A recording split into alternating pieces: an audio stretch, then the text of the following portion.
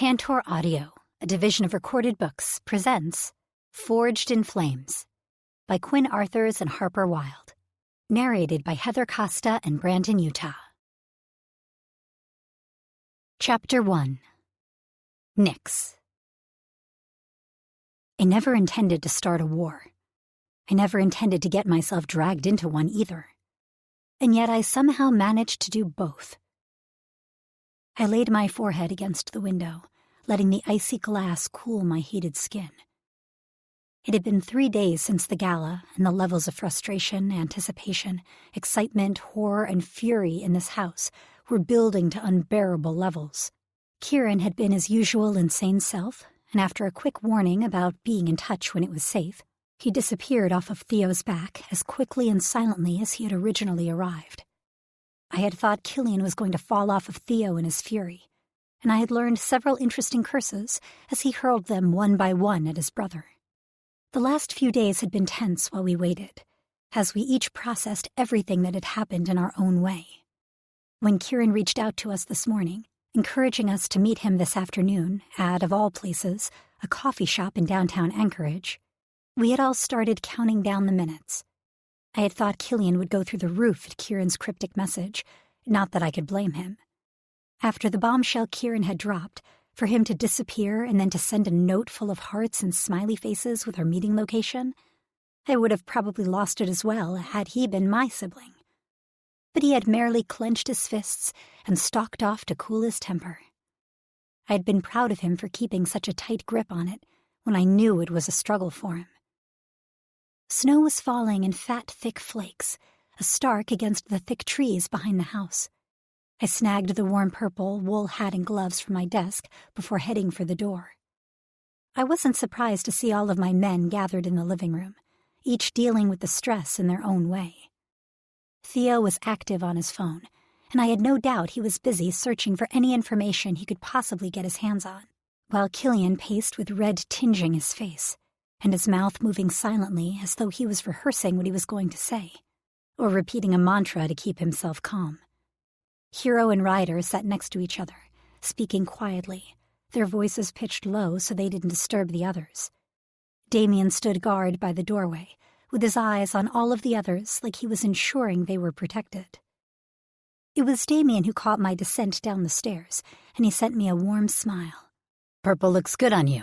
He gave me a wink, and I felt heat rising in my cheeks, though he managed to charm a smile out of me despite the stress.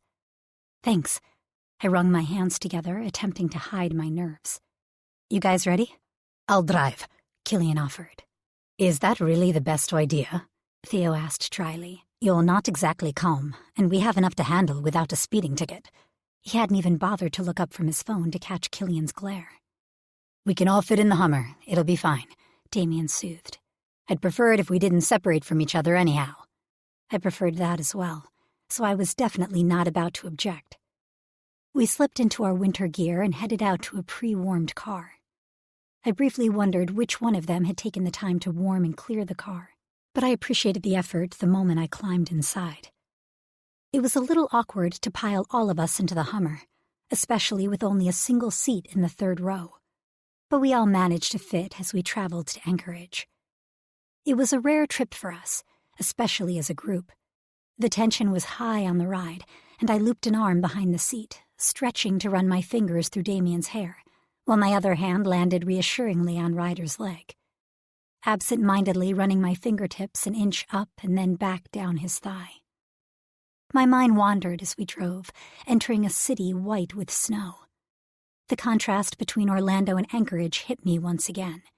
It was still strange sometimes to remember how far I'd come, not just in distance, but also in the relationships I now had in my life.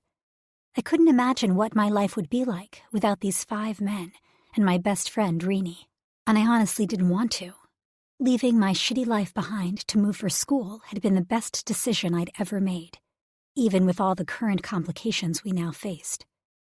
At this point, I was surprised I hadn't been expelled from my classes due to my spotty attendance record, though I assumed that was just a difference between college and high school.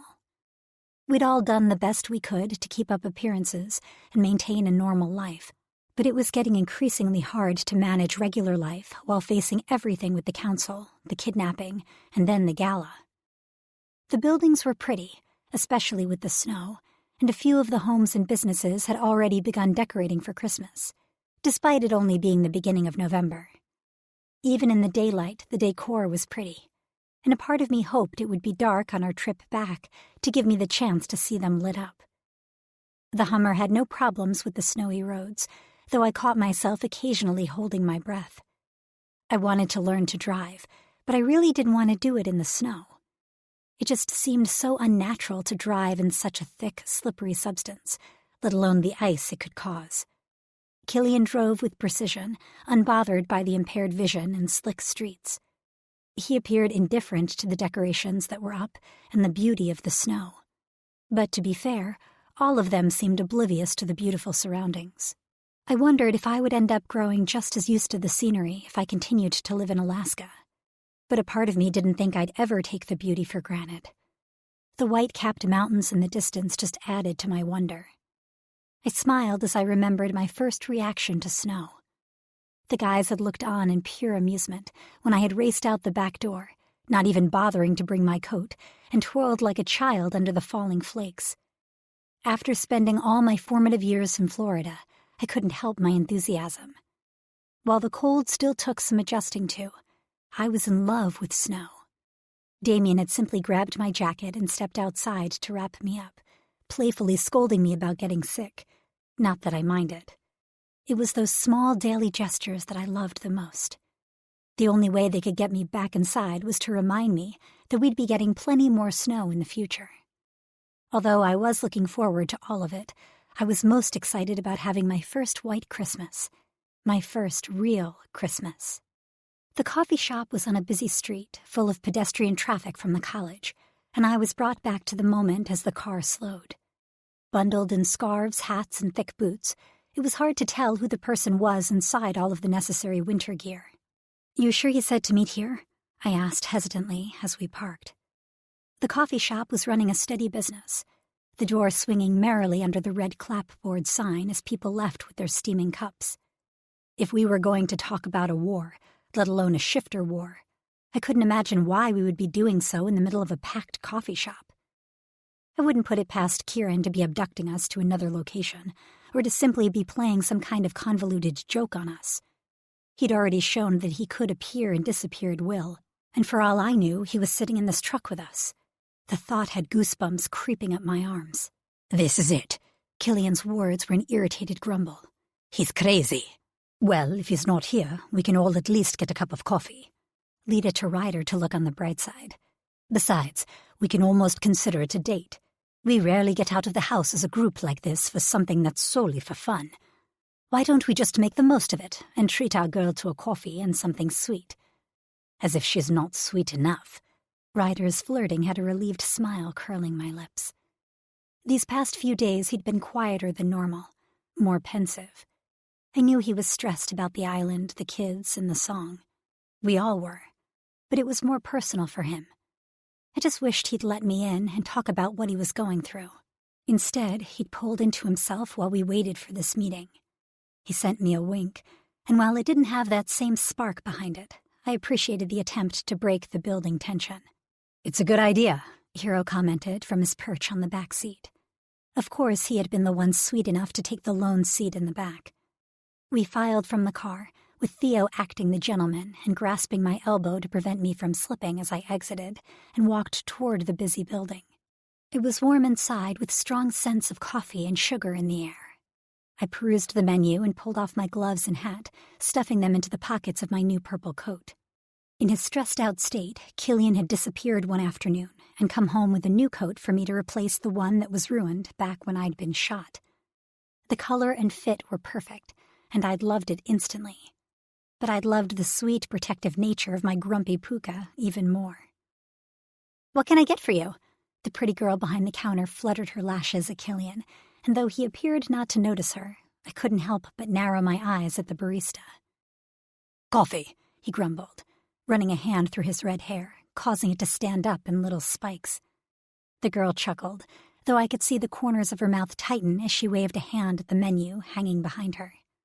We've got several options. I can recommend my favorites to you if you'd like. How about I handle the coffee orders? Hero interjected, shoving Killian lightly away from the counter. I know everyone's favorites. Besides, you may want to save us extra seats. He waved a hand toward the back of the coffee shop, drawing all of our attention. I would have sworn the back corner had been empty when we came in, yet there Kieran sat, happily sipping on a coffee topped with mounds of whipped cream. Killian growled as he stalked toward his brother, but Theo's hand shot out fast as a whip, his grip tight on Killian's elbow. I was close enough to hear Theo's quiet words as he warned. We are in public, Kill. Watch your words, your actions, and your temper. Do not let your puka get the upper hand. We do not need the elders to find out and get involved. His blue eyes were cold as they shot to me, then back to Killian, the warning clear. Kill nodded slowly, though he tightened his hands into fists as his steps shortened. I'll help Hero with the coffees, Ryder volunteered, pushing my back gently so I'd follow Killian and Theo. The guys knew that Kill responded better to me than anyone else when he was in a mood, and I stepped to his side and wound my arm through his, hooking us together. Damien hovered at my other side, his gaze darting as he assessed the area for threats. Brother dearest, Kieran crowed as we drew near, throwing out his arm in a grand gesture and nearly spilling his coffee all over himself in the process. And you've brought the fluffle. Lovely. He waggled his fingers at me in a cheeky wave. Where's the sweatshirt I got you, little sister? You look so adorable in it, though you look lovely out of it as well. Damien's growl under his breath surprised me enough that I cast a glance his way.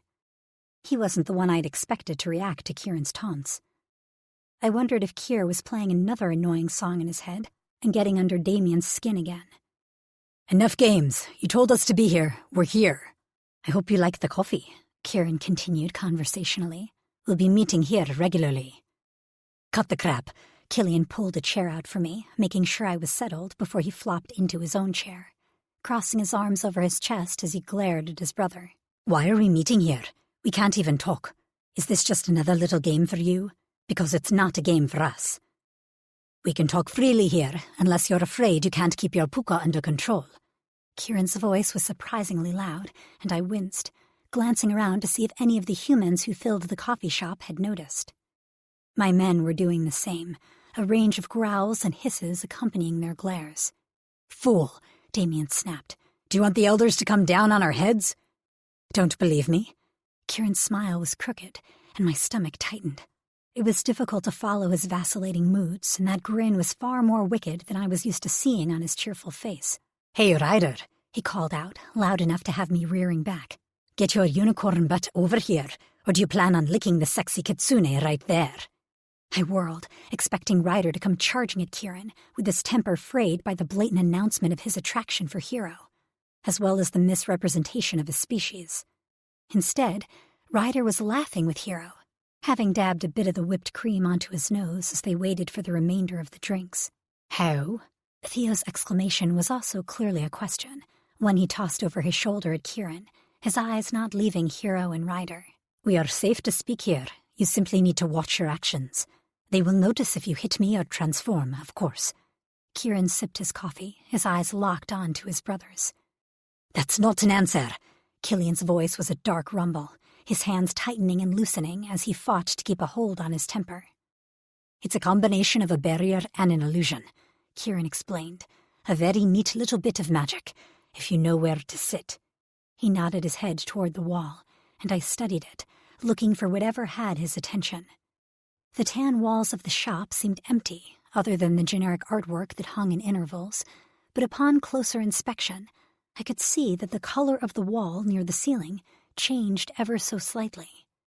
It looked almost like a watermark, something easily dismissed. Ah, she sees it.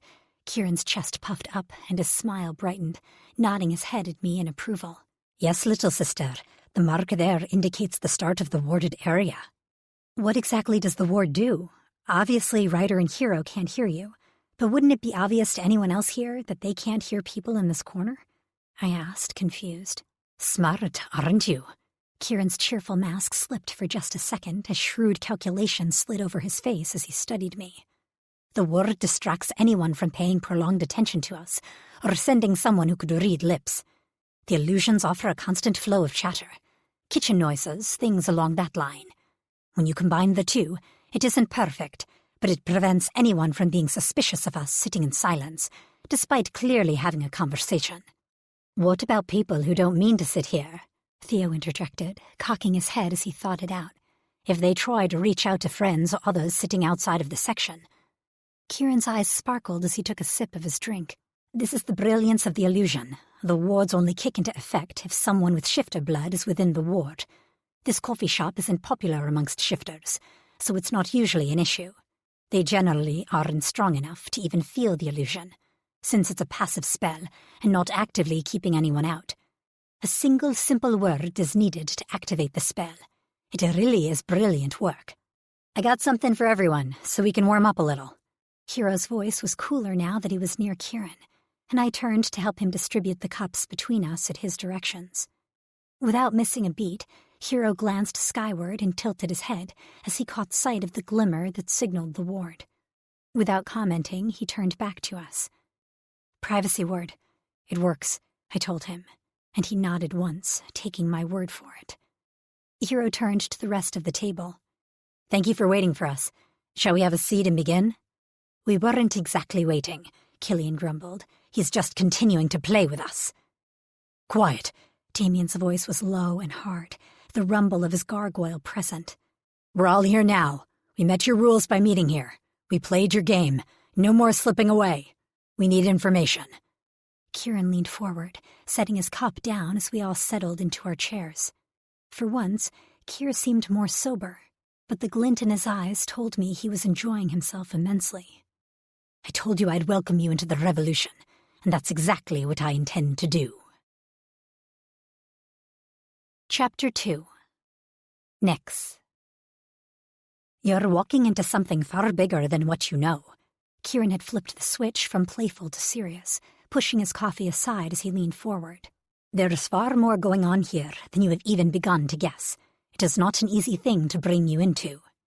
Why? Damien's word was clipped, his eyes never leaving Kieran as his coffee grew cold, completely disregarded. And if it's such a secret and so hard to get into, how are you part of it? Kieran sighed.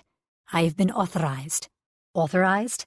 Theo interjected, his head cocked. I could almost see his brain calculating Kieran's words as he said them, weighing them and cataloging them for later. So you aren't at the top of the chain?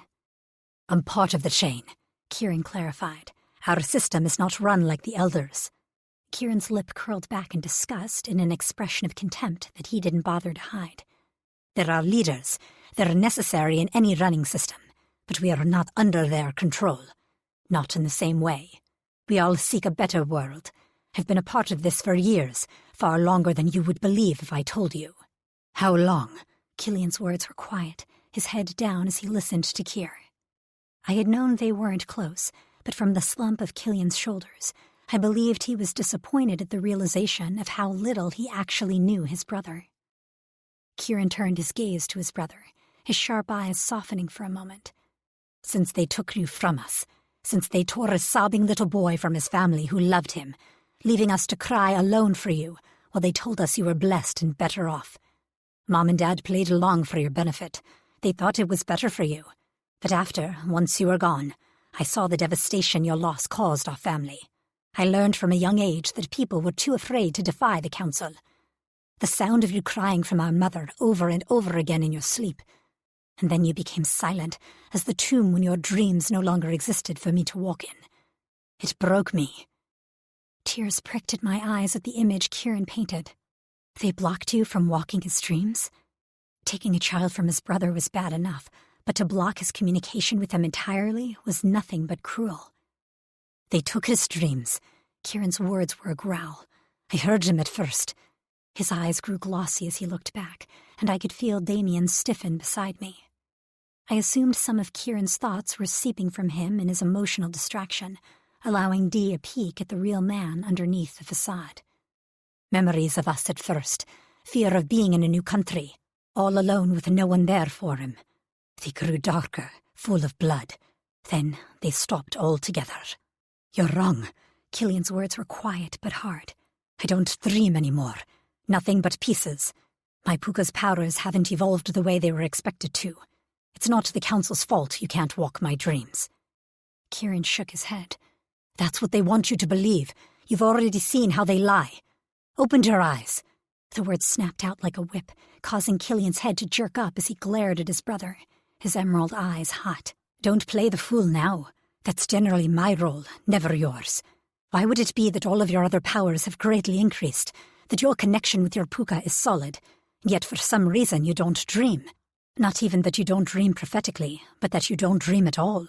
He stared at his brother, his hands clenched tight, his mask of the fool completely stripped away as fury and command rolled off of him in waves, his shoulders square and strong, his head held high as he challenged his brother. You don't wish to believe me. You'll make yourself a fool, but it is your choice. Ask Theo, or Damien for that matter. Now is not the time to second-guess yourself. So you stopped trying to connect with him? I asked, trying to keep my own voice strong as I interrupted the two before they came to blows. Kieran softened, turning his attention back to me, letting a little of the goofy side he had shown us in the beginning take over as he offered me a grin. I couldn't believe how easily he could flip his personalities, or how completely he could do it. In an instant, he went from threatening and sincere to impish and candid. Yes, little sister, I stopped trying, and I learned to be careful. They watched us, though they pretended not to, testing us. I wasn't going to let myself be taken. I learned to hide what I was. So that's when you joined? Over time, Kieran nodded. I was still very young. Walking dreams is nearly as useful as your gargoyle's mind reading. I see beyond people's walls. I became a good judge of character, knew where to walk. I slowly found the right people, asked the right questions. He grimaced for a moment before adding, passed the right tests. Tests? Kira's voice was sharp, his hand moving protectively to my shoulder. Kieran arched a brow. You really believe they will let everyone join them? That's a good way for a rebellion to be quashed early on. They're far too smart for that. This has been going on a long time, hasn't it? Damien voiced it as a question, but I could hear it for the statement it was. He was focusing hard on Kieran, trying to ensure we received as much information as we could, and working to ensure we were told the truth. A very long time, Kieran affirmed with a nod. They are not willing to let it be derailed. I felt your contempt for the Council, for the rules that they impose on us. You believe in justice.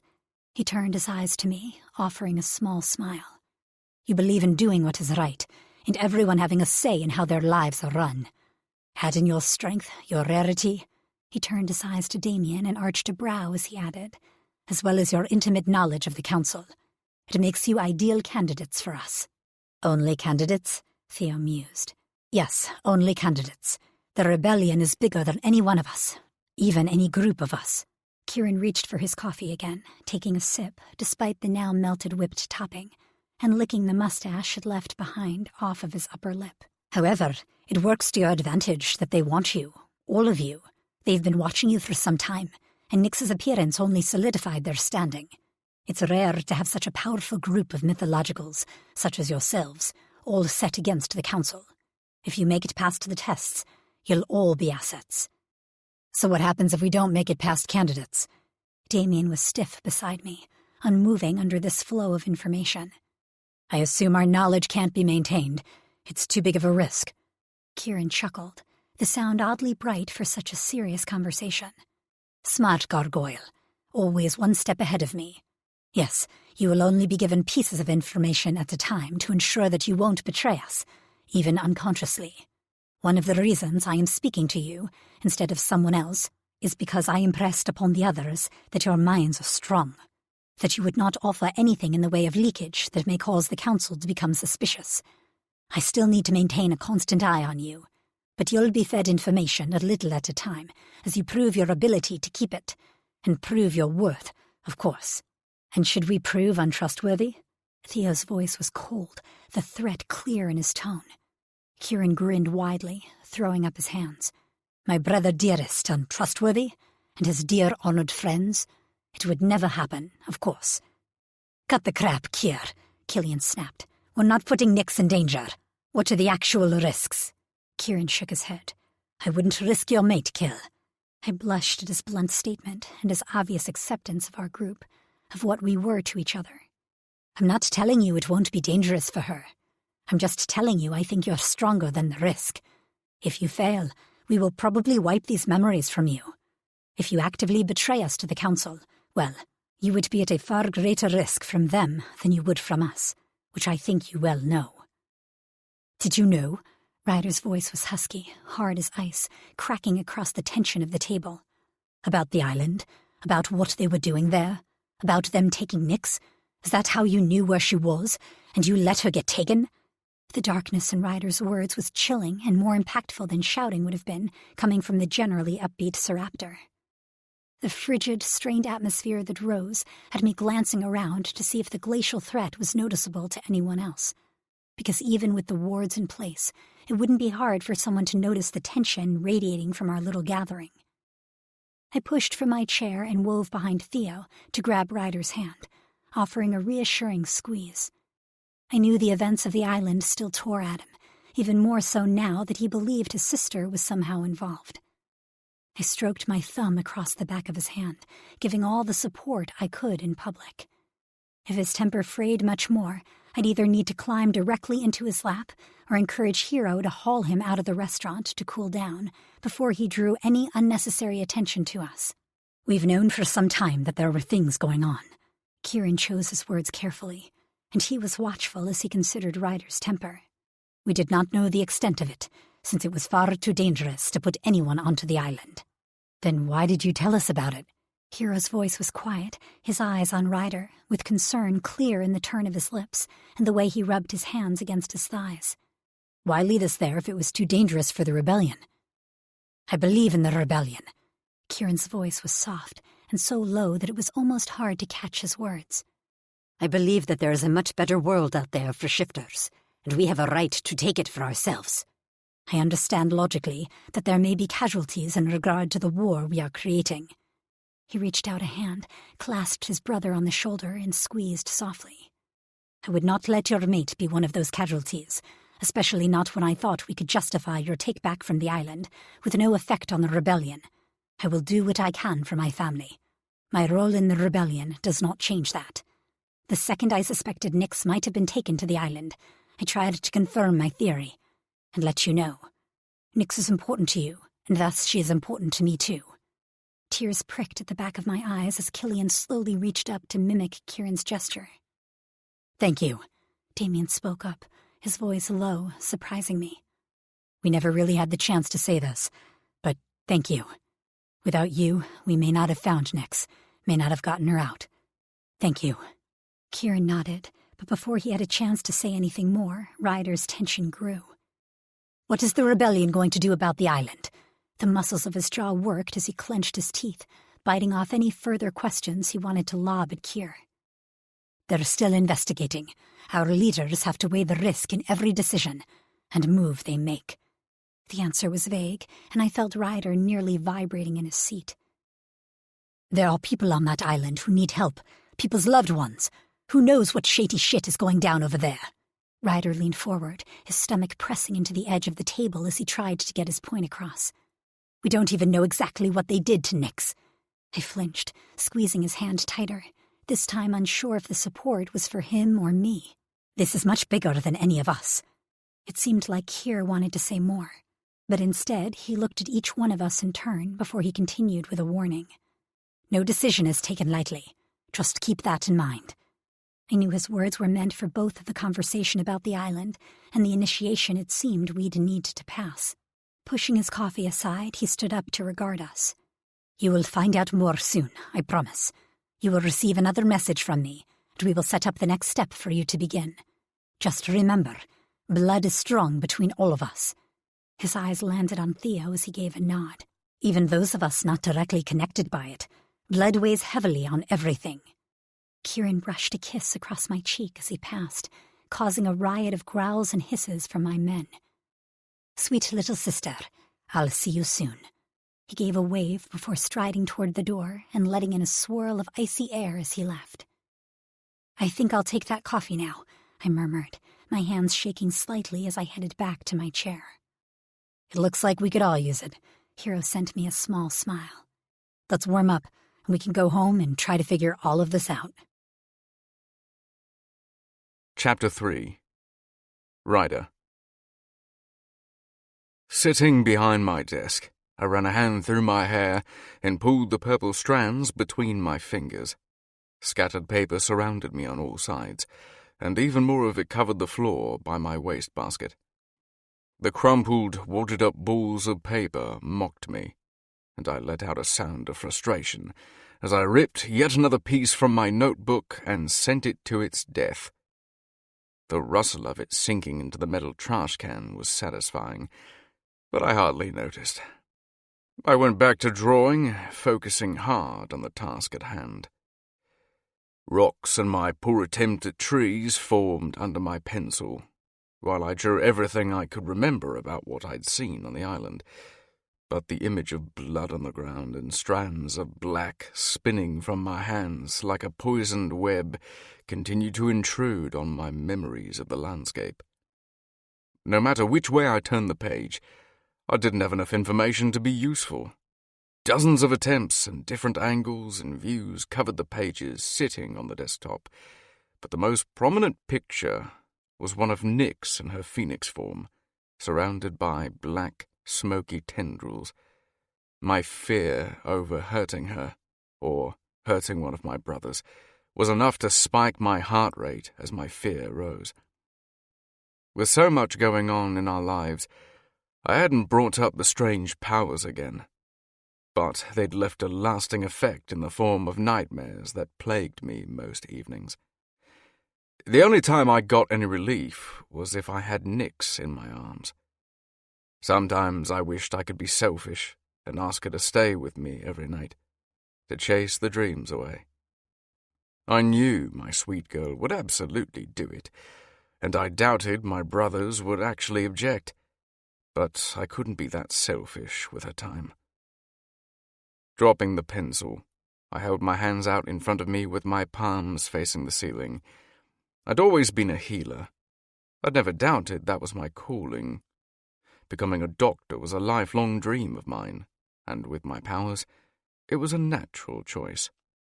Between my classes at the university, all the volunteer hours at the hospital during the summer, and being able to help people, I'd never felt more myself until I'd met Nyx and grown closer to Hiro.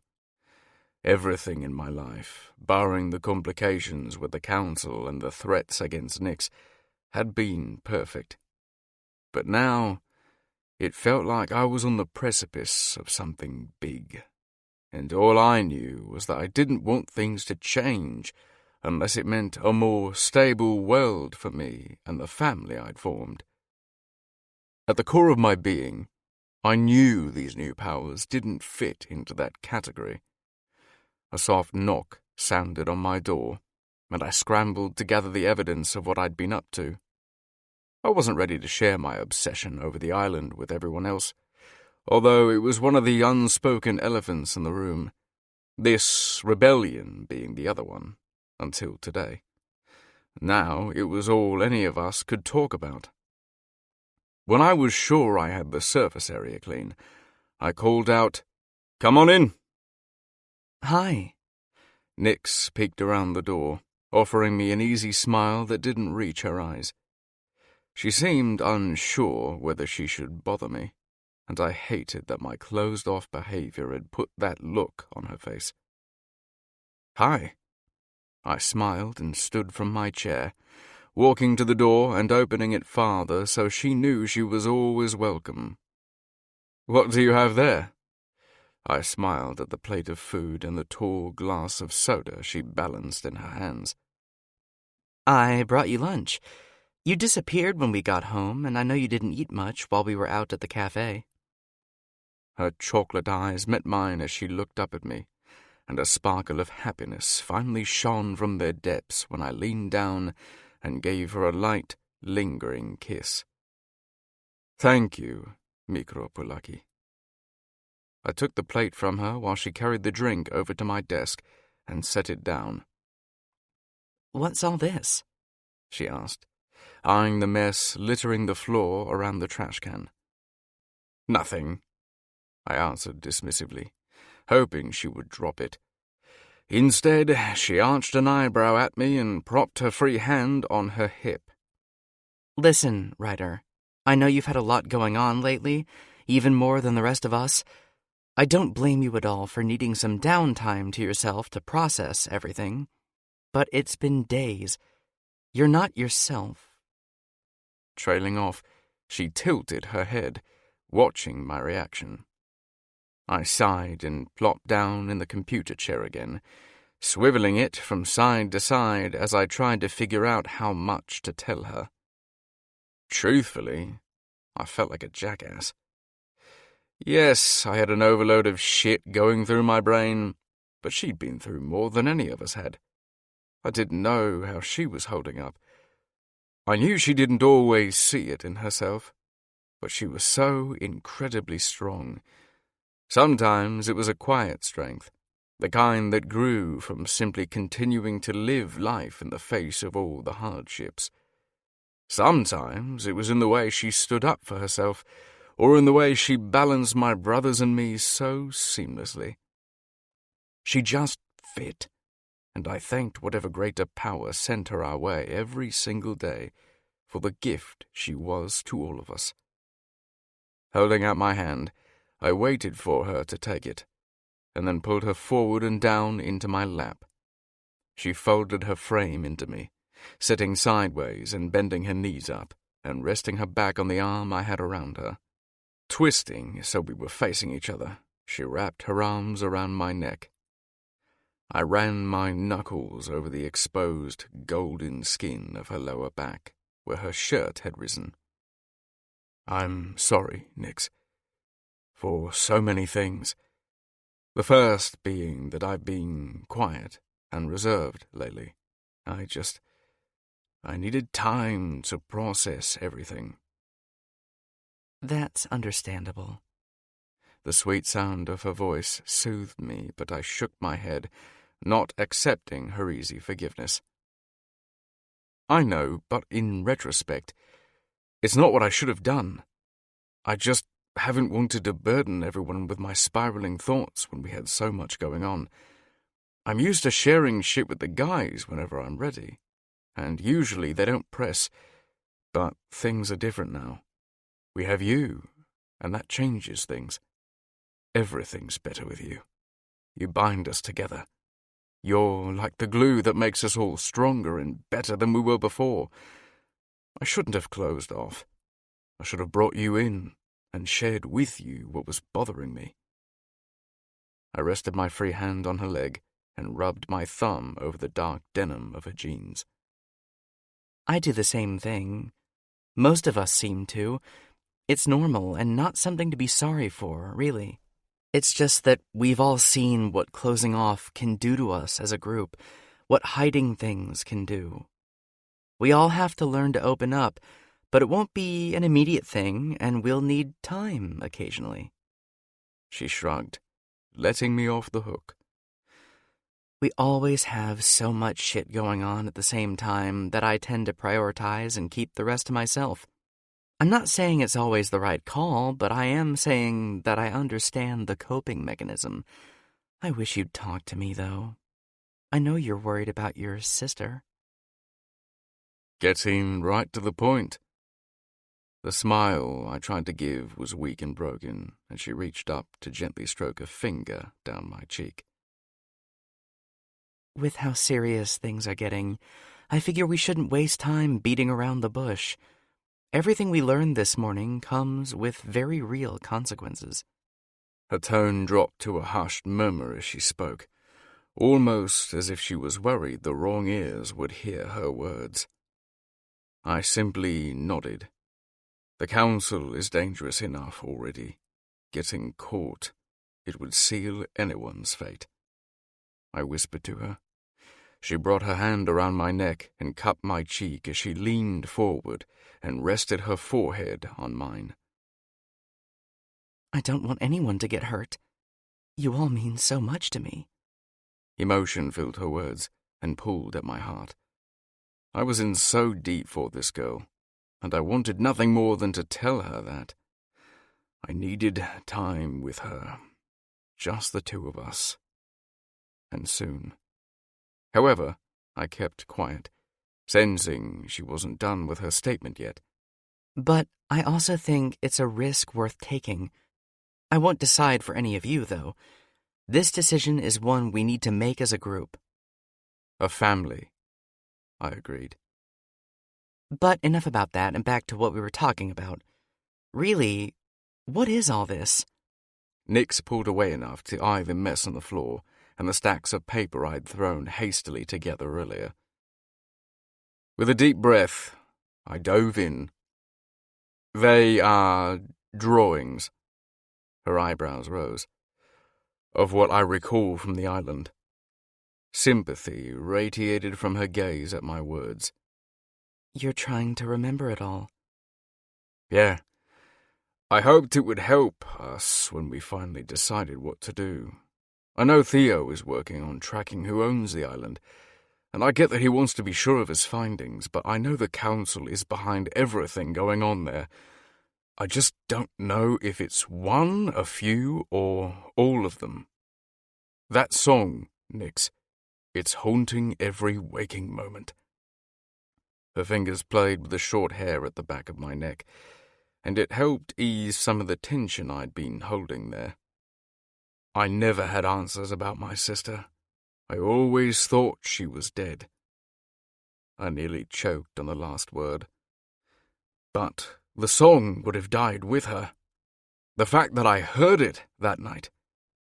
My mind is running wild with various theories. You were on that island for a day, and fuck only knows what happened to you. My voice strained just thinking of the unknowns we still had no answers to. I felt Nix tremble in my arms, but she remained silent, letting me vent my frustrations and fears. It's been years since I've seen my sister. If she's alive, if they've had her this whole time. I couldn't continue past the giant knot in my throat, and I swallowed hard, willing myself not to fall apart in front of Nix.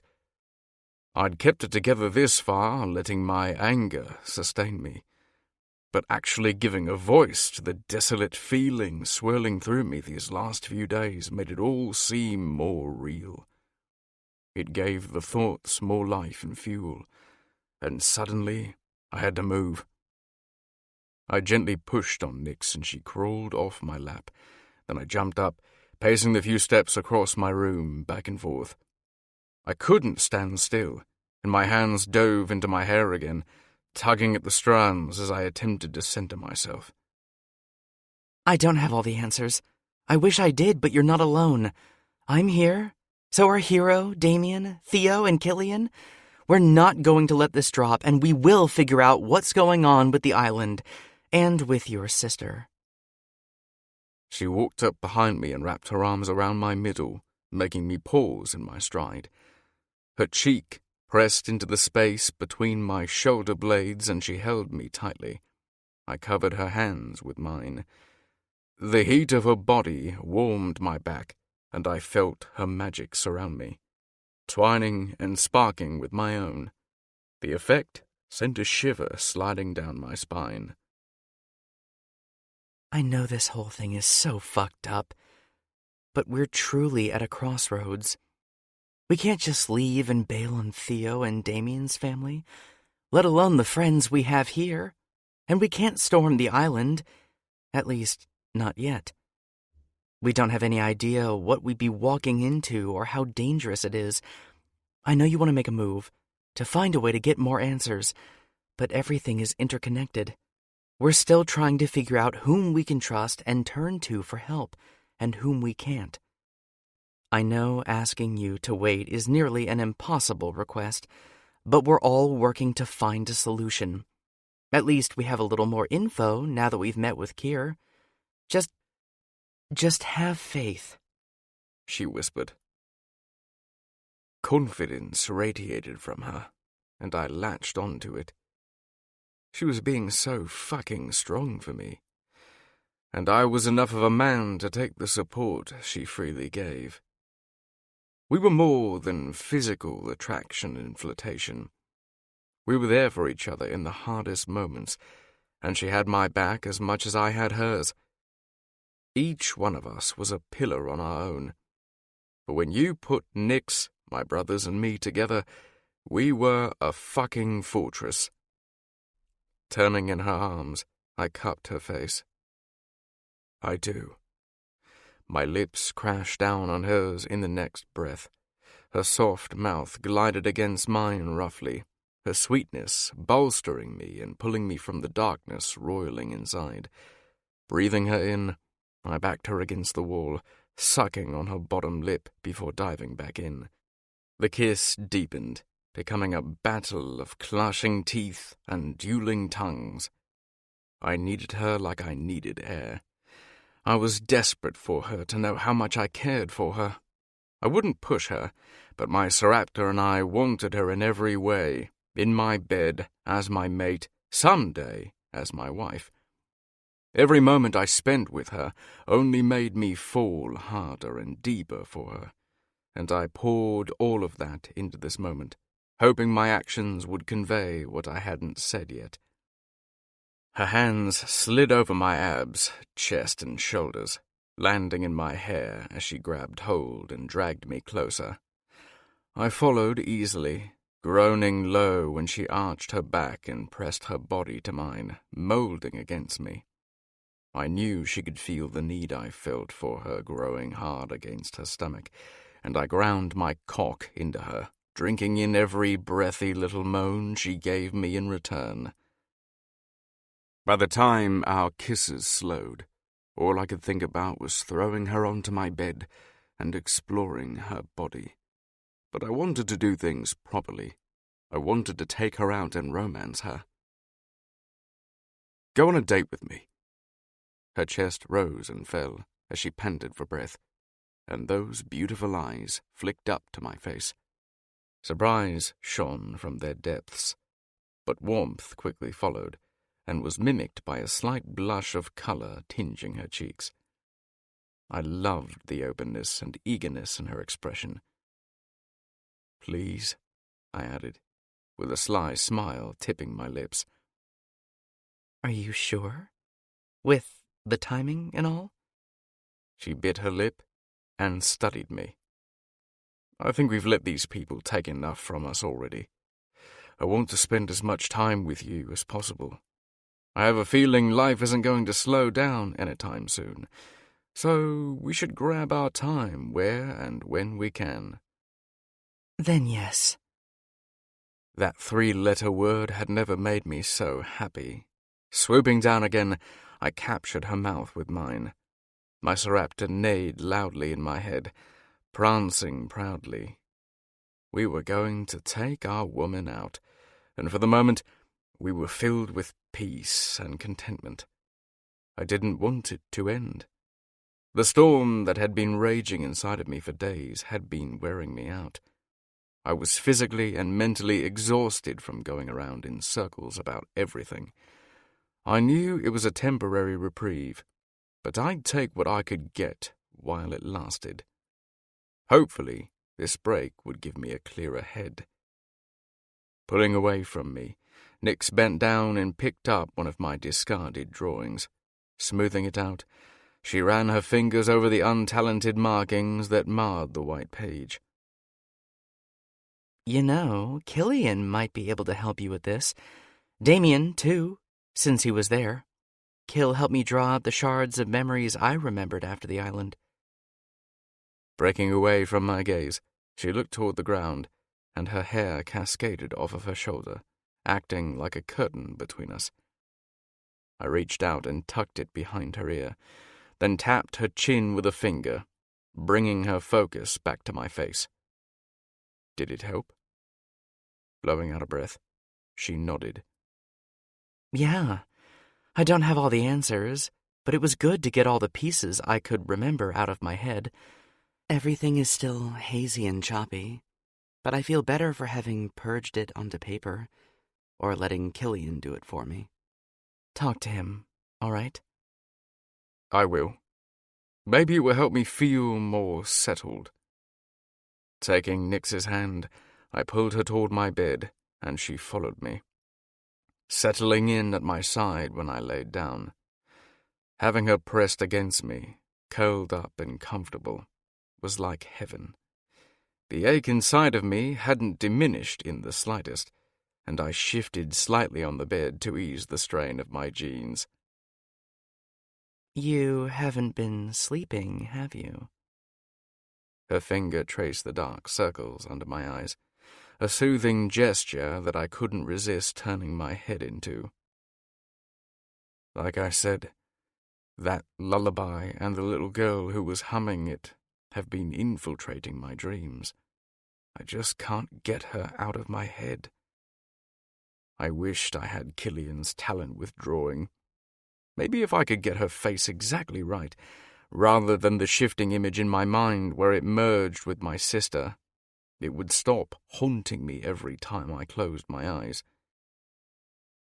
I didn't even see them and they haunt mine, Nix murmured against my chest.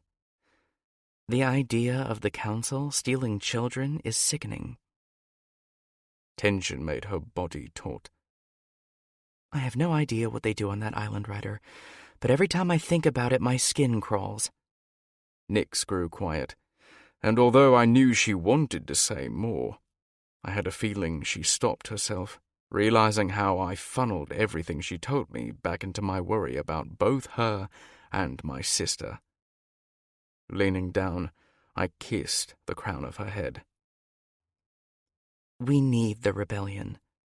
Steel coated her words, and I felt her tension as her body grew more rigid in my arms.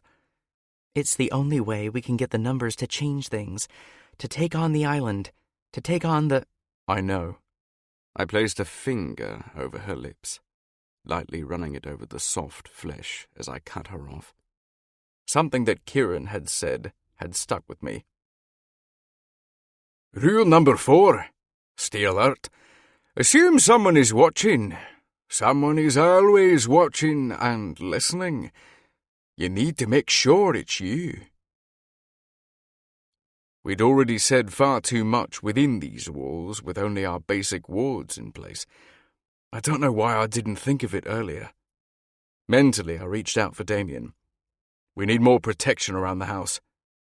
I pushed for him to share my thoughts with the group, both to keep our conversations and our actions more private, and also to up our security. I agree, Theo chimed in, and I was happy Damien was projecting the conversation to everyone. I'll reach out to Kier, Damien and Killian said in unison, and Nix and I both chuckled. They have to have some serious security measures in place, and that would be a good place to start, Damien added. How soon can you make this happen? The comment came from Theo. As the leader of our group, our safety was his first priority, always. We've probably taken too many risks already, and I'd like to rectify it as soon as possible. I'll reach out today. Kill's mental voice was wary, and I knew today had been hard on him. However, he was probably the best person to reach out to his brother. As he, Damien, and Theo continued their conversation, working out the details, I threw my mental wall back into place to tune them out. Good idea. Nix beamed up at me. I'm glad you think so. The cheeky smile I gave her was full of flirtation. Being with her was making me feel more and more like myself again. She was a breath of fresh air in the stale bitterness I'd been feeling over the last few days. I'm full of good ideas. Oh, yeah? She took my bait. What else you got? Instead of answering, I slid down in the bed so I was more in line with her body, and leaned in to place a sweet, lingering kiss on her lips. That... Pure genius. She breathed into the scant few inches between us. The way she bit her lip while she was absorbed with staring at my mouth made my cock strain harder against the zipper of my jeans. I thought so too. Without another word, we tangled ourselves together. Her lips were a balm to my soul, and when I swept my tongue against the seam of her mouth, she opened for me, letting me in and giving me the solace I desperately needed in return. Chapter 4. Theo. I pushed my glasses farther up my nose as I scribbled my findings into my notebook. I'd have to take the time to type everything up neatly this evening, but right now my computer was running an intricate search as I looked into the offshore accounts that were associated with the island. The need for answers was driving me, and I glanced at the running sequence again, triple-checking my work before returning to my handmade notes. A second later, my computer dinged. A notification that I had an email, and I turned my attention to the screen, navigating to my inbox. The sight of Councilman Ishida's name had me gritting my teeth as I quickly read over his message. I had a dozen more like it from the other councilmen as well, each one looking for information on when the database they'd requested would be completed. Truthfully, I was close to being finished, but I continued to stretch out the work, unwilling to give the council a tool that could be that powerful, especially after recent events. Reaching for my cuppa, I sipped from the cracking mug sitting on my desk, grimacing at the unpleasantness of swallowing down cold coffee.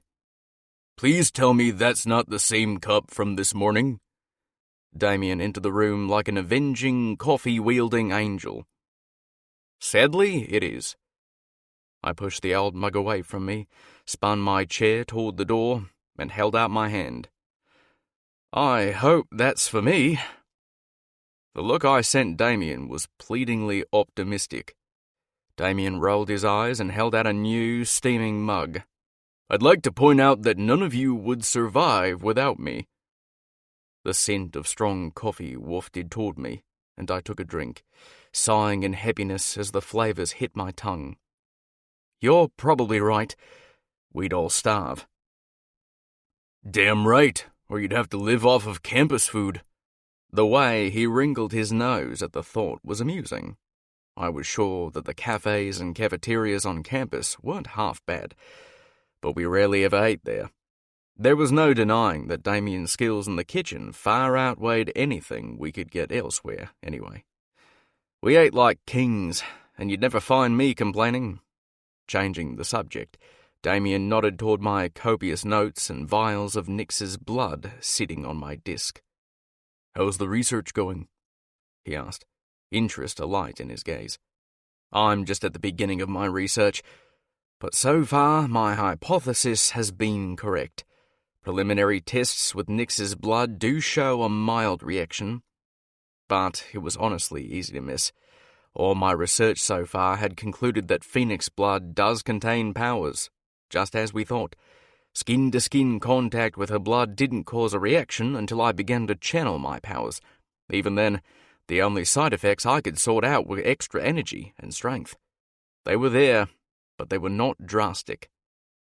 I tapped my pen on the notebook before me. "It makes sense. We've been in contact with her blood before, and none of us noticed a change." Damien mused, moving closer to glance over my shoulder at my nearly indiscernible notes. I had what I like to call doctor's writing when I was in the zone. I was one of the only people who could decipher what it said to transcribe it into legible, typed notes later on. Ingesting it, on the other hand, made a difference. I didn't look up at Damien. I could all but feel him stiffen behind me. "You drank her blood?" Surprisingly, his voice didn't sound as disgusted as I'd expected. "For scientific purposes, yes. You make me sound like a vampire."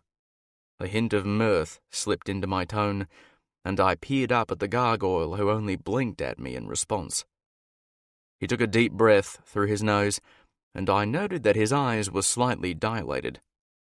Interesting. I wondered if the thought of tasting Nix's blood appealed to his alter somehow. I filed the thought away for later inspection. Snapping out of whatever trance he'd been in, he shook his head and cleared his throat. "All right then, going to share your findings?" The effects were more noticeable. Even in my human form, I could feel the extra dose of magic her blood provided. "Feel it?" Damien echoed, shaking his head slightly, as though trying to process it. I chuckled, taking another gulp of the caffeine I desperately craved. Think of it like a giant caffeine buzz. It's like it escalated and enhanced the powers I'd already been naturally gifted with. The urge to use my powers and the need to shift was stronger as well. I tapped my hand on the arm of my computer chair, watching Damien process the information. "But no new powers like what Ryder experienced on the island." Damien pursed his lips as he spoke, phrasing his words like a statement rather than a question. "Correct." "What's next?" he inquired, walking to the wall that my computer sat on, and leaning against it as he tucked his hands into his pockets. "We need to keep going." I scoffed, as if I'd stopped my research there. I need more time and testing before I can come to any final conclusions. He nodded once, sharply. "Good. This is where it gets more difficult." I scrubbed a hand across the back of my neck, leaning back in my chair and swiveling it until I faced Damien fully. "I don't think I can continue the testing on my own. I hate to ask for help, but I admit that I may not be the best test subject within our group." Without speaking further, I opened my mind to D, pushing my thoughts and memories his way. I let him feel the itch to shift and the bulk that had pressed under my skin from my kraken after my last test with Nyx's blood. While I could manage the amount of strength the blood had enhanced, I wasn't about to chance shifting into my kraken form on dry land. I worried that taking my testing to the next level was too much of a risk. Not only was it dangerous for me and my altar, but I wouldn't allow anything to draw attention to us or bring the council down on our heads, especially after our meeting with Kieran yesterday and the rebellion hanging in the air. A giant kraken in the middle of Anchorage in some college student's backyard was bound to be noticed if my testing went awry, no matter how strong the wards around our property were. Damien nodded, all business, which I appreciated. He knew how I felt about the weaknesses my kraken presented. At that thought, my alter roared a protest in my head. He hated being thought of as weak, and I soothed him. It wasn't that he himself was weak, but that having such a large alternate form created challenges. Unless we were in open water far enough away from civilization, I couldn't let him out. "What do you have in mind?" Damien brought my focus back to the topic at hand. "You or Hero are probably our best options," I speculated. Killian's puka can be unpredictable even without the power boost, and after Ryder's experience on the island with his magic, I'm counting him out for now as well. Taking myself out of the picture, that just leaves you two. You both have good control over your altars, and neither of you are particularly large when shifted. We can easily hide your altars indoors if it becomes necessary. "I'm completely open to helping, but it's only fair that we include Hero in this conversation as well. He's pulling his RA shift at the dorms today, but he should be home this evening." "Good. Maybe you can open a conversation between the three of us when he gets back?" With a plan in place, we chatted a little longer until we heard the front door open and close downstairs. "Honeys, I'm home!"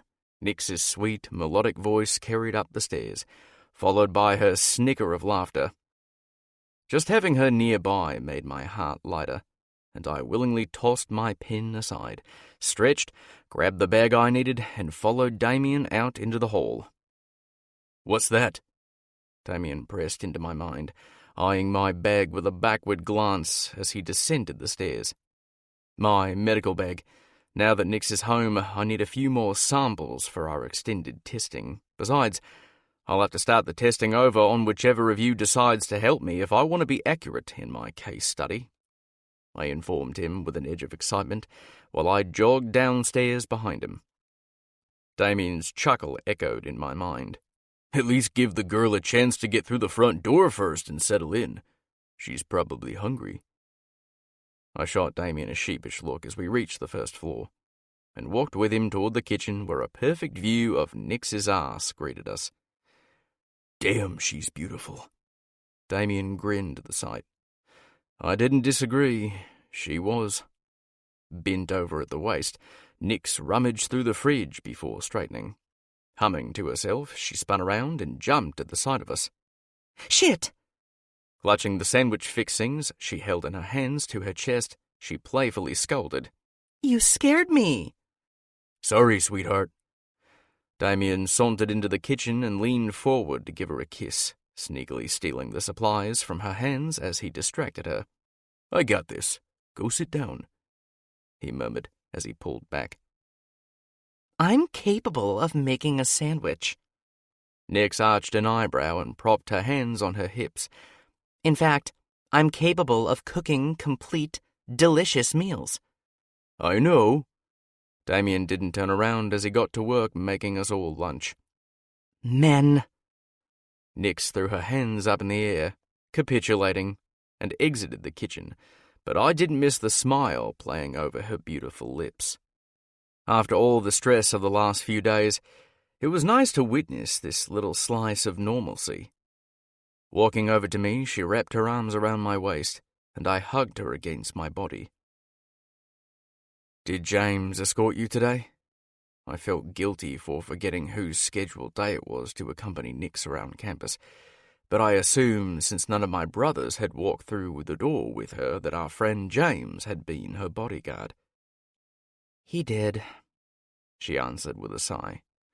I pulled back just enough to see her face and read her expression. "What's wrong?" I knew that look on her face. Something was bothering her. But just as quickly as it had appeared, it vanished, and she pasted on a smile that I could easily see through. "Nothing." She shook her head and drew closer again, leaning her head on my chest. "I've just got a lot of classwork." I could understand that. It was unfortunate that so much had been going on lately. We'd all missed numerous days of classes, and our coursework was piling up faster than we could get through it. Each of us had been lost in our own heads about the gala, the rebellion and island, and with the studying we needed to accomplish, it felt like all we did was work and stress. "Come here." I disengaged from Nix and took her hand, leading her over to a chair at the dining room table while Damien clattered around the kitchen, whipping up elaborate sandwiches. "I know everything has been difficult lately. None of us have gotten to spend much time together, and our responsibilities are adding up."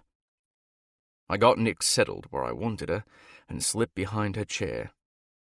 "I can feel your tension." I worked my thumbs into the tightness of her shoulders, rubbing circles into her taut muscles. She moaned gratefully, and the sound slid straight through my body and down my spine. If I had realized a simple massage would have produced such a response, I would have done this a long time ago. "Holy shit, that feels so good." She dropped her head forward, relaxing into my touch as I continued to knead her shoulders, back, and neck. "I've missed this," she murmured, just for my ears. "Missed what?" I added more pressure and smiled when she groaned. "Your hands on my body?" Her soft, lilting voice was barely audible, but I heard it nonetheless. "I miss it too." I leaned forward, letting my mouth graze her ear as I whispered, "I miss my mouth on your body as well." Nix drew a breathy inhale into her lungs, and I saw a rosy hue stain her cheeks.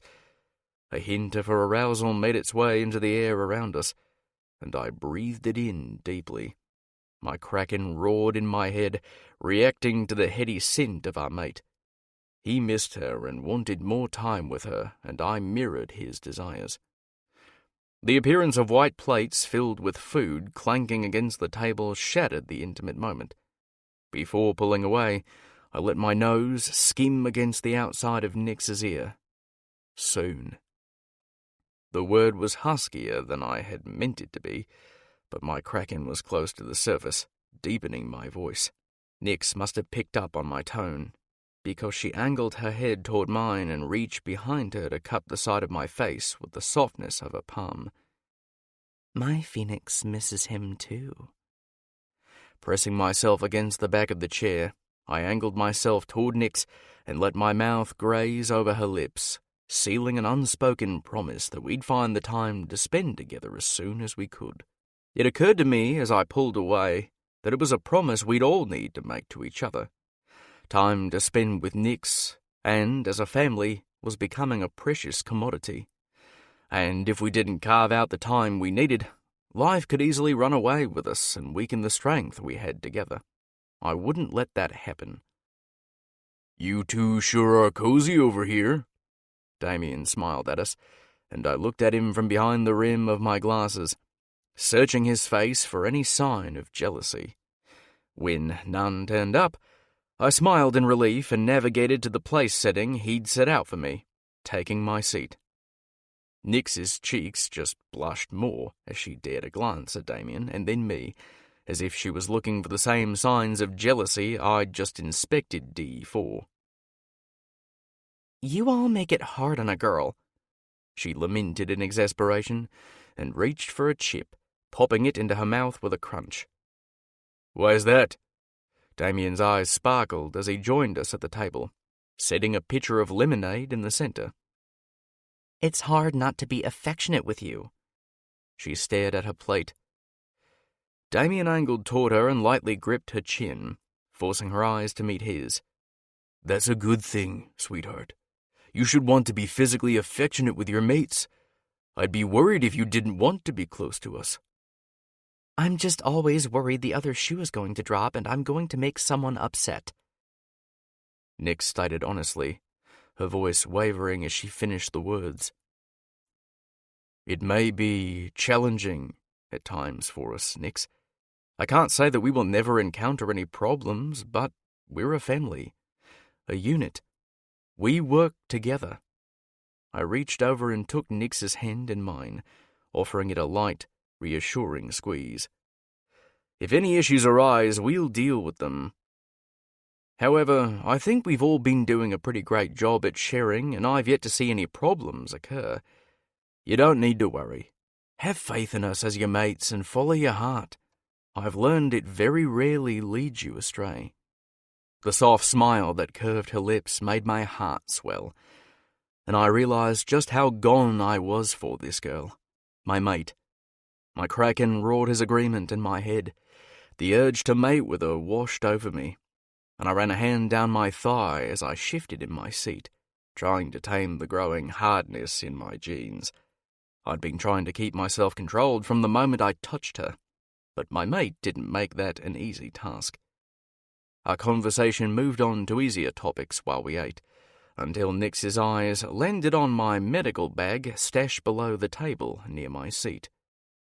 What's your medical bag doing down here? She looked at me as she finished off her sandwich. I felt heat crawl up my neck at having to ask her for more blood, but I forged forward anyway. "I need more samples, if that's all right." Nix bit her lower lip and eyed the bag, but nodded. I knew she wasn't a huge fan of needles, but she'd been a good sport every time I needed to draw her blood. "Are you sure you're okay with this, Nix? Just say the word and we'll drop it," Damien told her, double-checking, and I felt his mind prodding against mine. My best guess was that he'd done the same with Nix, trying to gauge all of our true thoughts and feelings on the topic. "Dee is right. I know doing all these experiments with your blood might seem invasive, and the last thing I want to do is make you feel uncomfortable." I shifted nervously in my chair, tapping my fingers in a steady rhythm against my thigh. Nix's steady gaze landed on me, and she shook her head. "No, it's important to see what your research shows. Michael wanted me for my blood, I know your theory behind Ryder's new power. We need to do this. She rolled up her sleeve and laid her arm on the table. That's my strong girl. The look Damien sent Nyx was full of fire and radiating proudness. I felt the same way. I just need a little from your human side. I got my supplies together, but flicked my gaze to Nyx as I delivered the rest of what I'd need. Then I'm hoping to gather some blood from your phoenix. Nyx looked up and took a deep breath, but then nodded her agreement. I quickly filled 2 small vials and then disengaged the needle, pressing gauze to the small wound on Nyx's inner elbow. I took my time labeling everything properly and storing the blood before standing. The wind whipped against the glass as I joined Nyx and Damien at the back door. Fuck, it's cold. Nyx winced as she peered out the glass and into the yard beyond. I love the snow, but I'm still getting used to the drastic temperature change. Damien snickered. You can't really have one without the other, babe. His hand landed on the handle of the door, ready to pry it open, when Nyx covered it with hers. What are you doing? She looked pointedly toward his jacket, which hung just a few feet away. Going outside? He looked at her quizzically. Without your jacket? She arched a brow at Damien. Nyx, we're making you go outside, strip and shift for us. Damien's eyebrows rose. I don't feel the cold all that much, thanks to my gargoyle skin. I think I can survive the small chill I'll feel in solidarity. That's just dumb. Nyx rolled her eyes and then arched a brow, propping her hands on her luscious hips, waiting for Damien to comply with her wishes. With a grumble, Damien donned the jacket, zipped it up, and gestured his hands toward his attire. Happy now, mate? Nyx blushed a deep, satisfying color at the claiming word. She let her gaze drop down his body in sheer appreciation before her eyes returned to his face. Very. Your turn. He smirked back at her, tucking his hands into the pockets of his coat. I don't think Phoenix wear jackets when they fly. Besides, I happen to have a little trick, remember? She held up a hand and let her power surge forth, making flames erupt from the ends of her fingertips. Just as quickly, she shook her hand, and they disappeared. I'm hot. I mean, fire. The smirk that curved her lips was full of confidence. Nyx bounced on her toes, clearly enjoying her logic, and claiming a win against Damien. What about Theo? The grin slipped from Dee's face as he tried to find a foothold and one-up Nyx. Hello, Kraken.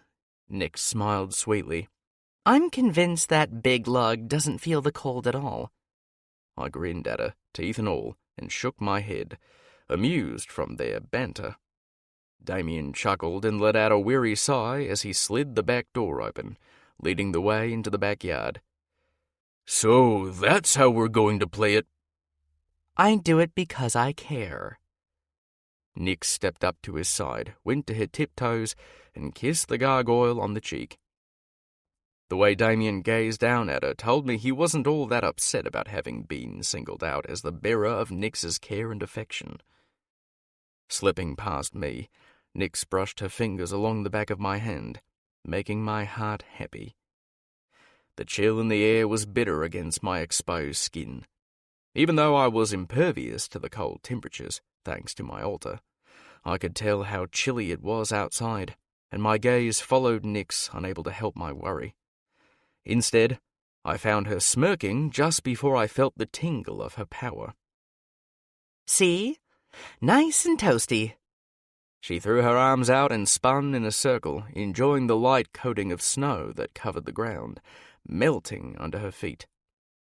Watching her in that carefree moment was like watching joy. I wanted to capture it and keep it for the days ahead. Days I knew were going to grow more serious and more difficult. I shook off the descending gloom the moment Nyx started slipping out of her clothing. First, her shirt, shoes, and socks disappeared. and then she was shimmying the thick leggings off her legs in a mesmerizing dance that I couldn't tear my attention away from. The confident way she stripped was sexy as hell. When she stood against the wooded landscape in nothing but her underwear, I swallowed. Hard. She reached back to unhook her bra, but before letting it drop from her arms, she looked up and glanced between Damien and me. I felt her hesitation the same time Damien did, although we'd both already seen her naked. I could understand her feelings of being on display and the shyness that suddenly overtook her. Clearing his throat, Damien turned and gave Nyx her privacy. I drank her in one more time and then averted my eyes. I'm sorry, she stuttered, and I heard a note of insecurity creep into her tone. You have nothing to be worried about, Damien assured her, pouring sincerity into his voice. We take all of this as fast or as slow as you want. We're all still growing in our relationships, Nyx. Familiarity, intimate familiarity, doesn't need to be something we rush. It will build in time. Let it happen naturally.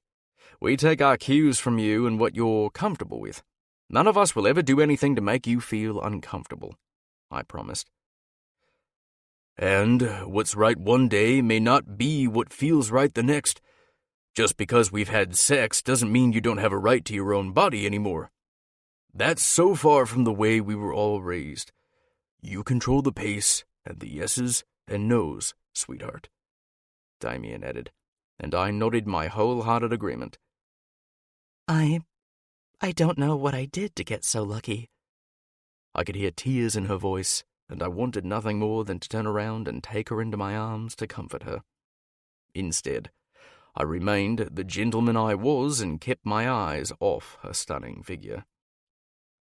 Without another word, I felt the tingling wash of her energy run through me as she let the shift overtake her. Sparkling lights danced off the snow in a fiery display as her phoenix emerged, appearing where Nyx once stood. I glanced up, taking in the glory of her altar. Deep red, orange, and yellow feathers covered the wings that Nyx's phoenix spread wide. A slight breeze worked over me when she flapped as she stretched, and then ruffled her feathers.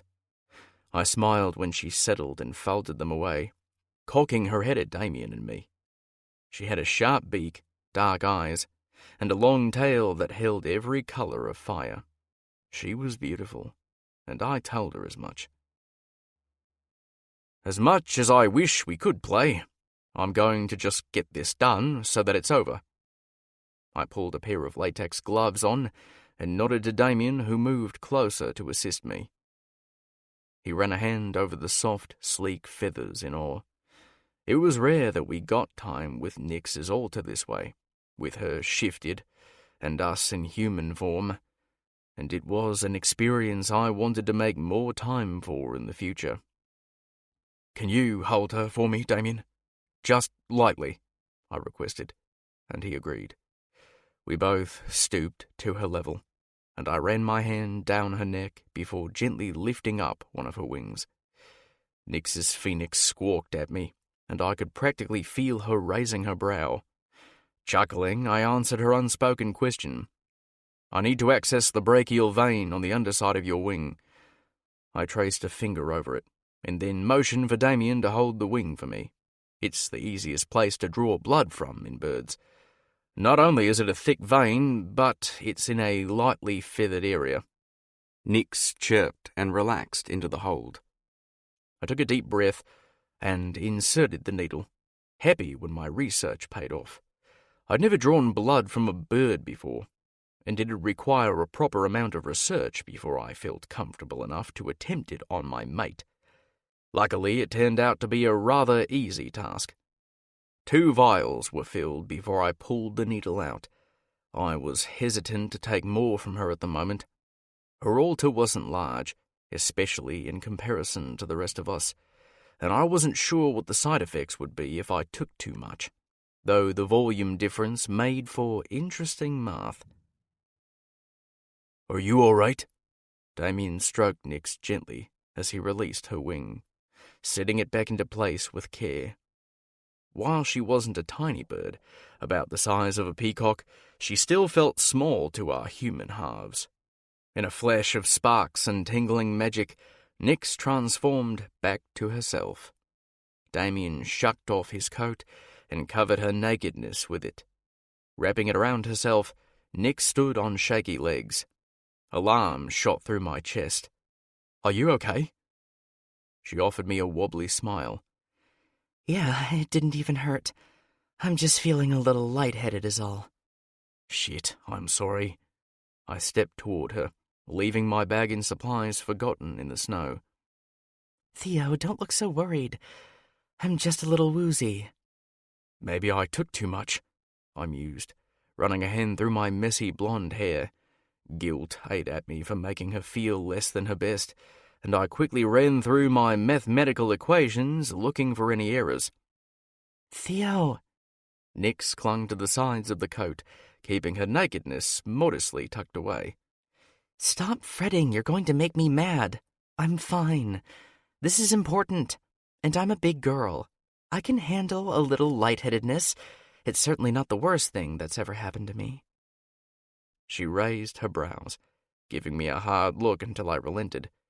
My shoulders sagged, and I nodded. "If you're sure," I hedged. "I am." Then she grinned.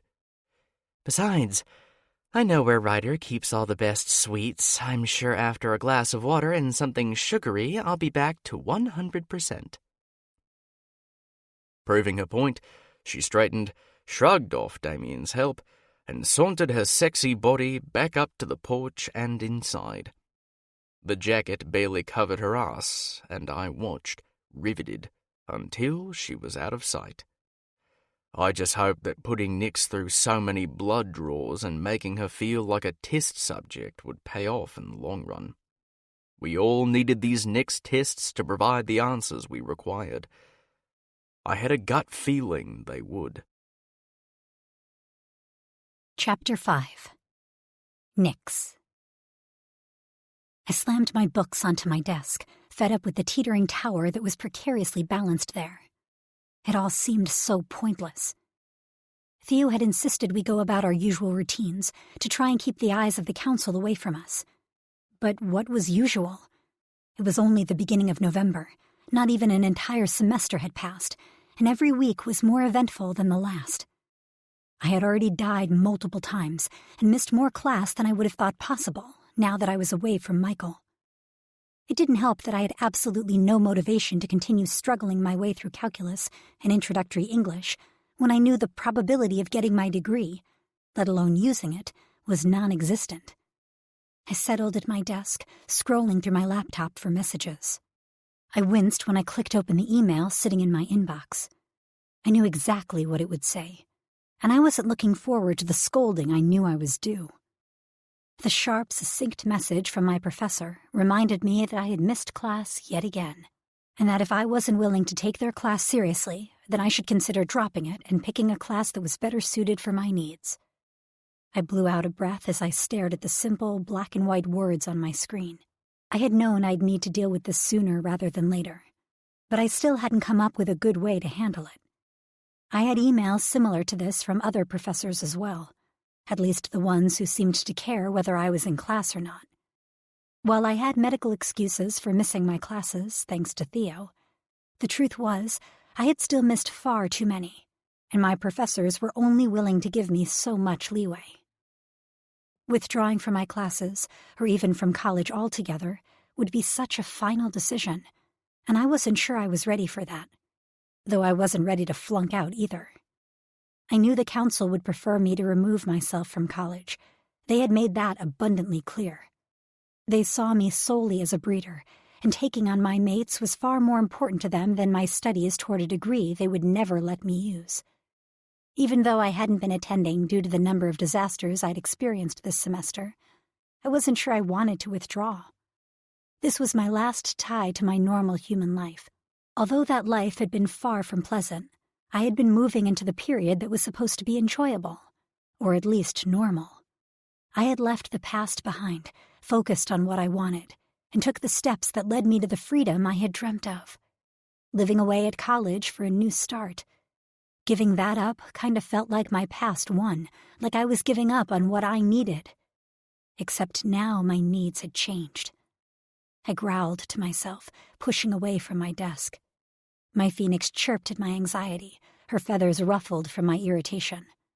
She didn't understand the conflict that was raging inside of me, even though her emotions were pushing me to face it head-on instead of continuing to run from it. That was almost always her preference. She didn't back down from a challenge.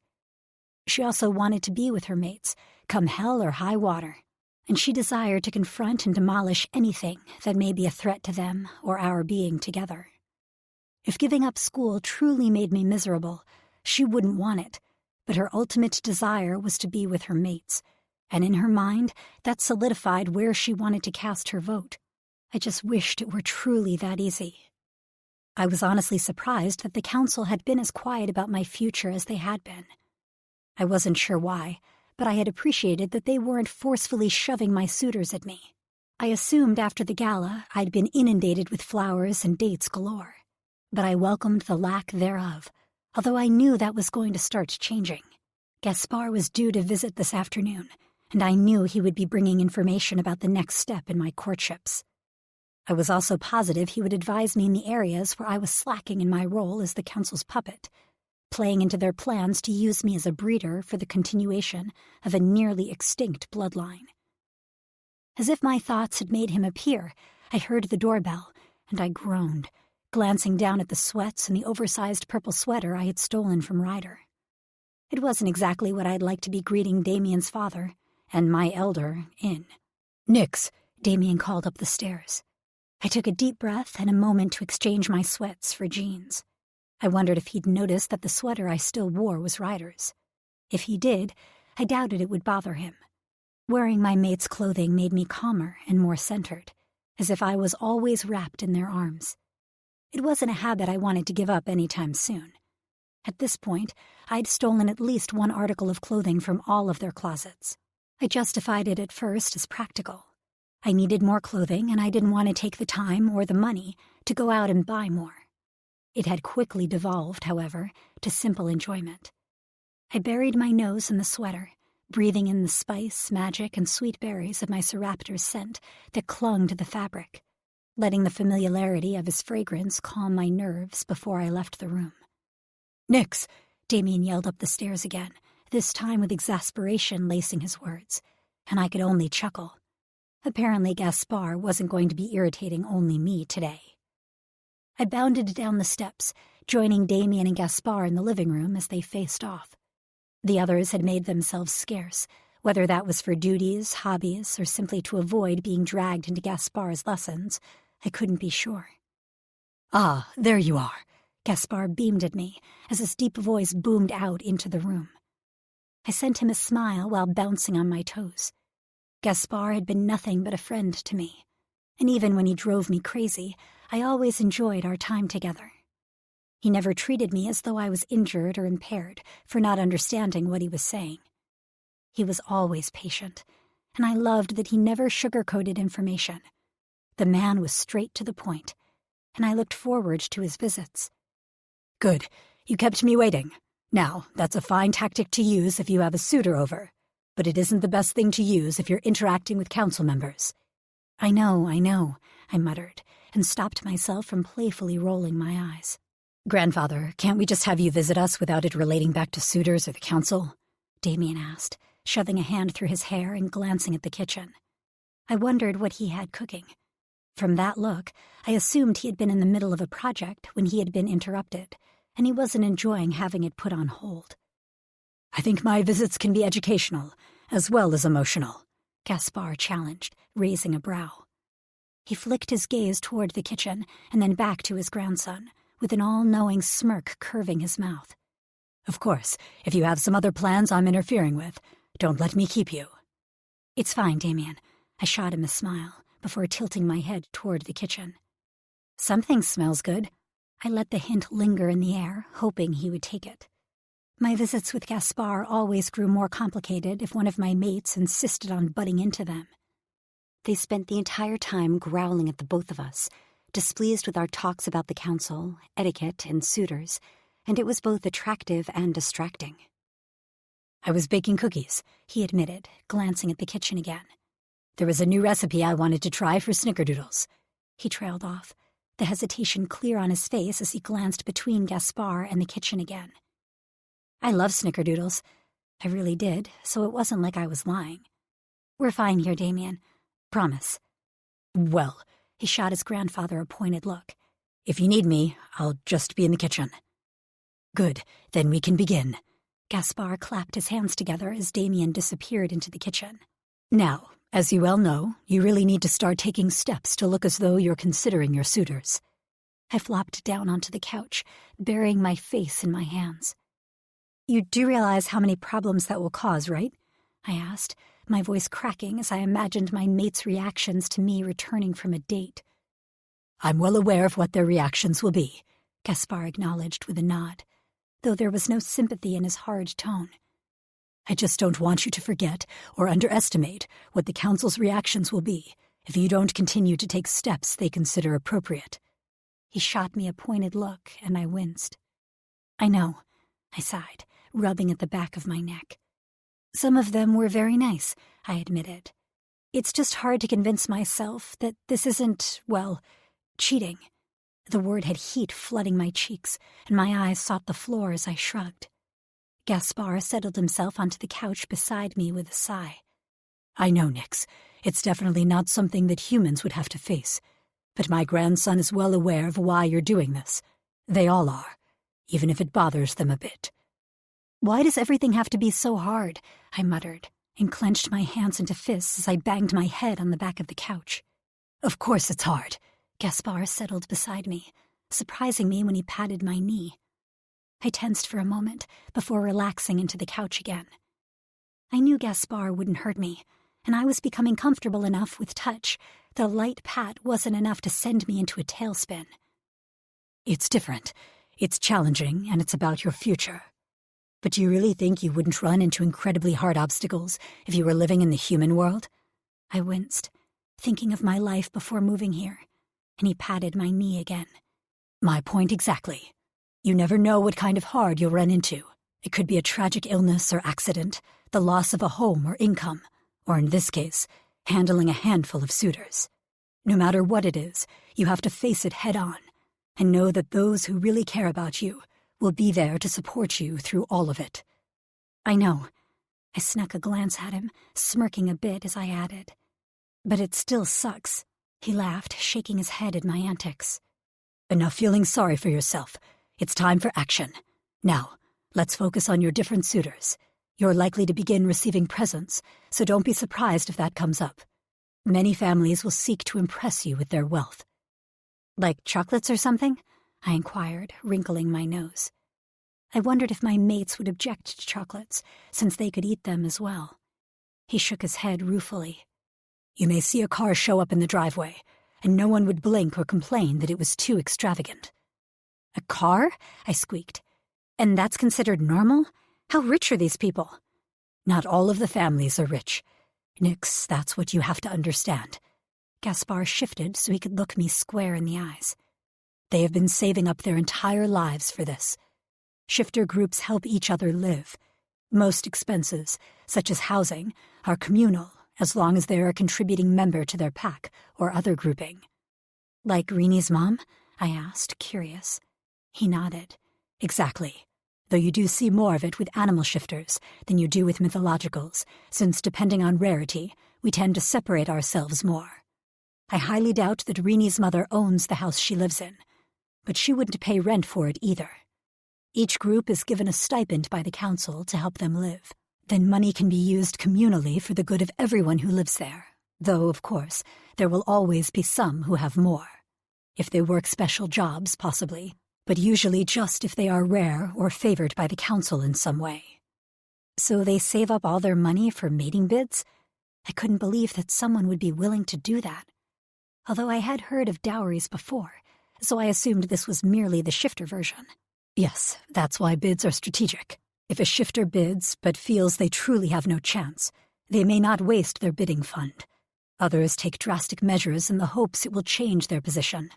Remember, even if you choose not to take one as an actual mate, if they bear a child with you, it will still greatly raise their esteem in the eyes of the council and the people, and will bring in rewards of its own. I swallowed against the nausea that wanted to rise in my throat. I don't think I'm quite comfortable with that idea. It's like they're paying to, well, I blushed, letting Gaspar fill in the rest of my sentence. Of course that's what they're doing. I assumed you realized that already. So I take it I'm not allowed to refuse any of these presents? I questioned warily. I would suggest you do not refuse any gifts you are given, Gaspar said, tapping his chin as he thought. If the council sees you attending dates and receiving gifts, it may simply seem as though you are one of the more high-maintenance females. But isn't that almost like I'm stealing from them? I thought briefly of Cedric, whom I had met at the gala. It had been clear his family hadn't had much money, and for me to accept gifts from him, potentially draining his fund and the main method for him to gain a mate, it was a disturbing prospect. I'll speak to Cedric's father, Gaspar offered, then chuckled when I gaped at him. I could see the thought running through your mind. I won't tell him to remove himself from your suitors, if you're all right with that. Why? I asked curiously. The longer he remains a potential suitor for you, the better his chances are for a different potential match in the future. They'll see that he was wanted by you, an extremely rare shifter, and that you seriously considered him. It may seem foolish to you, but it's a huge step up for him and his family. Is that why you let him bid? I hedged, considering him with shrewd eyes. Gaspar offered a small smile, before shrugging his shoulders in an elegant gesture. I know where your choice lies, however wise I may find it. I blushed, but he merely continued as though his comment hadn't fazed me. I also know that you're a kind girl. You needed fake suitors, and his family, though poor, is incredibly kind. I count his father among my few true friends. I will mention that you do not find gifts appealing to his father, a holdover from your days in the human world. He'll understand. Although, that does mean you will be expected to go on an actual date or two with him in order to show that you are maintaining interest. I grimaced, but nodded my head in acquiescence. I was sure my mates would understand when I explained it to them, and at least something positive would come out of this situation. All right. Is there anything else I need to know? There's much you still need to know, but for the moment, you should be good. I'll report back to the council that you will be making steps with your suitors soon, so you will need to take the initiative in arranging the next meeting. And I don't need to warn you that immediately dismissing all of the council's choices for you would not be a good idea. He tapped my nose, giving me a telling look. I'll reach out to Joshua and Cedric. I felt nauseated at the thought, but we all knew we had to play the game until we could find more answers. Kieran's always around, so I think he should count just by bugging me. That young man is very odd. Gaspar's brow wrinkled as he considered their interaction. It's hard to see his relation to Killian. It's hard to see his relation to anyone sane, I muttered in my irritation. Come on, I think the first round of cookies are done. I led him toward the delicious smells of cinnamon that were permeating the room, ready to get my distaste out of my mouth with a little bit of sugar. Chapter 6. Nix. Family meeting, I called out the moment Gaspar pulled from the driveway. I knew Damien would hear me and spread word to the others. Footsteps echoed throughout the house as everyone pulled themselves out of hiding, drawn to the sweet scent of the snickerdoodles. How did that go? Ryder asked, around the cookie in his mouth, his hands already full, despite Damien swatting at him in an attempt to get him to leave some sweets for the others. I blew out a breath, shaking my head and helping myself to another treat. Okay, I guess. I toyed with the cookie, nibbling on the edge of it as I played things over in my mind. Did you want to talk about something? Theo prompted gently, repositioning his glasses as he studied me. A few things, actually, I admitted with a shrug. The cookie was landing like lead in my stomach, crashing against the ball of nerves that was active there. Did Gaspar stress you out? Hero inquired worriedly, rubbing a gentle hand across my knee. A little, but he wasn't saying anything I didn't already know. I puffed out a breath and set my cookie aside, so I could twine my fingers together. He was letting me know what was going to happen with the suitors. Killian growled, a quiet sound that was mirrored by most of my mates. "We'll send whatever gifts they give you back in pieces," he snapped, crossing his arms over his chest. I arched a brow. Yeah, I'm sure that would go over really well with the council. We all agreed to this. "She's right." Theo rubbed at the bridge of his nose, massaging away the headache I was sure was developing. "We all knew what would happen. Molly's suitors have already been active. I'm surprised none of Nix's have done anything so far." I winced, realizing I had yet to inquire how Molly had fared. "How's she doing?" I asked, backtracking from my own thoughts slightly. I liked Molly, and though I knew that Theo would be looking out for her best interests, I still couldn't get past the emotions it drew up in me. I didn't care for the idea of young girls being bid on or seen as potential breeding stock. "She's excited," Theo grimaced, "and happy with some of her choices. She'll listen to Mom, I think, so we should hopefully avoid any really bad matches." Good. I wasn't sure that was exactly the sentiment I should express, but it was better than lashing out about the misogynistic treatment of teenagers. "What else is on your mind?" Ryder pressed, jumping up to sit on the edge of the counter and earning himself a whack with a spatula from a frowning Damien. "Well, with everything going on," I chose my words carefully, keeping them as vague as I could. I knew that Kier's friend had recently been over to help strengthen the wards we had on our house again, but I still wasn't sure about speaking freely. What we had was nowhere near as sophisticated as the ward placed at the coffee shop, but we all understood that with the possibility of council members showing up at our house, the risk of installing such a secure warding method was too great. They'd be sure to notice, and it'd put not only ourselves but the rebellion at risk. I figured we needed to try and look at things realistically. I have to attend events with suitors, and there's so much training I still need. I tugged at my interlaced fingers, letting the motion draw my eyes so I didn't have to look at any of the men. "You know we're happy to help in any way that we can," Damien said, rubbing a soft hand down my hair. "If you want to train with us, you can. We want you to learn, and for the suitors," he cleared his throat, shifting slightly. "I know what they mean for us. We'll help you there as well." "I think I should drop out of school." I spat the words out in one quick stream, unable to hold them in any longer. Silence greeted me, and I swallowed, beginning to fill the silence with babbling. I mean, as much as I want to get my degree, I've missed so much at this point that I'm going to struggle to catch up. Add that to the fact that I should be spending time training or with you, especially since what little free time I would otherwise have, if I continued school, would be spent with other males, and that's not what I'd want. I mean, the rest of my words were muffled when Ryder laid a hand over my mouth. "Okay, let's calm it down," he suggested, his hand still firm on my mouth. "You're making me dizzy." I glared at him, attempting to bite his palm so he'd remove it. He laughed at me, pulling his hand away and wrapping his arm around my shoulders in a hug. "Do you really want to quit school, Nix? We can make this work." "We can, Nix. You don't have to quit if you don't want to," Theo assured me. I sighed. "I don't want to, but I really think it's for the best. My professors have already noticed my extended absences and let me know it's becoming a problem. My grades are dropping. Some teachers have even gone as far as suggesting I drop their classes." I winced, looking away from them. I had always been proud of my schoolwork, using it as an escape, and the fact that it had become nothing more than a drain on my time with my mates was hard on me. "I hate that you're doing this just because you're expected to spend time with suitors." Hiro pushed up from his seat and paced across the room. "We'll still be at the university ourselves. Maybe we can help ease some paths for you. I could speak with your professors. Or maybe Gaspar.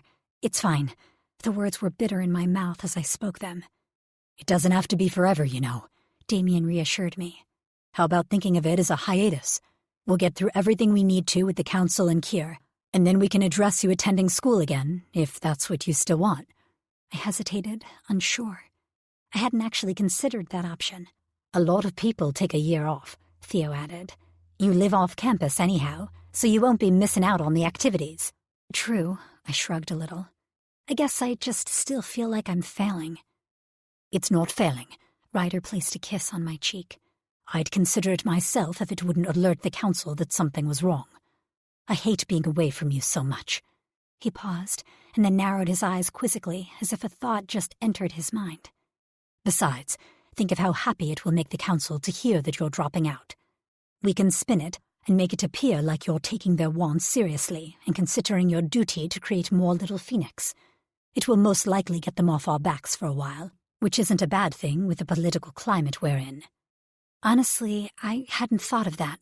I pursed my lips, thinking through the positives now, instead of all the negatives of making such a massive decision. You've progressed so far already with your training, Killian chimed in, adding to the growing list of pros versus cons. Imagine how far you could get if you focused solely on that. Well, I wouldn't be just focused on that, I pointed out with a chuckle. Trust Killian to try and ignore the suitor portion of the events. As we said, we'll support you, Theo assured me. We can figure out the rest as it comes. But Killian's right. Let's focus on your training for now. We'll just consider this a lateral move. I nodded, and some of the knot in my stomach eased at the way they handled my news and supported me. All right. Thank you. Killian pushed to his feet, crossing his arms over his chest. Since we're already in a family meeting, his words were drawn out, his eyes on the floor as he spoke. We made an agreement for no more secrets, and while I wouldn't exactly consider this a secret, it was more strange. We all stiffened, uncertainty and nerves thick in the air. Before Gaspar arrived, I'd dozed off for a moment. I've been working late, and I was more tired than I thought. That's your secret? Ryder dramatically threw a hand against his chest. Killian finally caved in and napped when exhausted. Someone notify the papers. Killian glared, and I tapped Ryder on the head. Be nice, Ry, I scolded. The nap wasn't the anomaly, I assume? Theo interjected, indicating for Killian to continue with a wave. No, it wasn't. He hesitated, rubbing his hands together as small sparks of light flickered around him. My eyebrows shot up, and everyone tensed at the sight. If Kill's Puka was this irritated, then it meant that whatever had happened was more serious than he was letting on. I had a dream, he spat out. Well, a sort of dream. It wasn't like I slept for very long, only a few minutes. I gaped, and my shocked expression was mirrored across the kitchen on my mates' faces. An actual dream? I squeaked. I knew he had flashes at times, which was why he tried so desperately to sketch them out. He nodded, with color working its way into his cheeks for a moment before draining away to leave them paler than before. I guess you'd call it a nightmare, really. There was so much blood. All of us were in shifted form on a rocky coastline. There were other shifters there I didn't recognize. They wanted Nyx. He sent me a worried glance before continuing. We had to have been fighting for a while, because we were all gasping for breath, and all of us were injured to some extent. Nyx had a giant wound down her arm that she was nursing, and Thea was shooting water jets out of the ocean to try and keep everyone away from her. Then this dark shadow approached, and Nyx screamed. He shivered for a moment, his eyes dark and haunted. I woke up before I could figure out what was coming at us and had her so afraid. He bowed his head as if apologizing, and I darted across the kitchen before wrapping my arms around his waist. I'm right here, Kel, I reminded him, rubbing my hands over the tense muscles in his back. Safe, whole, and right in front of you. His arms came up to wrap tightly around me, his hand massaging the nape of my neck as we rocked back and forth together. It's possible it was just a nightmare, Theo said hesitantly, but I didn't miss the glances the guys exchanged while Killian was distracted. A rocky shoreline is not exactly uncommon in Alaska. You could be assigning more meaning to it than it needs, due to residual feelings about our island experience. It was my turn to shiver at Theo's words, as a rapid image played through my head of water spraying against jagged rocks, hulking trees, and shadows in the distance, before pain shot through my skull. Damien hissed. Ryder, she's giving herself a headache. Ryder's hands were cool on my temples before Damien even finished his sentence, pulsing blue light as he fought against the headache that now raged there. Could it have been your Puka? I asked, resting my forehead against Kill's chest and letting Ryder's healing powers wash through me. He hesitated before answering me. I don't think he's sure. I know I'm not. Multicolored sparks winked around me and my phoenix chirped, apparently agreeing with Killian's statement. The sparks seemed more confused and apologetic than playful, but how I understood that, I wasn't sure. You know, there's another part we haven't considered, Hira spoke up. If this is really a premonition, We need to try to figure out what it's for." "What do you mean?" Damien asked, with a growl in his voice. "Well, if it's about the island, then logic states that it involves the council. If it involves the council, then there may be a connection to the rebellion as well. The question would be, is it because we joined the rebellion or because we didn't?" I winced. I knew we hadn't really talked about the rebellion yet, mostly, I assumed, because we didn't have much information. It didn't seem we'd be able to hold off on that discussion for much longer.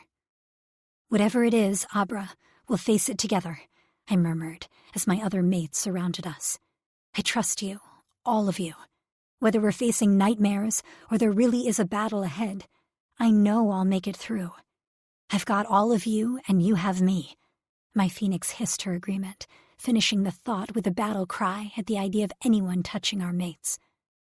"I guess that means it's time to train for battle.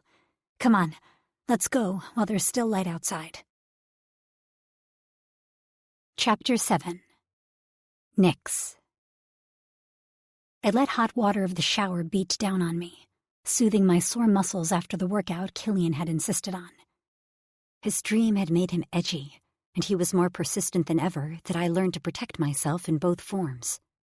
My phoenix cooed as the steamy water flowed over me, content in the idea that she was gaining strength. I washed the soap from my hair, pulling at the dark strands.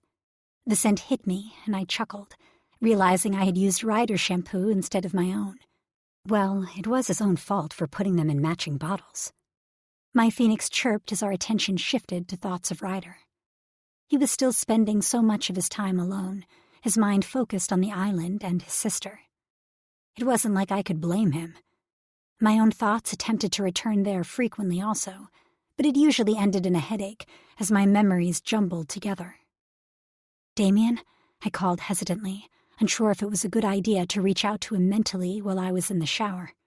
However, I was enjoying the luxury and warmth of the water too much to give it up in favor of the cold that awaited me outside of the steamy bathroom. "Are you okay, Nyx?"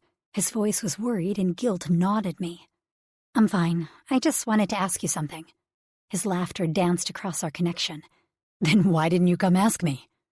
"I'm in the shower," I admitted, blaming the blush staining my cheeks and neck on the heat of the water pounding against my skin. "Oh, well, that's a pretty image." Damien's voice roughened, and my heart beat faster within my chest. "I just wanted to ask while the question was on my mind," I rushed to add. "Ask away." "Ryder's been so distant lately, and I wanted to cheer him up. He asked me on a date the other day, but we haven't made any plans yet. I didn't know if it'd be weird if I, took the initiative to plan something and surprised him. Truthfully, I'd never really dated before, and I didn't want to make a faux pas by taking the date planning out of Ryder's hands." Amusement was clear in Damien's tone as he replied. "Sweetheart, you never have to worry about it being weird. We all love our time with you, and it wouldn't matter to any of us which one of us chooses the activities. We just want to spend that one-on-one time together. Besides, it's about time something was done about Ryder. I was debating having Theo take him out and toss him in the ocean to shake off this funk. I think a date with you may be just what he needs." I hesitated, thinking it over. "Do you think you can get the others out of the house for the day?" I requested, considering my options.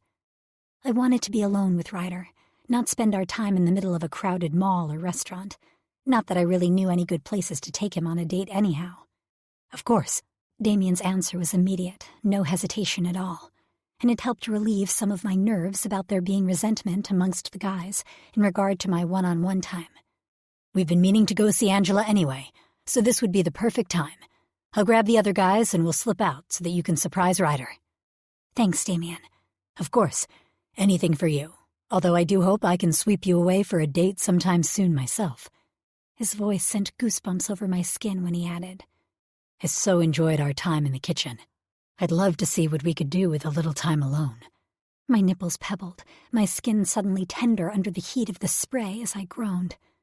He chuckled as my arousal flowed through our connection, and he teased me in return with his own. "Have fun, sweetheart." I took my time getting ready after the shower, dressing in a purple tank top and a flowing white skirt, which I was sure Renee had snuck into my closet on one of her visits. I wouldn't be warm, but with the plan I was sketching out, it wouldn't really matter.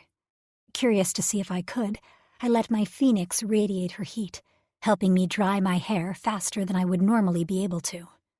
I debated taking the time to put on makeup before deciding against it. It wasn't something I normally wore or was very comfortable with. As much as I wanted to impress Ryder, I figured that being myself was a bit more important. Besides, I wasn't sure that makeup would last through what I had planned. I listened intently on the staircase landing, the quietness of the house around me indicating that the others had all made themselves scarce, as promised. I took a deep breath, adjusting how my top lay on me, before knocking on Ryder's door. "What?" he barked. "It's me," I responded, tentative now after his brusque reply. "Nix." I heard a ruffling sound before he appeared at the door. His hair was disheveled and his shirt was rumpled as though he'd been napping. Except from the light emanating from his desk and the chaos of papers and maps spread around his room, I highly doubted that sleep had been on his agenda. "Hey, Rye." I smiled at the way his eyes widened, taking in my outfit. "Did I forget something?" He rubbed at his ruffled hair with a grimace. "No, I'm hijacking you tonight." He blinked at me in confusion, shaking his head. "Huh?" "I want you all to myself for that date you asked me on." I beamed at him, indicating my clothing with a wave. "A date?" A smile teased at the corners of his mouth. "Really?" His eyes widened, glancing down at his own attire. "I'm not exactly dressed for going out." "That's okay. I thought we'd stay in." He chuckled. "Then it's not exactly having me all to yourself now, is it?" He cocked his head to the side, considering. "Did you want to ask the others to play board games?" "Nope." I bounced on my toes. "I sent all of them out of the house. It really is just the two of us." "You did?" "Yep, a date, just you and me. I figured it's long overdue. I'm sorry for staying at home, but I don't really know the area well enough for me to take you out, so I wanted to do something here instead." "Wow." He glanced behind himself again, hesitating for a moment. "All right, just let me get changed real quick." I nodded, threading my hands together as I stepped away, letting him close the door. My phoenix chirped at me, confused by my anxiety, but it wasn't exactly possible to explain to her that I wanted to cheer him up and was unsure if I could. Still, I attempted to soothe her before Rye reappeared. "You ready?" "Shouldn't I be asking you that?" I teased, taking his hand in mine. "I'm the one who knows what's coming." I led him downstairs, heading for the back door. "We're going outside?" he inquired hesitantly, his eyes focused on the snowflakes falling steadily. "Follow along, and you'll find out." I winked at him, tugging him out of the sliding back door. I pushed hard on my powers, testing the new skills I'd been practicing, and let a wall of heat surround us, evaporating the snowflakes as they fell, so we'd both stay warm. I remembered he didn't like the cold, and I wasn't fully acclimated to it myself, but my plans had to take place outside, since I didn't think Damien, or Theo for that matter, would approve of hoof prints or burn marks on the floors inside. I tugged him into the clearing with warmth still radiating around us. "My phoenix doesn't really get a chance to play with you, and I thought maybe we could use today to help remedy that." My phoenix chirped her approval of my plan. "Besides, I'd like to see you shifted again while I'm in human form. It's not every day a girl gets to see a unicorn, you know." Ryder scowled at me. "Seraptor. Why is it so hard to remember the word Seraptor?" I laughed, enjoying the way his eyes crinkled when he scowled. "It might just be your sparkling personality. All that glitter, twilight sparkle, and all I can think of are unicorns." I teased a finger down his chest as he continued to force a frown. "But if you shift for me, you may be able to change my mind." His features relaxed and he chuckled. "Well, you could have just asked me to shift without the unicorn comments."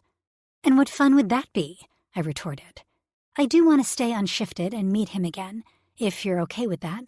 Then I'll shift too so they can play." "Fine with me."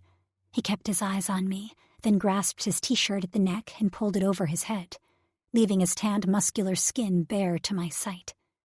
He unhooked his jeans, sliding them down his legs as well, as heat crawled over my skin.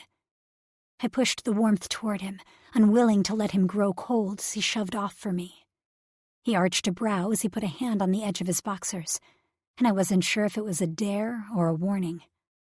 "You're gorgeous," I admitted, having to swallow hard before I could get the words out. It was true, too. If I hadn't been intent on shifting together, I would have been tempted to touch him here and now, the snow be damned. His body was lean, but full of taut muscle, and his golden skin contrasted with the stark white snow coating our frozen paradise. My gaze wandered over the hard plains of his chest, and I couldn't help but stare at the line of golden hair that forged a trail down his lower abdomen and disappeared into the waistband of his Ralph Lauren boxers. Ryder was sheer perfection, a work of art, and I nearly shook my head at the fact that he was mine. I wondered if it was weird to call a guy gorgeous. Maybe that was a descriptive word, limited to females. This was all so complicated, but even if it was the wrong word, it was true. The corners of his eyes crinkled as he smiled at me. "You're gorgeous too, Mikro Polaki, and sweet as can be." A wicked grin flashed across his face as he tugged on his boxers, and I shot my eyes into the sky, his laughter echoing around us. "You're going to see it at some point. Beautiful, but I'll let you off the hook for now," Ryder murmured, just before I felt the surge of his energy when he shifted, and I pulled my eyes back down as it faded away. The large black Seraptor pawed the ground, tossing his head and demanding admiration as I moved forward, giving him a wide smile. "And you're gorgeous too," I told Ryder's altar, petting his nose gently. "Your other half is all trouble. Did you know that?" I teased Ryder as I marveled at the velvety soft feeling of the Seraptor's coat. He wickered his agreement, tossing his head and extending his wings for my inspection. "May I asked, indicating his horn. He nickered, leaning his head down for me to perform my inspection. I slid my hand along the smooth surface of his horn, marveling at the shifting shades of black and the curves that angled toward the sky. The tip was incredibly sharp, far sharper than I would have expected, and I wondered if he used it as a weapon. I knew he had said he didn't battle much, preferring to be the healer of the group. But with a weapon like that, it was a bit surprising. Except, it may hurt him to use it as a weapon. I'd have to ask him about that when he shifted back. He pulled from my hands, spreading his wings and prancing around me, head-butting me and chuffing in the cold air. I laughed, spreading my heat shield out even farther, trying to keep him inside of it without completely wearing myself out. My phoenix chirped, wanting to play as well, and I soothed her, comforting her with the fact it would soon be her turn. He head-butted me again before kneeling next to me, his wings extended as he motioned for me to climb onto his back. "Oh, no way," I shook my head. "This isn't Harry Potter, you know. Riding flying things is a very good way to ensure I die, again." He snorted, flicking his wings in derision as my phoenix encouraged me. Well, if I died again, he better be the one taking care of me through all of it. That was all I had to say about it. Fine, fine. I climbed above the wing joint, fisting my hands tightly into his mane. I could see more of his horn at this angle. Leaning forward, I ran my fingertips over it once more, tracing the lines and the barely visible gray starburst mark that was mostly obscured, unless you were as close to him as I was. I patted the side of his neck. "Just be careful," I warned him.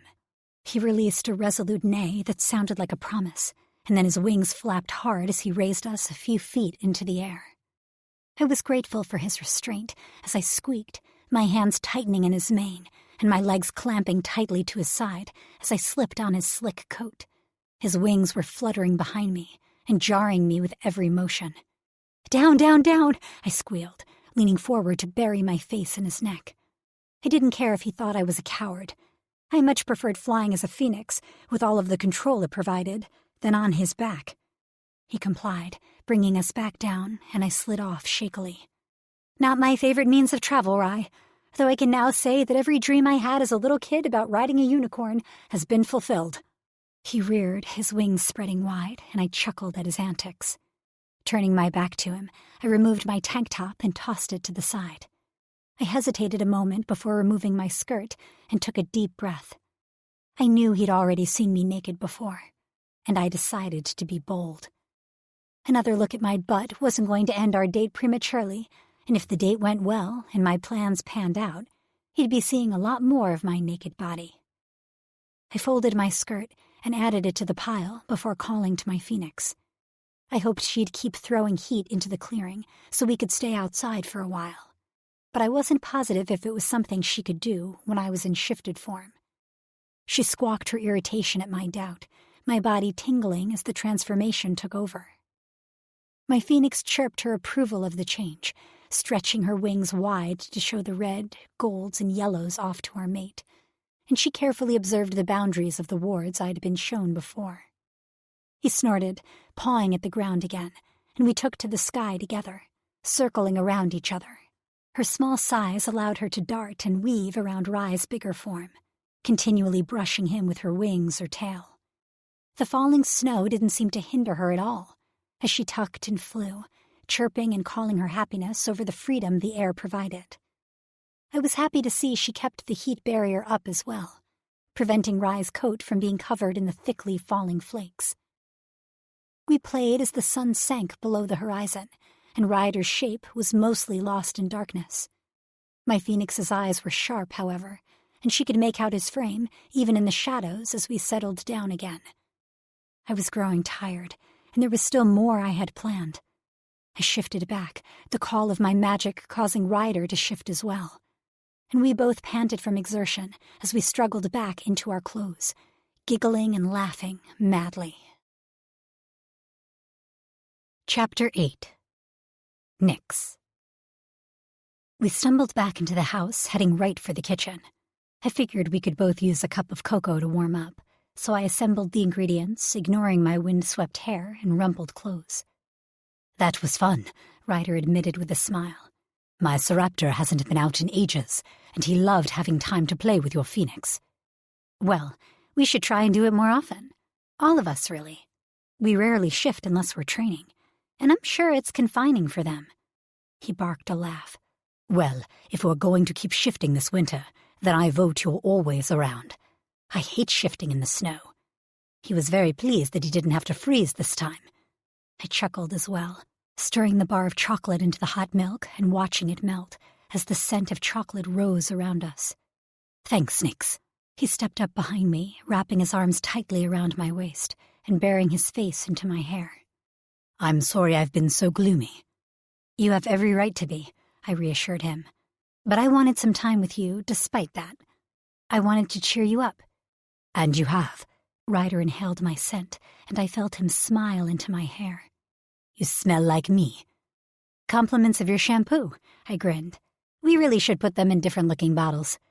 "I don't know." Ryder nuzzled his nose into the crook of my neck, brushing past my hair to plant a sweet kiss on my skin. "I rather like you smelling like me." I hummed my approval and bit my lip as I finished stirring the chocolate beverage. "So, is there anything else you planned?" He pressed closer and peered over my shoulder, while I filled the mugs I'd set out with the thick chocolate mixture before tossing a few marshmallows in. "Cinnamon?" he asked, surprised as I sprinkled it on top. "It's good," I said defensively, but hesitated before I put it into the other mug. "Do you want to try it on mine?" "I'm all for risks. Load me up." I did as he requested, shaking cinnamon onto his as well. "You're going to have to let me go so that we can drink this, you know." Humor laced my tone, and I didn't try to break his hold. "But I like holding you like this," he replied. "Maybe we can just use straws?" I laughed at the picture he presented before lifting my cup to my lips for a sip. The cinnamon and chocolate played well off of each other, and I closed my eyes in enjoyment as I sipped again. "You're really missing out," I warned him, taking another taste. "Well, I'll wait until mine's not molten anymore. Unlike you, I don't have an immunity to the heat," he retorted, rocking me back and forth gently so he didn't spill my cocoa. I pondered that for a moment, wondering if there was a chance it was true, before shrugging it away. If it meant I could drink hot cocoa or coffee before it cooled, it was enough of a superpower for me. "I thought maybe we could cuddle, watch a movie," I offered, taking another drink. "I know it's boring." "Nothing is boring with you." He finally released my waist and grabbed his own mug. When he took his first sip, his eyebrows shot up at the taste, before he glanced at me, then back down at his mug again. This is actually really good. You don't have to sound quite so shocked. He flushed. I just wouldn't have thought of putting cinnamon in hot cocoa. That's all. You can put a ton of stuff in it, depending on what you like. Cinnamon's my favorite. But I've also done mint, ginger, nutmeg, and cayenne. He choked on that, looking down at his mug again, and I snickered. No, it's just cinnamon. I didn't sneak anything else into it. Good. He led the way into the living room, settling down on the couch and patting the seat next to him. I think cayenne hot cocoa may be just a little bit too far outside of my comfort zone. Don't knock it until you try it, I quipped. What do you want to watch? I turned our attention to the large TV that occupied the other end of the room. Anything. I just want to enjoy my time with you. I flicked the TV on, scrolled through to a rerun of Supernatural, and at his murmur of assent, let it play as I leaned against him. Do you ever watch these shows and comment on how wrong they got it? I asked curiously. No. He drained his mug, set it aside, and took mine from me as I finished. I just like shows or books to have a good plot. I don't really care about things that don't mesh. Who am I to judge? In the world on this show, there's angels and demons, and who's to say it's not just a different reality where shifters actually do act like that? He shrugged as I studied him. I just think it's silly that people complain about little things like that, despite the major improbability of the whole show's premise. I like to just enjoy things. I take them for what they are meant to be, entertaining. It isn't always necessary to pick them apart. He hesitated, blushing for a moment as I watched him. Unless you want to pick them apart, I mean. I chuckled, shaking my head. I'm not used to you being nervous. It's unusual, and a little... I looked for the right word. Dumb? He asked harshly. Sexy, I declared, arching a brow at him. He blinked, unsure at my statement. Huh? I shrugged, threading my fingers into his. I like that I can make you unsure and nervous. It's the way I usually get around you, any of you, really. I'm always questioning myself and my thoughts or needs. It's nice to see that it's not just a one-way street. He pulled me tightly against him, wrapping an arm around my hips as he slid me onto his lap to cradle me. Well, then I'll take it. We watched another episode of Supernatural, him nuzzling at me, running his fingers through my hair and massaging my shoulders. I enjoyed the pampering and the scent of chocolate, still heavy in the air, as we snuggled together, just enjoying the comfort of watching TV together. I slid my hand along his leg, his massage warming my blood as he rubbed at the sensitive skin of my throat. My body heated, and I shifted on his lap, causing him to groan. Nix. I hummed in response, fully aware of the new hardness I felt pressing against my thigh. I shifted again, this time purposefully. Fuck. Ryder trailed off and canted his hips more fully into my body, adding pressure where he gripped my hip and pulling me closer to him. You feel amazing. He let out a hoarse whisper. My heartbeat picked up, and I turned to face him. Rye. It was the only sound that made its way between us before his lips crashed into mine in a needy kiss I returned wholeheartedly. The noise of the TV faded into the background as I leaned into Ryder, angling my body into his. The taste of sweet chocolate and cinnamon lingered on his tongue, and I lapped at him, teasing the recesses of his mouth. The way he groaned and tightened his grip on me was heady, and I drank in every response he gave, feeling powerful and in control as he matched me stroke for stroke. Nipping at his bottom lip, I pulled away, only to turn my attention to kissing, along the shell of his ear. His breathy response spurred me on, and I moved, straddling his lap to gain better access to all the areas of his body I wanted to tease and taste. My skirt rode up my thighs from the new position. Nix, he breathed. I froze. Is this all right? It was barely a whisper over his ear. My hot breath brushed against the area I'd just wet with my tongue, causing a shiver to run through his body. Fuck yes. His hands gripped my hips, quickly sliding over my body to cup my ass. He squeezed and then thrust his hips up against my center, which was already growing slick with my desire for Ryder. Do you want me to keep going? I inquired, with a hint of a smile curving my lips. Do I even need to say it? His chest heaved with his breath, rising to brush against mine before falling away again. The friction of each caress had my nipples standing at attention as he unknowingly teased them through our layers of fabric. Yes, I want to hear it, Rye. I lightly skimmed my nose along his neck. I need to hear it. Ryder tipped his head back into the soft cushion of the couch, pulling away from me momentarily. The twinkle in his eyes sparkled brightly as he flicked his gaze between my eyes. Seduce me, babe. I am and always will be yours. I want you, Nix. I have from the moment I met you. Staring down at Ryder took my breath away. Though he'd never said the words, I could see the depth of his feelings for me reflecting in his hazel eyes, and I hoped he saw the same sentiment mirrored back in my chocolate gaze. My hand slid up his chest, trailed up his neck, and cupped his face. My thumbs roamed back and forth over the light stubble coating his jawline, letting the texture of it abrade my skin. For a minute, all I could do was stare and marvel at how lucky I was to have someone like Ryder in my life. Pressing closer, I let my lips graze his in a sweet kiss I could feel to my toes. Ryder's hand slid under my shirt, rubbing up my lower back, and then back down again in caressing touches that made my blood simmer. I rocked my hips into his, setting a slow but steady rhythm for the both of us. I pulled my skirt out of the way and ground my panty-clad clit against the hard outline of Ryder's cock. I could feel the rough denim of his jeans through the thin layer that separated me from him, and I moaned. My pussy clenched around nothing as I worked myself up, and my need to have Ryder inside me skyrocketed. I rested my forehead against Ryder's as my breathing increased. Nix, Ryder exclaimed, and his hands faltered, gripping desperately at my waist to slow my movements. If you don't stop, I'm going to explode in my jeans and embarrass myself. Color that I so rarely saw on Ryder's face infused his cheeks as he threw his head back, closing his eyes and taking deep breaths. I loved knowing that this side of him was only for me. He loved to play the cocky, self-confident playboy with others, but with me, he was gentle, sweet.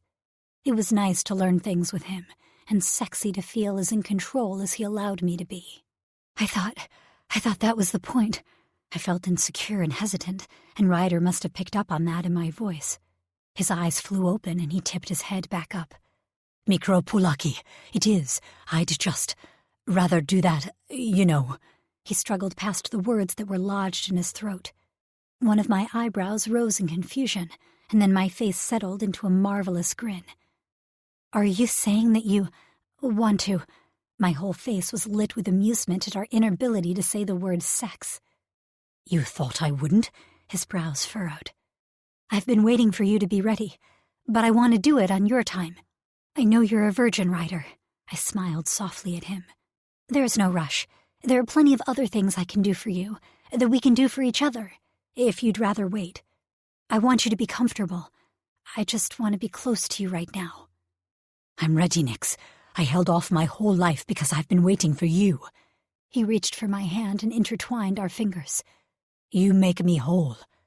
I couldn't help the tears that built behind my eyes at Ryder's sweetness. For all his joking, playful, and mischievous tendencies, he was a complete romantic. Ryder sat up and scooted me off his lap. Keeping his hand tangled with mine, he pulled me up from the couch as he stood.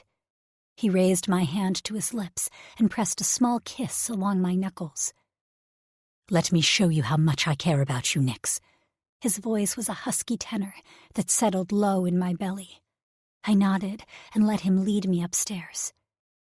Hesitating outside his door, Ryder peered over his shoulder at me. I wasn't expecting this today, so my room isn't the cleanest, nor the most organized at the moment. He brought his other hand up and ran it through the thick purple strands of his stylish haircut. All I care about is that we're together. It's sweet that you want everything to be perfect, but I'm going to be happy and satisfied just being with you. I don't need fancy. I don't need organized. I don't need anything but you. I bit my lip and fought the urge to look toward the ground. Instead, I held Ryder's gaze and let him read the truth in my eyes for himself.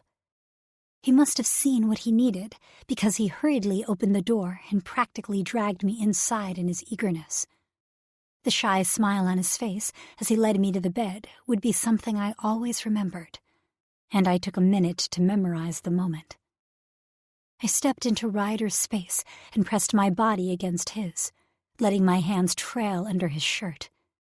Rock-hard abs met my palms as I journeyed my hands upwards, taking the shirt with me. Ryder embodied the word sexy. Etched lines of muscles were revealed inch by sexy inch as I slid his shirt up and over his head. He was a naturally tanned golden god, and I wanted to worship his body. His hands mimicked mine as he peeled my shirt over my head. The way his eyes traced over my curves had me squirming. I could almost feel the caress of his gaze on the bronzed skin of my body.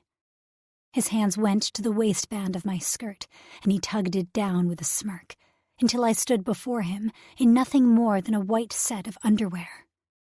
My hand slid behind my back, and I unhooked my bra, letting it fall from my shoulders and slide down my arms, landing in a pool on the floor between us. Feeling a boldness that was new for me, I shucked off my underwear and stood proudly in front of my Seraptor. His breathing was uneven as he drank me in, his chest heaving and his eyes alight. "You're bloody perfect," he whispered reverently, causing color to stain my cheeks in a light blush. "I want to see you too."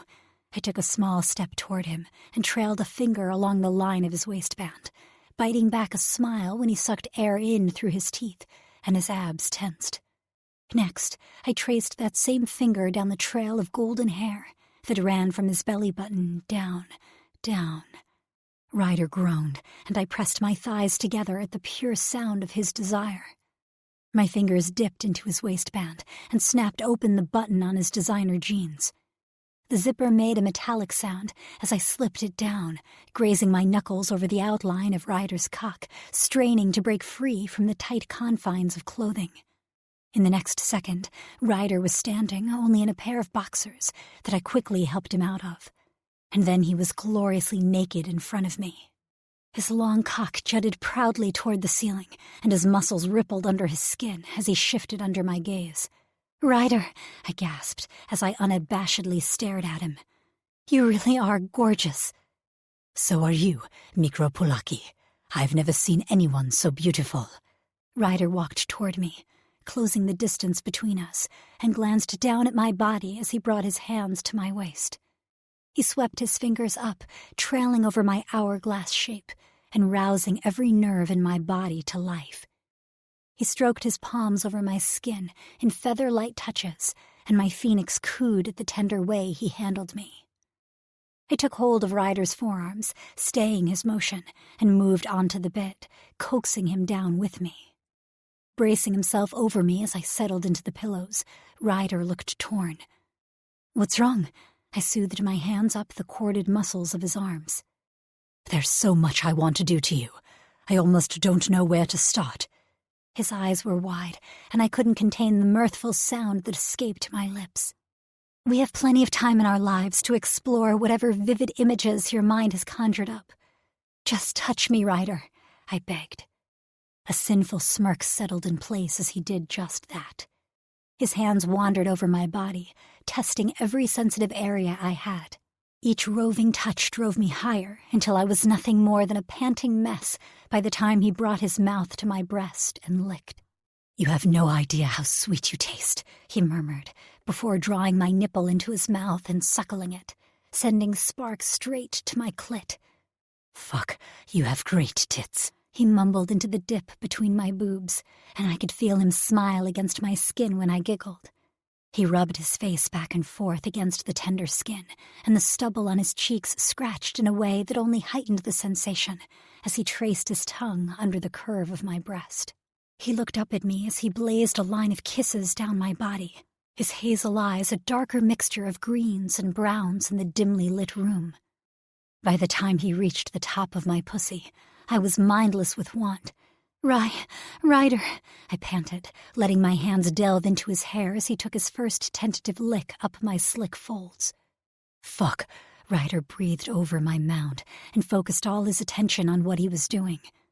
Another long lick, followed by his thumbs prying me apart, stole my breath, and I threw my head back into the pillows, biting my lower lip as he let his tongue circle my entrance. He took his time exploring me, finding out what I loved and discarding what I didn't. And he became damn good at exploiting what I liked so he could tease the fuck out of me. My hands gripped Ryder's hair tightly as he flicked his tongue quickly over my clit before sucking it into his mouth, pushing me over the edge. I moaned long and loud, riding the waves of my crashing orgasm as Ryder refused to let up.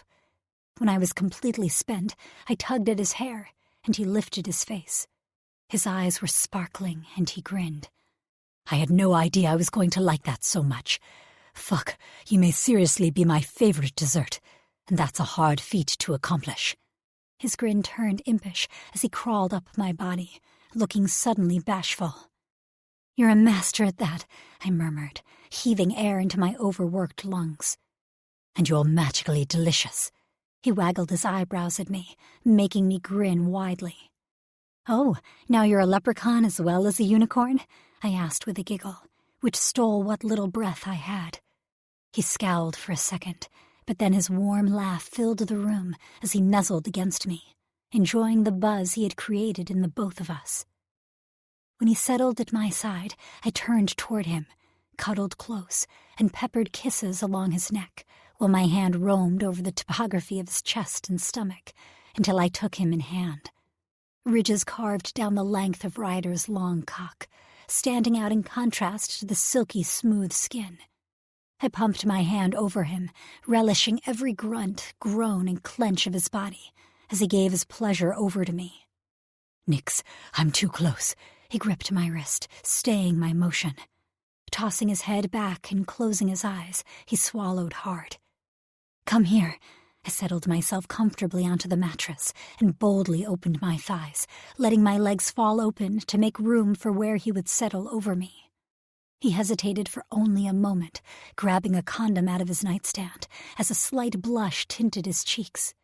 His hands were sure as he rolled it down his length, his gaze coming back to meet mine. Ryder's eyes blazed with a fire and a passion I hadn't seen before, and it filled the room in a tangible way. 1 second he was beside me, and the next his golden skin was sliding against mine as he aligned us. His arms were tense as he held his body over mine, and I gripped his biceps, roving my hands up and down over the hard ridges of his muscles. I tipped my hips up toward Ryder, and it was the only invitation he needed. His eyes locked with mine as he pressed the head of his cock inside of me, slowly inching forward. His arms shook, and he hung his head as he forged inside me. Oh, fuck, that feels good, he rasped. I moaned at the feelings he was inspiring inside of me, and rose up to meet him as he sheathed himself to the hilt. Nix, he called my name like a prayer, and began to move, fucking me in sweet, slow motions that began to build in pace and rhythm. I writhed below him as he glided into me, over and over again, in long, smooth strokes, grinding my clit into him with every roll of his hips. My nails dug into his back as I held onto him, loving the way his chest brushed against mine as he leaned over me. The slight shift in position had every thrust rubbing over my G-spot, and I lost my mind. My pussy pulsed around him in endless waves. "Ryder!" I called out, and was met with the sexiest groan as he sped up, losing himself to pure scorching need. He rocketed into me with a wild, reckless abandon that made me shudder, ache, and throb. The pleasure that had settled over me earlier grew, spiraling higher, until I was at the peak, ready to fall over the edge with Ryder. His hips bucked as he surged forward one last time before release claimed him. The sight of Ryder so free and powerful and lost in rapture made my heart swell with love, and the thrill of watching him find pleasure in my body sent me careening into my own climax. We clung to each other as our breathing mingled and eventually slowed enough for us to speak again. "That was incredible." Ryder watched me with an awestruck expression. "You were incredible." My tone was low in the dim sanctuary that was our room. Everything felt heavier and more intimate after the experience we'd just shared together. Ryder rolled off of me, quickly cleaned up, and pulled me into his side. "You're stuck now, you know." "What do you mean?" I scrunched up my nose while I tried to reason out what he was saying. Reaching up, he stroked my hair, pushing it away from my face and tucking it behind my ear. "I'm hooked on you, Nix. You're everything." I brushed his lips in a sweet kiss, putting all of my feelings into it. "I can't imagine life without you, Rye. I'll always be here for you. You're mine, and I'm yours." The need to say more, to speak that 4-letter word hung on my lips, but I didn't give it the freedom it deserved. It was just one more thing I worried about. I had 4 other men to think about whom I cared for deeply, and I was worried that if I said it to one person first, the others would be upset that they hadn't heard it yet for themselves. The truth was, I had those feelings for each of the guys, but I didn't know how to go about expressing it. It was something I added to my list of things to talk to Rini about.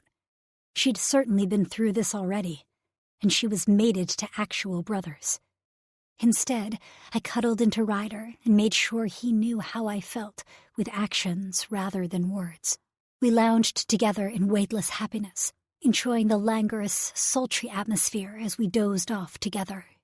Before sleep fully claimed me, I heard Ryder's sleep-filled whisper float through the room. It was nothing but a breathy mumble, but I heard it anyway, and it seared itself indelibly onto my heart. "I love you, Mikro Pulaki." Chapter 9. Killian. I slapped my sketchbook closed with an irritated growl before glancing at my cell phone again.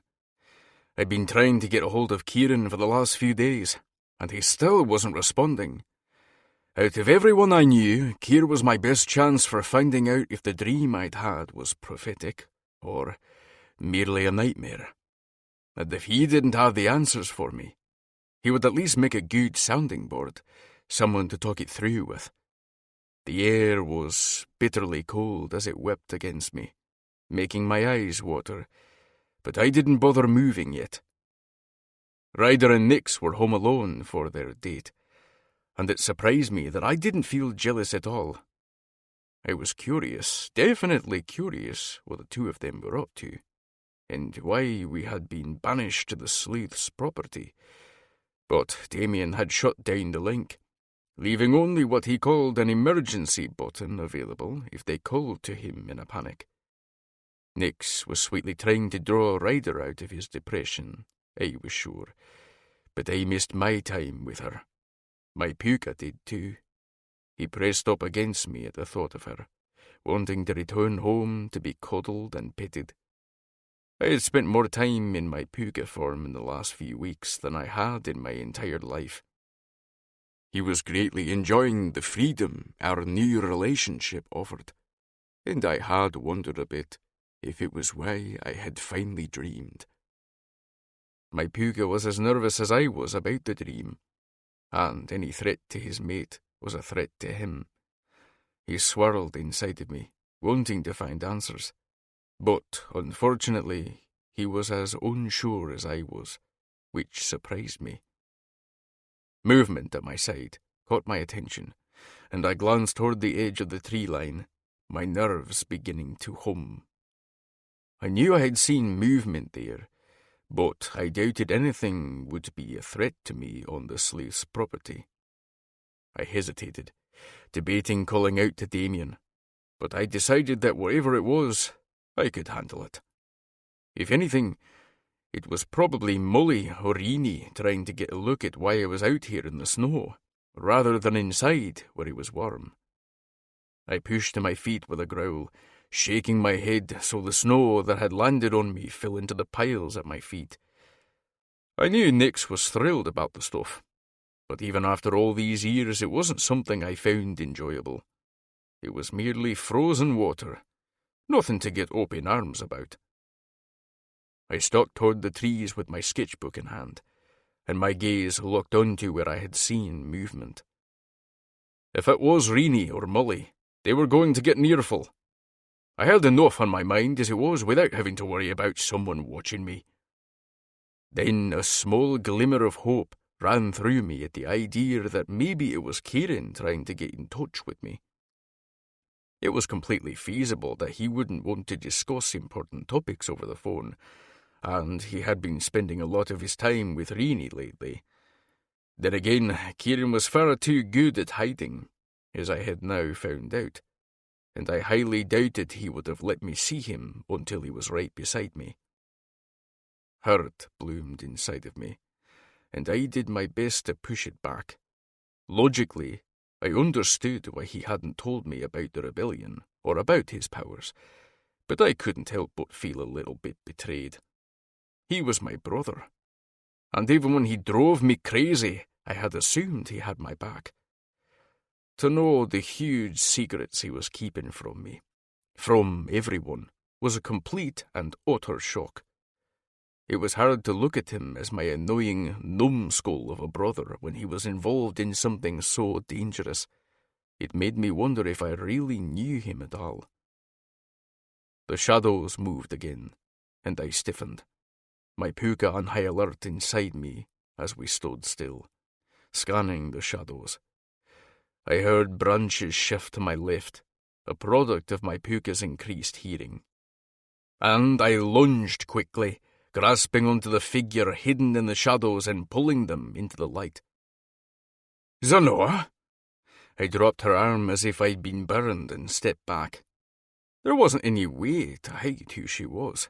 Her looks were far too distinctive, though I had rarely had the chance to see her at anything more than a distance. I flung my connection to Damien and the others open wide, letting them see everything. If she decided to erase whatever memories we were about to form, I didn't think it would affect Damien's link. "Killian!" She greeted me breathlessly, her dark eyes wide in her pale face. "Careful!" Damien and Theo hissed the warning at the same time, but I knew they wouldn't dare charge out here and interfere. We needed to see what she was doing and what she knew, and couldn't take the risk of her wiping all of us at the same time. "What do you need, Zanoa?" I asked, sticking my sketchbook into the back of my jeans. My puka was going crazy inside of me, and it was taking half of my focus to control him. There was something about the Baku that set him completely on edge. "I needed to speak to you, away from everyone else." Her long hair fell over her face, but she didn't bother tugging it away. "I think this is about as away as we're going to get," I pointed out, indicating the distance to the cabins with a wave of my hand. She stumbled on her words, and my eyebrows shot up. I didn't think I'd ever seen her stumble on anything before. As a Baku, she was one of the most feared creatures in our society, able to strip our minds completely. That lent a sense of power that led to little flexibility. The snow fell around us silently, and I crossed my arms over my chest, trying to keep some of the heat inside of me. I was definitely regretting staying outdoors at this point. "Did you need help with something?" I prompted, hoping to get her moving again. "I saw your dreams," she said rapidly, half burying her face in her coat. The jacket, her waterfall of hair, and even the cold weren't enough to hide the flush that worked over her cheeks. I blinked, confused. "I don't dream," I told her with a shrug. "Ask the council. They've monitored me for it since I was a boy." "You dreamed when you first got here," she pointed out, and my eyes widened at the depth of her knowledge. "How did you—" "What do you know about the Baku, Killian?" she inquired, her eyes still turned away with the flush of scarlet staining her cheeks. "Oh, just what most do, I guess. You can mess with minds." I kept my emotions in check, my mind away from the night of the gala. "You're doing well," Theo reassured me. "Just let her lead." It's not a fucking dance, I shot back, nerves pricking at my temper. Do you know why there are so few Baku left? She asked quietly, the snow muffling her whispering voice. I shrugged. Some of our species are just dying out. It happens. If you want a scientific answer on that, I'm not the best one to come to. I do planes, not science. You'd want to nab Theo or Ryder for it. She scowled for a moment before the expression slid away. It's you I want to talk to, Killian. It's you I've always wanted to talk to. Huh? I had absolutely no idea what that meant. I know you have feelings for the Phoenix. Her quiet words sent a shard of fear shooting through me, the ice filling my veins no longer from the chill in the air. I've watched you for years, you know. So many years I waited, yet you've never seen me, not really. When you met her, your dreams began to fill with color and energy and hope.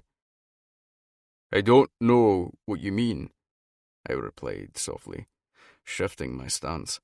I could feel the tension of the others radiating down our connection. And like I said, I don't dream. And isn't that odd? She replied, cocking her head, still staring into the distance. An extremely powerful puka who never dreams, ever.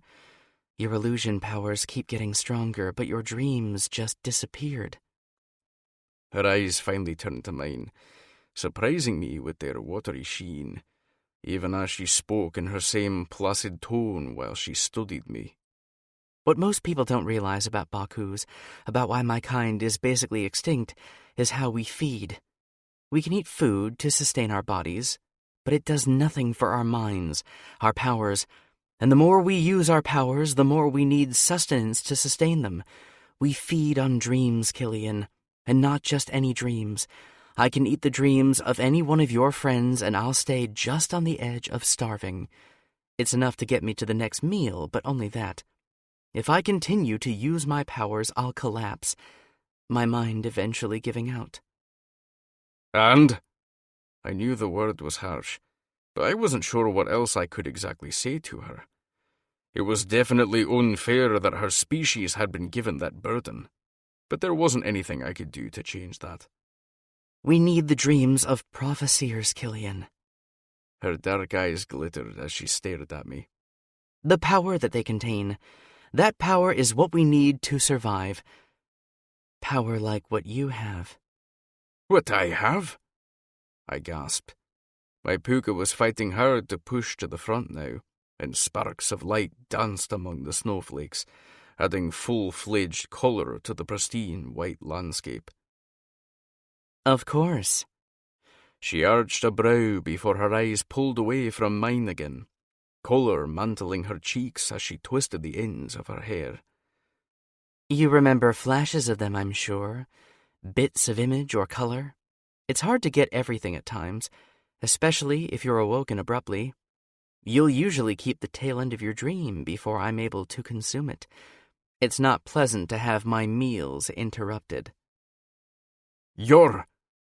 I could feel my friends' shock radiating through me, each of them as speechless as I. Even inquisitive Theo hadn't begun peppering questions at me. You're telling me that I really do have prophecy dreams and you've been consuming them for years? Because you need them? She shrugged a slender shoulder, turning her head away as she blinked rapidly to clear her eyes of the emotion she'd let sneak into her usually unshakable nature. That about sums it up. As I said, I'd most likely die without them. Prophecy is not a common gift, as you're well aware. And though I do not need to have an actual connection with someone to seek their dreams, the same way a dream walker would, it makes it far easier for me to find my meals. For all this time, I mean, you're, 18, 19 years old? She chuckled, though the sound lacked humour. Trust you not to notice, despite us growing up nearly on top of each other. My mother was dying when she brought me here. She hoped that the council would know of a way to save me, possibly even a way to save her. My powers had only just begun to appear, so I had time yet before they began to drain me. Irritation and indecision rippled through me. You could die of this, even as a kid? Of course. Many of our kind don't survive past the time our powers arrive. The only reason my mother made it is because there was a prophet in the tribe she joined. But his powers were nothing like yours. She was always weak, always hungry, and drained. She shifted, wrapping her arms tightly around herself. Like you, this wasn't my original home. My mother found a home amongst others of our kind in a small province in China. While she bore other children, none of them survived very long past the arrival of their powers. Then our prophet died. Mother was aware she did not have much time, and using the last of her strength, we arrived in Alaska to seek the help of the council. She made a deal with them, you see. You had arrived not long before that, a scared little boy who still dreamed of his family and returning to see them one day. I was just a little younger than you. My powers, like yours, had appeared early. What deal did she make? My voice was hard, my hands numb from how tightly I was squeezing my fists. When the council told her that they did have a prophet, she was ecstatic at first. She believed that maybe we could both thrive here. But there wasn't enough room for us both. Your dreams were strong, yes, but not strong enough to sustain a full-grown Baku, and one growing one. She sacrificed herself for me. The council took control of me, and she left, wasting away over time. I'm sorry for your loss, but why was I never... I trailed off, swallowing hard to control the furious words that wanted to rip from my throat in a scream.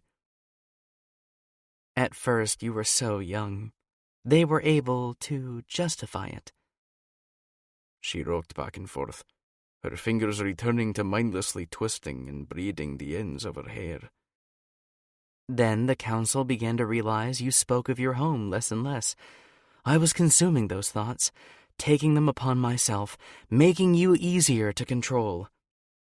I hissed, but she continued as though she hadn't even heard me.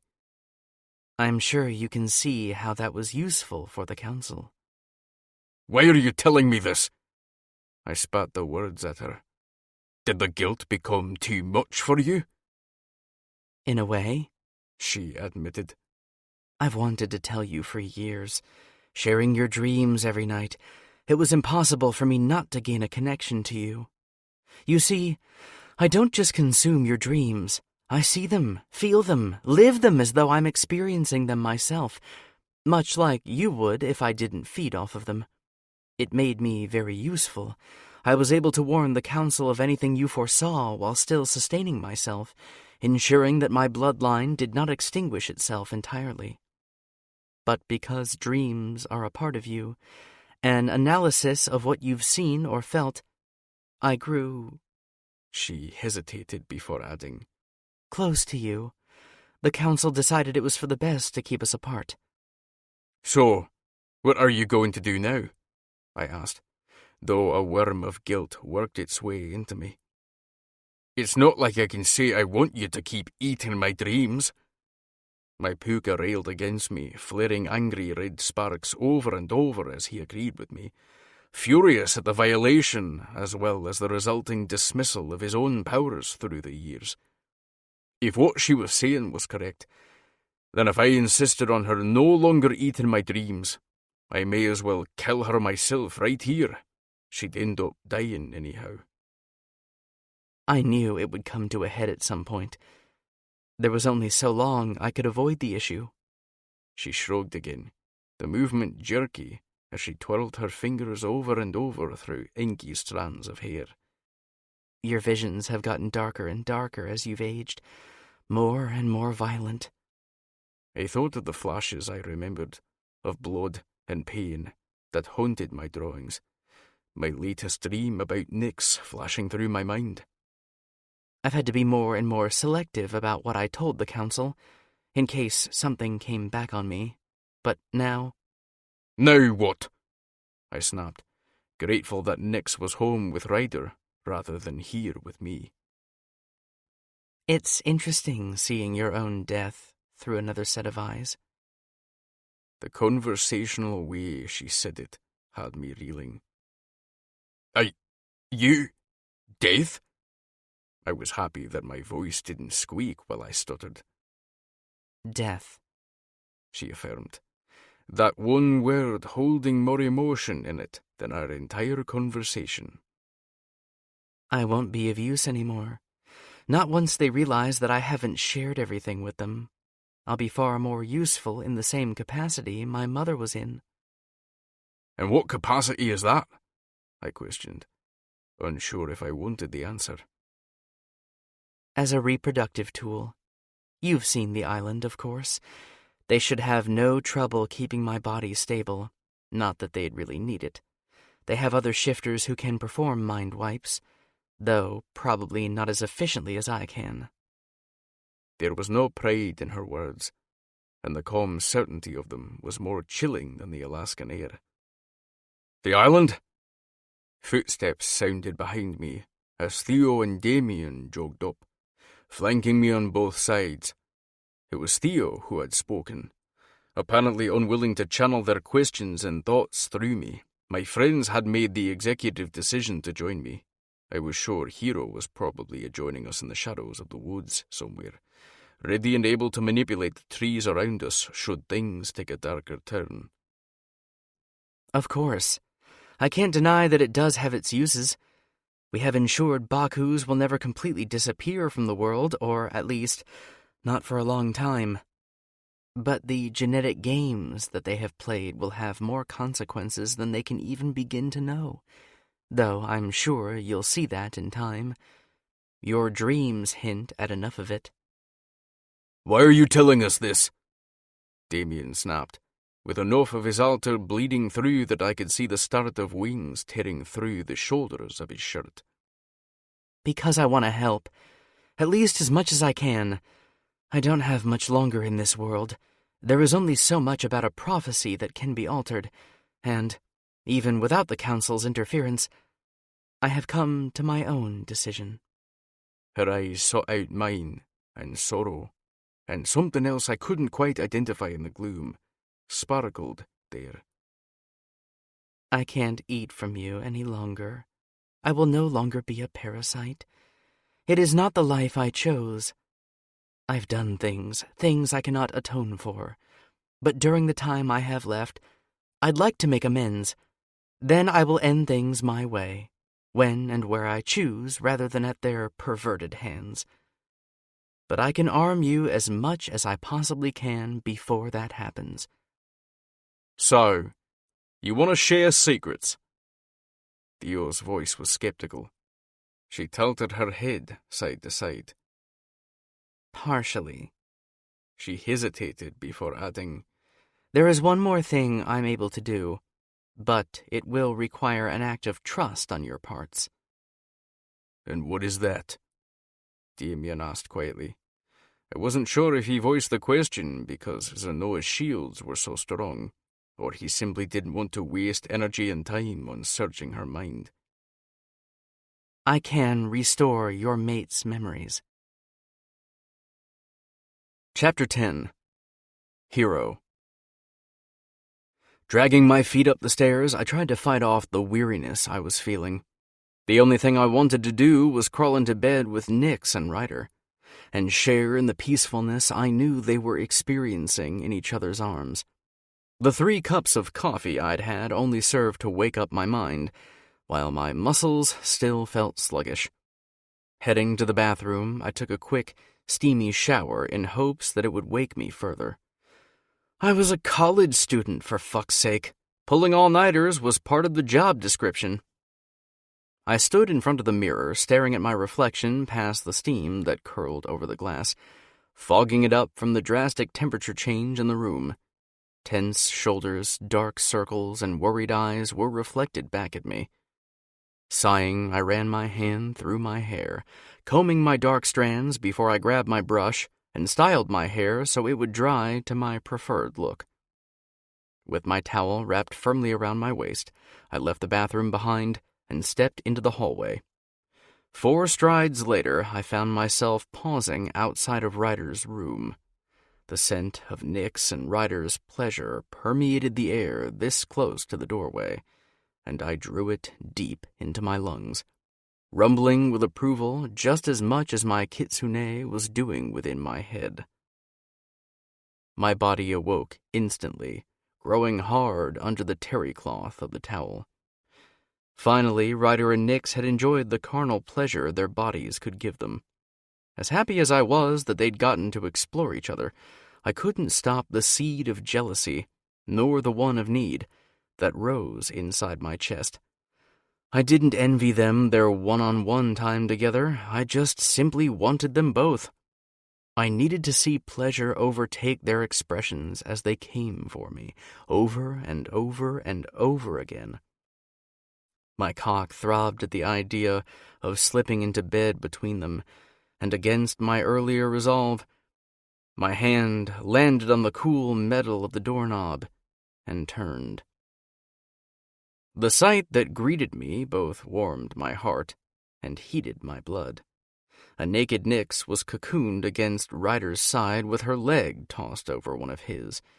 Where she was all soft curves and smooth skin, Ryder was hard muscle and defined lines. The even rise and fall of their chests told me they were asleep, and I crept closer, dropping my towel on the floor to match their naked state.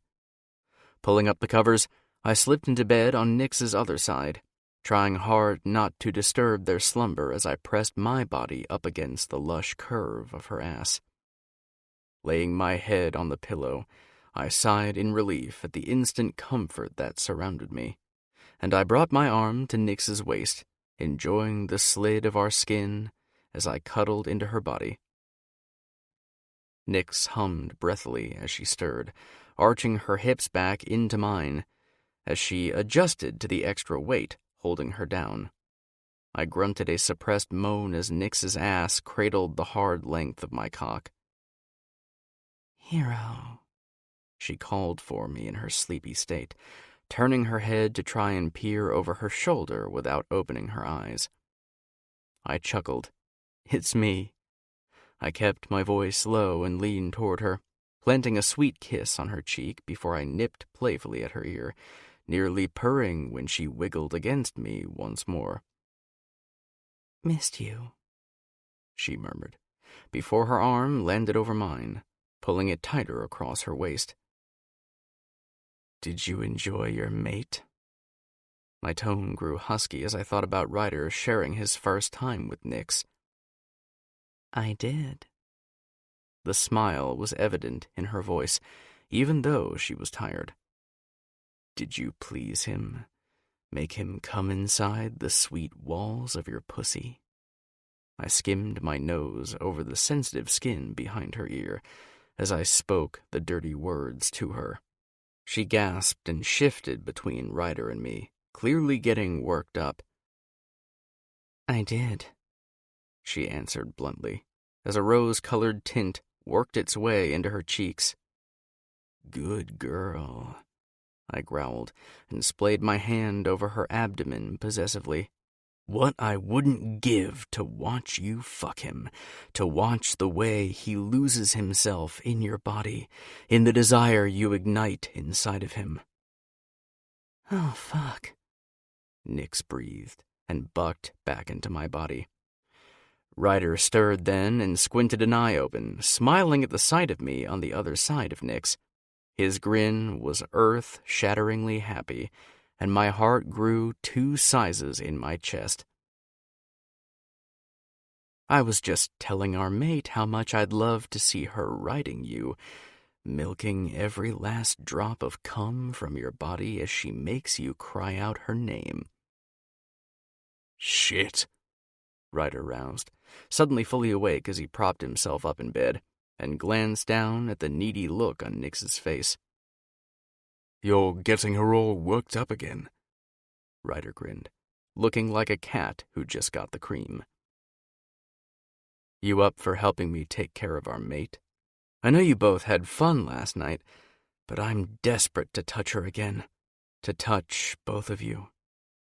I let my gaze sear into first Nix and then Ryder as I spoke, showing them the raw need I knew covered my face. After last night, and everything the guys and I were going to have to share with Nix and Ryder about Zenoa, I wanted to be selfish and claim this little bit of time before things grew stressful again. Ryder, ever observant, must have caught the look in my eye because he asked, "Is everything all right?" "Right now, in this room, yes. The world stops here and now. It's just the three of us." He must have seen my determination, because he nodded and let any outside topics drop away, allowing the veiled curtain I wanted to cocoon us in blanket the room. Nix, however, opened her mouth to ask what we were talking about, and I swooped in, taking full advantage as I covered it with my own. My tongue lashed out to tease hers, letting the cool metal of my tongue ring drag along the sensitive areas of her mouth the way I knew she liked. When she moaned into my mouth, I swallowed the sound and ground my cock against her ass. I let my hand trail down between our bodies, and my knuckles brushed over the rigid length of Ryder's erection, eliciting a hissing moan as the pads of my fingers delved down to find Nix's clit. Stroking her in a circle, I teased around her most sensitive area. "Hero!" she cried out, making my length pulse and drip. Then I moved my hand, wrapping it around the long, girthy length of Ryder's cock. With a sure stroke, I touched Ryder for the first time, watching his face scrunch up in molten pleasure. "That is so fucking sexy." The husky note in Nix's tone was punctuated with the sharp, sweet scent of her arousal releasing into the air. Neither Ryder nor I were unaffected, and dual groans floated through the room as her essence made her slick. I want to see you guys kiss again." She bit her lip, and her blush deepened. I pumped my hand over Ryder in slow movements, teasing him with the pressure of my fist and the glide of my hand over the sensitive area just under the head of his cock. "You never have to be ashamed of your wants with us, Nix. Don't be embarrassed. All you have to do is ask for what you want, and Ryder and I will oblige you in any way we can." My eyes met Ryder's dazed gaze, and like two magnets drawn together, we leaned over Nix's body, our mouths meeting in a clash of tongues and teeth. It had been much too long since I'd tasted my Seraptor, and the fact that Nix had a front row seat ignited my blood in my veins. My hand worked over Ryder in a faster pace, which had him growling and grunting in my mouth as our tongues dueled in a fierce dance of need and desire. I felt the moment Ryder's muscles drew taut as he chased his release. It was the same moment I realized that Nix had a wandering hand and was giving herself pleasure as she viewed the show we were putting on for her. Slowing my movements on Ryder, I cut off his release with a wicked gleam in my eye. He panted for breath, his chest rising and falling as his eyes flew open, and he begged me, wordlessly, for more. "What's this?" I released Ryder and trailed my hand down Nix's arm to where her fingers were working over her sweet, swollen clit. "I don't think so." I gently pulled her hand from her body. Her cries of protest just spurred me on. "You're not allowed to touch yourself. You're not allowed to come until I say so." Even as she writhed between Ryder and me, pleading for release with her chocolate-brown eyes, I knew my orders turned her on. Her breathy gasps and flushed cheeks were a dead giveaway. "You need more, Nix?" I asked, making her respond to me as I shifted positions, leaning up farther in bed and peering down at her gorgeous caramel skin on display. The mounds of her breasts were firm and round, and her nipples stood at complete attention, drawing my focus while she answered me with an unintelligible mewl. My lips closed around a nipple, tugging at the sensitive flesh and making her press her thighs together. The moment Ryder joined in with the ministrations, closing his mouth around her other nipple, she jolted and drove her hands into our hair, holding us to her body as we worked her with our lips, tongues, and mouths. "Don't stop," she demanded, and I stopped. Ryder, picking up on my game, slowed to a stop as well, lifting his mouth off of her tit only to blow cool air across her tender flesh, watch it harden and pebble to a diamond. "Fuck!" she cried, and my cock jumped at the pure need we'd elicited in her. Our play continued in a game of give and take until I finally kissed a trail between her breasts and down her stomach, hovering over the promised land that was her center as she pressed her hips up to meet my lips. "Please, hero." Her need was like a balm to my soul, offering peace and a sense of rightness that settled into my heart. My mate needed me, and I would oblige. My tongue lashed out at her, laving over her clit in one hard stroke that had her arching off the bed. I took my time, exploring every inch of her, sucking and licking and stabbing my tongue into her pussy over and over again. Focusing on her clit, I started in a wide circle, drawing closer to her center with every pass, while I enjoyed the flavor of her. By the time I reached her clit, I gripped her thighs and held her down while I flicked my tongue ring over her lightly, chuckling at her frustrated groan. I tortured her with varying degrees of pressure as I licked over her clit, and Ryder kept her wrists pinned over her head to keep her from trying to force my tongue where she wanted it the most. "I need to come." The shaky quality of her voice told me how close to the edge she truly was, and I pulled my head back to peer up at Ryder and Nix. "What do you think, Ryder?" I smirked. "Should we let her fall over the edge into bliss yet? Or should we play with her some more?" "Ryder, please." Nix turned her head toward him, begging him with those fathomless brown eyes of hers. I saw the moment he wavered, wanting to give her what she wanted, but I wasn't done yet, with either of them. Deciding to give her a little more control, I came up with an idea. "As a reward for your obedience, I'm going to let you choose what happens next." Staring at Nix's swollen pink lips as she dragged in a breath, I asked her the question burning on my tongue. "What do you want, Nix? Your wish is our command." Chapter 11. Nix. My mind spun with the millions of possibilities that Hero offered me in that moment, and as much as I wanted to beg him for the orgasm he'd been denying me, there was one pressing idea tattooed on my brain that I'd played through my head during my own private time. My breathing sawed in and out of my lungs as I forced myself to voice one of my most private fantasies.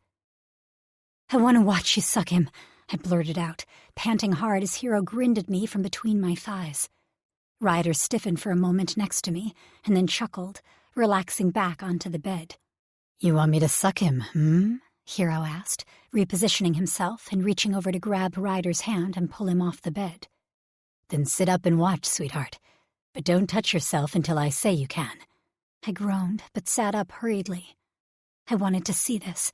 I gripped the edge of the bed tightly as Hero pulled Ryder to a spot right in my line of sight and just out of my reach. His eyes locked on Ryder's as, ever so slowly, he knelt at his feet. Ryder moaned, reaching out to tangle his tan fingers in Hero's dark hair. "Stroke yourself for me," Hero ordered, his eyes still on Ryder's. I shifted in the bed, my core aching as I watched them. Ryder slowly wrapped his fist around his own length and groaned, giving the shaft a squeeze and beginning his gliding movements. I moaned at how hard and ready he was. He shot me an impish grin. "Is this moment everything you've imagined, sugar?" I nodded, speechless. Hero turned his eyes to mine as he wrapped his fingers around the base of Ryder's cock, replacing Ryder's hand with his. We all groaned in unison. I bucked my hips off the bed. "You want to watch him fuck my mouth?" Hero's smooth, sweet voice saying such dirty words was so hot. I nodded, moaning with need. Hero kept his eyes on mine as his tongue snuck out to lick the weeping tip of Ryder's cock. Ryder's hand tightened in his hair, pulling his mouth more fully toward him. Ryder's eyes didn't leave Hero, while Hero's gaze was locked on mine as he opened his mouth wide, allowing Ryder to thrust his cock deep into his mouth. I squirmed. The pressure in my abdomen was intense, and I needed to relieve it. Hero broke eye contact with me to lick and suck at Ryder's cock, allowing Ryder to guide his mouth over him again and again. As I watched his mouth work Ryder, I used his distraction and slid my fingers between my legs. I was already so fucking close.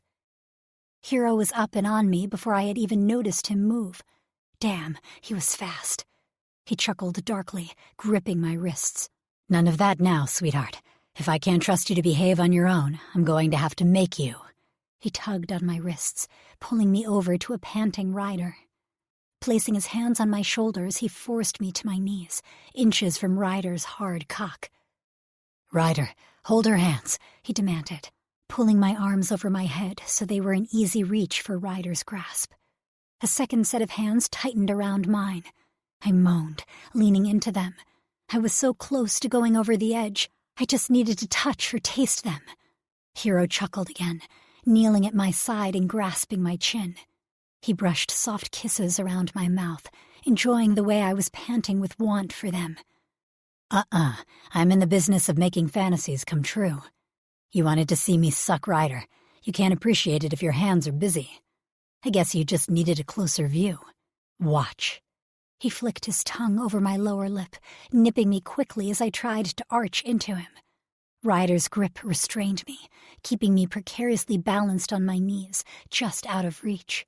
His hips canted forward as Hero knelt before him again. "Fuck," he spat, as Hero swallowed him in one swift motion. "I'm not going to last." Hero deep-throated him again and again, before pulling off to lick him lightly. "You like me sucking you, Ryder?" Ryder only groaned, thrusting his hips toward Hero's mouth. Hero grinned. "Oh no, that won't do. Use your words. Do you like me sucking you? The feel of my tongue on your cock." He licked forward quickly, swirling his tongue from the base to the tip before pulling away again, teasing him with his tongue ring. "Do you like that my sucking you is driving Nyx crazy? Knowing that she wants to help me suck your cock? That it's making her wet watching this? Fuck yes," Ryder hissed. Hero rewarded him, running the hard steel of his tongue ring along the underside of his cock, teasing a sensitive spot there that Ryder seemed to love, before swallowing him again. Ryder and I groaned in unison. Watching Hero pleasure him like this, driving Ryder crazy, was killing me. I twisted, trying to tug my hands from Ryder's grip, but he only tightened his hold. Hero pulled his mouth away again, ignoring the pained moan that dropped from Ryder's lips. "That's not very nice, Nyx. If you fight him, I have to stop sucking to reprimand you." He leaned forward, slowly dragging his tongue over and around the swollen head of Ryder's cock. "God damn it, Hero, I'm so close." The words were ragged and pushed out around gasping breaths as he clenched my wrists tightly. Hero kept his eyes on mine. "Do you want me to make him come? Do you want to taste him on my lips when I'm done with him?" I groaned, nearly coming at the thought. "Yes." "Well, let's give the lady what she wants." Hero smirked, holding his eyes on mine as he went back to working Ryder's cock in long, smooth strokes of his mouth. I arched and twisted, unable to stop myself as my body ached in time with each pass of Hero's lips and thrust of Ryder's hips. The bones in my wrists ground together as Ryder bucked and moaned, losing himself in Hero's mouth. Hero pulled back, leaving Ryder sated in his wake, and turned to look at me, his eyes hot and needy. He arched an eyebrow in question, and feeling Ryder's grip on my hand's release, I lunged for him, pressing my mouth to his. I could taste Ryder's saltiness along with the sweetness that was only Hero.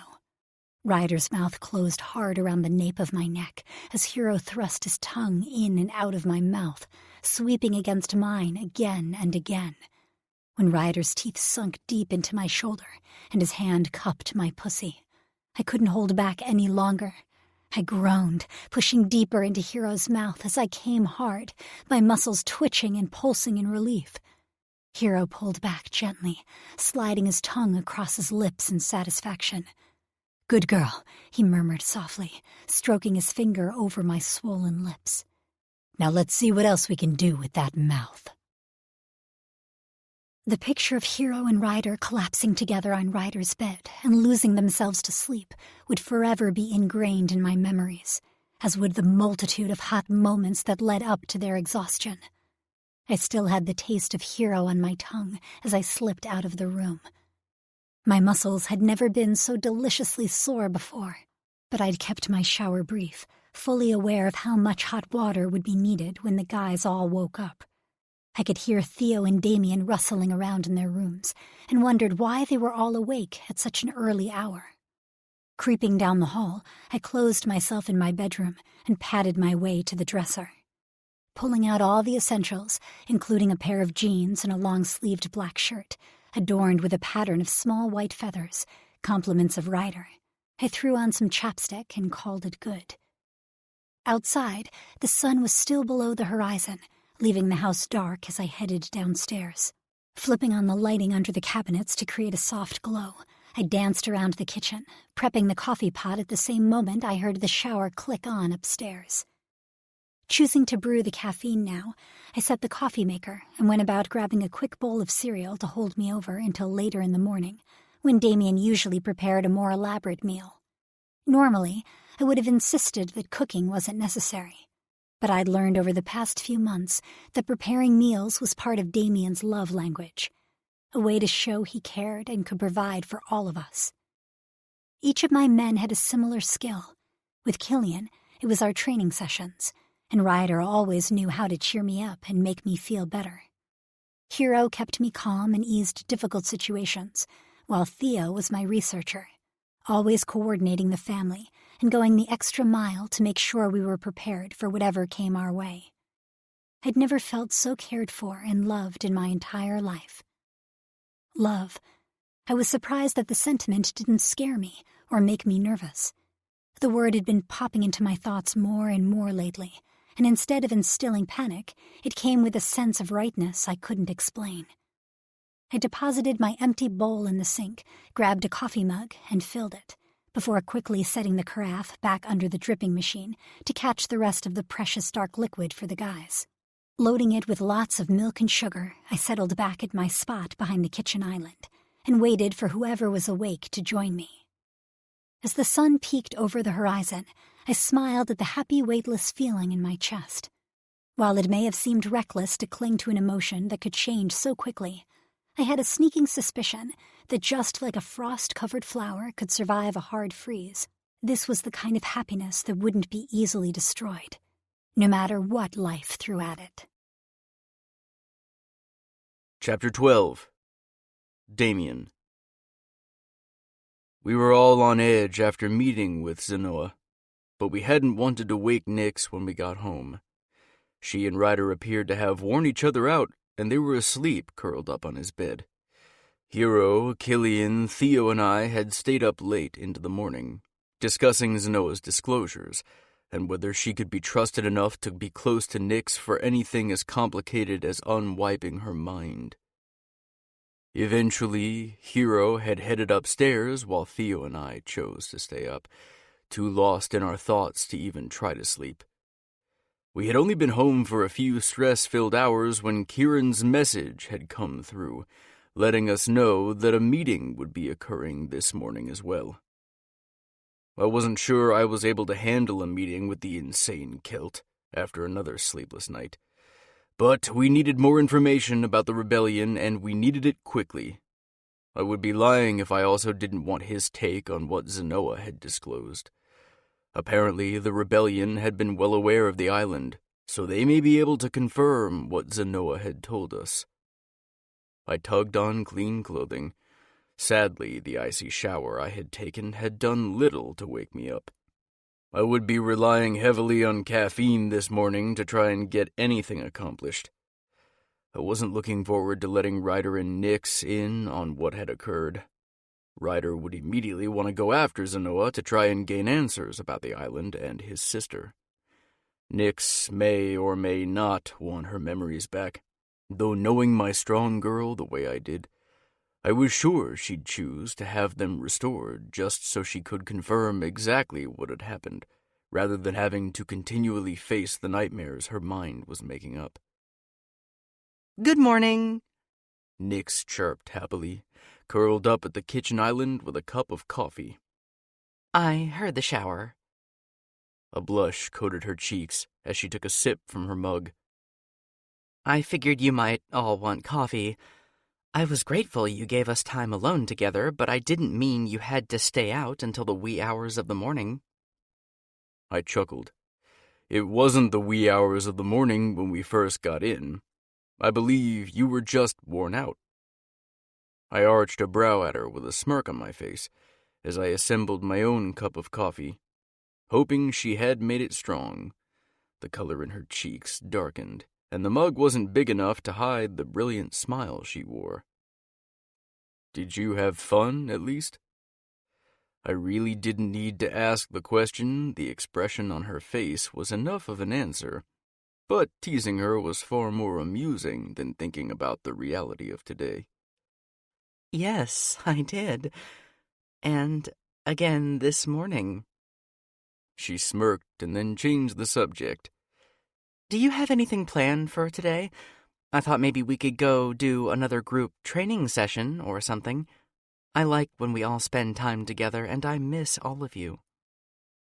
I'd love another training lesson, but there isn't time for that today. Why? She asked curiously, setting her mug aside. We have to meet Kieran this morning. Killian's gruff voice interrupted us as he made a beeline for the coffee machine.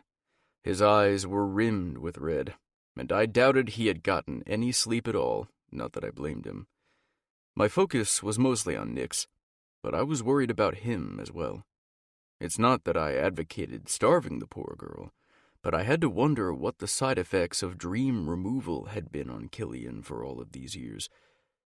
It wasn't as though he could avoid sleeping for very long, but now he would never know if someone was inside of his mind, stealing visions they weren't meant to see.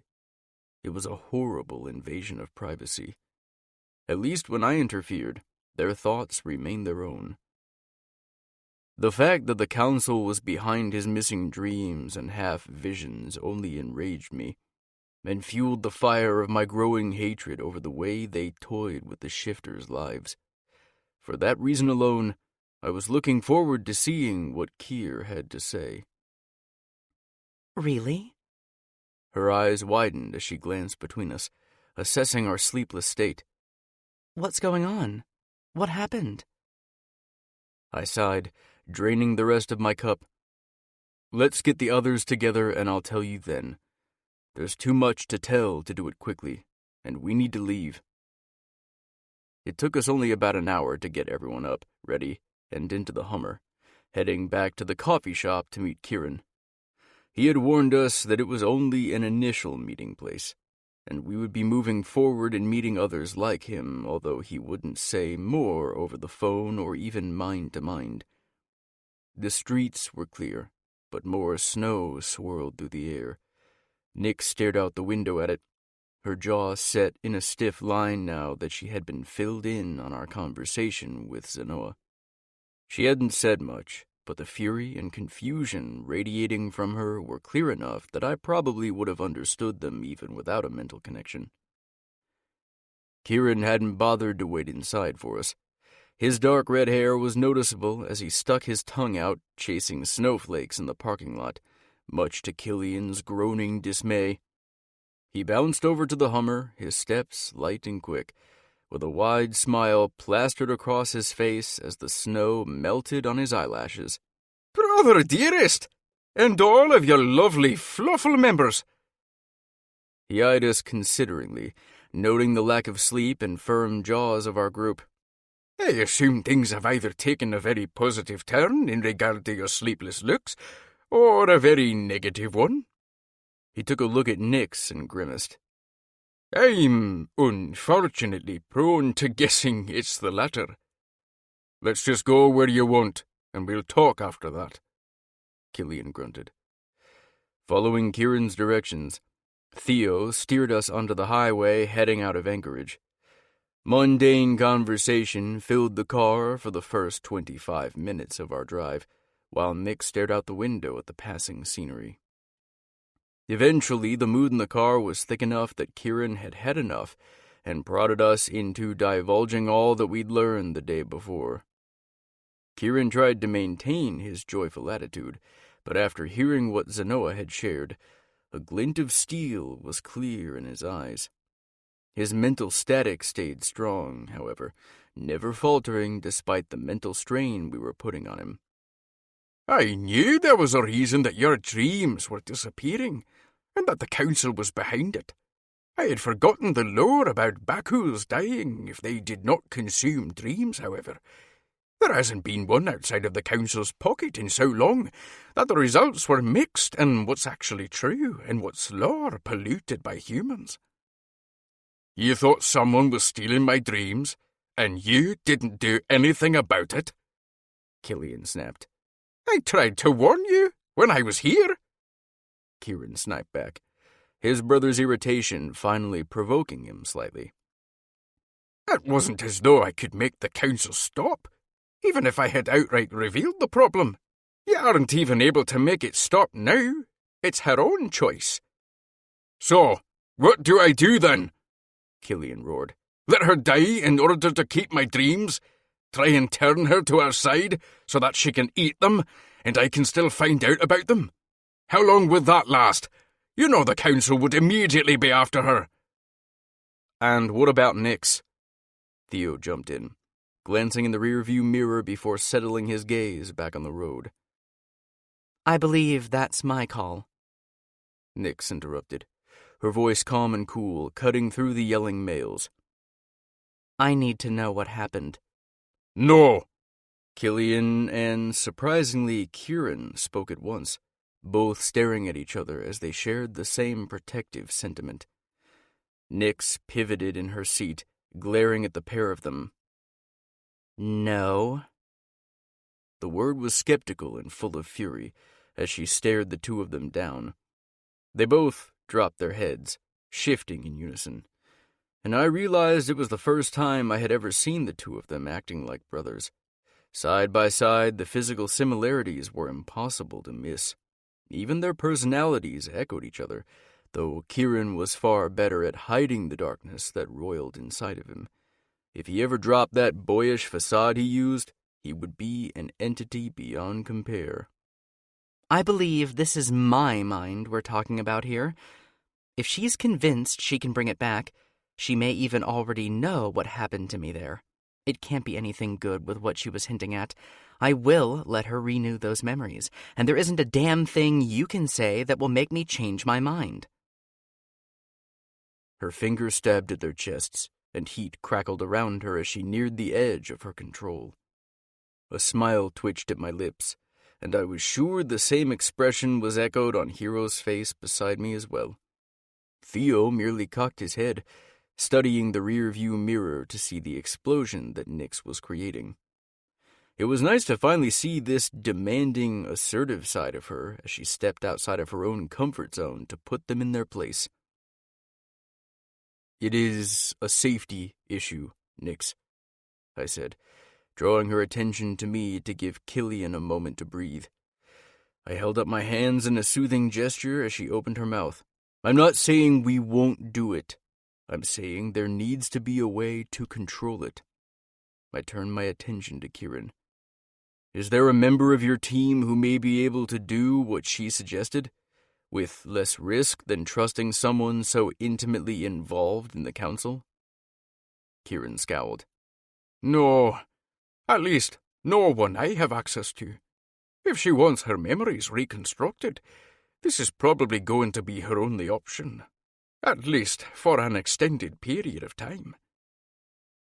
Until we prove ourselves, I guessed, my eyes narrowing as I stared at Kieran. He only grinned dopily, not agreeing or disagreeing with my statement. I pressed a hand to my temple as the chorus to Barbie Girl began to play on repeat through my brain at a louder and louder volume, preventing me from questioning him further. Kieran directed Theo to hop off the highway and navigated him down a few rustic roads while I tried to think past the mental noise he created. I can maintain a constant connection to her if she's willing, I suggested, trying to think over the music. If she begins to think about doing anything other than what she said she would, or shuts me out, then we can remove her before she's able to do anything to affect Nyx. Her ability to control minds isn't instantaneous, and it requires contact. I held up a hand to forestall the objections I knew were about to fall on me. Let's focus on whatever Kieran has in mind, and then we'll discuss this in greater lengths when we're home. Mutters of agreement filled the car while the strains of music quieted and disappeared, and I resisted the urge to sigh in relief. An entrance to a gravel driveway appeared up ahead, and Kieran had Theo turn and pull up the long drive to a large cabin buried in the woods. At least it's secluded. Theo pressed his thoughts toward me, and I projected them to the group. Less chance of getting caught. Hero echoed what we were all thinking. If the council found out about our involvement with the rebellion, I couldn't even fathom the repercussions. Let's just hope all this trouble is worth it, and my brother isn't getting us in over our heads. Killian grumbled as he pushed the door open, letting chilly air invade the warmth of the car. Gravel crunched underfoot as we all climbed from the Hummer, stretched our legs, and clambered up the steps behind Kier as we followed him inside the rustic home. There, on the front door, was the barely visible shimmering symbol that marked the place as safe space to converse within. Kieran led us down a long hallway, with the ridiculous fool smile still painted across his lips as he glanced back at us, ensuring we followed. Since you're excluding me from your little family chat, we may as well get on with things. Now, there's no need to stand on ceremony here, the way you would if you were at the lodge. Kieran tossed the words lightly, without seeing the grimaces on my brothers' faces, or at least ignoring them if he saw them. That's not to say that you're to be rude, of course. Not that I would expect that from such dear friends. What about shifting? I asked, receiving an approving nod from Theo. I knew he preferred to take a back seat in these situations. He was often the most observant of the group, and he liked to watch and listen to everything going on rather than being the one asking questions and talking, at least until his curiosity got the best of him. As long as I stayed on track with what he wanted to ask, or kept our mental link open, I knew he wouldn't mind. Well, there should be no need to shift in front of each other. We're all friends here. Killian scoffed, narrowing his eyes at his brother's back. That's one way to put it. Another way would be that we're as relegated here as we are at the lodge. Kieran stopped and turned to face his brother. I really hope you don't mean that, Kill, he said quietly, searching his brother's eyes. I wouldn't put you or your mates in any kind of jeopardy if I could avoid it. The only reason we're meeting here, rather than at a place of your choosing, is because it's safer. He stared him down, waiting to see if he'd apologize, and the silent moment stretched between them until Nyx stepped forward, laying a soft hand on each of their arms. We're all a bit on edge. It's not that we think you want to hurt us, Kieran. I'm sure that's not what Kill meant at all. She sent him a soft look, but she didn't wait for him to agree. Now, you said we were going to meet people? Yes, a few of the members who head their factions, Kieran explained, patting her head gently before turning away again. Factions? The word reverberated in the hall as we all spoke it at once, shock, confusion, and plain curiosity coating it. There are different groups? Nix inquired curiously. How do you get along? We all have the same current goal. Those words came from a soft female voice, spoken from a doorway I hadn't noticed hidden in the recesses of the wall. A woman stepped forward. Her blonde hair was soft around her face, her skin fair, as she sent a soft smile to Nix. While we may not agree on what will be coming in the future, what kind of life is best for all shifters once the council is removed, that one fact is enough to keep us going. Kieran smiled, reaching forward to grasp her arm, squeezing just below the elbow in a form of handshake. I noted the gesture, filing it away for later.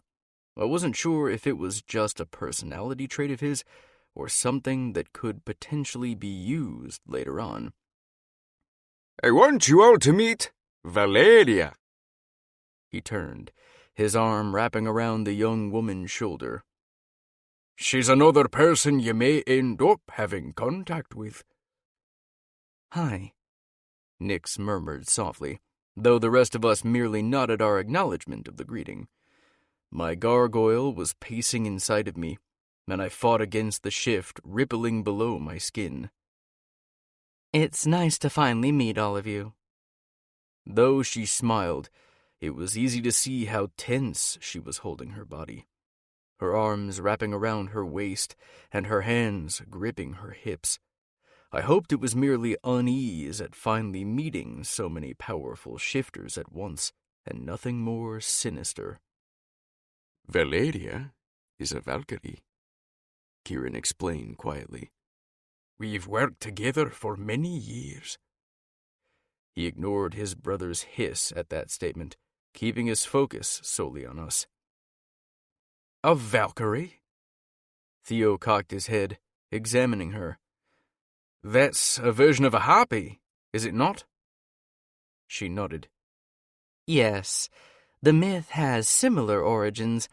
Our transformation is a bit easier than our sister species can be, and we don't lose any of our mortal looks. It's made our transition into groups a little bit easier. I've heard of Valkyries. Nix studied the woman. I keep being surprised by all of the different people I meet. Valeria grinned at her. You will continue to be surprised, too. I never, in my wildest dreams, thought I'd meet a phoenix, and I've grown up in this world. It doesn't get any easier, believe me. There are many creatures thought to be a myth that have a seed of truth to them. The only question is whether they exist anymore, not whether they existed at all. So, what faction are you? Ryder asked with a scowl. One of the ones who wanted to leave the island alone and not rescue the people who are suffering on it? Ryder! I barked his name, though he refused to look at me. Watch your mouth. We don't know exactly what we're up against yet. Play carefully and kindly. Don't cut off potential allies before we've made them. Her mouth firmed, and she shook her head. I was one of those who voted for destroying the island as soon as we learned what was going on with it. Unfortunately, I was outvoted. There's enough of you to vote? Hero inquired softly. She nodded. You won't meet everyone today. I doubt there will ever be a time you truly know everyone. Our ranks have grown exponentially over the years. It's one of the reasons we have as many different factions and group leaders as we do. It's far easier to keep a handle on everyone's actions that way. What are the factions? Nix asked, her eyes darting to mine. I knew she worried about overstepping, but I was sure her curiosity was raging. It depends on who you ask, another voice answered. A male stepped up behind Kieran and Valeria, and my sense of smell was able to acknowledge that he was animal, not mythological. Ma'am, The others are waiting for you." His attention was clearly on Valeria, though he didn't move his eyes from us.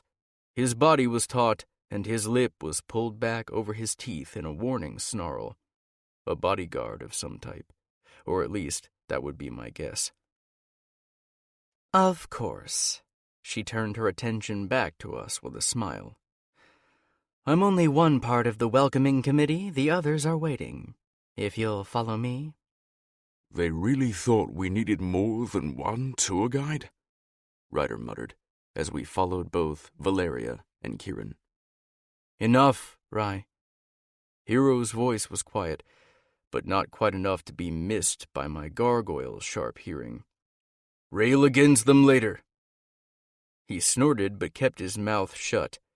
We approached a door and Kieran swung it open, guiding us into the center of a room.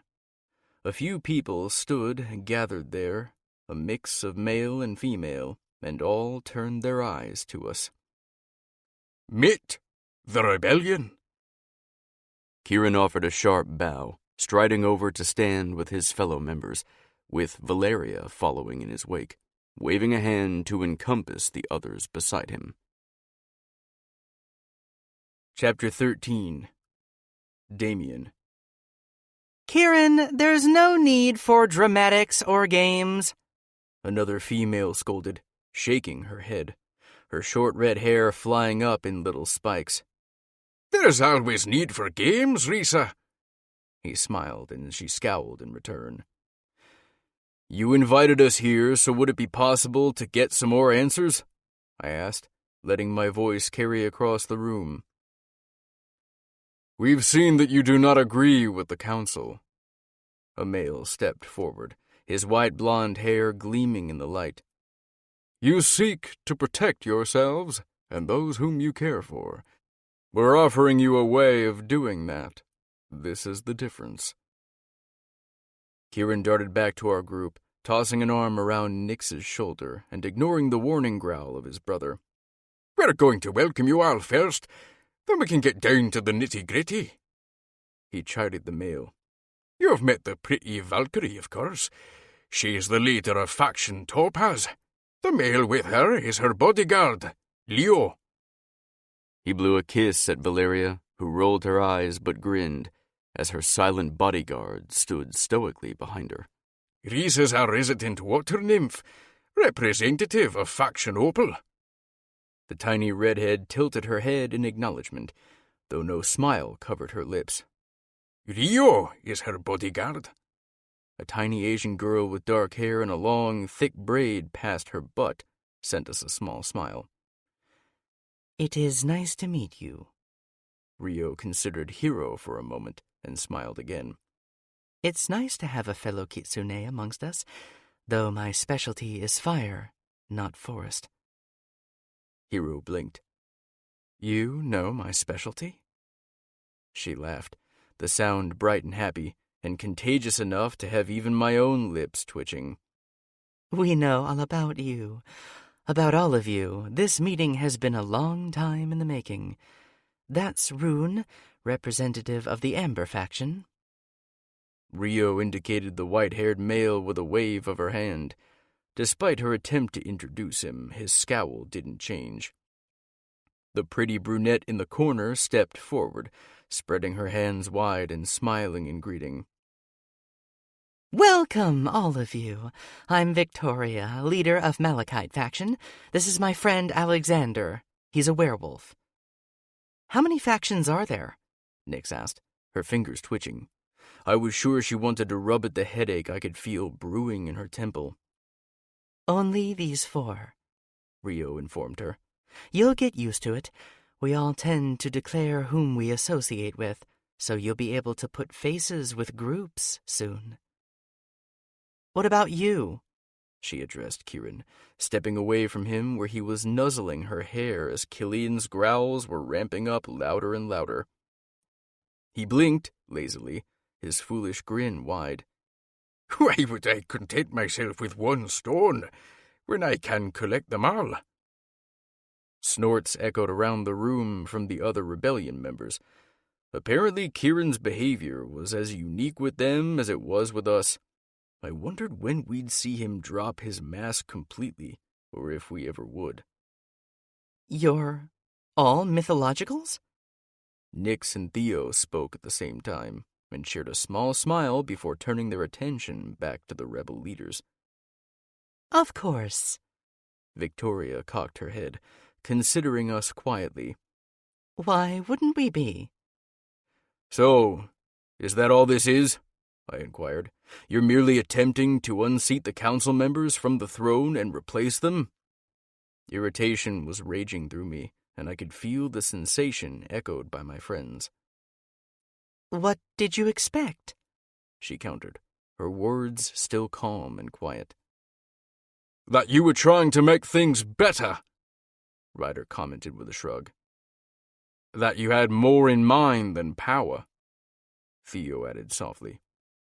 That you considered all shifters when you made these plans, Nix finished, grimacing as she shook her head.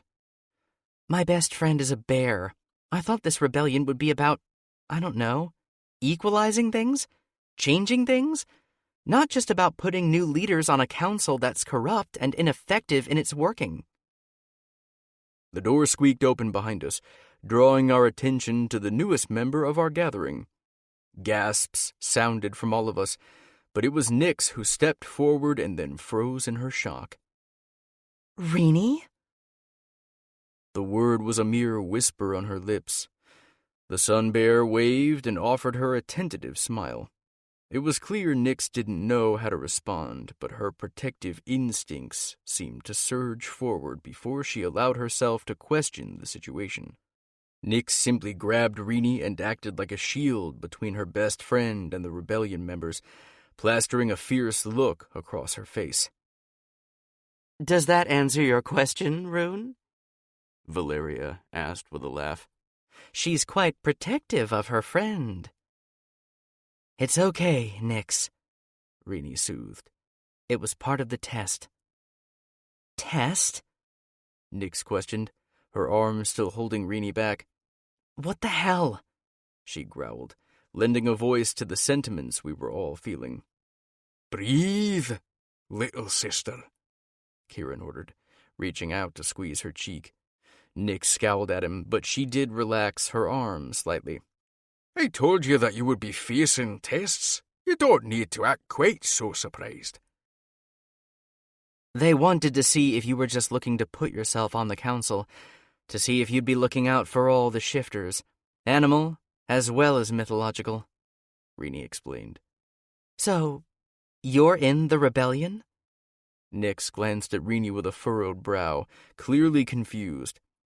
Guilty, Rini shrugged and looked hopefully at Nix, who appeared to be digesting that little fact. Fuck, we all were. Nix rubbed her head, squeezing her eyes shut as she concentrated. This is so complicated. Of course, Victoria shrugged, the movement smooth and elegant. It's not as though we welcome everyone into our numbers. Not yet, at least. We expect many will be willing to move against the council once all of their misdeeds come to light, and they see that there's a solid, protective backing for them. But until that point, we need to be selective, careful. This has been going on for years and years, Risa explained, her voice quiet. We cannot risk what will be for what we want in the moment. So, if you're all different factions, whatever the hell that means, then why are you working together? Ryder pressed, unhappy with the non-answer he had received from Valeria. Because they realize there's one enemy. I didn't bother moving my eyes from the rebellion members as I answered him. They have different beliefs for what they want when the council is removed, but they all need the council removed. No other action will allow them to create a new government. Rune arched a brow, nodding slowly as he considered me. You are correct, Gargoyle. So, what are the factions? Hero asked. Not important at the moment. Risa responded with a wave. You'll come to see those ideologies in time. We don't have much time until you need to be back, or the council will be looking for you. Let's discuss the most important issues for now. Come on, Rini. Kieran held out a hand for her, executing an elaborate series of bows. Let's let them yammer on with each other while we do something actually important. She chuckled, but laid her hand willingly in Kieran's, allowing him to tug her away. My brows shot up as I watched the pair of them and the familiarity between them. I'd have to find a chance to speak with Rini soon, and see when that had occurred. I wasn't sure her bears would be fans. I knew I wouldn't be if I saw Nyx that familiar with another male.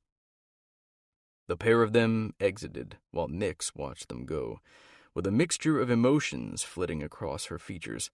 When she turned back, my family and I faced off against the leaders of the rebellion, shoulder to shoulder, a solid wall, waiting for more. This was only part of the first task. Victoria's words took on a formal tone, her bodyguard moving closer to her as he watched us. I think 3 altogether will give us a nice idea of how you really feel about our group, and how you work with us. So, if this was part of the first one, what's the rest? Ryder's scowl punctuated his question. We need to see how committed you are to our cause. Rune spoke, his gray eyes glinting flatly in the light. His words were cool, his posture rigid as he studied us. A little show of blood should do. Her blood. His eyes moved to Nyx, considering her quietly. No way! Killian denied him, shaking his head. That's an interesting request. Theo cocked his head as he spoke. Phoenix blood has plenty of power, to be sure. However, Nyx is in no condition to give blood at the moment. Theo, Nyx interjected. Theo and I both held up our hands, stopping her. No, Nyx. I shook my head, though I offered her a smile, reassuring her I wasn't mad at her. You can't donate at the moment. I knew their eyes were watchful on us, so I worded my choices carefully. You've been injured too often lately in training, and I don't want to risk you losing too much blood at one time. While we understand your request, Hero began, nodding his head in acknowledgement, you must realize that the health of our family is of the highest importance. While it may be a possibility in the future, as Damien has indicated, Nyx has a tendency to become injured in training. With everything going on, I'm sure you can understand why there is a need for an intensive training regimen for her. We must make up for the years where she received no training at all. The rebellion members exchanged a look among themselves, and withdrew to speak quietly with each other.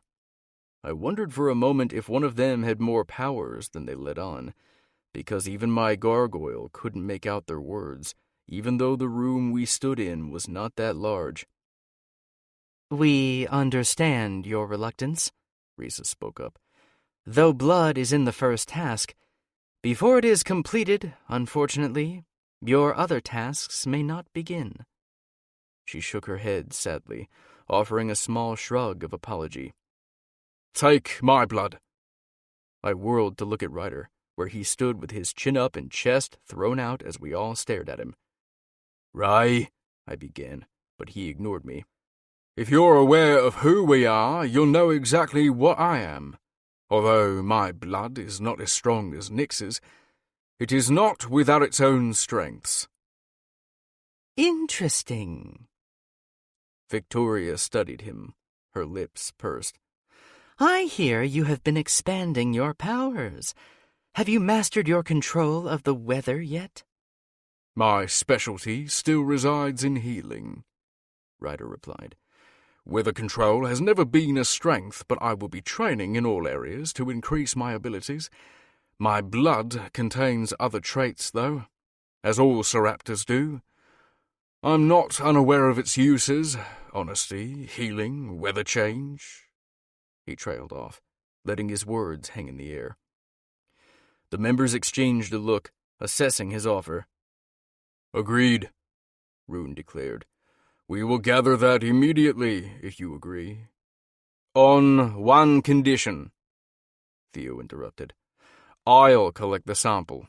I've performed all medical care for our family, including the drawing of blood, for the past few years. They're comfortable with me."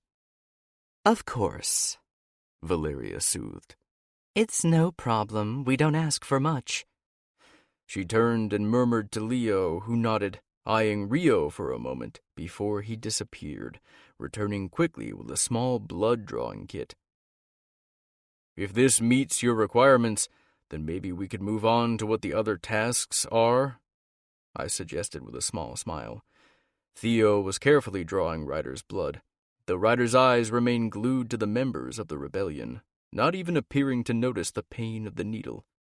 No one answered me, their attention between themselves, until Theo pulled away with a small, full vial. I heard Nyx swallow hard, and I was sure she wasn't thrilled with the sight of the blood. Leo held out a hand, accepting the offered blood, and disappearing again as Valeria smiled at me. Part 2 will be quite a bit harder, I'm afraid.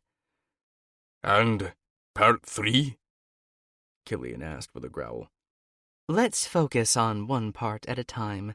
It makes it less confusing for everyone." Victoria avoided the questions smoothly, her eyes on Ryder's skin as he focused his energy, healing the small pinprick in the bend of his arm. "Go ahead," I stated, crossing my arms over my chest. "Let her finish before interrupting her," I suggested through our mental link. "I have a feeling we really aren't going to like what she has to say. That means all of you." I pushed the words hard at Killian and Ryder, making sure they understood me. I received murmurs of assent, though their focus was on the shifters around us rather than on me. There will be many weapons working against us when we approach the Council, things that could stand in our way from potentially winning and remaking our world. Reese's voice was smooth, her words soft, but it was impossible to miss them with our attention so focused on her. We need to start finding ways around those issues, other weapons, weaknesses, antidotes. "With that in mind," Valeria continued, "we came up with your second task." We are well aware of how... She searched for a word for a moment, shaking her head before adding, strenuous this task will be. However, the future of our movement hinges on you performing it successfully. "We need you to obtain and return at least 1 vial of basilisk venom," Rune finished, with no emotion leaking through as he spoke. I froze, shock echoing through our mental connection as we all processed their demand.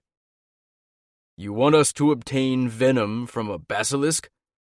I was sure that was what I heard, but the complete inability to process such an insane request forced me to repeat it back to them. "You do realize that there are only 2 basilisks in this entire hemisphere?" Theo asked, as incredulous as I was. "Alaska isn't a hot zone for snakes, let alone rare, famous, deadly ones." "And that those 2 are a council member and his son?" Hero inquired, his voice shaking a little on the words, both fury and fear running through him. "You'll have time to think about a plan of action, of course," Valeria offered, although she didn't acknowledge our horror. Not too much time, though, Victoria stated, shaking her head. I know the task is daunting, but we need that weapon sooner rather than later if we hope to develop an antidote to their venom. If you succeed, we could save countless lives when this war comes. "We'll see what we can do." I pushed the need for silence down the mental link, trying hard to shut out my family's emotions. Nyx's fear and anger particularly, trying my best to focus. We needed to speak privately, not where other ears could listen.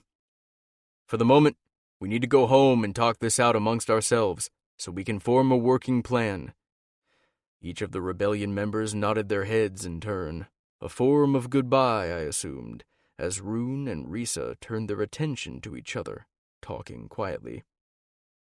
We'll call Kieran for you, Rio spoke up, her dark eyes glittering. He'll escort you home. Thank you.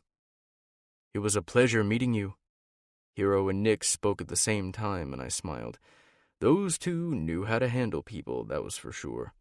It was a useful skill, and one we'd need as time went on. Our return trip was silent and tense, and Kieran even kept his mental static down to a minimum. I know what's been asked, he finally said, breaking the tension. I am not allowed to help, at least, not in any visible way. They're looking to determine your dedication and test how you work as a group.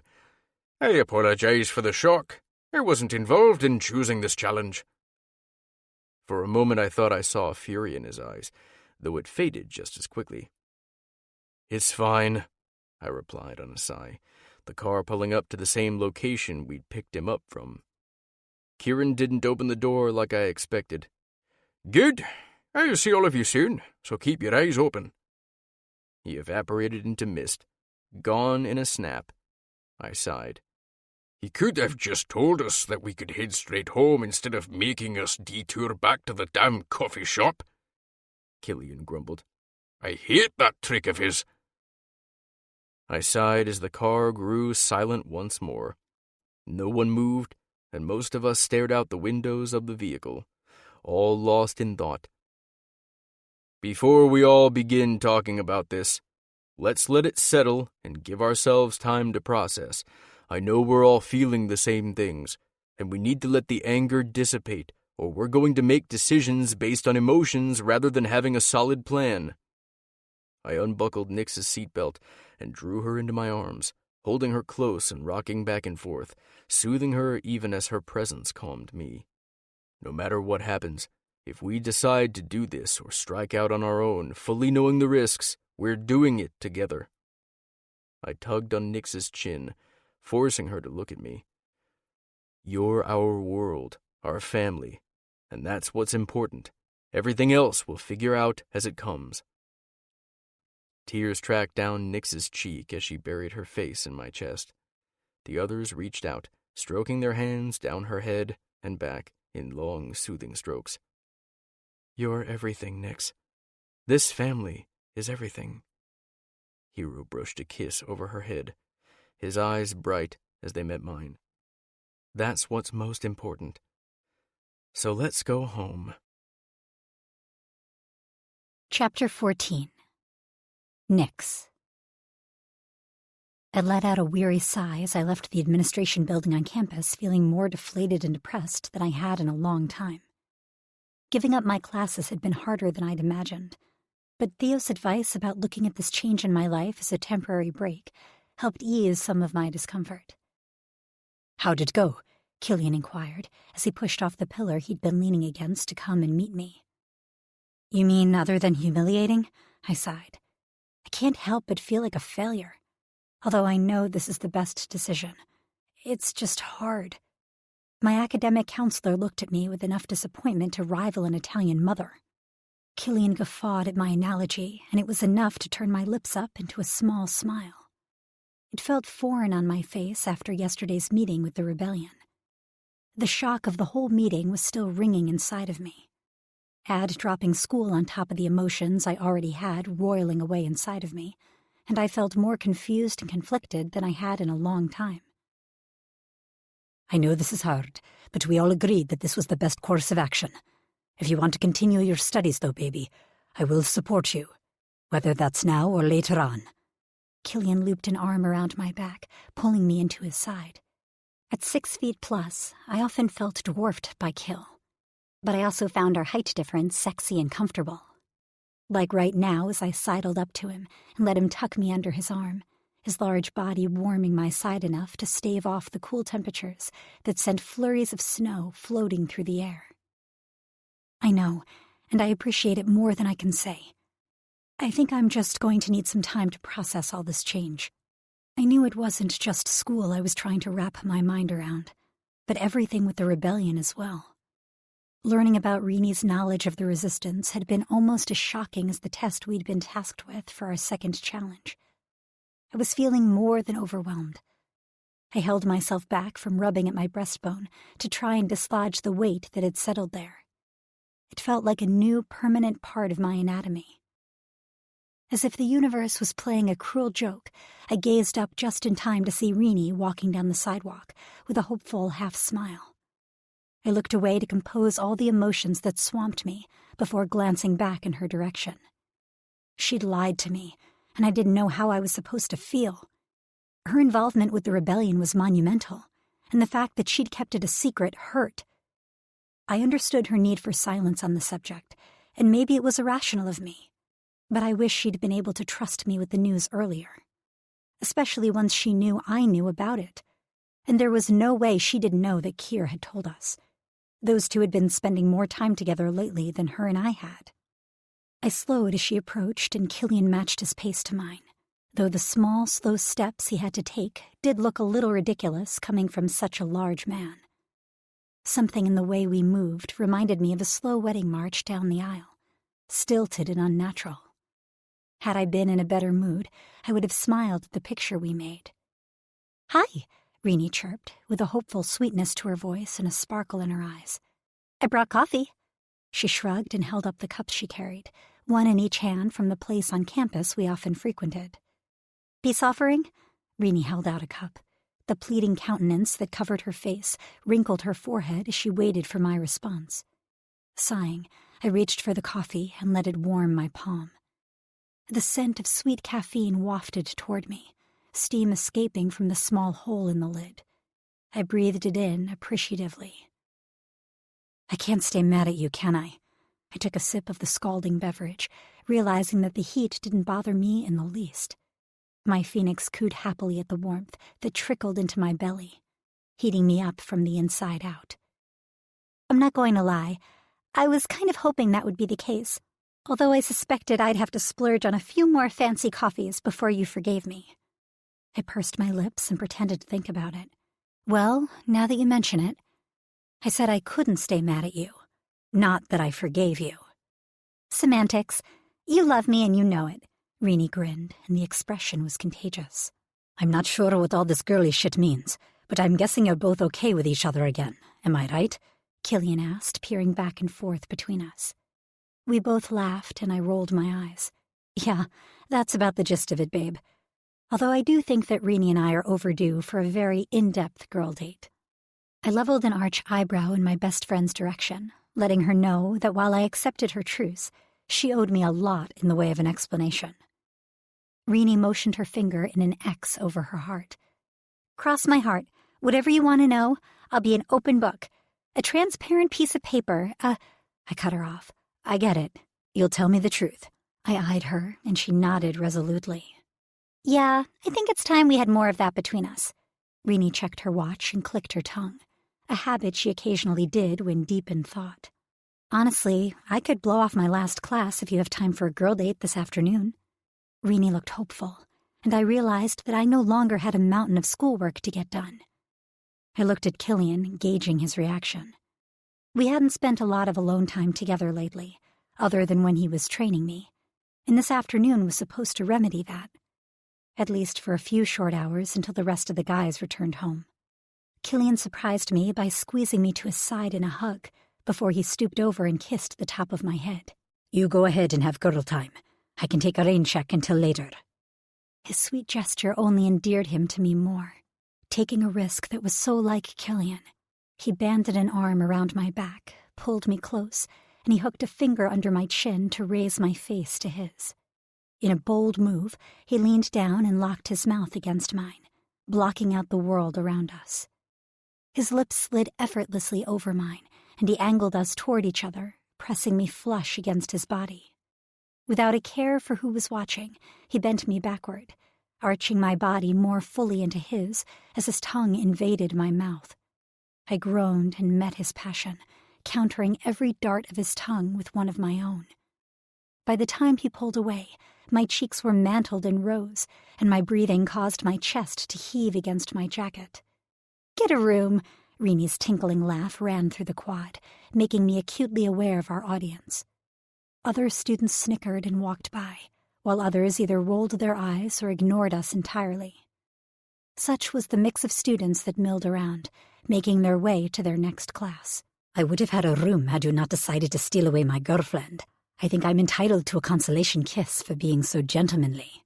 Killian's gruff voice was full of challenge, and Reenie raised her free hand up in surrender. "I read you loud and clear, Romeo. Sorry for busting your balls." Reenie smirked, not looking the least bit sorry. "Besides, it's not like I haven't seen a steamy kiss before. I probably participate in more of them than you do on a daily basis. Let me tell you, the things that Barrett can do with his tongue—" Reenie leaned toward me like she was telling me a secret, but she didn't change the volume of her voice to match. "Magical," she finished, pretending to look out into the distance at something grand, with a dreamy look on her face. "That's gross. Knock it off. I don't need to hear this shit," Killian griped. "You're practically my sister." He looked disgusted at being privy to any part of Reenie's sex life, mild or not. I bit my lip to hold back a smile, but it didn't work, and I ended up laughing at Kill's distress. "I've got my truck today and can drive us to my place if we give your bodyguard the slip," Reenie teased, and I looked to Kill, unsure if he'd be comfortable letting me go alone.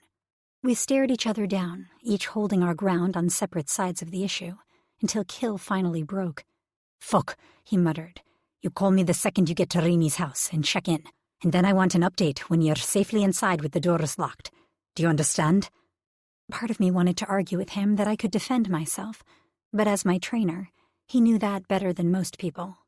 The truth was, I understood his hesitancy after all the shit that had happened in the past, so I simply wrapped him in another hug and agreed before disappearing down the sidewalk with Reenie. "He cares about you a lot." Reenie broke the growing, tense silence as we made our way to her truck and tucked ourselves safely inside. My phone dinged before I could even respond, and I tugged it from my back jeans pocket. Killian's name flashed across the screen, and I smiled, shaking my head at his overprotectiveness. "I know." I held up the device to show Reenie how he was already checking up on me.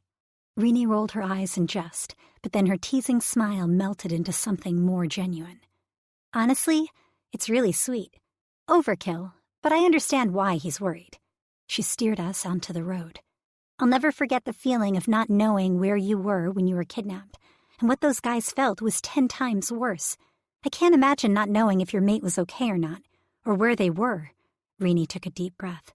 "So Killian gets a pass for being an overprotective bunny." I typed back a quick response to Kill and hit send before staring out the window. "You okay?"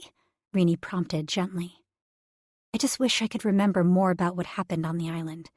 Some of my memories seem to piece together, but others make no sense.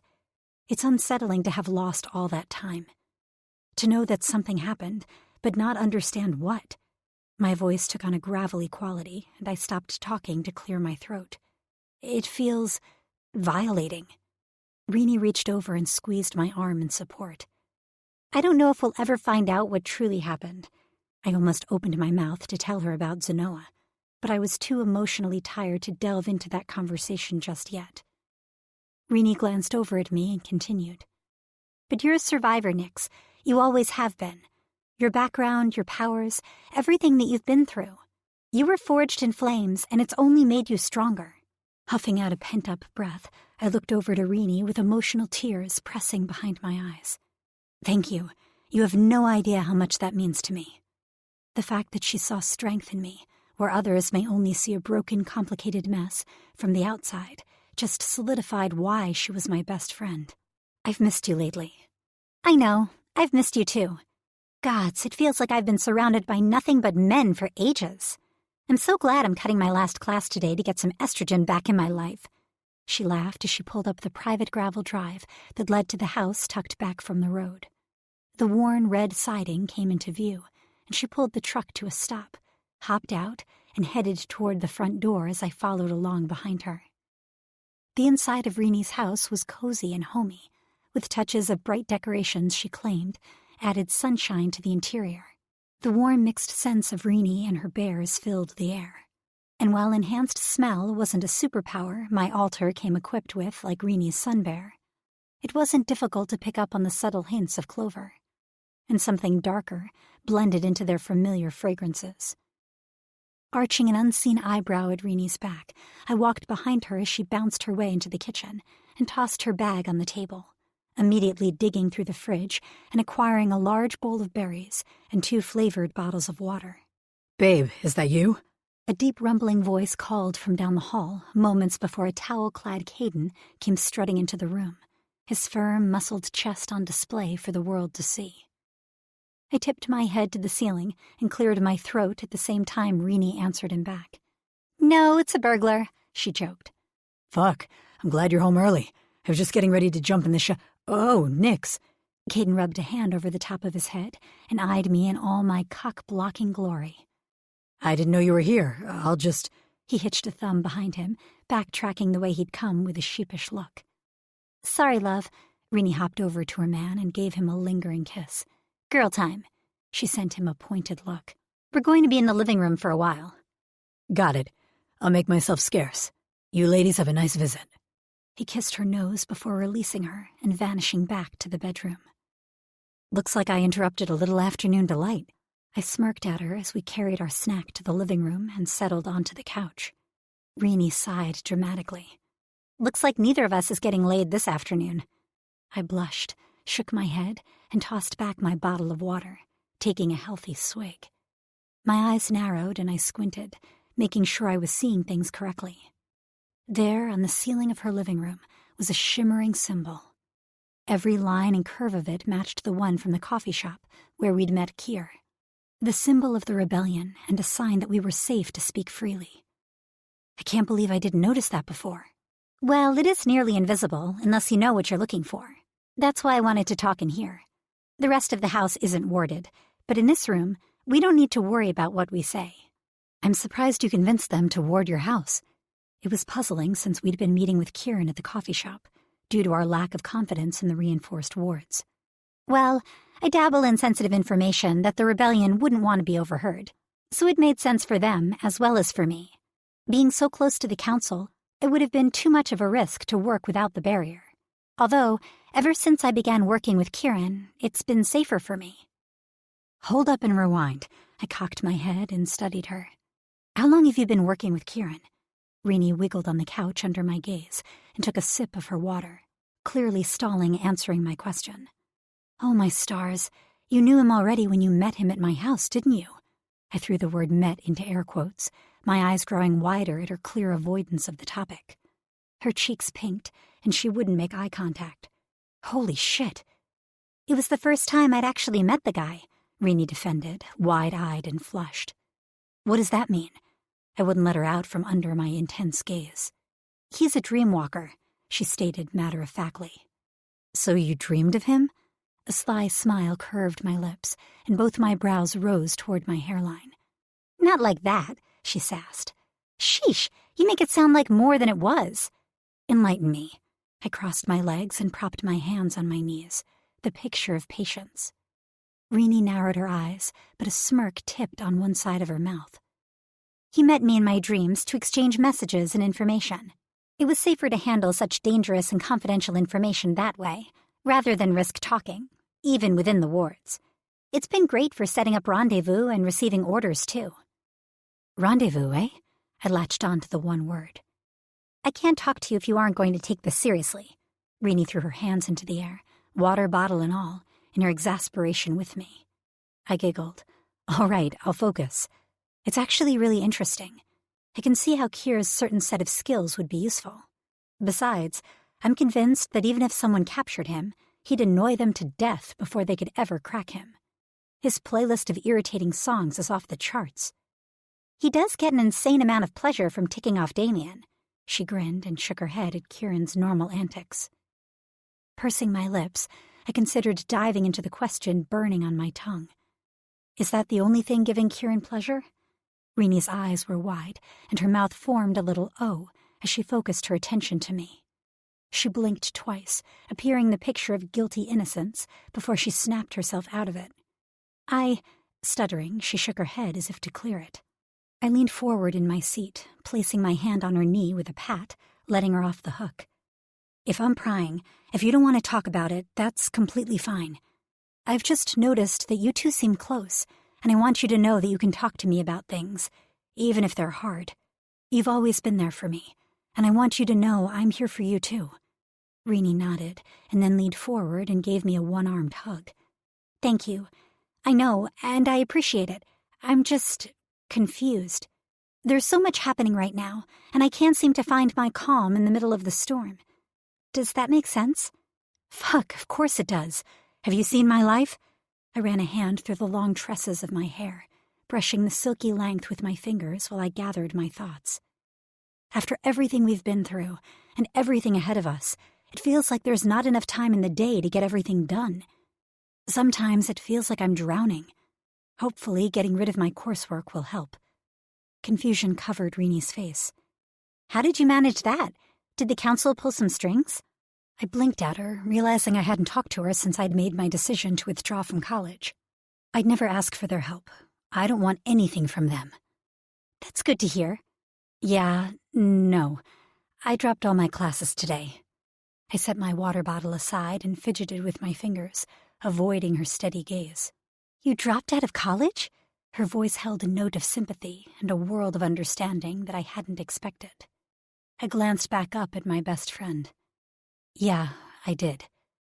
That couldn't have been an easy decision. Why didn't you call me? It definitely sucked, but I do think it's for the best right now.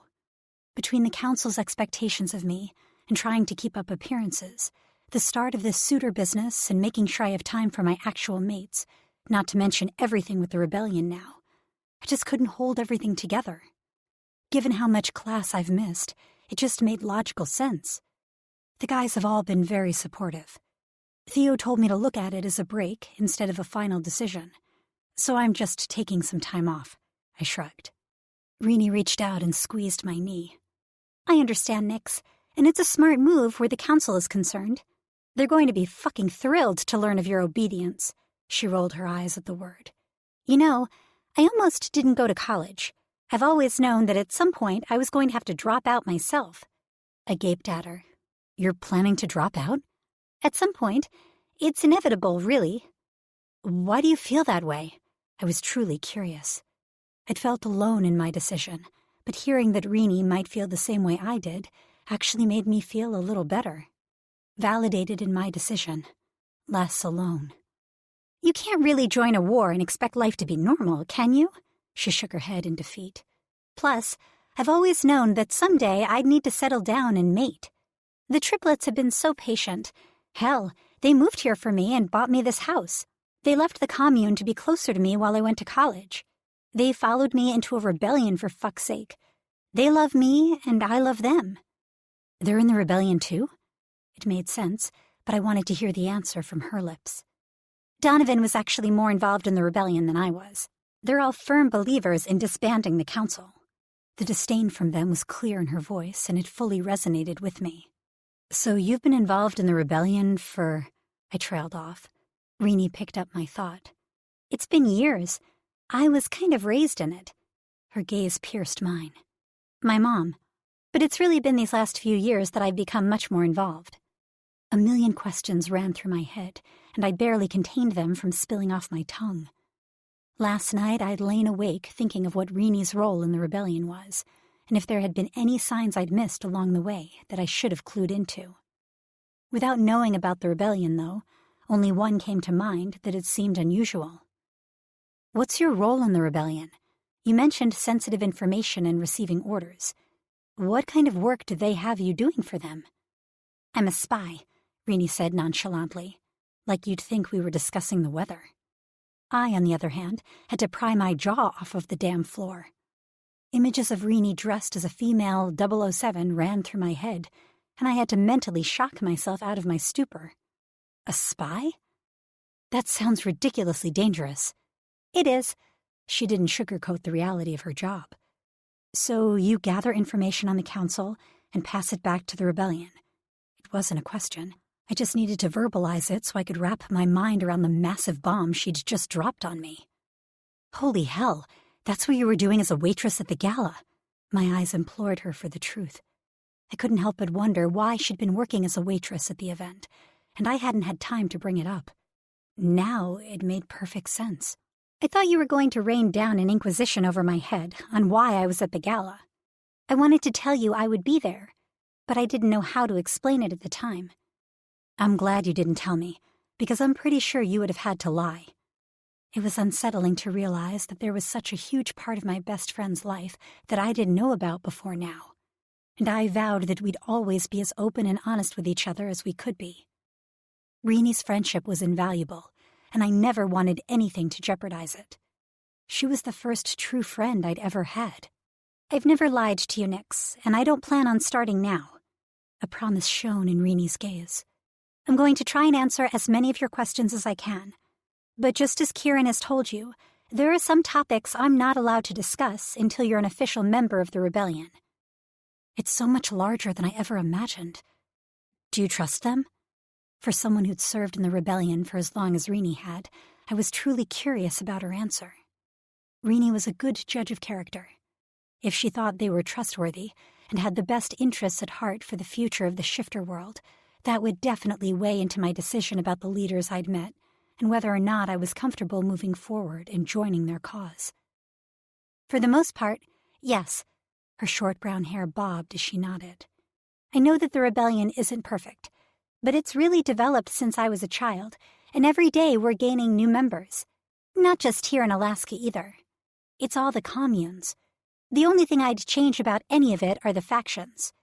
Ideally, we'd have a better grasp on the type of government that we'd like to see in place when it's all over, and form one united group. But right now, overthrowing the council is the most important endgame. Reenie slid her eyes to mine. And it's going to take all of us. Chapter 15. Nix.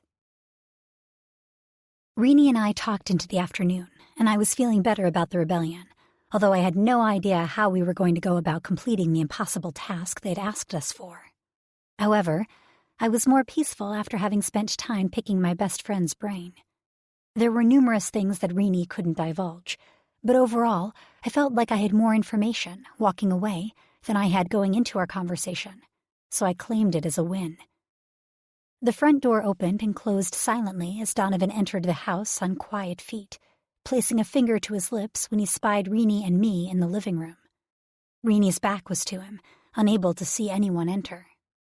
Taking his time, he crept into the room, ready to scare Reenie.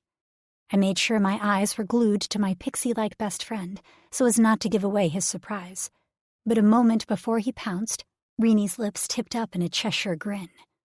"Good try, honey," she called before polishing her nails on her shirt in victory, and then glancing over her shoulder at a pouting Donovan and tapping her nose.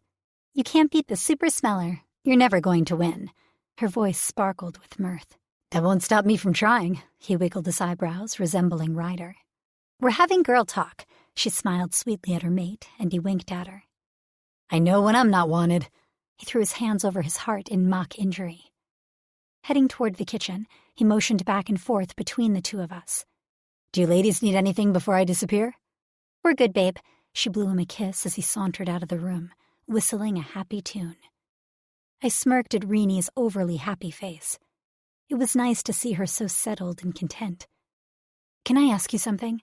I prompted with a slight bit of hesitation, my mind awash with curiosity. "Of course." Reenie picked at the label on her water bottle, eyeing me and the way I bit my lip before I finally spit out my question. "Why haven't you mated with your bears? Officially, I mean." It'd been something I'd always wondered about but hadn't voiced. They seemed so in tune with each other and wildly in love. They'd also been together much longer than I'd been with my guys, and yet they weren't officially mated. Reenie let out a long sigh and gazed around the room. I gave her the time and space to form her answer. Shifting on the couch, Reenie brought her legs up, crossing them at the ankle, and hugged her knees to her chest, folding in on herself. "I haven't been ready." She paused. Her brown eyes swam through a million emotions before she finally spoke again. At first, I wondered why, and I figured maybe it was because I needed to do something more with my life. It's one of the reasons I always planned to go to college, to earn a degree, to become more than just a mate and future mother. Then I blamed it on the rebellion. It's grown so much, and I became involved. Really involved, and I told myself that I wanted to wait for a better world. I wanted to be a part of something bigger than all of us. Create the change I want to see in the world. At least our world. Those are very valid reasons. I waited, sensing there was more. The truth, though, is that I didn't feel settled. I wasn't ready. But I think I will be soon. There was hope in her brown-eyed gaze. What about you? Renee diverted the attention from herself and put me in the hot seat. What about me? I played innocent. I've never seen the guys so hooked. I'm telling you, they're all in love with you. The blush that worked its way up my neck was enough of a tell, and Renee had a satisfied gleam in her eyes. We haven't said it to each other. Not really. I reached for the bowl of berries. Maybe not out loud, but the feelings are there. It's so obvious. Renee leaned forward and snatched a handful of berries from the bowl, popping the mixture of blueberries, strawberries, and blackberries into her mouth. I hope it's not too obvious. I'm supposed to be playing the role. We'll be back with more in just a moment. Until then, take this time to simply relax and enjoy this peaceful tune. Thank you for listening.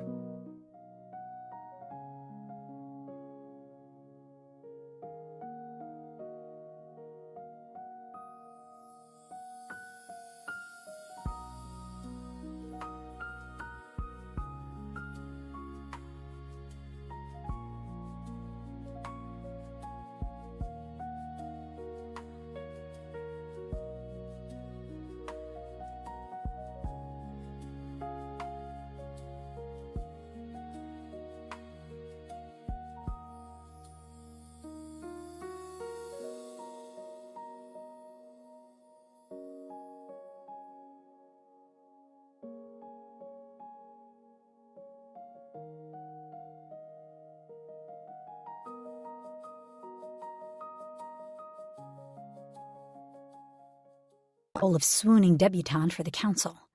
I couldn't keep the acrid tone from my voice.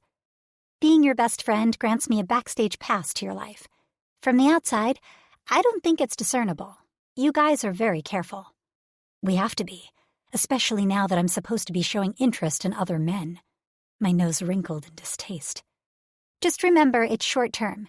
It's just a part you have to play for now, not forever. I feel guilty. Some of those guys actually seem nice, but I found my group. I popped a strawberry into my mouth and hummed at the sweet flavor. It's going to be extremely hard to date other people. Fake date, Renee murmured around another bite of berries. And speaking of dates, she checked her phone for the time. Molly is actually going to be here any minute. I'm helping her get ready for a date with one of her suitors. Renee waggled her eyebrows at the same time I winced. What's that look for? She asked quizzically. She's so young, I finished. I can't be the only one who feels uncomfortable about such young girls choosing mates. She's not that much younger than us, Renee shrugged, clearly not as bothered about the whole ordeal as I was. I get it, but at our age, even 2 years makes a big difference. I know it's gotta look odd to someone who was raised in the human world, but remember that just because girls like Molly choose who they're going to mate with at a young age, doesn't mean they'll actually mate until they're older. Or they'll simply get knocked up and be praised by the council for reproducing. I rolled my eyes. Now it was Renee's turn to wince. I know. I don't agree with how pressured the mythologicals are to breed. While the council generally treats us like crap, they do tend to leave us regular shifters alone in our mating and breeding choices. A perk, if I ever did see one. A knock sounded at the door, prying us away from our private conversation. Grinning, Renee bounced her way to the door and dragged a wide-eyed, giggling Molly into the living room after her. Nix! Molly screeched and rushed toward me. I didn't know you were going to be here. I tensed from the hug attack Molly smothered upon me, but quickly released a deep breath and focused on relaxing each of my muscles one by one. Molly may be overly enthusiastic, but she was harmless. Surprise! Honestly, I didn't know I'd be here today, but I hope you don't mind if I crash your girl date with Renee. Not at all. Clutched in Molly's hand was a makeup bag that was larger than any purse I'd ever used in my entire life. I had no idea who needed so much makeup, or what half of it was used for. But in 0 seconds flat, Molly and Renee had it open with various tubes, powders, lipsticks, and nail polishes spread across every inch of available surface space. As the two got to work, I found myself studying Theo's little sister. She was the same height as me, and her hair was a few shades darker than her brother's golden blonde. Her eyes were cerulean, with a sandy gold starburst effect that ringed her pupils. She was petite, curvy, and gorgeous. I didn't see why she needed makeup at all, but Renee powdered her face, lined her eyes with a brown pencil, and thickened her lashes with mascara while we chatted. "Are you excited about your date tonight?" I queried, smiling at the way Molly was vibrating with energy. "I can't wait. Hawthorne is dreamy and has been such a gentleman so far," she gushed. "What kind of mythological is he?" I picked up a bottle of nail polish and shook it before inspecting the color. "He's a manticore." I ran through my knowledge of mythological creatures, hoping I'd landed on the correct information. "That's a lion shifter with the tail of a scorpion, right?" "Mm-hmm," Molly hummed, while Renee covered her lips in pink gloss, just darker than her natural color. It suited her. When she'd pressed her lips together, she turned to me. "Except he also has wings, so he can fly." "Does your brother like this guy?" I felt terrible for not getting all the details on Molly's suitors from Theo. I wished, not for the first time, that our life wasn't so complicated. The more time I got to spend with Molly, the more I liked her. And while I'd grown up alone without any family to speak of, she was starting to feel like the little sister I'd never had. My protectiveness over her was growing the longer we were together, and I suddenly wanted to know every detail about the guys she had chasing after her. Molly gave me a soft smile and pivoted in her seat to face me. "Don't look so worried, Nix. Do you really think Theo would let me go out on an unsupervised date with a guy he didn't approve of?" I thought about it and saw her point. "I'm glad you're letting him help you through this journey. He's a good judge of character. If he likes this Hawthorne guy, then I hope you have a great time tonight." Molly beamed at me. "And what about you and my brother? Has he asked you out yet?" I gaped at her. We live together?" I ended on a high-pitched note, unsure how to answer her question or how much she knew of our situation. Just the other week, I'd been at her house for family dinner, and Theo had practically introduced me as his mate. However, now we were playing by the council's rules, and I had to pretend like I didn't already have my mate choices picked out. "Just because you're living together doesn't mean the courtship has to stop. I'm going to be having a word with my brother. He can be clueless sometimes. I swear, he's so smart, but that technical brain of his isn't geared toward romantic gestures." Rolling her eyes, Molly inspected her face in a handheld mirror, going over every little detail to make sure her makeup was perfect. "Thank the stars in the sky he has the other guys to make up for the skills he lacks. Maybe I should talk to Damien instead." She ran away with her commentary, musing over which of the guys in my group were the most romantic, while I stared at her, trying to keep my jaw closed. "Don't worry, Molly understands your unique situation, and she's a vault. She'd never share what she knows about your relationship status with the guys, especially while the courting is going down." Renee, having picked up on my emotional turmoil, eased the situation. "I'd never do that to my brother, the guys, or to you. You make him so happy." Molly smiled softly. "I will say, though, you have some good guys in your group of suitors, too. You know, if you decided to take on more mates..." Molly broke eye contact, mindlessly sorting through her makeup. It made me wonder. "Molly," I said softly, my heart aching a little, "is there someone you like that put their bid in on me instead?" I felt terrible, but if I was reading her sudden avoidance correctly, then I needed to know. She tensed and then melted on a sigh. "Joshua, he's a good guy. Deep down..." "Councilman Williams' son?" Renee shot me a look that clearly said, "Uh-oh." "He's so much older than you." I shook my head, and Renee sent a warning look in my direction. I grimaced, realizing I sounded more like a mother than a friend. "I'm sorry. I shouldn't have said that." I threw an apologetic look at Renee, worry creasing my forehead. I had no idea how to handle this. "I know," Molly met my gaze with a sad smile. "There's just something about him. He's refined and handsome, and even though he's on the track to power, he holds differing views to what most of the council believes. Guilt rose up in my stomach, sending bile up my throat that I had to swallow down. The fact that Joshua was one of only 2 basilisks in the area had my hands growing cold in anticipation and anxiety over having to collect his venom to pass the rebellion's ridiculous challenge. Out of him and his father, Joshua was the easier target, a fact that I knew the guys would land on shortly, the same as I had. Clearing my throat from the gravel that had settled in, I responded, recalling the only interaction I'd had with him thus far. I've noticed that about him. At the gala, he talked about moving away from the old ways. Out of all of my suitors, Joshua had been one of the ones I'd walked away respecting and hoping to form a friendship with. Hearing Molly thought highly of him only solidified my own opinion of the man that much more. This sucked. I've talked with him a few times, and he seems like a really nice guy. He's never bid on anyone, and I thought after befriending him, there may have been a chance he'd have bid on me, she sighed. How did you meet him? Reenie's eyes were serious as she observed me from the far end of the couch. I widened mine in protest, but the look she refused to relent and seemed to say, use this opportunity to your advantage. We actually ran into each other on a hike. We both love the outdoors. On the west side of the commune is this beautiful waterfall. I'd wanted to see it before it froze for the winter, and Joshua did too. We got to talking, and before I knew it, the entire afternoon had passed. Molly waved a hand in the air as if to clear it of the memory. Anyway, it doesn't matter now. Really, I have a great group of guys, and I'm happy that Joshua finally placed a bid on someone. It's the first time he's ever shown romantic interest before. If there's anyone I think would fit with your current group of men, it would be him. I'll keep that in mind.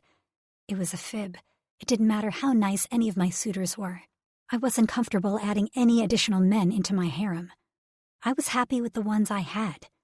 We were a family, and we were perfect just the way we were. It was one of the reasons I had such a hard time going through with this whole suitor business. The men trying to date me were just wasting their time, energy, and resources on a match that would never take place. Guilt aided me, taking up permanent residence in my heart. Reenie struck up another conversation about the other men Molly was dating, prying for information, while at the same time distracting Molly from her disappointment over Joshua. Apparently, Molly had received numerous gifts already, ranging from elaborate flower bouquets to a freaking boat. I had a hard time wrapping my head around the expense that went into mating. It seemed so political and unnatural to me. The men strutted around like peacocks, flashing their feathers, money, and connections, in hopes that it would land them the female of their choosing. I couldn't imagine fawning over such trivial things. I cared more about honesty, integrity, and faithfulness, all of which Damien, Hero, Ryder, Killian, and Theo had in spades. I loved learning about their hobbies, their likes and dislikes, and what they were passionate about. A good heart would trump a good wallet any day of the week as far as I was concerned. I'd rather live poor and be happy than be rich and live a pseudo-life. Being around my guys brought me joy. It was an emotion that had been absent in my previous life, but I wouldn't have changed the broken road that led me to happiness. She has that dreamy look on her face again, Reenie whispered to Molly, and the two of them giggle as I snapped myself back to reality. I do not, I scoffed a laugh. You so do. Now that I've put Molly on the hook, I think it's your turn, Nix. Somehow we keep getting distracted from the topic, but you can't escape it this time. What are your plans for mating with the guys? Reenie and Molly paused in their cleanup, both looking at me expectantly. I hate to disappoint you, but I don't have an answer for you. I ran my hands over my thighs, the texture of the denim rubbing against my palms. You're making her nervous, Molly Play whispered to Reenie before turning keen eyes back on me. Why are you hesitant? I'm not hesitant about wanting the guys as mates. I do, and I definitely plan on mating with them. The girls squealed, their high-pitched girly sounds branding my ears. Then I added, someday. I pressed my lips together as I tried to find a way to explain my feelings in a way my friends would understand. Just a few months ago, I considered myself human. I grew up in that world with human expectations and ideals for things like relationships, dating, and marriage. It's hard to wrap my mind around how different things are in the shifter world. I shook my head at the silliness of what I was going to say next. You know that funny song, First Comes Love, Then Comes Marriage, Then Comes Baby in the Baby Carriage? The girls laughed.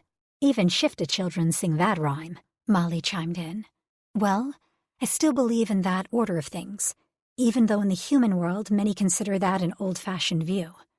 It's not that I believe it's right for everyone, just that it's what I'd always pictured for myself.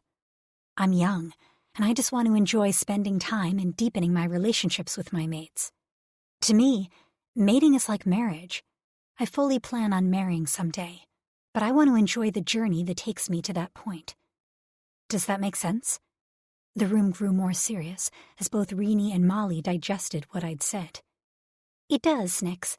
Renee reached across the couch and squeezed my knee in support. Besides, we haven't had a chance to say I love you yet. But you do, love each other, Renee butted in, but I ignored her to continue on like she hadn't interrupted. And I want to learn more about the different mating rituals that are important to the guys and their altars. Theo told me that the traditions are different among different mythological types, and it means a lot to me to know the ins and outs of each tradition. Tally that up with how crazy life has been, and the fact that we don't even have the council's permission to mate, and the odds are stacked against us. My hands balled into fists at the mention of the council, and all the roadblocks they'd thrown up against us. If there was one thing I resented the most about the council, it was the cocky way in which they thought they had a say in my life. The council believes they hold more power than they do, Renee bit out, clearly feeling the same way I did about their overinflated self-importance. But the way she'd expressed her disgust had my focus shifting from Renee to Molly faster than a speeding bullet. I waited, trying to gauge Molly's reaction to the borderline treasonous way in which Renee had shown her distaste. But Molly just nodded her head, looking to be in full agreement. Skipping over the worrisome comment, Molly tapped at her chin like she'd just come up with a brilliant plan.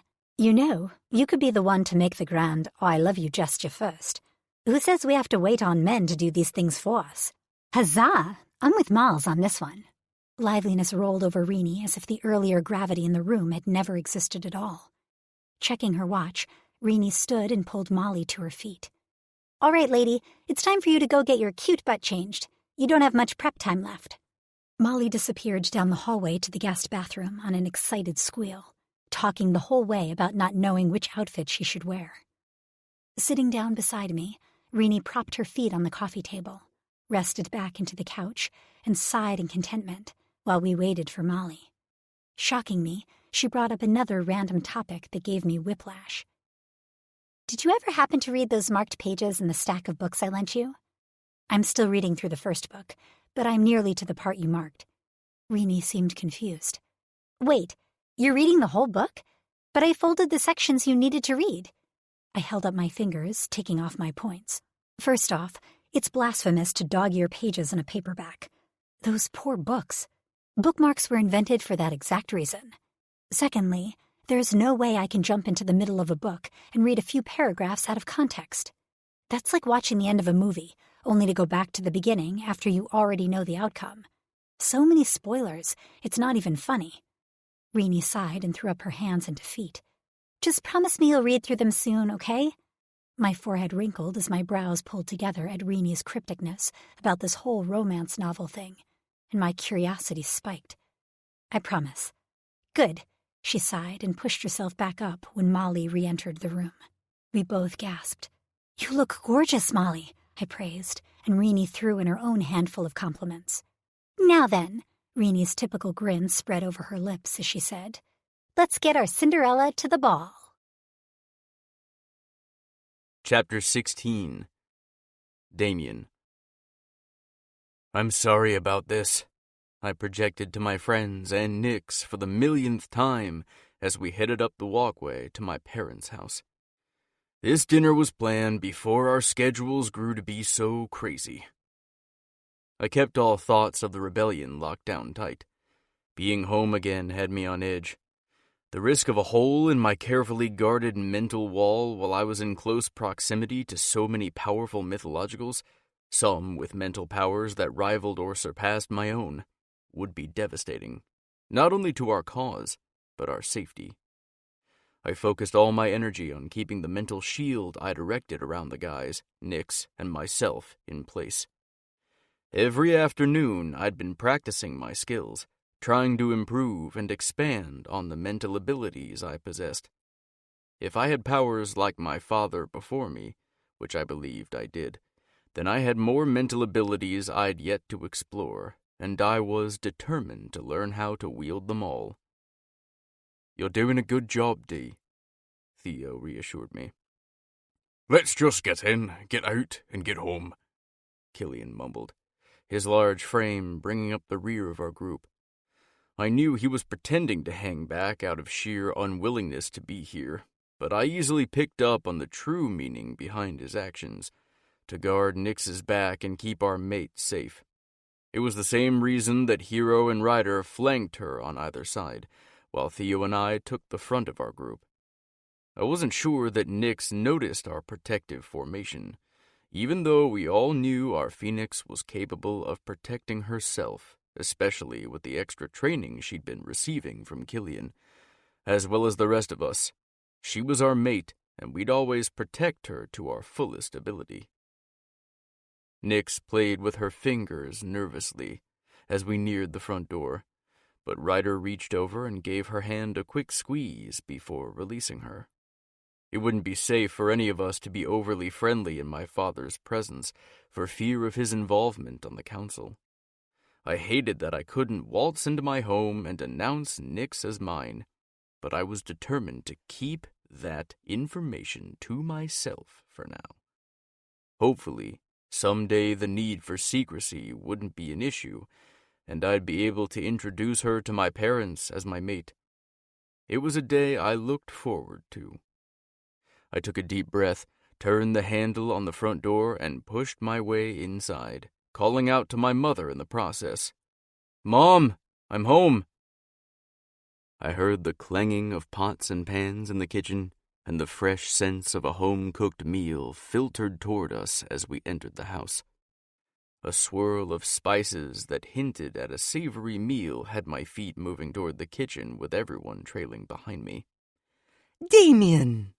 my mother exclaimed as I slipped in behind her at the stove, giving her a hug from behind before dipping a finger into the white sauce she was stirring on the stove, and stealing a taste. Smacking my hand, she let out a light laugh and turned to greet the rest of the guys with warm hugs. "Nix," my mom said, pulling her into a similar hug. She tensed slightly, and I watched Nix relax into the hold and return my mother's gesture. I knew she still wasn't comfortable with touch, but she was already healing in leaps and bounds, becoming more accustomed to casual touch with others, as well as the more intimate ones between our group. A proud feeling filled my chest.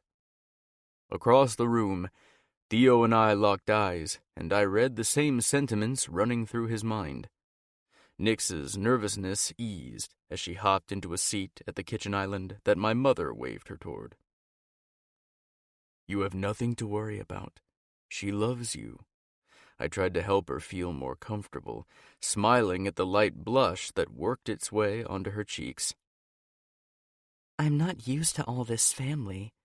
You guys have such great ones." I felt a lingering sadness that she hadn't grown up with something similar. Yet behind the resentment of her past was a strong hope for the future. "It grows on you." Ryder's mouth curved into a gentle smile, and he settled on the stool next to Nix's at the island, his shoulder brushing against hers. "Careful," I hated to warn the guys. Technically, the only one of us that has the rights to touch Nix in a caring way is Theo, since he's one of her official suitors. Ryder's face grew dark at the reminder, but he casually shifted in his seat, placing a few inches of space between Nix and himself. Luckily, my mother was busy flitting around the kitchen, getting dinner ready for us while she made small talk with the others.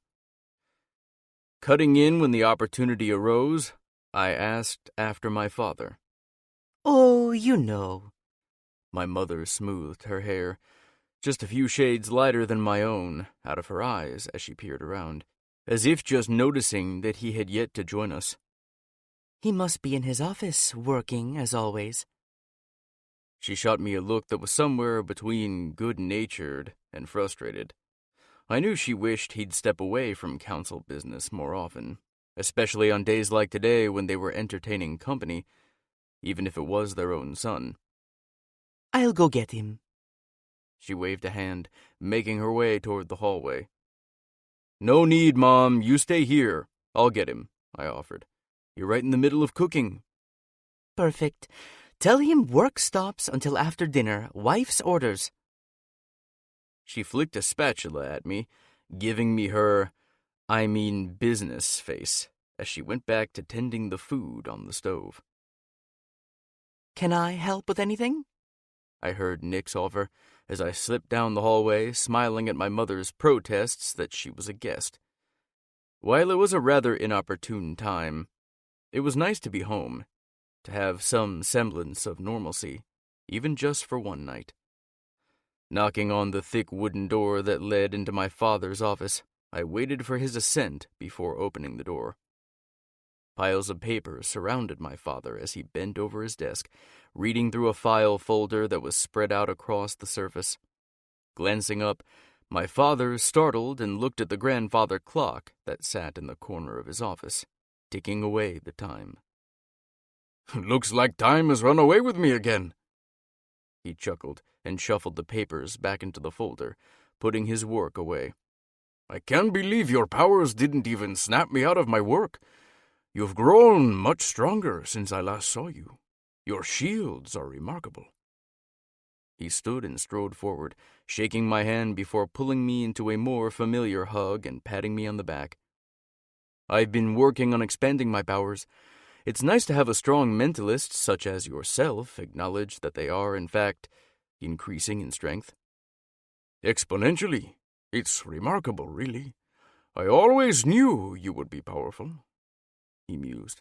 I'm looking forward to seeing your skills surpass my own.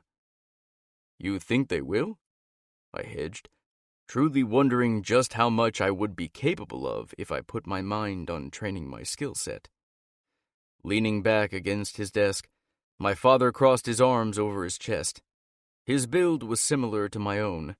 Even at his age, I knew he worked out, keeping his body fit. Luckily, with our gargoyle genetics, staying in prime muscular shape wasn't difficult. We were protectors, first and foremost. Our mental abilities were just another facet of our primary duties.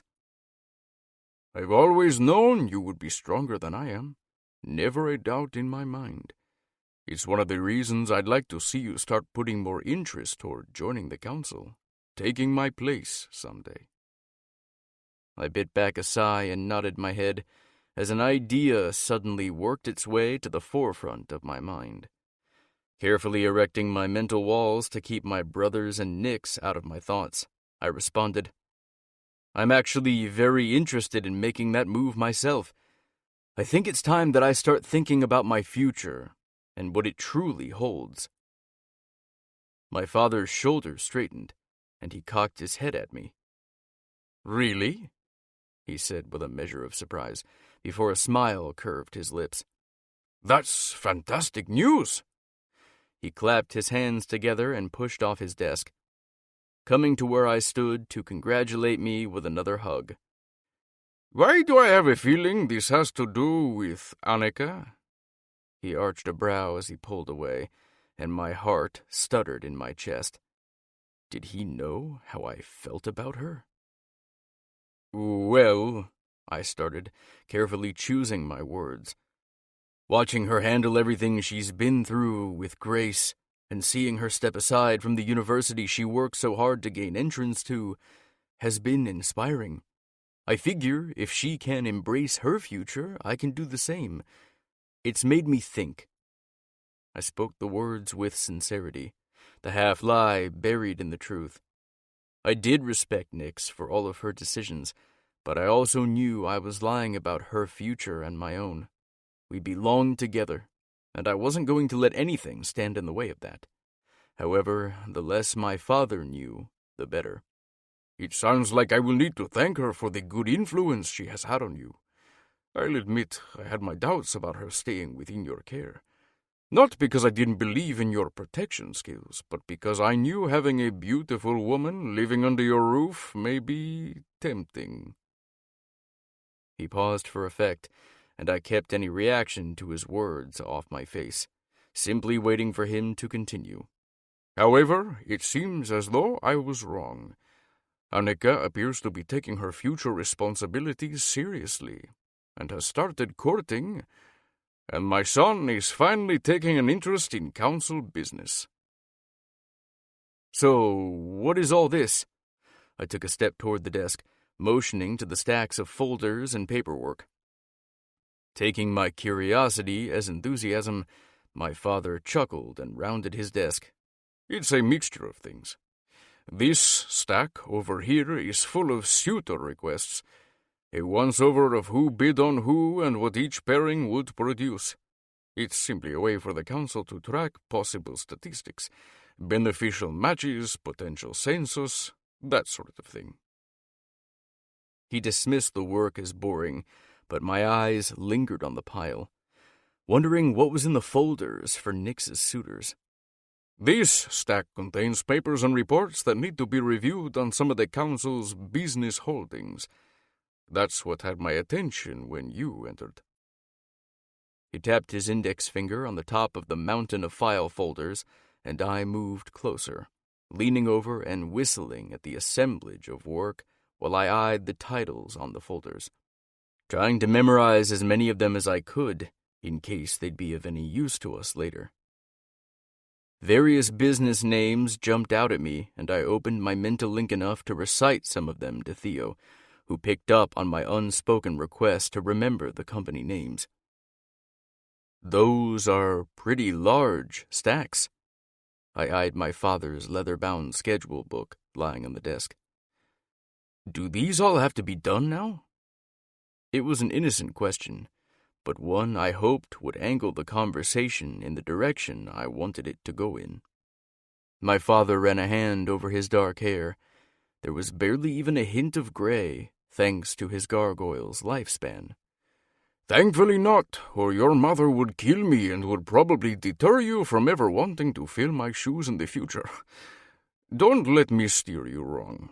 Being on the council comes with a plethora of work, but you'll still be able to maintain a life, find a mate, have children of your own.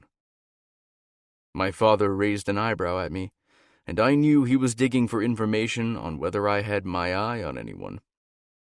I shook my head at him and smiled, letting my fingers skim over the planner I wanted to open. Nice try, but I'm not ready to discuss girls with you just yet. Fair enough, my father grinned. I won't push my luck all in one night. My mother called for us from the kitchen, and my father snapped to attention.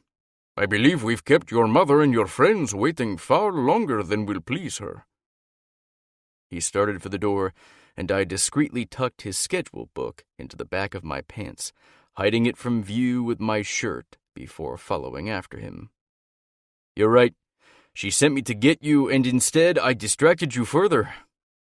Reaching the hall, I eyed the door to the bathroom and nodded my head toward it. I'll be right there.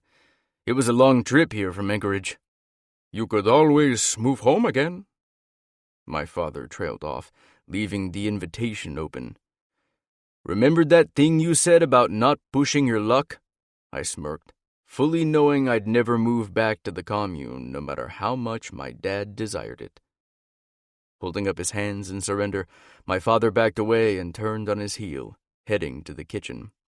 I relent for now, but it would make your training easier if you didn't have to travel back and forth as often.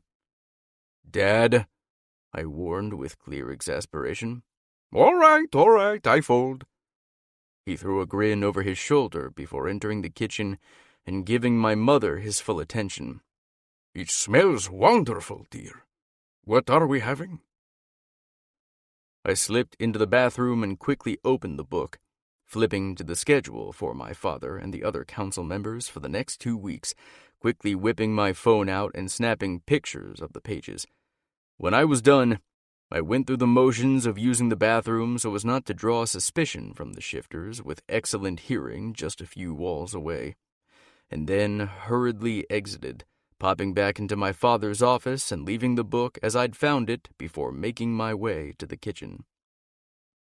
Having picked up on my covert mission, the guys were thoroughly distracting my parents with their antics as they set the table and helped lay out the food. Everything okay?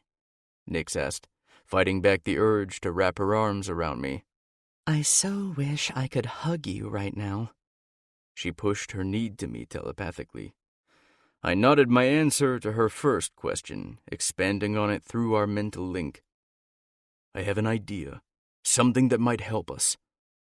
It was all I felt comfortable divulging while we were still on the commune, and Nix appeared to pick up on my hesitance to say more, simply nodding and giving me her heart-warming smile. All right, boys. Hopefully I've made enough food to feed you all. Nix, I don't know how you do it back in Anchorage. These boys can eat their fill. My mother carefully looked over the overloaded bowls as if worried she truly didn't have enough food. Honestly, Damien does most of the cooking at home. I can see where he learned all his skills from. She blushed slightly from the social interaction as Theo pulled out a chair for her, getting her situated at the table. We all filtered around and took our seats, digging into the food while we kept the conversation on safe, comfortable topics. What was all of that about? Theo inquired, keeping his eyes fixed on the mountain of food he had piled on his plate. I'll fill you in on the way home, I told him. For once happy about the long trip we'd have to make, a trip where we wouldn't have to worry about prying ears or minds. Chapter 17. Ryder. This is ridiculous, I burst out, shoving up from my chair. We all sat around the dining room table, debating our best chances at succeeding with our mission. Damien's plans to retrieve his father's schedule book and make notes of the councilmen's schedules had been genius, and we'd been delving through the calendar all morning, trying to find the best way to make a move and collect the basilisk venom that presented the least amount of risk. Even if we managed to catch Councilman Williams or his son, how in the hell are we going to get the damn venom from him? We could drug him, Theo suggested.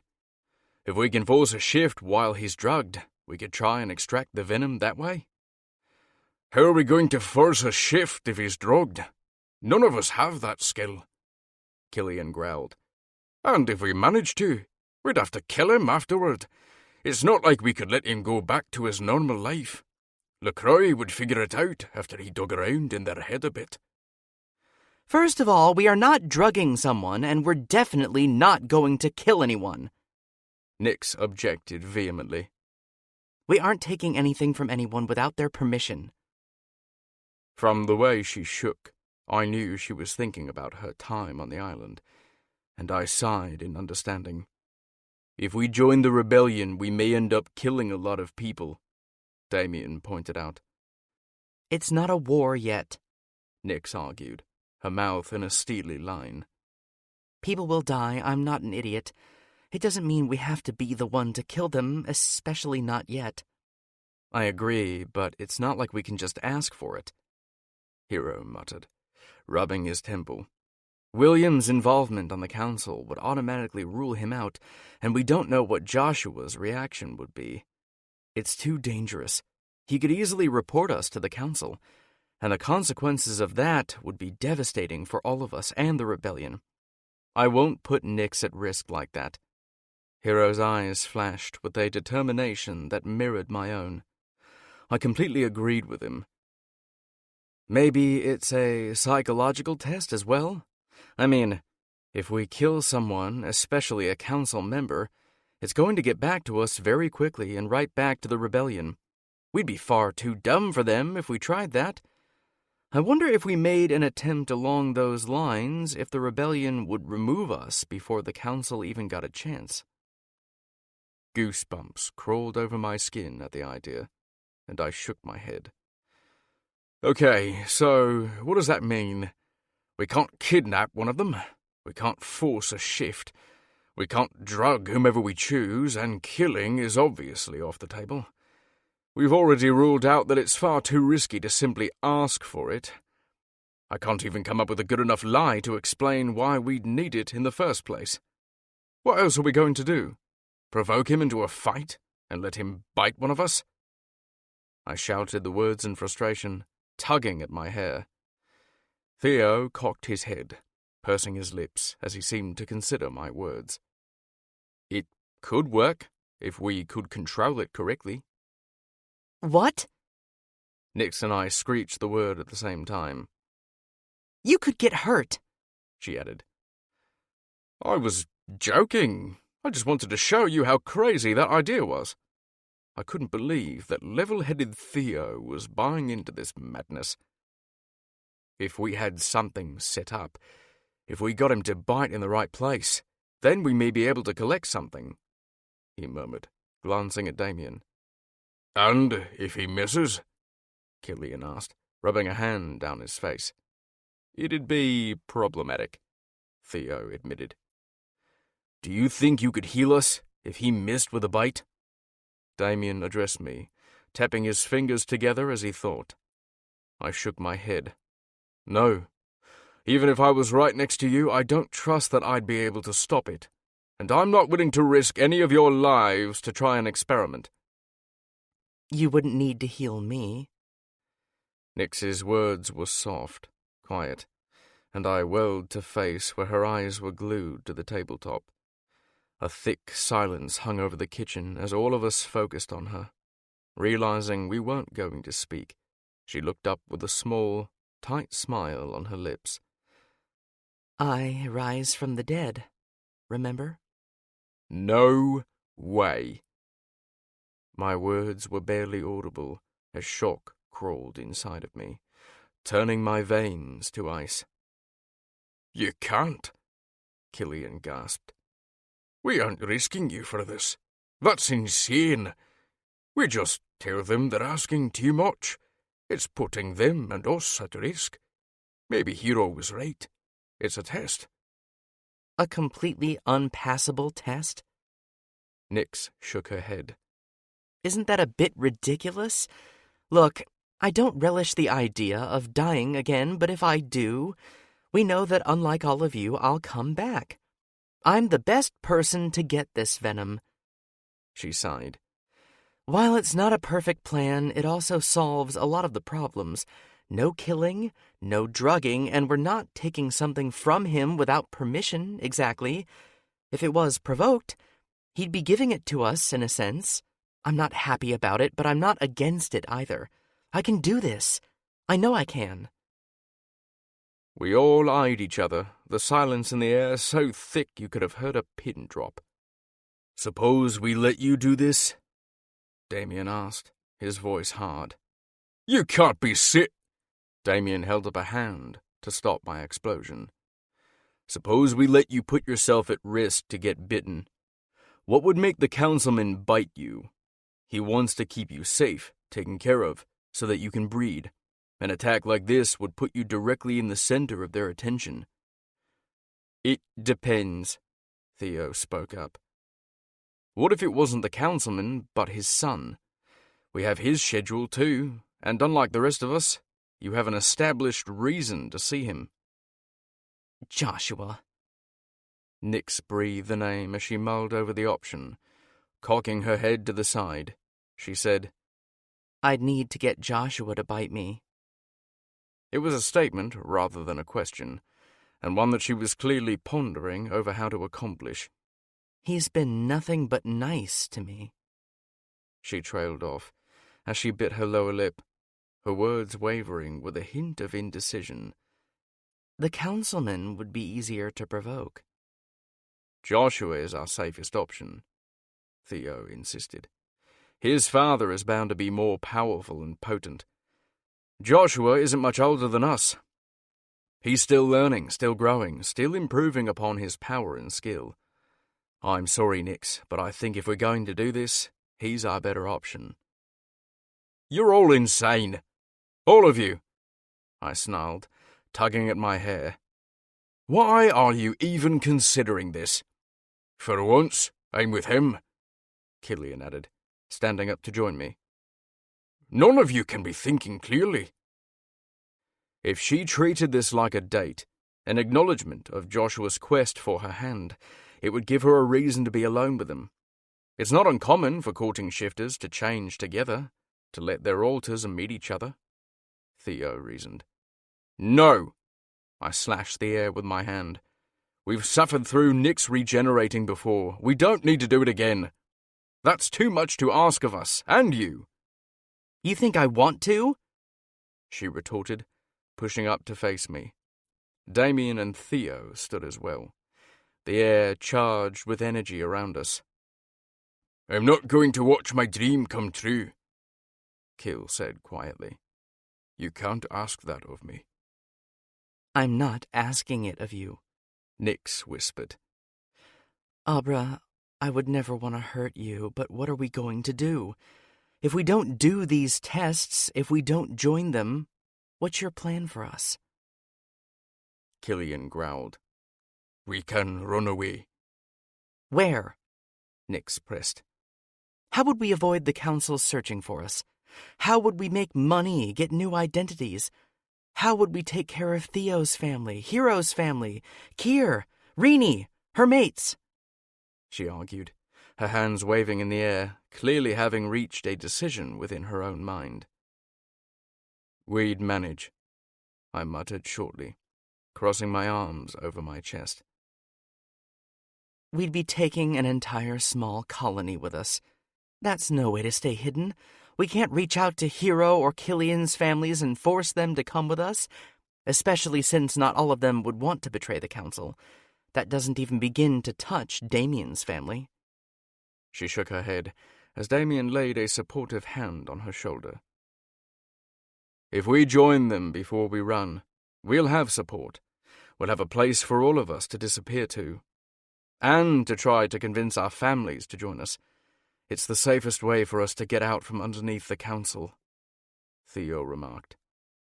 You think I relish letting her put herself at risk for injury, let alone a fatal injury? His voice was hard. It is the last thing that I want to do. You don't understand, Nyx, I pleaded. Even if I were to hide somewhere nearby where you want to do this, I doubt I could save you. Basilisk venom is fast, very fast. I don't think I could get you away from there and healed before it took effect. I do understand, Rai. She reached out a hand, stroking it down my arm. You're the one who doesn't. I trust you, all of you, to guard me, heal me, protect me. There's more to me than just that, though. All of you have been training me to work with my phoenix, yet you discard her and me when there's something that fits our skill set. This is what my power is, the same way healing is yours. Nyx, we do trust you, but you have to think of us, Killian beseeched her. I am. I'm thinking of all of us. I'm thinking about what our future will hold if we don't do this. I'm not an idiot, she clarified, squaring her shoulders. I don't want to die again. I don't want to have to essentially trick Joshua into giving up his venom. It doesn't sit right. But neither does letting our family continue to live under the dangerous threat of the council. We've already talked about all of the reasons that the rebellion is our best chance, our only chance, at the life we want together. Why it's the best chance to change the way things are for all shifters. This is so much larger than just ourselves. So I'm going to make peace with it, even though I don't like it. My phoenix is as adamant about this as I am. She knows she can help. She knows she can protect her mates by taking the risk off of you. Why do you get to protect me, decide what's best for my safety, but you deny me the chance to protect you? It's not the same thing, I cried out in frustration, grabbing her arms. You'd die. And you'd risk it, she snapped, tilting her chin up in challenge. You have all put yourself in the way of bullets, knives, poison, the council, kidnapping, an insane woman, and probably more that I don't know about or can't think of. You've done all of those things as friends and because you see the potential for us, what our lives can be together in the future. Yes, but... Kill trailed off. There are no buts. Nyx pushed my hand away, turning her attention to Damien and Theo. We know their stances. What are yours? I don't want you to do it, Damien admitted, and I breathed a sigh of release. I don't want you to, but I don't see another way. I nearly gagged on the air I had just tried to breathe in, staring at him in betrayal. I agree. It goes against every protective instinct in my body. My Kraken is furious, Theo added. However, it's the only thing that makes sense. She's right. Damien faced me. We continue to protect her over and over again, putting our own lives at risk. How can we say we respect her power, her rights as our mate, if we refuse to let her do the same thing? I don't want to, Killian objected, tightening his hands into fists. She's risked herself in other ways. I'm not saying she's not an equal. This is different. This basically guarantees she'll die. It also means I'll wake up again. I'm the only one of us guaranteed to live, she pointed out. You don't know that, I muttered. You hope that. You think that because you've regenerated before, you're going to do it again? What if you don't? And what if your healing powers stop working? Nyx threw back at me. What if Killian's dreams aren't prophetic? If Damien's mind reading fails? You don't expect your powers to stop working. It's not like I'm trying to use iron to kill myself. There's no proof that basilisk venom is harmful to me or would prevent me from regenerating. I trust my phoenix. I trust myself, the way you've taught me to. All I'm asking is that you do the same thing. I tugged at my hair, turning to face Killian. His eyes were as wide and wild as my own. I can't accept this. I don't think I could ever accept this, he pleaded, his eyes on Nyx. I can't lose you. And I can't lose all of you either. She rounded the table, wrapping her arms around Killian's waist and laying her head on his chest. Your chances of losing me, of my powers suddenly not working despite what my phoenix is telling me, are far smaller than the chance that I'll lose all of you if we don't do anything. Why does your choice matter more than my own? Her words were quiet, muffled a little by his shirt. And he sighed before wrapping his arms around her in return. That wasn't what I meant, he murmured. We've always been a team, Damien spoke up. There was always a vote. Right now, it's 3-2. He turned his attention to Hero. You're the only one who hasn't spoken up. What do you think in all of this? Hero approached Nyx, tugging her from Killian and tipping her face up to his. I would do anything to protect you. I would take you far away from here, live at the edges of the world with you. But I want better than that for our future. I don't want you living your life in fear, always on the run. I would never ask you to do this, just like I wouldn't ask any of them. He indicated the others with a wave of his free hand. Is this what you want, Nyx? Don't sacrifice yourself for us. We will find other ways. Tell me, right now, exactly why you're doing it. She smiled at him, cupping his cheek in her palm. Because it's our best option. Because I know I can. My phoenix knows she can. She's not very happy with anyone who suggests she doesn't know her own strengths. She glanced at Killian and me as she added that. He sighed, leaning in to lay his forehead against hers, before turning to face me, tugging her tightly back against him. I vote for Nyx. Even as I grimaced, he arched a brow. You think she'd be safer than this on the run? That there won't be dangers we can't help her with? If we do join them, you think this will be her only challenge? What about in a war? He stepped both of them forward until Nix was pinned between us. You either look her in the eyes right now, tell her you don't think she's strong enough to do it, or you just deal with it. The same way she's going to have to deal with us putting ourselves in danger for her and each other. He reached out, grabbed my hips, and pinned her completely between us. Her chin was up, her mouth firm, as I looked between the pair of them. I know you're strong enough. That's not what I meant. Then that's the end of it, he interjected. Killian?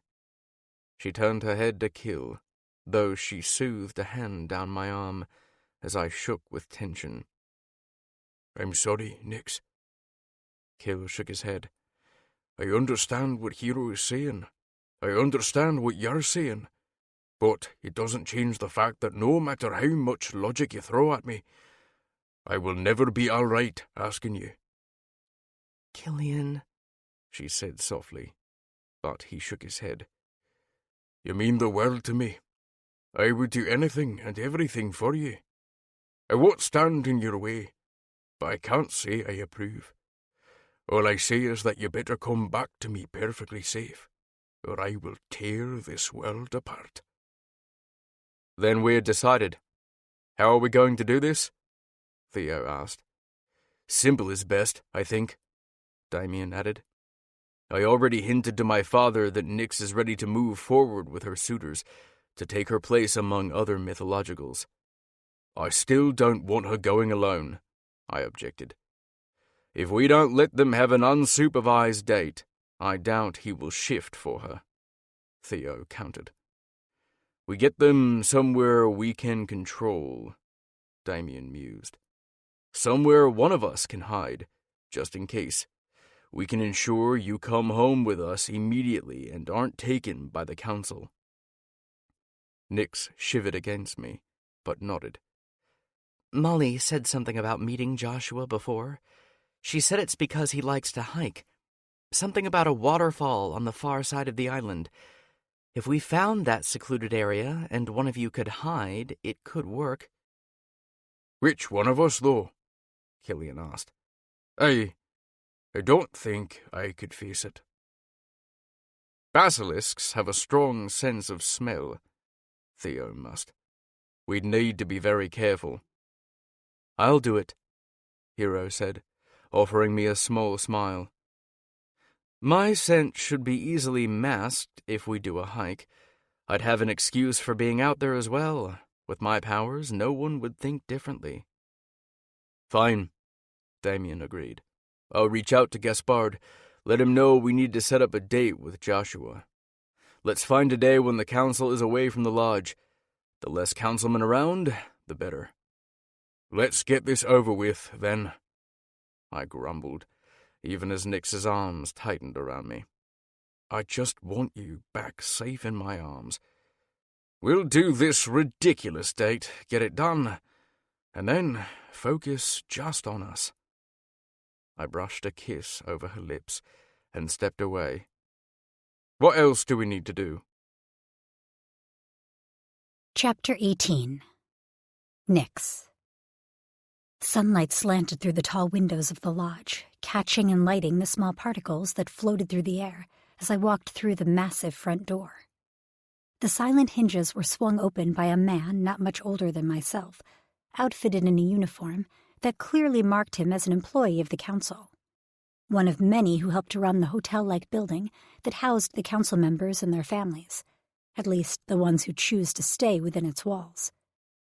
I dipped my head in a nod of thanks and inhaled to try and scent what type of shifter the guy was. While I wasn't the best at picking up animal scents, the sandy musk that filled my lungs and the feline way he moved had me guessing that he was a lion shifter. It made sense that he would be a predator, since he was the first line of defense at the front door of the house. However, it didn't escape my notice that the guards who were stationed outside were mythologicals, albeit lower ones, each dressed to militaristic perfection, honored in their position through their clothing and metal rankings pinned to crisp shoulder patches, whereas the regular shifter was in simple, dark-tailored slacks and plain black button-down shirt. His position was clearly lesser, and I knew he was thought of as such from the mythologicals who lived within the lodge. Stepping inside, I shrugged out of my jacket while the lion shifter all but prowled forward to take it from me. "You don't have to do that," I clung to the material, refusing to release my hold on the coat, perfectly happy to hang it myself or bring it with me. "It's my job, miss," he said politely, making me feel much older than my mere 18 years. His sharp light green eyes flashed as he shot me a hard gaze, and then he quickly flicked his eyes sideways, indicating something beyond us without so much as moving his head. Peeking off to the side, I saw Councilman Maldonado, with his eyes narrowed on my interaction with the doorman, analyzing every move I made. The hair on the back of my neck stood on end as I made eye contact, and an uncomfortable smirk, edged with the ever-present danger that Maldonado seemed to carry, tilted his lips as his eyes turned steely. Fighting the urge to purse my lips and glare back at the man, I turned back to the shifter and relented. "Thank you," I murmured as he took the jacket. "What's your name?" I whispered almost silently, but I knew his hearing would allow him to catch my words. He gave a minuscule shake of his head, just enough to dislodge a few locks of his perfectly styled golden hair, as he tried not to glance over at the councilman watching us. It was easy to see how uncomfortable the guy was, how nervous he must be to not even feel comfortable offering me his name when I asked. Anger rose within me, bitter and hot. Without making further eye contact, he bowed curtly in my direction, which made me wildly uncomfortable, and disappeared into a large coat closet to hang up my article of clothing. I refused to allow my nerves to show, straightened my shoulders, and pivoted toward Maldonado, facing him head-on. I had to walk straight past him to get to Joshua's quarters. My feet moved forward before I had a chance to hesitate, and my phoenix squawked her approval in my mind. We were strong, and we wouldn't show weakness to our enemies.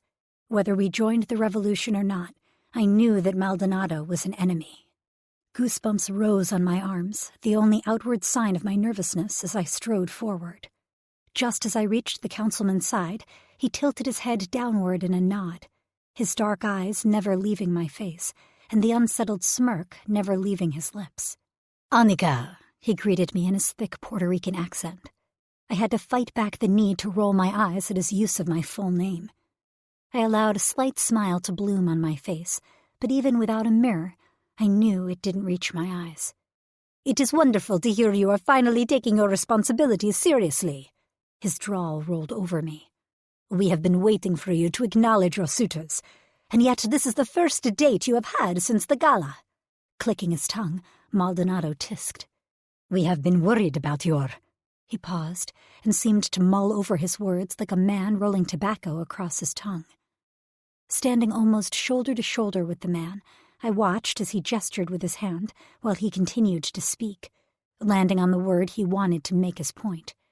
"Commitment. It does not look good to have such a sought-after mythological so disinterested in saving her own species." He dipped his head closer to my ear, his shoulder rubbing against my own as he spoke quietly. "I would hate to think that more drastic measures must be taken to ensure the continuation and survival of the Phoenix." Fear crept down my spine from his implied threat, and my phoenix rose inside of me in scorching flames. I felt her heat press against my skin, and I gritted my teeth to hold her back. His light, brushing touch had my stomach turning over in a sudden wave of nausea, as did the dark swirling power I felt radiating from him.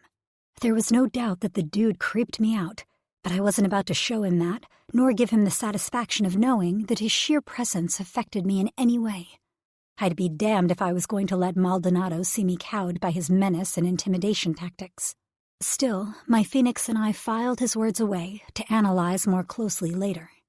Something in the way he'd phrased his threat had raised all kinds of red flags, and I couldn't help the gut-wrenching feeling that he knew more about what had happened to me on the island than I did, and that deep within his barely veiled threat was the information I'd been looking for. Taking a deep breath, I faked sincerity for his benefit. I can assure you, Councilman, that I take choosing mates very seriously. The promise was not hard to infuse into my tone. I did take choosing mates seriously, just not the ones they were forcing upon me. I'd already chosen, but the council didn't need to know that. I'd play their game their way, for now. Maldonado opened his mouth to speak again, but I hurriedly continued on before he could get a syllable out. In fact, I've made a very important decision I believe the council will be pleased to hear. He studied me cynically. And what decision is that, girl? I smiled sweetly, as if this was the best news I could deliver. I realized that my education seemed to be taking up the majority of my time these past few weeks, and with all the classes I had missed, my backlog of studies had been keeping me very busy. So busy, in fact, that I couldn't keep up, and decided it was in everyone's best interest if I withdrew from the university. I gauged his reaction, catching the spark of victory that crossed his features before he shifted his stance and appraised me shrewdly. For a moment, I worried he would see straight through my coded lies, but instead, he smiled a creepy, chilling smile. This is good news. I will make sure to inform the rest of the council members of your decision. We look forward to seeing you more dedicated to your future mates and to our cause. His eyes flashed, congratulating me while challenging me simultaneously. A familiar voice called out to me before I could respond to Maldonado. Nix! Joshua grabbed my attention as he strode down the hallway next to his father. Dressed casually in a pair of dark wash, well-fitting jeans, stylish shoes, and a white button-down, Joshua looked like he'd just walked right off the pages of a magazine. I had a feeling that he and Ryder would have fashion in common if they ever became friends. Offering him and his father a warm smile, I took the opportunity they provided to step away from Maldonado, more than happy to end our terse conversation. The way Joshua's lips curved as he ran his eyes over my body had guilt rising in me at what I had to do today, and I glanced away, fidgeting with my fingers as they approached. How are you today, Nix? Councilman Williams held a hand out and ushered me forward, casting a hard glance at Maldonado as he gave the man his back, clearly not appreciating the delay that took time away from his son. Dressed similarly to his son, Williams was decked out in tailored slacks, a blue button-down that brought out the blue of his eyes, which I promptly made sure never to meet directly, and an expensive watch glittering on his wrist. The likenesses between father and son was striking. I'm doing well, thank you, Councilman, I replied as he ushered me toward his son. Joshua, why don't you and Nix disappear and make the most of your time together? He encouraged, with a sparkle in his eyes that alluded to his excitement over this potential match. While I didn't appreciate feeling as if I was a prize to be won, it was endearing to see the affection the father had for his son. For whatever reason, Joshua had decided to place his bid on me after years of inaction when it came to competing for a mate, and his father was clearly happy to see him making an effort. Nix, would you do me the honors? Joshua held out a bent elbow and latched on to the opportunity to escape the hallway, and the councilman filling it. Taking his arm, I let him lead me away. Thank you, I breathed quietly, keeping our conversation just between us. I grew up here, and it doesn't get any easier to face some of the members of the council. He peered over his shoulder before we rounded the corner, taking in the two councilmen who were watching our retreat. So it's not just me then? I wanted to say more, but it was hard to know how, if Joshua was in the council's pocket, or how closely they monitored him. So I decided to let him forge the way through the politics and simply follow his lead. Not at all. Maldonado is always hard to bear. The same can be said for Stepanov. He nearly rolled his eyes, and I gained a new level of respect for Joshua. It was good to know that not everyone saw golden gods where the council was concerned. It also told me that Joshua might not be as power-hungry for the spot he was practically being raised to walk into. Like Damien, Joshua was a councilman's son, a legacy, and his path in life had been set at an early age.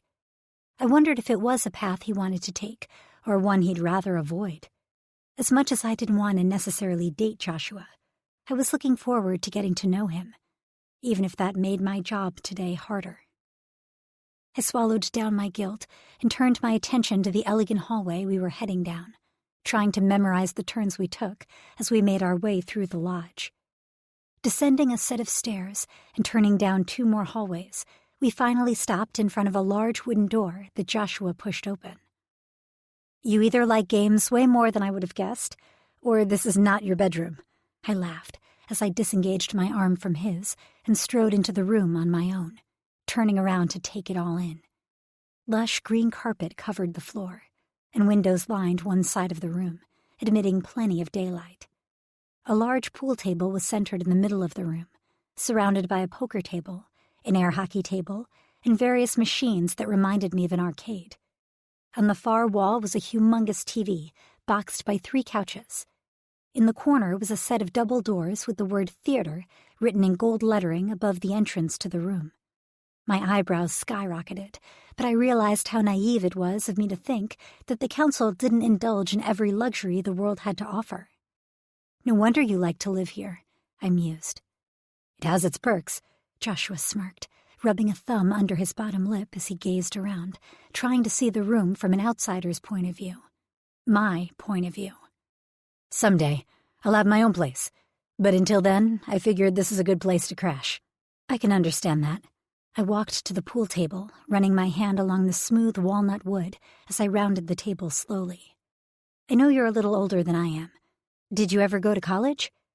I'm actually in my last year.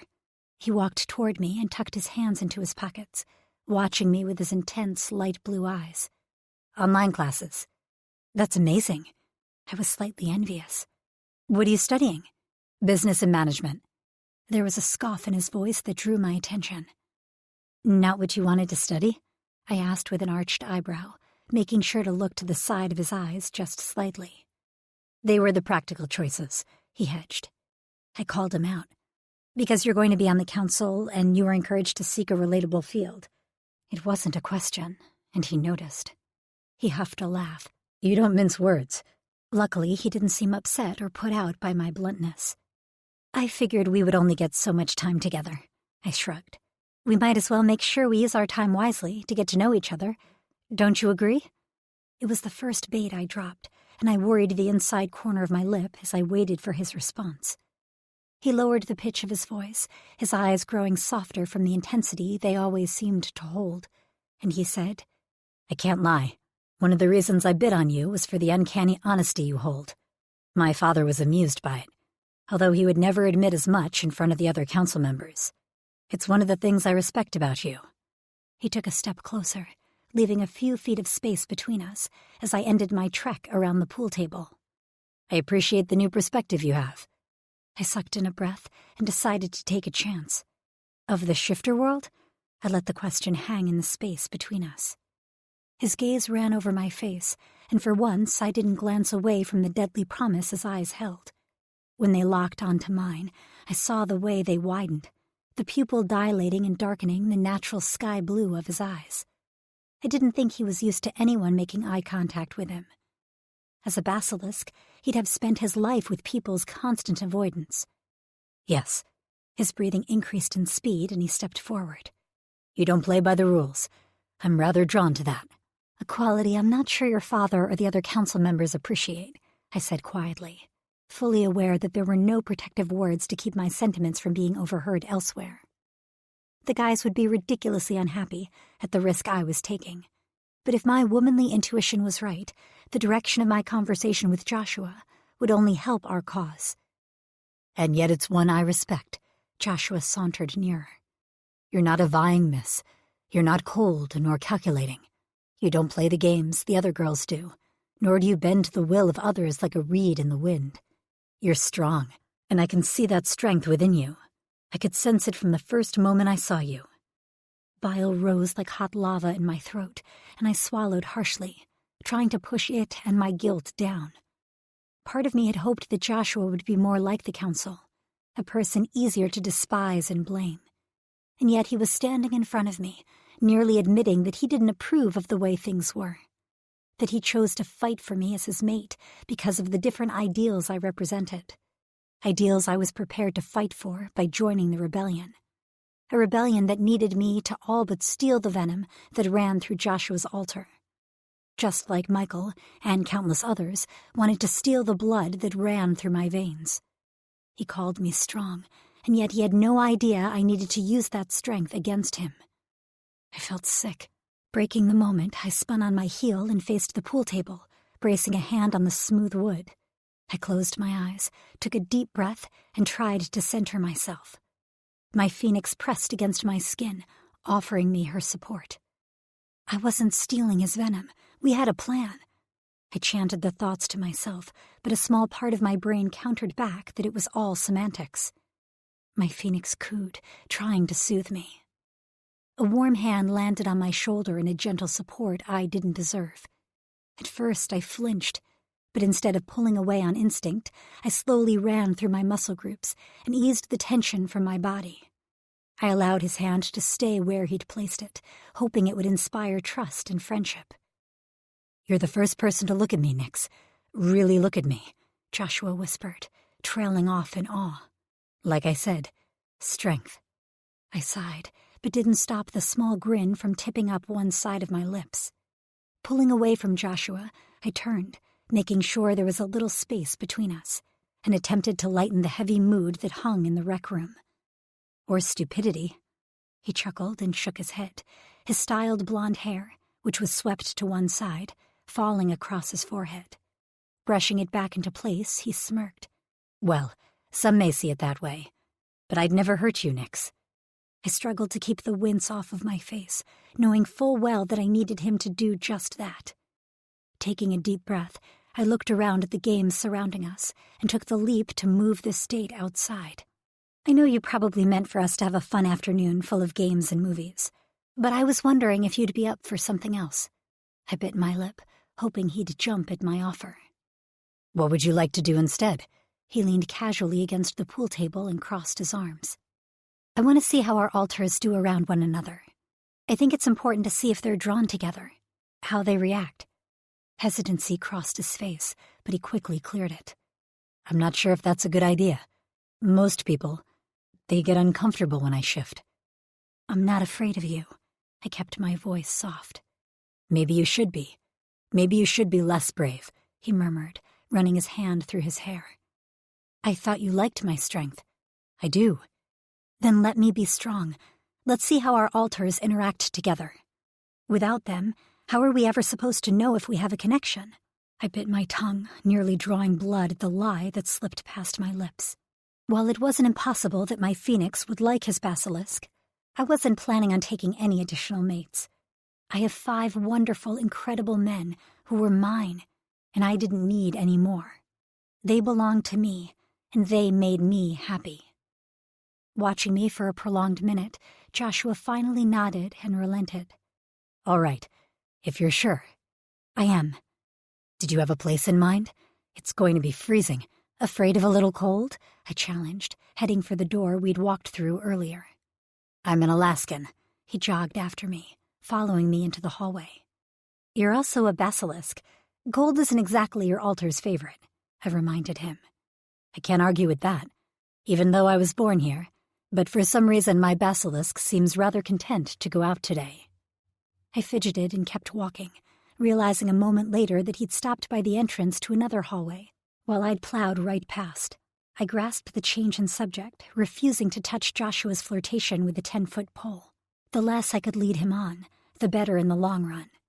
I backtracked and joined him as he traversed the never-ending hallways and stairways that led us back to the front of the lodge. This place is seriously a maze. Just as we ascended the stairs to the main floor, we heard perverse shouting echoing down the halls, and Joshua muttered back to my last comment.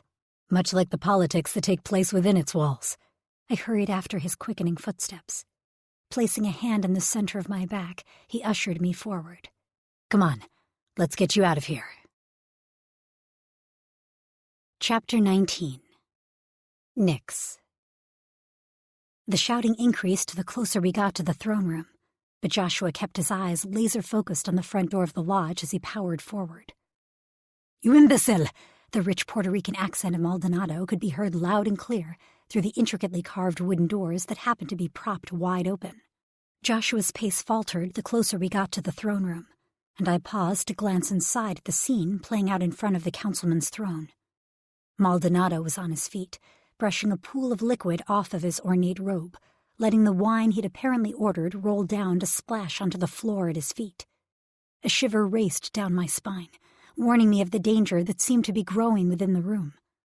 My phoenix squawked agitatedly, flapping her wings and spreading her feathers as the atmosphere grew thunderous. A handful of other servants, regular animal shifters in their black uniforms, froze around the room as Maldonado's rage built in ferocity and violence. Reaching out as fast as a snake, he struck the blonde server across the face hard enough to knock him sideways and off his feet. The tray the server was carrying clattered to the ground as he threw his hands out and caught himself on the marble floor to keep himself from smashing into it head first. The impact of the fall and the metal clang of the tray echoed through the cavernous space. I stepped closer to the doorway against Joshua's protests and realized with a chilling horror that the server on the ground was none other than the doorman from earlier, the lion shifter. "I'm sorry, Councilman." The server spoke lowly, practically groveling from the place where he'd fallen, not daring to move under the weight of Maldonado's fury. Maldonado responded without words, letting out an inhuman roar that had my muscles tensing and the hair on my entire body standing on end. My phoenix shot her flames into my fingertips, and I fisted my hands hard to hold back the power that begged to escape. Sharp nails dug into my palms, while my eyes ping-ponged back and forth between the server on the ground and the councilman on the dais. Seated next to Maldonado's throne was none other than Councilman Stepanov, who was supposed to be out of the lodge today. It became more of a struggle to draw air into my lungs as Maldonado's eyes went red, his alternate side drawing closer and closer to the surface as his control disappeared. "You should have known better than to anger my friend here, Shifter. I wouldn't have expected you to be quite that stupid," Stepanov said without a hint of remorse, while a small dark smile played over his lips as he watched the lion shifter begin to visibly shake. He straddled the line between amused and annoyed as Maldonado began to shift forms. Maldonado's lips pulled back over his teeth, which elongated and sharpened into deadly points. His eyes turned into pure dark pools of death, and his body began to decay and wither. Skin met bone, and leathery brown wings sprouted from his back. The sharp talons that adorned the top wing joint easily ripped through the thick fabric of the robe, shredding it in the back. The hiss that escaped the Mononagal's lips broke the deadly calm before the storm. The sheer sound of it struck fear into the hearts of everyone in the room except for Stepanov, who radiated a wickedness I couldn't fathom. "Please," the lion shifter let the words slide almost wordlessly past his lips. Reaching up, he held out a hand to ward off the impending attack, but even I knew that such a weak gesture would do nothing against the creature who had set its sights on its prey. "You were blatantly careless." Councilman Stepanov hardened his gaze on the shifter. "Besides, my friend is long overdue for a snack." He leaned back in his chair, and the movement seemed to be all that Maldonado needed to strike. With an otherworldly, high-pitched scream, Maldonado's body separated in half with a nauseating rip, his spine becoming visible as he fully allowed his altar to consume his human half. The bile I'd been fighting off earlier scalded the back of my throat, and I turned to shield my eyes from the terrifying sight, but it wasn't enough to miss the elongated tongue that shot out of the Mononagal's mouth with what seemed to be an endless length and enough force to pierce through the lion shifter's chest, wrap around his heart, and rip it from his body in a sickening squelch that had both my mind and my stomach reeling. Joshua's breathing increased, and he turned his head away, blocking the scene from his vision.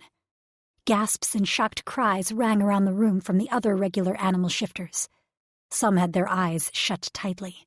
Others turned their heads, while the rest seemed unable to pull their gaze away from the monstrous scene, just like me. Blood pooled in an ever-spreading puddle along the smooth white and gold marble, creating a stark contrast of light and dark as it seeped outward from the fallen, lifeless shifter. Blue, unstaring eyes were unfocused in death, and I forced myself to look at him, to take in the gravity of what had just been done. A man died, an innocent man who did nothing more than spill a drink by accident. Contempt ran hot through my blood, and the fire inside of me roared through my ears in a ravenous inferno. I wanted revenge. I wanted someone to stand up to the council members currently sneering at the mess on the floor, as if it was an inconvenience to have a dead shifter at their feet. "I know what you're feeling right now, but don't. Joshua grabbed my arm, anchoring me to his side to keep me from raging into the room and lighting the place on fire. He must have seen the molten anger in my eyes, because he squeezed me harder than I'd ever expected him to touch me, and shook his head sharply once. "This is not the time nor the place. Do not make yourself a target." I breathed heavily through my nose, trying to calm the rapid beat of my heart, which felt like it was going to explode in my chest. The coppery scent of blood floated in the air, and I closed my eyes, but it was no use. No matter what I did, the scene was burned into my brain, etched into my very memories. Having devoured his bloody snack, Maldonado let the shift reverse, his body knitting itself back together again, though his robe was ruined and his clothing was torn and bloody. His eyes remained dark pools, even after his human form returned. Licking his lips, he backed up until his legs bumped into his throne, and he sat down casually, as if he hadn't just become a terrifying creature and taken a life. Stepanov's icy gaze slid across the room, and his eyes narrowed on a shaking blonde girl, with tears streaming down her face. Her hand was covering her mouth as she tried to choke back the sobs that racked her shoulders, working hard not to make a sound as her eyes stayed riveted on the dead shifter. "You." Stepanov locked his attention on the girl with a sick smirk on his face. The young teenager's breath froze in her lungs as she pried her eyes from the floor to the councilman. Me? She stuttered, barely able to get her lips to move. "Does it look like I'm talking to anyone else?" Stepanov snapped, irritation flashing across his face before he took a deep breath and glee entered his eyes. "You are his sister, are you not?" He waved a nonchalant hand toward the fallen shifter, as if he hadn't a care in the world. Wide-eyed, the girl nodded.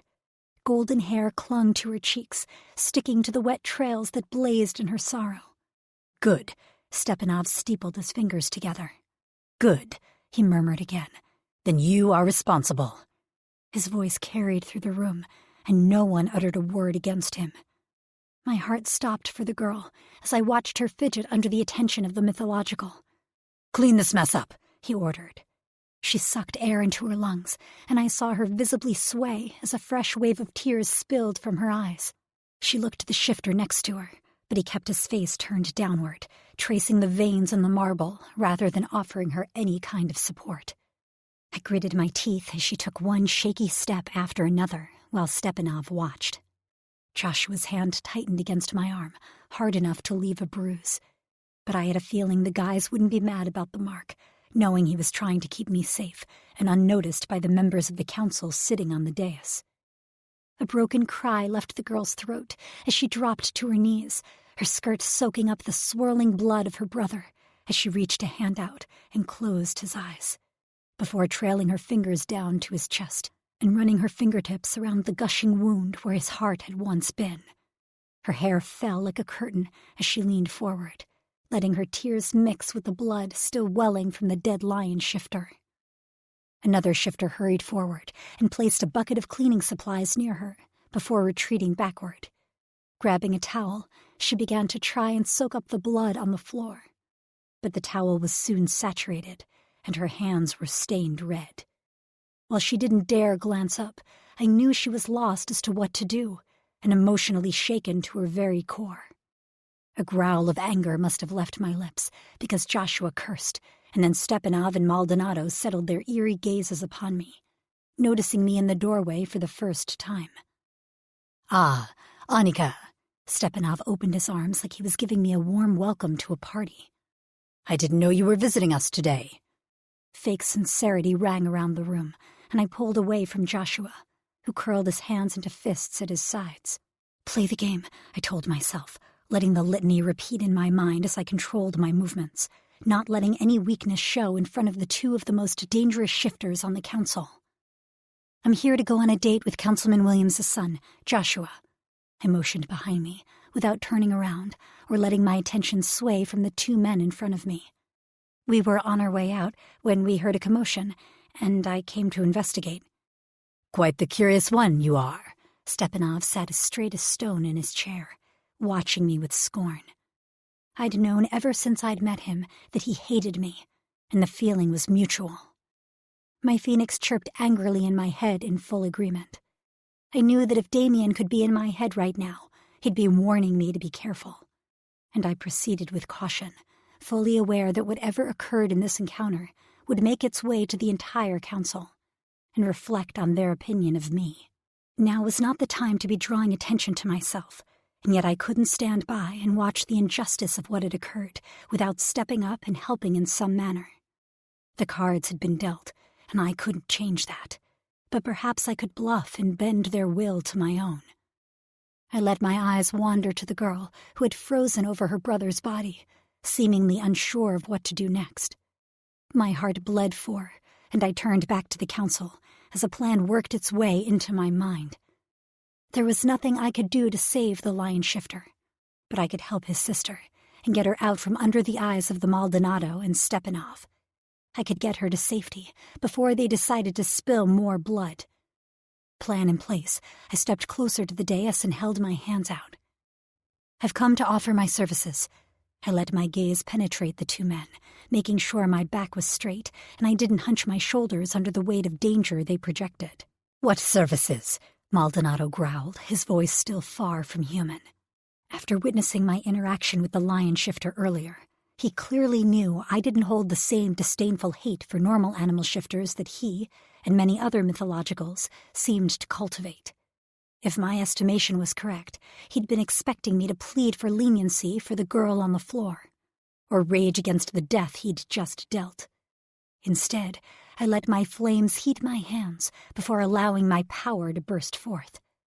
Hot red blazing flames played over my fingertips, and I arched an eyebrow at the council members. It's awfully inconvenient to have a dead shifter in the throne room, and there is no way the girl is strong enough to lift him without help. I can easily take care of the problem for you. I so badly wanted to say for her, but I continued down the path I'd set and played to the council's whims. "You want to give us a demonstration of your powers?" Stepanov leaned forward with interest. "I'd like to take care of the problem. These animal shifters are nothing, worthless. Why do you care to help?" Maldonado challenged. Cocking my head to the side, I shook my hands and recalled my flames, putting the fire out and crossing my arms behind my back, calling his bluff. "If you'd prefer to let this ordeal drag on," I bowed slightly at the waist as if I was done with this conversation and about to retreat. "Come now, Maldonado. You've had your fun. I believe it's my turn." Stepanov addressed his friend before turning back to me. "I'd like to see the little bird perform. After all, none of us have seen her in action yet." Something in the way he worded that made a shiver race down my spine, but I didn't give it any outward acknowledgement while I waited for the final decision on whether or not I could help. "Go on, show us a magic trick." I pursed my lips and gave the council members my back, much to my phoenix's displeasure, as I strode to the girl. Kneeling down on the edge of the pool of blood, I dipped my head and caught her eye. In a whisper I hoped no one else could hear, I murmured, "Let me help you." Stark blue eyes gazed up, shell-shocked and disbelieving, but she nodded, and I told her to scoot back. Smearing blood across the floor, she did as I asked. My phoenix rose inside of me with a sureness I grasped onto as I let my fire consume my hands, sending my flames over the body of the fallen shifter, and keeping careful control over the blaze so I didn't burn any of the shifters standing near me with the incredible amount of heat I would need to use. With a loud squawk, my phoenix pushed against my skin and rose higher and higher. The flames ignited into an inferno that dominated the shifter, making quick work of incinerating his body. The scent of burning flesh and bone was quick, but it singed my nose before all that was left in its wake was a pile of ash. On pure instinct, I swirled my hands together, and the ash obeyed my command, floating through the air until it was nothing but a twirling tornado between my separated palms. Standing, I searched the room until I found a small box. Gesturing to a nearby shifter, I let my eyes fall on the box, and he rushed forward to open it for me. Settling the ash inside, I released my hold on it and placed the lid on the makeshift urn. Brushing my hands against the soft denim of my jeans, I turned to face the two members of the council. "Now all that's left is the blood, and you'll be all set." I tried to keep my voice neutral, void of the emotional turmoil that was roiling inside of me. Back to business as usual. I folded my hands in front of me, my skin still hot from the power I'd just used. Stepanov clapped a slow, patronizing sound that set me on edge. Since the girl is filthy, she's of no use in the cleanup. I turned and spotted some strong-looking shifters in one corner of the room and nodded to the bloody mess in the middle of the floor. If you could finish the job. Taking the box, I handed it to the girl who grasped it so tightly, her fingers went white. Walking to the dais, I paused. You're all set, Councilman. A tight smile worked its way over my lips as I bowed at the waist, showing a deference I didn't feel.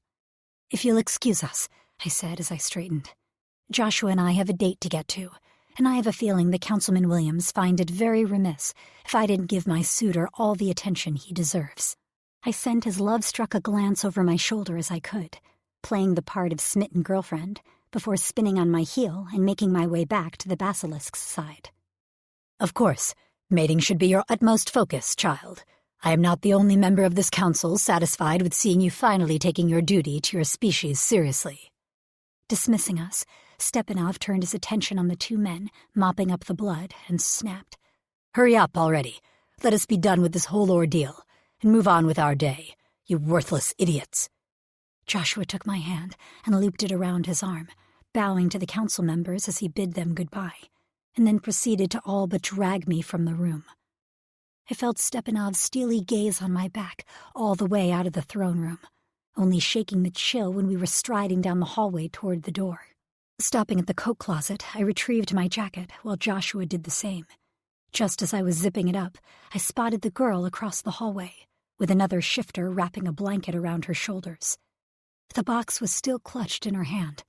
Her blue, watery eyes met mine from across the span of the hall, and she mouthed, "Thank you." Tears built behind my own eyes, and I nodded to her, mouthing back, "I'm sorry." Sensing my emotion, Joshua took hold of my elbow. "Not here."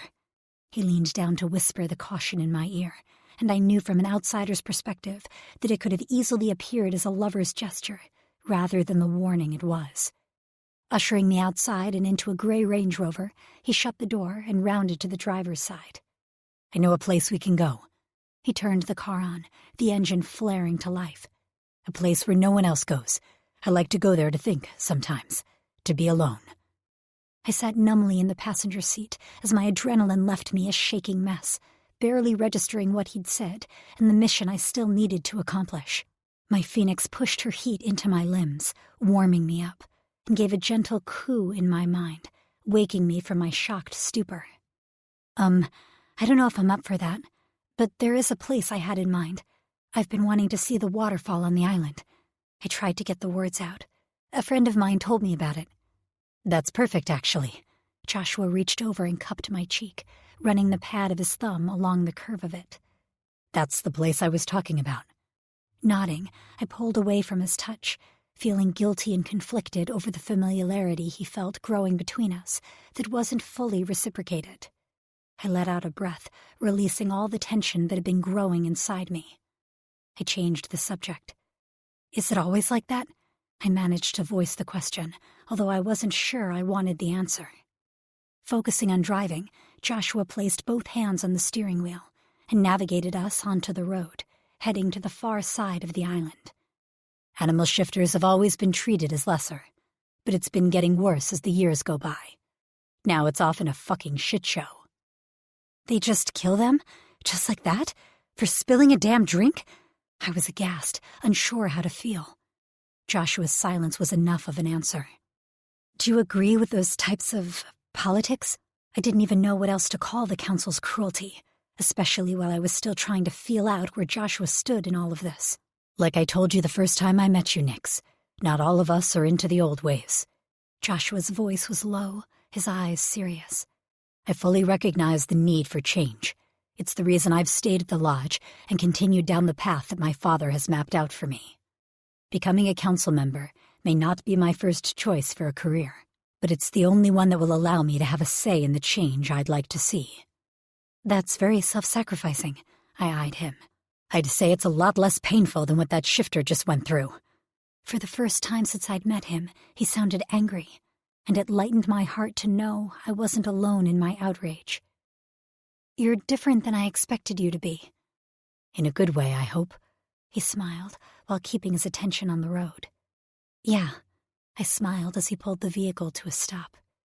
The more time I spent with Joshua, the more I realized he'd be a perfect choice to join us in the rebellion, especially if he was willing to take his life in a different direction to create the change he wanted to see befall the shifter world. First, however, I needed his venom to secure my own place in the fight against the Council. The waterfall is just a short hike up that path. He turned off the ignition and pocketed the keys, rubbing his hands together to keep warm. Luckily, I keep spare shoes in the car. Like I said, this is one of my favorite spots. You ready to do this? As I'll ever be. I let a gust of air escape my lungs, and with renewed purpose, fueled by my hatred against the Council, I climbed from the car and followed Joshua into the woods. Chapter 20. Nix. The hike through the woods was invigorating, and the cool air woke me up, snapping me out of any of the remaining shock I may have been under after leaving the lodge, and letting the events of the day sink in. The closer we got to the waterfall, the more nervous I became about having to shift with Joshua. Drawing the fresh air deep into my lungs, I tried to scent Hero, who should be somewhere close by already. Not catching his particular blend of mossy forest, spice, and flowers, I focused on the view that opened up before me as Joshua stepped out onto a ledge overlooking the waterfall. Holy shit! My breath fogged around me as I stood in awe. That is amazing! My words were practically a squeal. I stepped up beside Joshua and buried my hands in my coat, trying to keep my fingers warm before I pushed some of my Phoenix's power into my hands, warming them supernaturally. It's beautiful with every season, but there's something majestic about the falls when the water freezes over like that. Most of the waterfall was solid, cascading ice, but the temperatures would have to drop further to freeze the remaining trickling water that fell in a glassy sheen over the ice. I've never seen anything like this. I pulled my phone from my back pocket and bypassed the messages the guys had sent me, checking in to see if I was all right. Clicking the camera app, I snapped a few photos of the scenery, knowing I'd regret it if I didn't. I wasn't sure if I'd ever make it back to this spot, and it was too beautiful to pass up remembering. Hiking after Joshua, I followed him down to the base of the waterfall, spotting the way the water acted as a curtain, covering the opening of a rocky cave beyond. While I couldn't make out much in the darkness behind the waterfall, I knew Hero would be hidden in its depths. Stretching my arms, I felt my Phoenix's desire to be free in such a spacious, beautiful place. There were no wards to be wary of close by, since the entire exterior of the island was encased in a barrier, and we could fly freely here without worry of being discovered. Feeling like a Debbie Downer, I reminded her that we were here for a reason, and she chirped in complacency, though I could feel her disappointment. "I promise we'll find a time and a place to fly freely soon," I assured her, as well as myself. Are you, Joshua cleared his throat, appearing less than his confident self for the first time since I'd met him. ready to shift? Pink tinged his cheeks as I realized he was basically asking me if I was ready to strip down with him, right here and now. I crossed my arms over my chest, gripping my biceps with my hands, as I realized the gravity of what I was about to do. I was about to face a fucking basilisk in shifted form. A snake. A giant fucking snake that I was going to provoke to bite me. And then I was more than likely going to die for the rebellion. No, I stopped my train of thought. You're going to die to keep your men safe, to provide a future for you and your future mates. Without the rebellion, there's no chance of overturning the council. Stealing my resolve, I nodded to Joshua. Do you mind if we shift privately? I glanced around the clearing. Maybe you can shift behind those boulders over there, and I can shift here, I suggested, planning to keep Joshua far away from the cave where Hero was stationed. His eyes softened. Of course. I know you're new to the shifter world and probably not as comfortable around nudity as the rest of us. Thanks, I replied with a soft smile. Turning to go, Joshua paused and spun back around, taking a few steps backward as he spoke. Listen, I've rarely shifted around others, so my basilisk isn't used to being around other creatures often. Are you worried? I hedged, trying not to let my excitement show. This may be easier than I imagined. Maybe a little, he shrugged. I'll be careful, I assured him, but couldn't help but add, his actions aren't your fault, though. If he doesn't like my phoenix, that is. I rambled almost incoherently. Smooth, Nix. I mentally rolled my eyes at myself, taking a moment to enjoy the fact that no one was privy to my embarrassing internal monologue. I don't know, Nix. We both seem to like you. He grinned and turned, heading for the boulders and slipping out of sight. Biting my lip, I made quick work of stripping while I was alone, piling my clothing neatly off to the side of a rock before letting my altar free in a storm of licking fire and heat. Red flames covered my human body as it gave way to my phoenix, letting her come forth in a spread of wings and feathers. Feeling more powerful in my shifted form, I squawked that I was ready and kept my gaze glued to the boulders as a giant snake slithered along the pine needle-encrusted forest floor. Joshua's basilisk must have been as long as 2 semi-trucks, with a body rounder and thicker than that of a large beach ball. He was covered in blue and gray scales, which gleamed in the soft, overcast light that filtered down into the clearing. Everything about him screamed danger, and I found myself taking flight, rising in the air as fear rolled through my phoenix and me. Entering the clearing and drawing near, Joshua's snake coiled and then rose up, his light beige underbelly lifting off the ground as his head came level with my phoenix. Flapping our wings, we rose higher, but Joshua's snake matched our height once more. Agitated, my phoenix let out another squawk and started flying around the snake. She knew what the plan was, and she dove and wove around the basilisk in a seemingly playful dance that was meant to provoke. The fast, darting movements didn't disappoint, and Joshua's basilisk let out a hiss as it tried to detract us, his tongue flicking forward in a reptilian way that creeped me out. Gliding around his head, my phoenix dared to move closer on each pass. Another hiss, and the basilisk bared its long, curved fangs at us, whipping around as we flew behind his head. With the sharp snap of his jaws, he lunged at us. Self-preservation kicked in, and my phoenix swooped away just in time, and I cursed from the missed opportunity.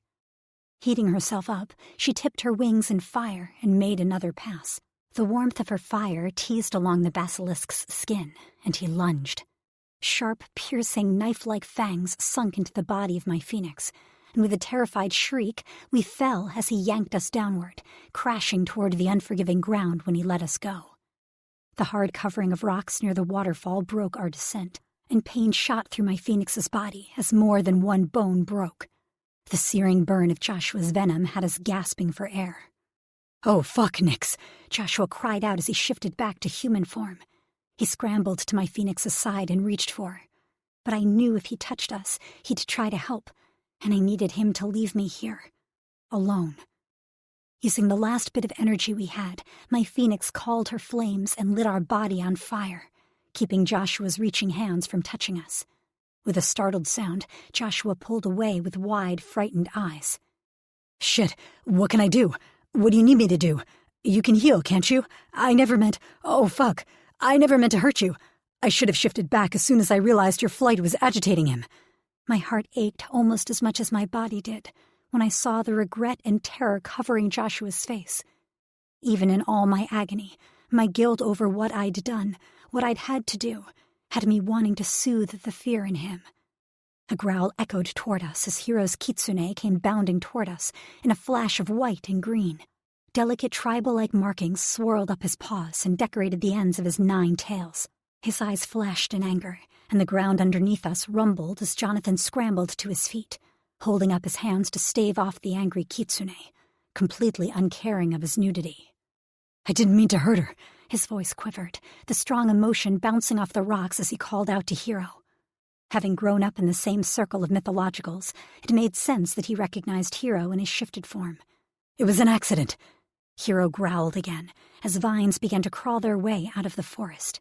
The thick ropes of vines quickly converged to form a barrier between the basilisk and me, while the ground shook in a localized earthquake. The rock beneath us began to split apart, the cracks wedging themselves open and spreading to where Joshua stood, making him jump farther away from me. Hiro, Joshua pleaded, his eyes landing on me. I just want to help her. I'm so fucking sorry. He drove both hands into his blonde hair, thoroughly mussing it from the styled perfection it had been earlier. Hiro barked and moved closer to stand over my body, clearly defending me from the shifter he found dangerous. With a high-pitched howl, Hiro let his shift ripple over him until he was human again. You've done enough. The predator was still close to the surface and clear in Hiro's tone. I'll take care of her from here. What are you even doing here? Joshua asked, clearly bereft as what to do. Nix is dying and you want to get into semantics? Hiro's eyes went to steel. I'm the one who brought Nix to the commune today. I was waiting for her to finish her date. Hiro partially sneered the word. In the meantime, I've been running the forests, letting my kitsune free. Joshua nodded, clearly lost as to what to do next. She'll heal, won't she? She might, or she might have to go through a rebirth. Either way, she'll most likely live. The basilisk sighed in relief that was almost palpable. My phoenix and I drew a wheezing breath, fighting the black spots that formed in our vision. I could feel her control waning, the shift she was holding onto starting to slip. The last thing I wanted was to be naked in front of Joshua. Knowing me as well as he did, Hiro seemed to sense my desires. It's time for you to go. Nix is getting ready to shift, and I know she's not comfortable with you seeing her naked. Hiro braced himself, every muscle in his perfectly toned body primed for a fight if Joshua didn't relent. What about you? Joshua said, appearing hesitant to leave. I'm her friend. I'll get her dressed and see her through her rebirth. Nodding absently, Joshua took a step backward. Are you sure? I don't feel right leaving you out here. We could take her back to the lodge. My father and I can ensure we get the top medical professionals from the hospital to oversee her care. Joshua trailed off. I'll take her home. She'll be much more comfortable in her own bed. Hiro reassured Joshua. I have a car. Joshua motioned over his shoulder, a last-ditch effort to help fix the wrong he felt he'd done. I writhed on the floor, a pain-filled chirp leaving my lips. My car is parked nearby, and I have Killian on speed dial. He's got a plane, so we're all set. Hiro stood his ground. It's time for you to leave. I'd never heard Hiro sound so harsh, but the effort he put into defending my honor paid off. Joshua hurried into his clothing and started up the path, clearly realizing he wasn't wanted. Regret emanated from him as he turned and called out. Please, tell her I'm sorry. So fucking sorry. Relaxing a little, Hiro nodded. I will. My phoenix and I held out as long as we could, giving Joshua plenty of time to disappear before the shift tingled over us as her magic fizzled. I tried to breathe, but it was nearly impossible past the dagger that felt like it was shoved into my lung.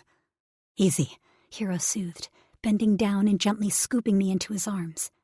The feeling of his skin sliding against mine was comforting, and I clung to him as he carried me hurriedly to the waterfall. Rounding the sheets of frozen water, he brought me into the cave and gently set me down on a pile of blankets. I think you broke some ribs in that fall.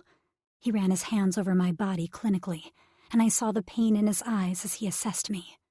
It's okay, I rasped, trying to assure him that I knew getting hurt beyond being bitten was a possibility. It had been my choice. This was a foolish plan. His brown eyes were impossibly black in the darkness of the cave, but I knew if I could see them clearly, they would be full of self-loathing. Don't. My choice. I coughed and moaned at the pain. Pressing my hand to the source of the burning pain inside my body, I felt 2 large holes gaping in my side. Venom. Nix. I'm going to die. Get what we need. I used the last of my energy to talk, and then collapsed back onto the blankets, shivering from the cold and no longer able to heat myself. I needed all of my energy to keep my blood pumping. Leaning down, Hiro kissed my brow, covered me with a blanket to keep me warm, and moved away, quickly pulling on his own clothing and getting the medical bag and supplies set up next to my makeshift bed. I felt myself slipping, my soul starting to separate from my body as he pulled the side of the blanket up, pulling it on my abdomen to gain access to the puncture wounds Joshua had inflicted. Hiro's hands moved fast and sure as he got to work, and I watched the concentration crease his forehead, all while he murmured sweet nothings to me about how I'd done a good job, how much he couldn't wait to take me home, and how much he was going to pamper me rotten until I was feeling back to 100%. In that moment, my heart swelled, and I wanted to tell him how much I loved him, how very much I cared, but my tongue was like concrete in my mouth. Instead, I kept my gaze locked on his as I took my last breath, his eyes meeting mine as darkness crept in. I felt the telltale tugging that turned into a fiery rip as my soul left my body behind. Hero's face was the last thing I saw as death claimed me. Chapter 21. Theo. I attempted to ignore the slamming of the door downstairs. My gaze focused solely on the girl still lying motionless on the bed. I could hear Killian's grumbling even upstairs, despite the door we had closed to allow Nick's peace, quiet, and calm, while she regenerated. It had only been 2 days, but the pallor that had robbed the golden colour from her cheeks had finally disappeared. I was hopeful that meant she would be waking up soon. The whole escapade had been logical, but it hadn't diminished any of my doubts about putting Nix into this situation. My Kraken was still furious with me, with all of us, really, but seeing the improved health of his mate was helping soothe him. I hoped we would have time soon for another swimming adventure together, since I was sure that was the only way he would completely calm down. The door creaked quietly, and Damien stepped in, rubbing his eyes before studying the sleeping Nix. "How's she doing?" he asked quietly. "She still hasn't moved, but her colour and breathing are both better. I don't think it'll be much longer." I knew I didn't need to speak higher than a whisper for his acute hearing to pick up on my words. He approached the bed, reaching out to stroke a soft hand down her hair. Nix shifted as his hand brushed the side of her cheek, arching into the movement, and I jolted from my chair, striding over to join him. "Nix?" I called softly, as her eyelashes fluttered rapidly against her cheek. "Hey, guys," she offered on a smile, her voice a little husky as she rubbed her eyes. "Did it work? Did we get enough?" "That's the first thing you say?" Damien's chuckle was strained as he threaded his fingers through hers. "How about telling us how you're feeling?" "A little stiff, but I'm good." She pushed herself up a bit on the pillow as I reached out a steadying hand, grasping her elbow and waist to balance her. "The venom, I'd really rather not have to do that again. Not that I think he'd fall for it twice." "We got it." I rubbed her hand softly, enjoying the warmth of it against my own. I ducked out to the university and extracted it. I wasn't going to risk giving it to them mixed with your blood. We were storing it until after you woke up. I wasn't going to separate us by sending one of us to a rebellion meeting while you were still regenerating. "Good," she sighed, leaning her head against my arm. "That stuff burned." Damien winced, but she didn't seem to notice. Running her hands over her ribs, she checked to make sure everything had knit together properly. Seemingly happy with her regeneration, she yawned from the exhaustion she always felt after rebirth, and then forged forward. "So, when do we head over there?" She shifted as though she intended to rise from the bed, and I put a restraining hand on her shoulder. "They've waited 2 days. I think they can wait a bit longer," Damien told her, staying her movements. "No need." A low voice spoke from the doorway, and I whirled, a short roar escaping my lips before I recognized Kieran lounging easily against the doorframe. "Hello, little sister." His words were quiet, his eyes soft, as he approached Nix. "You really need to stop avoiding my sensors and wards, or at least tell me how you're doing it so I can increase our protections," I scolded, pushing my glasses back up my nose while I scowled. "I just vote for you stopping," Damien added with a snarl. "Hi, Kieran." Nix smiled at him, squeezing my hand reassuringly. "Are you taking us to another meeting?" He smiled at her, shook his head in answer, and then turned to address Damien and me while he tucked his hands into his pockets. What fun would that be? Besides, few have access such as I, and those who do may know even more tricks than I do. That's not exactly reassuring, Damien murmured. It's not meant to be. It's meant to inspire you to stay conscious of your safety, and her safety in particular, at all times. He approached the bed, ignoring our growls, and kneeled next to Nix with his eyes locked on hers. You did so well, little sister. You're everything I could have asked for in a mate for my brother. Nix's eyes were wide as tears gathered in the corners, and she gaped at Kieran. I was sure shock was as clear on my face as it was on hers. Who would have expected ridiculous, goofy Kieran to be as emotional as that? Kier? His face suddenly shifted, a goofy grin spreading wide over it, and his green eyes lit up. Besides, who else would make such a beautiful fluffle for him? So, what are you here for? Damien asked, rolling his eyes and then wincing. Will you stop that? His gargoyle was clear in his growl. You don't need to play that idiotic music when it's just us. What music? Kieran questioned innocently, his eyes wide. Do you have an instrument I can use? Music isn't really my major skill set, but if it's your wish, then I'm always willing to try. Damien snarled, reaching for Kieran, who slid away with a laugh. No, injury will only mean I need to climb right into bed with your little phoenix. My kraken roared in my head, unable to recognize the teasing. Kieran, one of us is going to end up dismembering you no matter how quick you think you are, I warned. All of you settle down, Nix scolded, shifting slightly on the bed. Stay in bed, please, I pleaded softly, brushing my thumb across the back of her hand. Just because he's causing chaos doesn't mean you need to be the one to deal with it.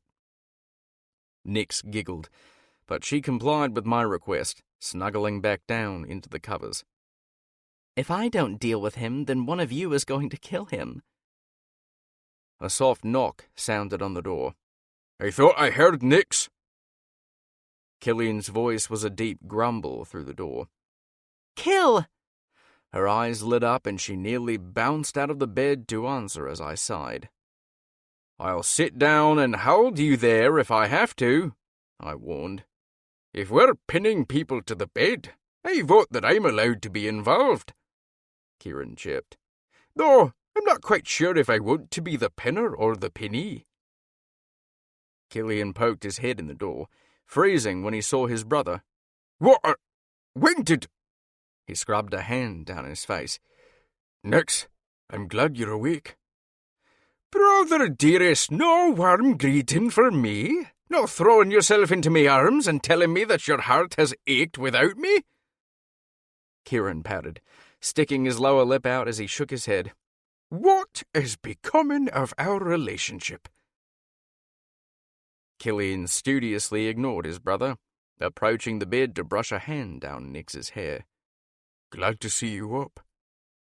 Damien, you didn't tell them? Nix asked, glancing at him. Kieran here distracted me a bit, Damien admitted with a shrug.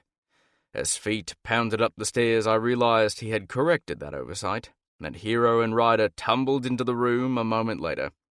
I think he was just about to tell us what he's here for, Damien said dryly, as Hero and Ryder took their own turns greeting Nix, their smiles wide and bright. The pair had been inseparable as we waited for our mate to revive, and I hoped this meant they would finally be able to relax. It wasn't as if Killian would be able to, not with everything else we had to tell her. I came to get the venom you extracted. Kieran stood up, brushing imaginary dirt off of his clothing as he addressed us. We didn't want you having to leave your home at this time, and we thought it would be better if I came to collect it personally. I was less likely to disturb you than some of the others. I really don't think that's true, Ryder muttered. I thought you might also want an update on what's coming up next. You're satisfied with this? I inquired, considering him. For a group as secretive and ordered as the rebellion, it was a surprise they'd so easily believe we had extracted the venom for them, as promised. It will be tested, of course, but I don't think there's any doubt in its viability, Kieran assured us. We will want to meet with you all in the near future so we can congratulate you as a group. So please be expecting another call. Are they going to move us onto the next test? Nix asked warily. Though she was excited to see us, I was sure exhaustion still hung over her, and the idea of another test this soon was not something that would sit well with her. No, not yet. There will be time while things are arranged. For now, we want you to rest and recuperate, all of you. This next meeting isn't to stress you in any way. It will merely be a conversation. Isn't that what you said last time? Killian challenged. I think we all saw how well that conversation went. Our mate ended up bitten by a snake, and now we have the fallout to deal with. I believe this is my cue to go, Kieran declared. Fluffle emergencies are just between the fluffle, I'm sure. Remember to keep an ear out for me. I'll take you, I began, but Kieran cut me off with a wave. I know where you have it stored, Kraken. I can manage it. Sit with your girl. If anything, she may listen to you. Or you can cool off me brother's head. He looks like he's about to explode. He waggled his fingers in a tiny wave, striding from the room with purposeful steps. It should probably bother me that he seems to know exactly where I put that, but with him, it just seems normal, I mused. Not exactly comforting that he's becoming our new normal. What's wrong, Kill? Nix interjected, her eyes solely on the brooding kilt. He had been gentle in his greeting, but it was easy to see by the flush on his cheeks and the set of his jaw that something was bothering him. I just don't like it. That's all, he muttered. Kieran? She asked blankly, glancing at the rest of us. I mean, we all know he's a bit insane, but I didn't think he was actually that bad this time. He's not talking about Kieran, I clarified. Or at least, not entirely. I sighed, joining her on the bed as my Kraken screeched at me to remain close to her. Nix, when you agreed to the date with Joshua, it seems to have acted as a catalyst for your other suitors. Although we've managed to hold them off for the moment, gifts, messages, and requests to be the next suitor to take you out have all begun to come in. On an annoyingly regular basis, Ryder grumbled. I arched a brow at him, mildly surprised. Of all of us, I had actually expected Ryder to have the least issues sharing her time. He had no objections when that time was split with us, and actively encouraged her interactions between him and Hero. Apparently, however, that generosity with her time and attention didn't continue outside of our group. I warmed a bit at the idea, wanting to keep her solely to ourselves. You've received simple gifts so far, thanks to the warning Gaspard put out, I explained. I believe they're trying to woo you as they think a human would. You've received mostly flowers and chocolate, though I think there have been a few pieces of jewelry and other things included as well. We didn't go through them, the presents are for you, so when you're up to it, that will be a task for you to complete. It's filling up the kitchen, Hero added on a laugh. We didn't feel comfortable putting anything in your bedroom, but of course it's your choice. I felt more comfortable throwing them back outside, Kill added with a sneer. I probably would too, Nix admitted, shifting uncomfortably. Only Hero's grasp on her hand prevented her from wringing them together. It still seems wrong to be getting all these gifts when I know I'm not going to be choosing any of them. Well, for now, think of them as get-well gifts, Damien suggested with a smile. I'm sure that would be true as well if they knew you were injured. They don't? She inquired, blinking at us. No, I shook my head, offering her a reassuring smile. Joshua was beside himself when you were injured. He didn't put up much of a fight with us taking you home. He did go directly to his father, however. Gaspard involved himself and ensured him that we were the best place for you at the moment, since you being in the hospital on the commune would cause far too many questions. Councilman Williams agreed, with the stipulation that once you were up and about, you would be willing to meet with him privately. She swallowed hard. Privately? It's okay, Damien assured her. We believe he's going to request that you not spread information about his son biting you. Basilisks have had some struggles in our culture. In many ways the same way werewolves have. They're considered by some to be more animal than shifter, controlled by their needs. Add into that their ability to kill very effectively in more than one way, and you can see how they would be feared despite their status. Nix picked at the blanket absently. I'm glad that Joshua is all right and didn't cause any issues that hindered the rest of our plan. She paused, and then her eyes glanced up. I assume meeting with his father is another area where I don't really have a choice? She asked softly. We'll be right outside, I promised her. Damien will leave your connection open as well. All right. She settled back into the pillows. When do we leave? Sleep a little more, I told her, glancing at the others for confirmation. You've only just woken up. Rest a bit more, and then we can go from there. You'll stay? She questioned on a yawn, her eyes tracking over each of us in turn. We'll stay, I assured her. Sleep, Nix. We'll watch over you. She smiled before cuddling down into the warmth of the covers as we stood around her bed, solid in our decision to protect her no matter what. Chapter 22. Nix. I resisted the urge to groan when the Hummer hit another bump on the road to the lodge. I wasn't sure if it was the quickly approaching winter that made the roads so bad, or if it was merely because I was tired and sensitive after my regeneration.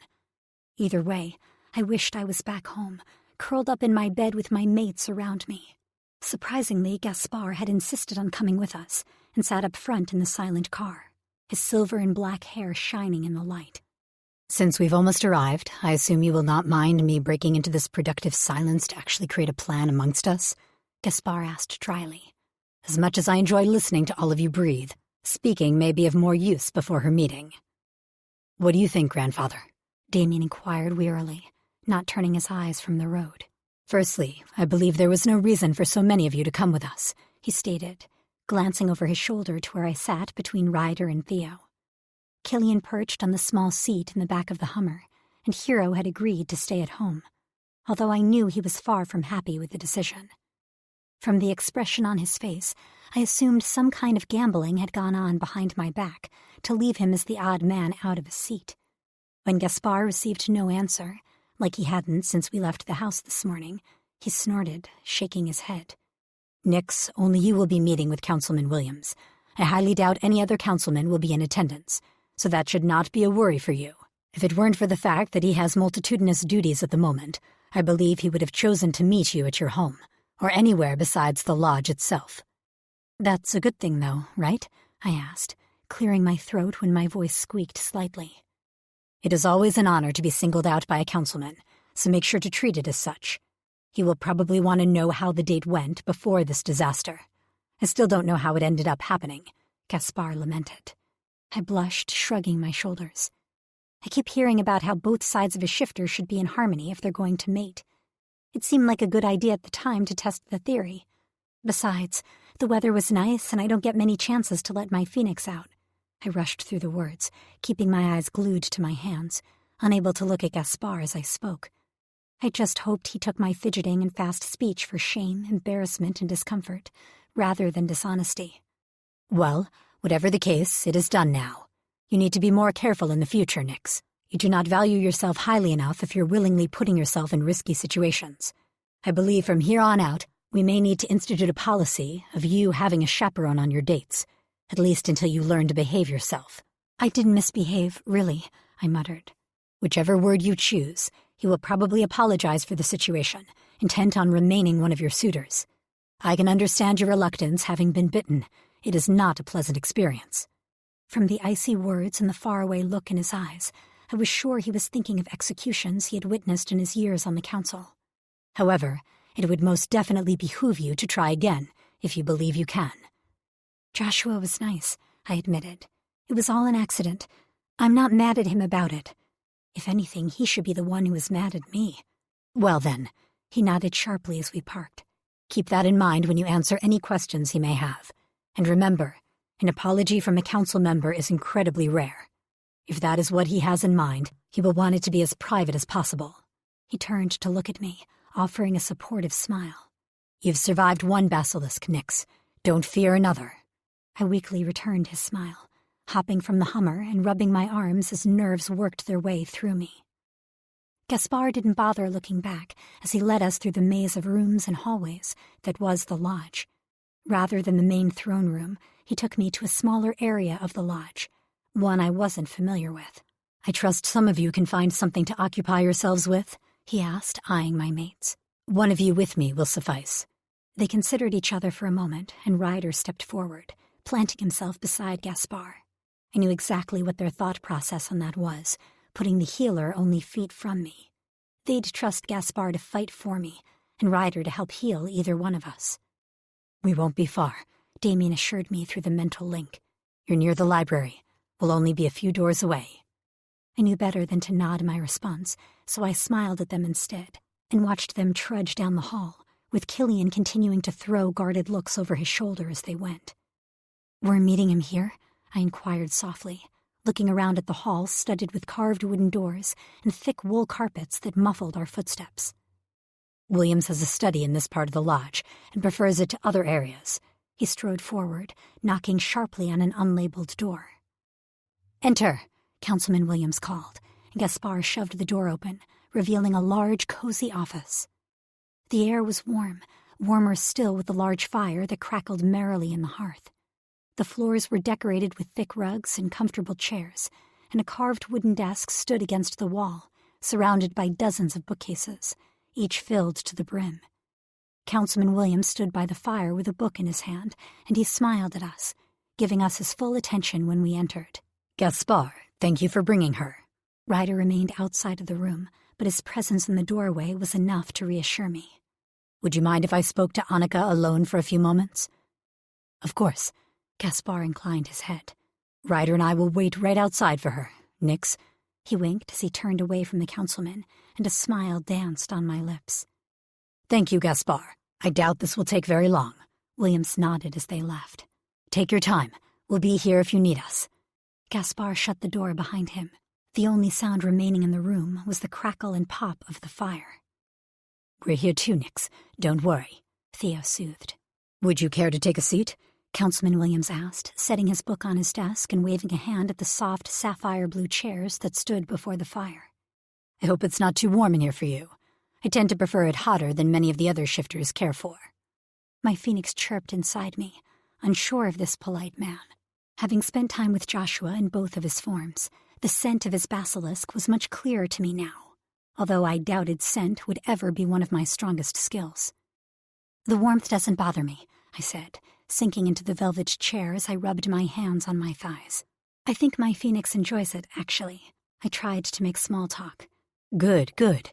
He settled in the chair next to me, silence reigning for a moment as we both watched the flickering flames. "I assume you know why I called you here today?" He began softly. "Because of my date with Joshua?" I replied, keeping my voice as low as his. I knew Gaspar had said he wouldn't want to be hurt, and despite the thickness of the walls, I was sure that Gaspar and Ryder were both listening intently outside of the door. "He was quite taken with you, you know," the councilman murmured, his eyes not leaving the dancing flames. "Spoke very highly of you. Still does. He's devastated to have caused you injury." "I know," I admitted. I couldn't make Joshua out to be the bad guy here. There was simply no way to do it. "It was all just an accident. I knew he didn't mean it. Our alters got agitated. I'm not used to being in my phoenix form. I trailed off with a wince. As much as I didn't want the councilman blaming Joshua and causing any harm to him, I didn't want harm to come to me either. I'm glad you see it that way. Councilman Williams shifted in his chair. Basilisk have gotten a bad name in the past, you see, and it's not a stigma I want associated with my son. Others may not be quite as forgiving as you are. Joshua is a good boy. He has a very promising future in front of him. If a word of this were to get out, to anyone, he trailed off. I'm sure some of it has leaked amongst your friends already, but I'm hoping we are able to contain it there. They don't associate with many of the other shifters, and Damien is well aware of what any kind of rumors may do to someone with political aspirations. I told him it was an accident, I hurried to say. I was unaware of how my phoenix's natural behavior would agitate Joshua's basilisk. I'm still learning all of this, the ins and outs of the shifter world. I hoped he would take that into account. As is Joshua, as hard as that may be for you to believe. He spent his life among our family, removed from the others. In many ways, he is as new to this as you are. He tapped his fingers against his thighs. I don't expect, however, that you will keep your silence for free. It isn't as though this was a bad date or an inconvenience.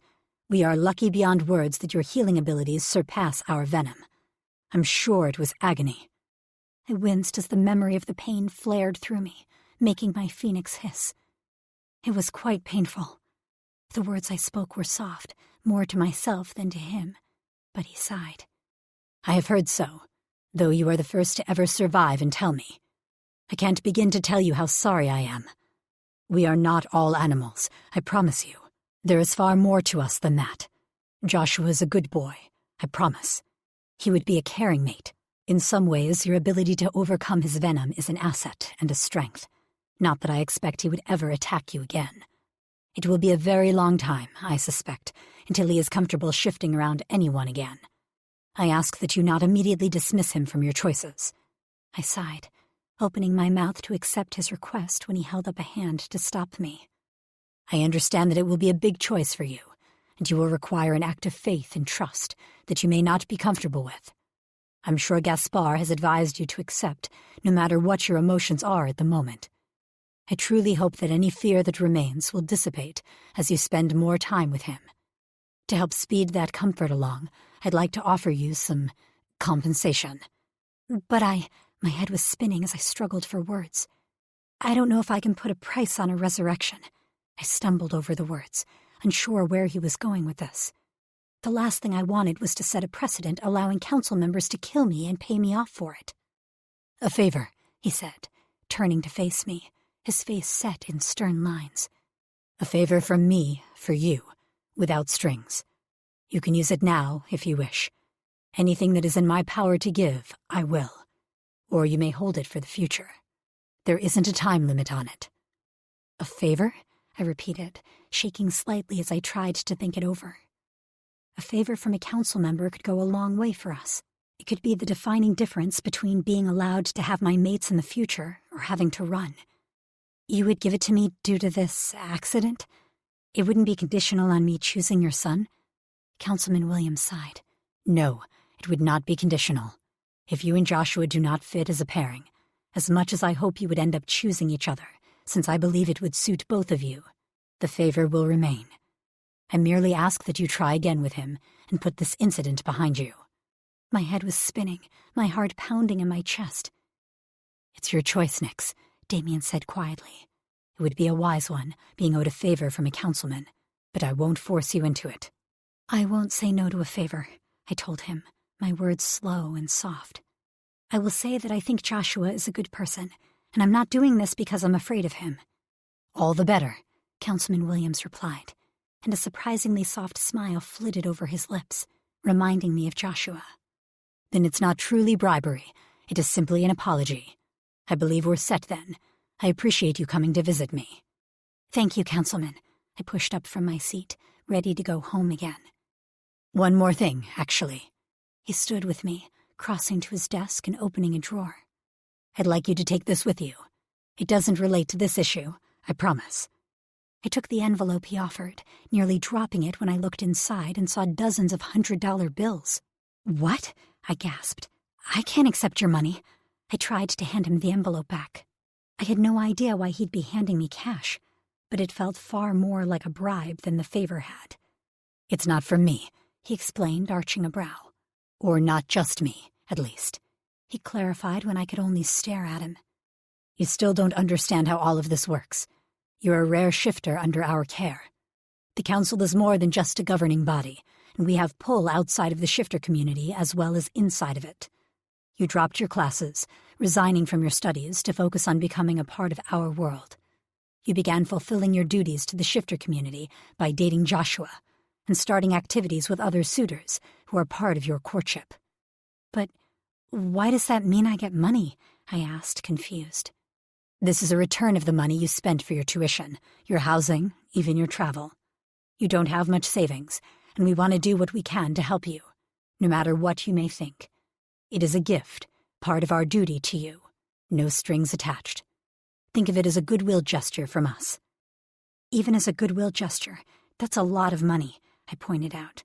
"If I were to follow your decision for me, I'd be finding a mate, bearing children." He sighed, crossing his arms over his chest. "Yes, you would. That doesn't mean you would be subservient to any mate you have. Speak to Gaspar, to your friends. You will probably rank above anyone whom you would mate or bear children with. It's not like the human world, Annika. You will have help with any children, with your expenses, with your mates even.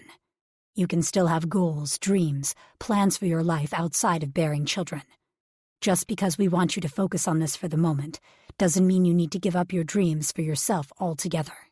I gaped at him, unable to process what he was telling me. I don't... I trailed off inelegantly, truly at a loss for words. "I'm not asking for you to respond. I'm just saying that it's easier to see what we're doing for our people if you're one-on-one with us, actually studying our culture and our traditions, rather than viewing us from the outside, and only when you're forced to see us at our most intense." He frowned as he added, "I know you've had a lot of negative associations with us since you became aware of your heritage. There are many things about our world that are not pretty or appealing in any way. There are those of us who really do want you to be happy, though, who want to see you content and successful in this life." "Thank you, and I'll think on what you've said." I slid the cash into my pocket. I wasn't willing to say more to him, unsure if this was a plan by the other council members to see what I thought of the council. I wouldn't put it past them to try and get me to confess to something by disarming me with cash. "Of course," he motioned to the door, and I headed for the exit, pulling it open to find Gaspar and Ryder waiting for me.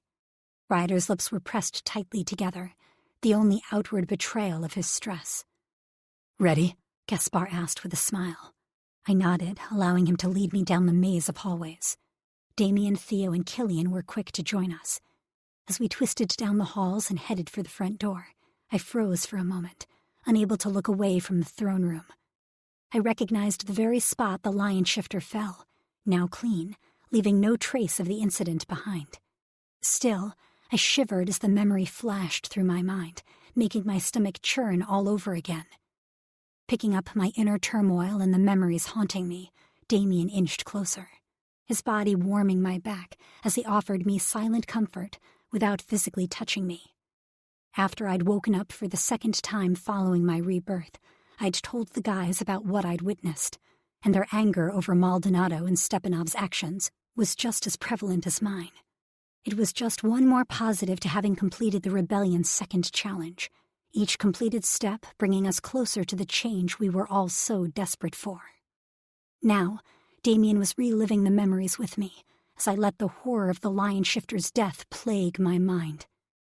"Come on, sweetheart," Damien pressed, and I felt his desire to wrap his arm around me. I reciprocated his need, but neither one of us reached for the other, maintaining our friendship status while we were still in view of the council and anyone lurking within the lodge. Instead, I forced my gaze away from the throne room floor to follow after the guys as they led the way out of the lodge so we could leave. We had a lot to talk about, and I was more than ready to go home. Chapter 23. Nyx. I popped another strawberry in my mouth, enjoying the fresh taste of a summer berry at the start of winter. while I carefully turned the page in the small romance book I was reading. After having regenerated and gone through the meeting with Councilman Williams, the guys had been insistent that I rest, banning me to the couch until my energy fully returned. Without classes to attend, I'd spent the last 3 days reading books and trying to decipher the reason behind the tower of dog-eared paperbacks that Rini had shoved at me. I was buried in a sexy moment when a wolf claimed his mate for the first time, scenting her and burying his teeth in her shoulder so she would bear his mark for the world to see. I pressed my thighs together as the scene grew steamier, trying not to writhe on the couch. Another unfortunate side effect of rebirth was the amount of time the guys declared me celibate, refusing to touch me sexually until I was back to normal. My sexual frustration was at an all-time high, and I squirmed with need the sex scene was inspiring in me, knowing full well that I was simply torturing myself. The guys had been keeping busy all day as well, slipping in and out of the house for classes and some project they were working on that they'd all been rather tight-lipped about. Right now, the only person who was home with me was Theo. The Kraken strolled downstairs, pausing on the bottom step to inhale deeply. Tipping my head back, I smiled at him as he groaned loudly. "Nix, I can sense your arousal from here. What are you reading?" I grinned, not the least bit sorry about my state or the way it was affecting him. Wordlessly, I held up the book, letting him see the bodice ripper cover while I popped another strawberry into my mouth. "I didn't realize you were into erotic novels." Theo straightened his glasses and adjusted himself as discreetly as possible before heading off toward the kitchen with his empty coffee mug in hand. This one with the saying, "I hug ships too hard." "They're not erotic," I scoffed, pulling the book back down and burying my nose into it to continue reading. "They're romance." "Romance full of sex." "There's still a difference," I chuckled and turned the page. "Now, unless you're going to come over here and solve my problem, let me get back to the good stuff and placate myself until one of you decides you're allowed to give me the orgasm I'm craving," I stated boldly, surprising myself. While sex was a new adventure I'd embarked on with the guys, I hadn't been quite so open to talking about it with them out loud. My cheeks tinged pink as I realized how brazen I must have sounded. Theo groaned loudly, hanging his head as he took another inhale of my scent. "I swear, hearing you say that has my control slipping. If I touch you, the guys will kill me." He glanced up from the kitchen island to observe me with hooded, darkened blue eyes. I sent him a sultry, pleading look that had him abandoning his mission for fresh coffee as he stepped out of the kitchen and toward the living room, where I was currently making myself comfortable. Before he could reach me, however, the doorbell sounded, and he let out a frustrated moan. Taking a deep breath and running a hand through his shaggy blonde hair, he deviated his trek to the front door instead. Sighing, I tired to focus on the words printed in black ink that created the story I'd been lost in. But no matter how invested I'd been earlier, my mind was now on Theo. "Nix," Theo called for me with a note of curiosity in his tone. "Do you have any suitors who are birds?" he asked me, staring out the front door he had yet to close. Resting the book on my stomach, I propped myself up on my elbows and thought over his question. "No, I don't believe so. I did have one that was a griffin shifter, but I dismissed him the night of the gala." I pursed my lips, remembering how rude Griff had been, and patted myself on the back for getting rid of him so early on in the process. "Why?" I questioned. "You've got a letter, and there are feathers with it. I can't seem to place the particular scent." He brought the feather toward his nose, breathing in the smell of it and narrowing his stare outside. "Do you want me to put it with the others?" he inquired, his gaze searching the tree line across the street from the house. I set my book aside, climbed off the couch, and strode to the door. I ignored the chill seeping in from outside and took the cream-colored envelope from Theo. Turning it over in my hands, I noticed the messy scrawl that was my full name on the front, and the black smudge marks near the edges. Like whoever had written it had stained their fingers with the ink. Except these fingerprints didn't look exactly human, pointed at the ends where they should have been rounder. "Theo," I grabbed his attention. "Let me see that."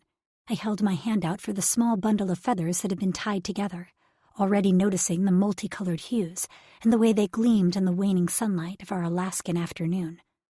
Clearly picking up on my distress, Theo handed the feathers to me, peered out the door once more, and shut it, throwing all the locks. The familiar scent of the feathers hit me at once, and my breath stalled in my lungs as flashes of a white padded room, iron shackles, and a small barred window filled my mind. The cries of children and other women echoed in my ears as I strode away from the front door and into the living room, barely breathing. My phoenix rose within and let out a furious cry. "Nix," I heard, as well as felt, Theo drawing near, his worry for me evident in his fast stride.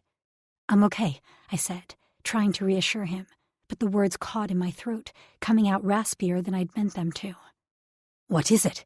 Theo's body warmed my back, and he cupped his palms over the edges of my shoulders, pouring his love and support into me while I stood rigid, staring at the letter in my hand. I almost couldn't verbalize my thoughts, feeling like I was in some twisted dream and about to wake up before it morphed into a nightmare.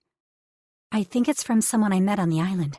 I shook slightly, cursing myself for the weakness, but unable to stop my reaction. The impact that the island had had on me was deeper than I realized. I thought I'd been healing, but with this one connection to that part of my past, I was a shaking, panicked mess. My phoenix wrapped her wings around me in comfort, even though she was just as agitated as me. Theo's form bulked up behind my back, and I knew his kraken had joined us, pressing against his skin, and most likely roaring his need to shift.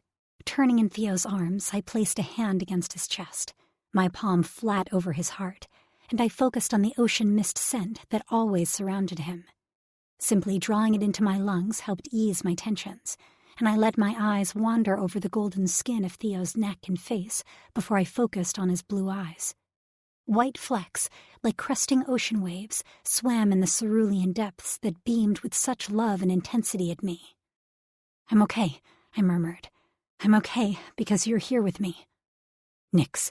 The hard gravel in Theo's tone was full of his kraken's power, and I leaned up and kissed him softly, hoping it would ease his alter and hold his shift at bay. Out of all of us, Theo was the one who couldn't hulk out at will, unfair or not, so I did my best to soothe his beast. I pressed my body into his and hung on tight until I felt his extra bulk recede and his chest heave deeply against mine as he released his tension. "Thank you," he mumbled into my hair as one of his hands came around to cup the back of my head while he held on to me for another minute. When he let me go, I stepped back and let my gaze wander over him, assessing his level of control for myself. Satisfied, I sat down on the edge of the couch and placed the feathers and letter in front of me on the coffee table. I steepled my fingers and pressed them to my lips as I tried to decide whether or not I wanted to read whatever was contained within the ink-stained envelope. "You should read it," Theo surprised me with his opinion. "I thought you'd say the complete opposite," I admitted. "You don't have any peace over what happened on the island.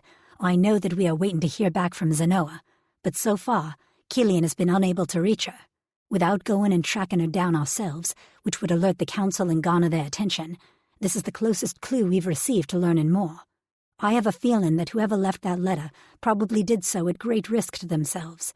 Why else would they have dropped it and run?" Theo pondered, attempting to arrange the ordeal into some semblance of logic.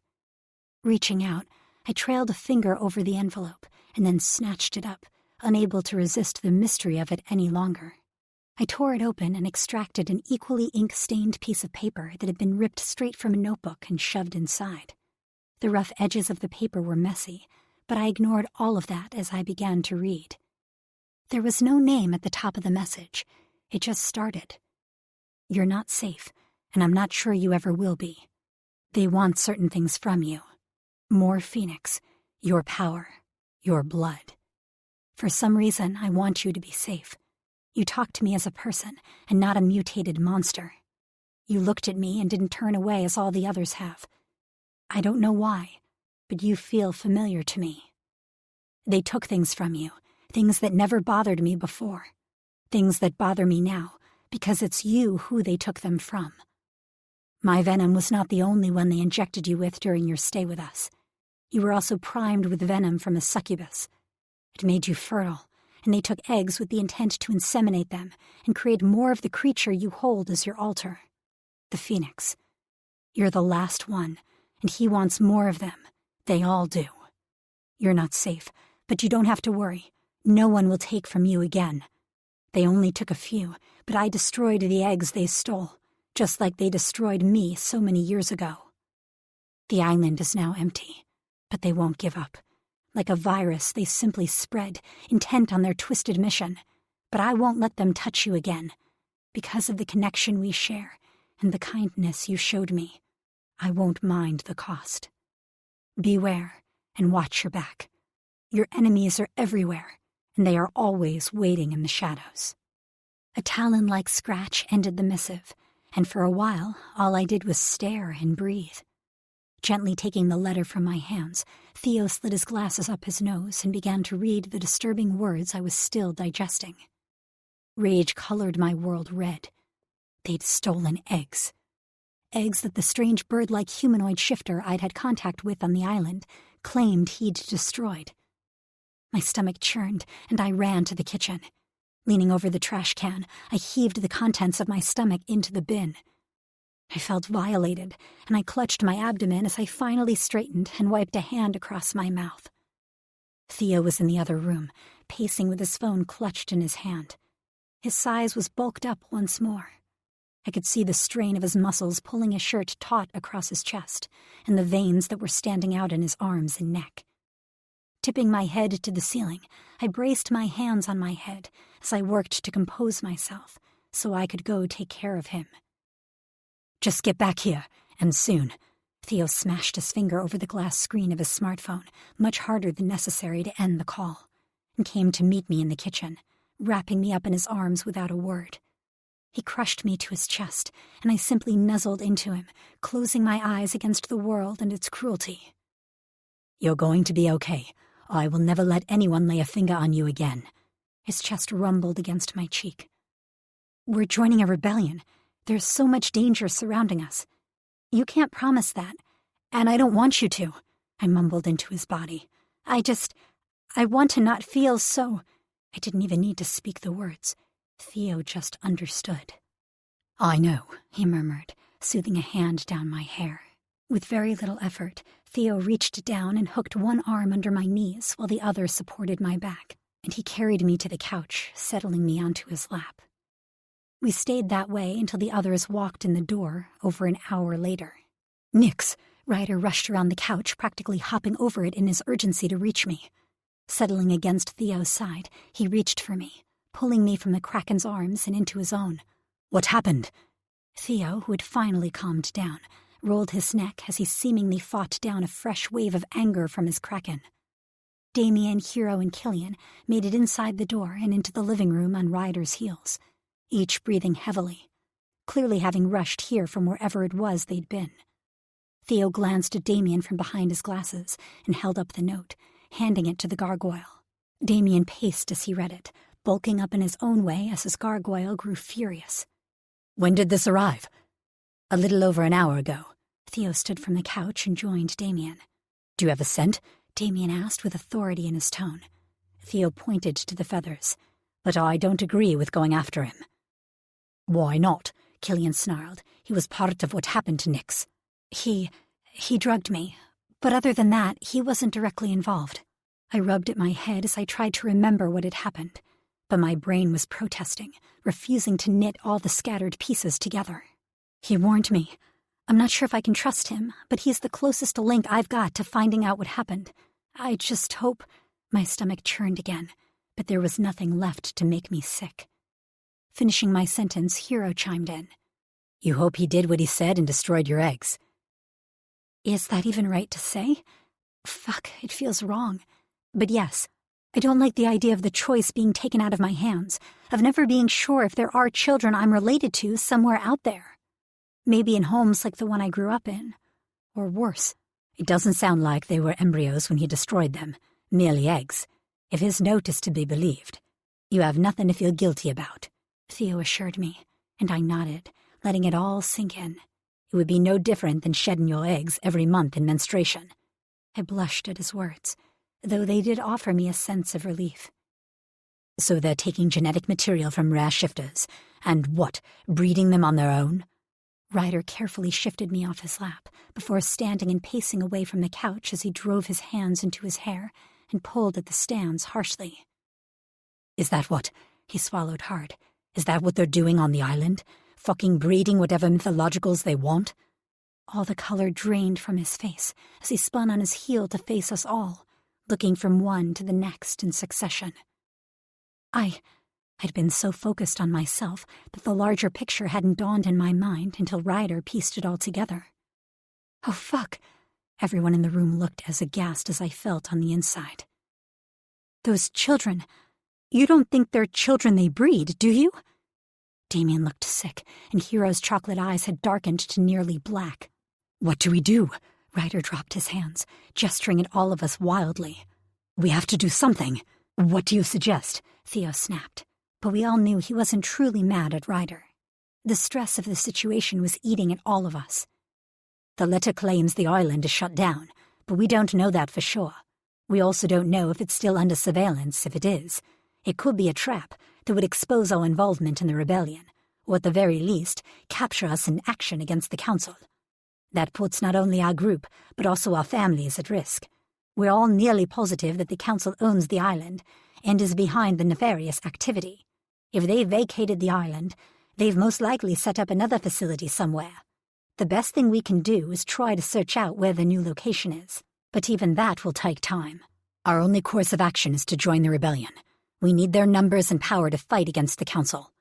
Our group is strong, but we stand no chance against them alone, Damien reasoned. So we just wait some more? Ryder sounded broken, so I stood from the couch and wrapped my arms around his middle. Yes, and I know that's hard. I held him tighter until his arms finally came around my body, holding on to me just as tightly. I don't want to either, but we don't have enough leverage to do anything about what we've learned. And as much as I hate to admit it, we need more information. I won't see any of us or your families hurt, just because we mindlessly rushed forward without making educated decisions. Even if we're mad, even if we're fucking enraged, we've survived this long because we've been playing it smart. If we don't do that now... It's not a chance I'm willing to take. I won't put Nix in that kind of danger, Killian growled, running a hand over the red scruff that lined his jaw, his eyes locked on me in his brother's arms. Agreed, Theo chimed in. I have my mom and Molly to think about also. We'll get answers, Ryder. I promise you that. Hero moved closer to Ryder and me and placed his hand on the Seraptor's shoulder, squeezing in support. He gazed at me over Ryder's shoulder, a promise shining in his eyes. For both of you. Chapter 24. Nix. I landed another blow on the punching bag, letting the impact reverberate down my arm as the sweat tickled over my skin. My breath was coming in pants from the intense workout, but it helped to burn off the energy that was raging inside of me after the note I'd received the other day. It felt good to have my energy back, and even better to hit something. You're supposed to be resting, you know. I turned to see Killian leaning against the doorframe. I was resting, I panted. I just needed to do something. Clear my head a little. Burn some of this energy off. Purge out some of the tension we're all feeling. There are other ways to keep your mind occupied, ones that don't involve you injuring yourself or beating the living daylights out of my sports equipment, Killian said with a small, understanding smile. Thanks, but this works, I told him, turning back to the bag. Oh? I glanced back at him as he arched a brow. He tugged his t-shirt over his head, dropping it onto the floor. I thought you wanted me to rest, I remarked, a smile playing at my lips. I don't exactly think that having sex is restful. You've really put your mind in the gutter since you met us, he teased. Who said anything about sex? He flicked the button on his jeans, letting them pool around his feet for a moment before kicking them off. I turned to face him, letting my gaze rove over his bare skin and sleek muscles. If not sex, what did you have in mind? I asked, my voice turning husky. He surprised me with a wide grin, and I gaped at him for a moment before the air around us charged with energy and he shifted. No matter the mood I'd been in before, I couldn't suppress the giggle that escaped as his puka hopped from his boxer shorts. I started toward him to scoop him up. If you wanted to cuddle, you could have just said so. You know I love it when you shift for me, I began, but he ducked away from my hands. Before I could reach out again to grab him, he sat up on his back legs, jumping and bouncing, and flicking his ears back and forth as though boxing with an invisible opponent. A laugh rolled from me as I watched the small black puka take on his invisible foe, kicking, dancing, and lashing out with his paws. He somersaulted forward into a roll, repeating the motion again as I lay on my stomach in the thickly padded floor, facing him as he continued his antics. I was content to let all my worries and stress leave my mind as I put myself fully in this moment. "That's not exactly how I thought you'd get me to lay down when you began stripping, you know," I informed him as he darted over to me, touching his nose gently to mine and darting away again. "I'm laying down now. Are you happy?" He made a sound, although I wasn't sure if it was actually assent or mere amusement, as lights danced around him in a sparkly show of fireworks. "I'm not overdoing it, I promise," I reassured him. "I just don't want to stay in bed again, and I'm just as sick of the couch."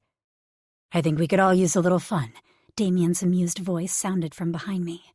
"As much as I enjoy watching Killian take a leaf out of Kieran's book." Damien ignored the thumping of Killian's paw and the short growl he let out, though it made me smile. It was always such a shock to hear a rapid growl or hiss. "Theo had an idea. What do you think, Nix? Are you up for going out together? A relaxing date? Something to jar us out of the cloud that's hanging over the house?" Killian hopped onto my outstretched hands, finally allowing me to pick him up and cradle his soft, warm fluff against my chest. I pushed to my feet and smiled at Damien as I stroked a hand down Killian's ears. "I'd like to get out of here. What do you have in mind?" "James knows of a place that he thinks we'll enjoy. All you need's a bathing suit," he told me, leading me from the room. "A bathing suit?" I asked dryly, glancing at the windows where a few snowflakes danced along the blowing wind, bouncing against the glass. "I know I run warm, but that's still a bit extreme, don't you think?" "Not when you're in a hot spring," Damien said with a wink. "A hot spring?" I squealed the words in excitement, my phoenix chirping happily at the thought as well.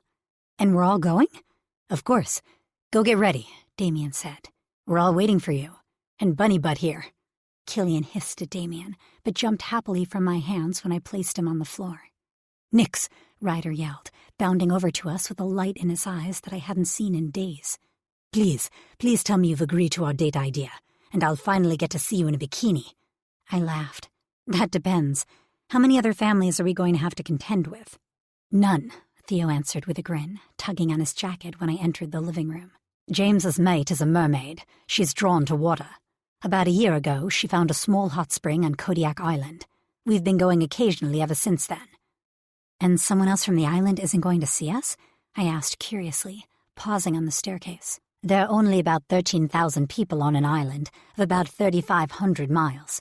It's mostly isolated, and friends have erected wards around the hot spring to keep out hunters and other unwelcome visitors. They'll be deterred a few miles out to keep the surrounding area private." "Well, then what are we waiting for?" I jogged upstairs with a lighter heart, digging through my drawers for one of my swimsuits. I found one in red and gold, my phoenix chirping happily at the colors that were so similar to her feathers. I stripped quickly from my workout clothes before sliding on the swimsuit, yoga pants, and an oversized sweater to help ward off any chill. Grabbing some extra clothing and a pair of flip-flops just in case, I descended the stairs. "Everyone else ready to go?" I called, heading to where the guys were gathered, talking animatedly among each other. Even Killian had beaten me back, but I could have sworn I hadn't taken longer than a few minutes. "One of my friends is prepping the plane for us now," Killian told me, tucking his phone into his pocket. "I'll have to run standard checks when we get to the airstrip, and it's about an hour's flight. We'll be there and having fun before you know it." "You need to do this, we all do." Theo rubbed my back, warming me as I zipped up my jacket. "I know we do." I turned to Ryder, worrying about him the most. He'd been taking the news we'd sussed out the other day harder than even I had, and I'd been directly involved.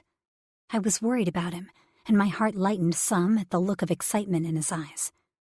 "Everyone into the Hummer," Hero called. "The faster we get out of here, the faster we can get into those springs." "I call the middle of the back seat," I grinned and darted out the door, hurrying to the car. Babe," Ryder called right on my heels. "I think you're supposed to call shotgun." Pfft, I made a sound with my lips. Why would I want to sit shotgun when I can be surrounded by sexy men on two sides instead of just one? I threw a grin over my shoulder and threw open the door, climbing into the middle seat. Fuck, we've corrupted her. Ryder chuckled, and I reached out to pull him in after me. Get in here, Celestia, and shut the door. It's fucking cold. Don't worry. Ryder complied with my wishes just as the door on the opposite side opened, admitting Hero. I think we can warm you up just fine. All I'm hearing are promises, Unicorn. Where's my action? Ryder arched a brow, moved closer, and nipped at my ear, before teasing the sensitive spot just behind it with his tongue. Sir Raptor. I've heard it both ways. I shrugged like the semantics didn't matter. The rest of the guys filled into the vehicle, and we took off toward the airstrip as Ryder tickled me mercilessly, making me laugh on the short ride there. I gripped the handle of the plane hard, my knuckles going snow-white, while Killian steered the seaplane into a landing. Water sprayed up and droplets pelted the windows as he decreased the speed, while monitoring the ridiculous amount of dials that were displayed in the cockpit. It never ceased to amaze me the way Killian flew. There was something wildly sexy about seeing him in the pilot's chair, and once the plane came to a stop and my heart ceased pounding as hard, I took in my fill of his tall, built frame, going through his post-flight checklist. We're here. Ryder rubbed his hands together anxiously, leaning excitedly over Hero in his haste to look out one of the small, rounded windows on the side of the plane. You ready? Theo smiled at me while he undid his seatbelt and then clicked mine open next. Peering out of the small window I was seated next to, I turned to Theo with a skeptical look. How are we supposed to get out of here without getting soaked? Need I remind you that it's cold outside, and not everyone in this plane is impervious to the temperatures which will only be made worse if we're wet? I don't know, babe. I quite like it when you're wet. Ryder shot me a cheeky grin, and heat flooded my face.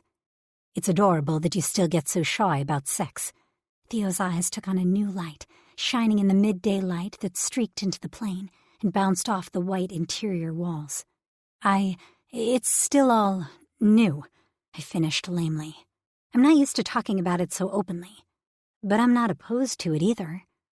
It's sweet, Hero murmured, his chocolate eyes darker than usual. Is it me, or is it getting hot in here? I waved a hand in front of my face, trying to cool my thoroughly rose-tinted cheeks. Killian chuckled from the cockpit, and then slowly motored the plane forward to a short dock I hadn't seen earlier. Angling the plane toward the wooden dock, he threw the door open and disappeared onto one of the skis, guiding the plane as it made gentle contact with the dock. Jumping out of the plane, he grabbed a rope attached to the ski and guided us into place alongside the wooden planks. He worked quickly and tied us off so the plane wouldn't float away. When he was done, his shock of red hair reappeared in the cockpit as he flicked off the controls and then motioned outside. Your date awaits, he grinned at me. Theo and Damien left the plane first, both offering me a hand down as I disembarked. The first thing I noticed was the rocky water's edge and the secluded tree line of Kodiak Island. The fresh air was incredible, and the chill lit up my lungs in a refreshing way. The guys all stretched, and it was like the stress of the last few weeks melted away, at least for now. It made a genuine smile break across my lips, and I bounced on my toes excitedly. So where is this hot spring? I asked, glancing around but not seeing anything obvious along the rocky coast. It's a little bit of a hike, Ryder grumbled, but there was a playful note to his tone that told me he really didn't mind being out in nature. Hiking and me don't seem to go together. I worried the corner of my lip and studied the trees, knowing I'd have to traverse through them to get to wherever the state was supposed to be held. Don't worry. Damien's protective rumble slid down my spine in a pleasant way that warmed me despite the weather. We'll take care of you, sweetheart. Damn right. Killian looked like he'd tackle a bear for me in his puka form. I trust you. I reached up and ran my hand over Damien's hard pectorals, enjoying the feel of the etched lines of his chest as my hand wandered. Don't get frisky yet, Micro Polaki. Save the good stuff until I get you into a bikini first. Ryder sent me a wink and a suggestive look, which traveled straight through me from my head to my toes. Technically, I'm already in my bikini, so shouldn't that mean we should start now? I darted away as he playfully attempted to grab me, dancing from his outstretched fingers. Well, what are we waiting for? My body was ripe with need after my rebirth. None of the guys had touched me in days.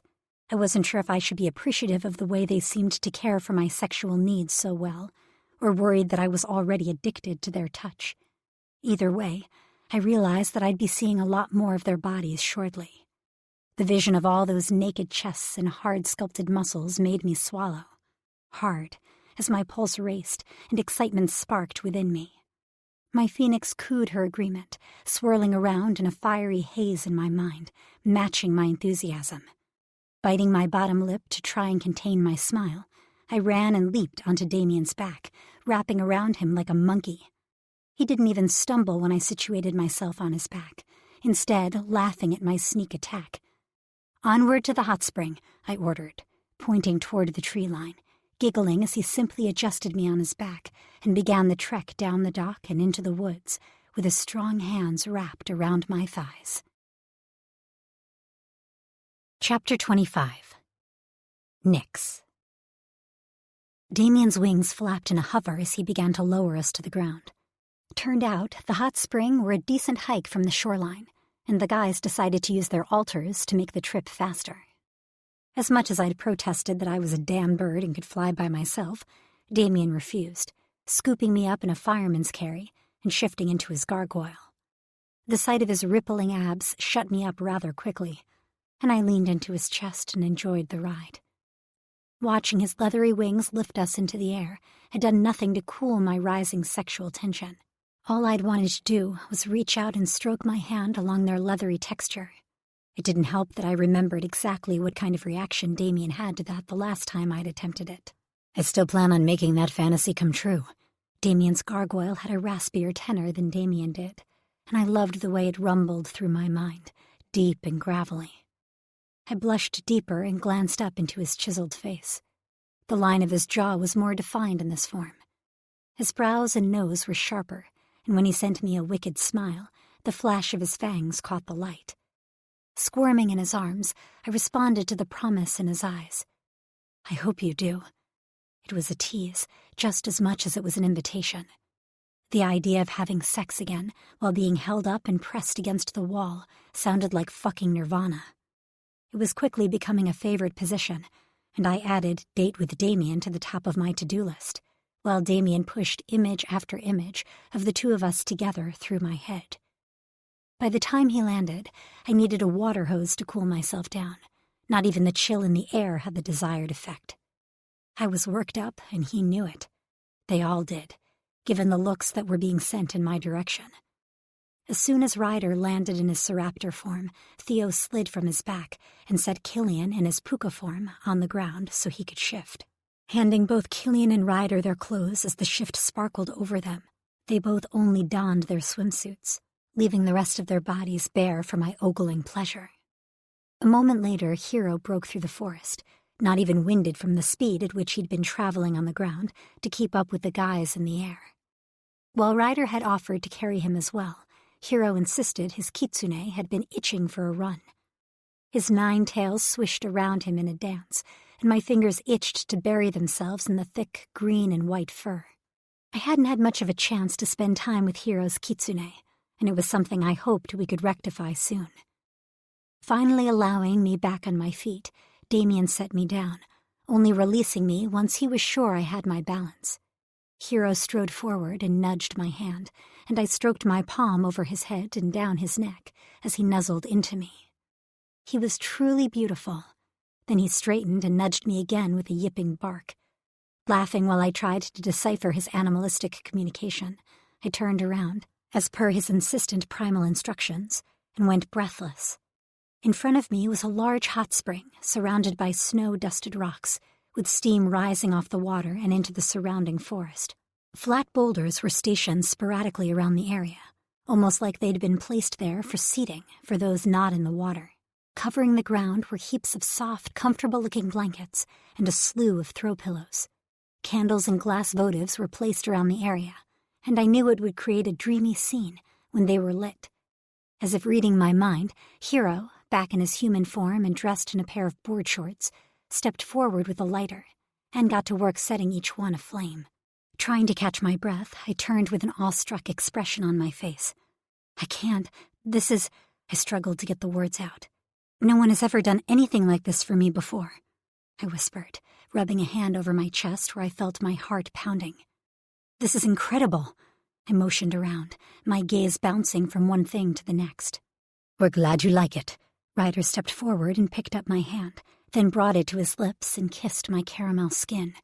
You should feel special every single day of your life, Mikro Polaki. I do, with you, with all of you. I gazed at my gathered men, mates. Good. Now go get that sweet ass of yours in your bikini. I feel like I've been waiting my entire fucking life to see you in one.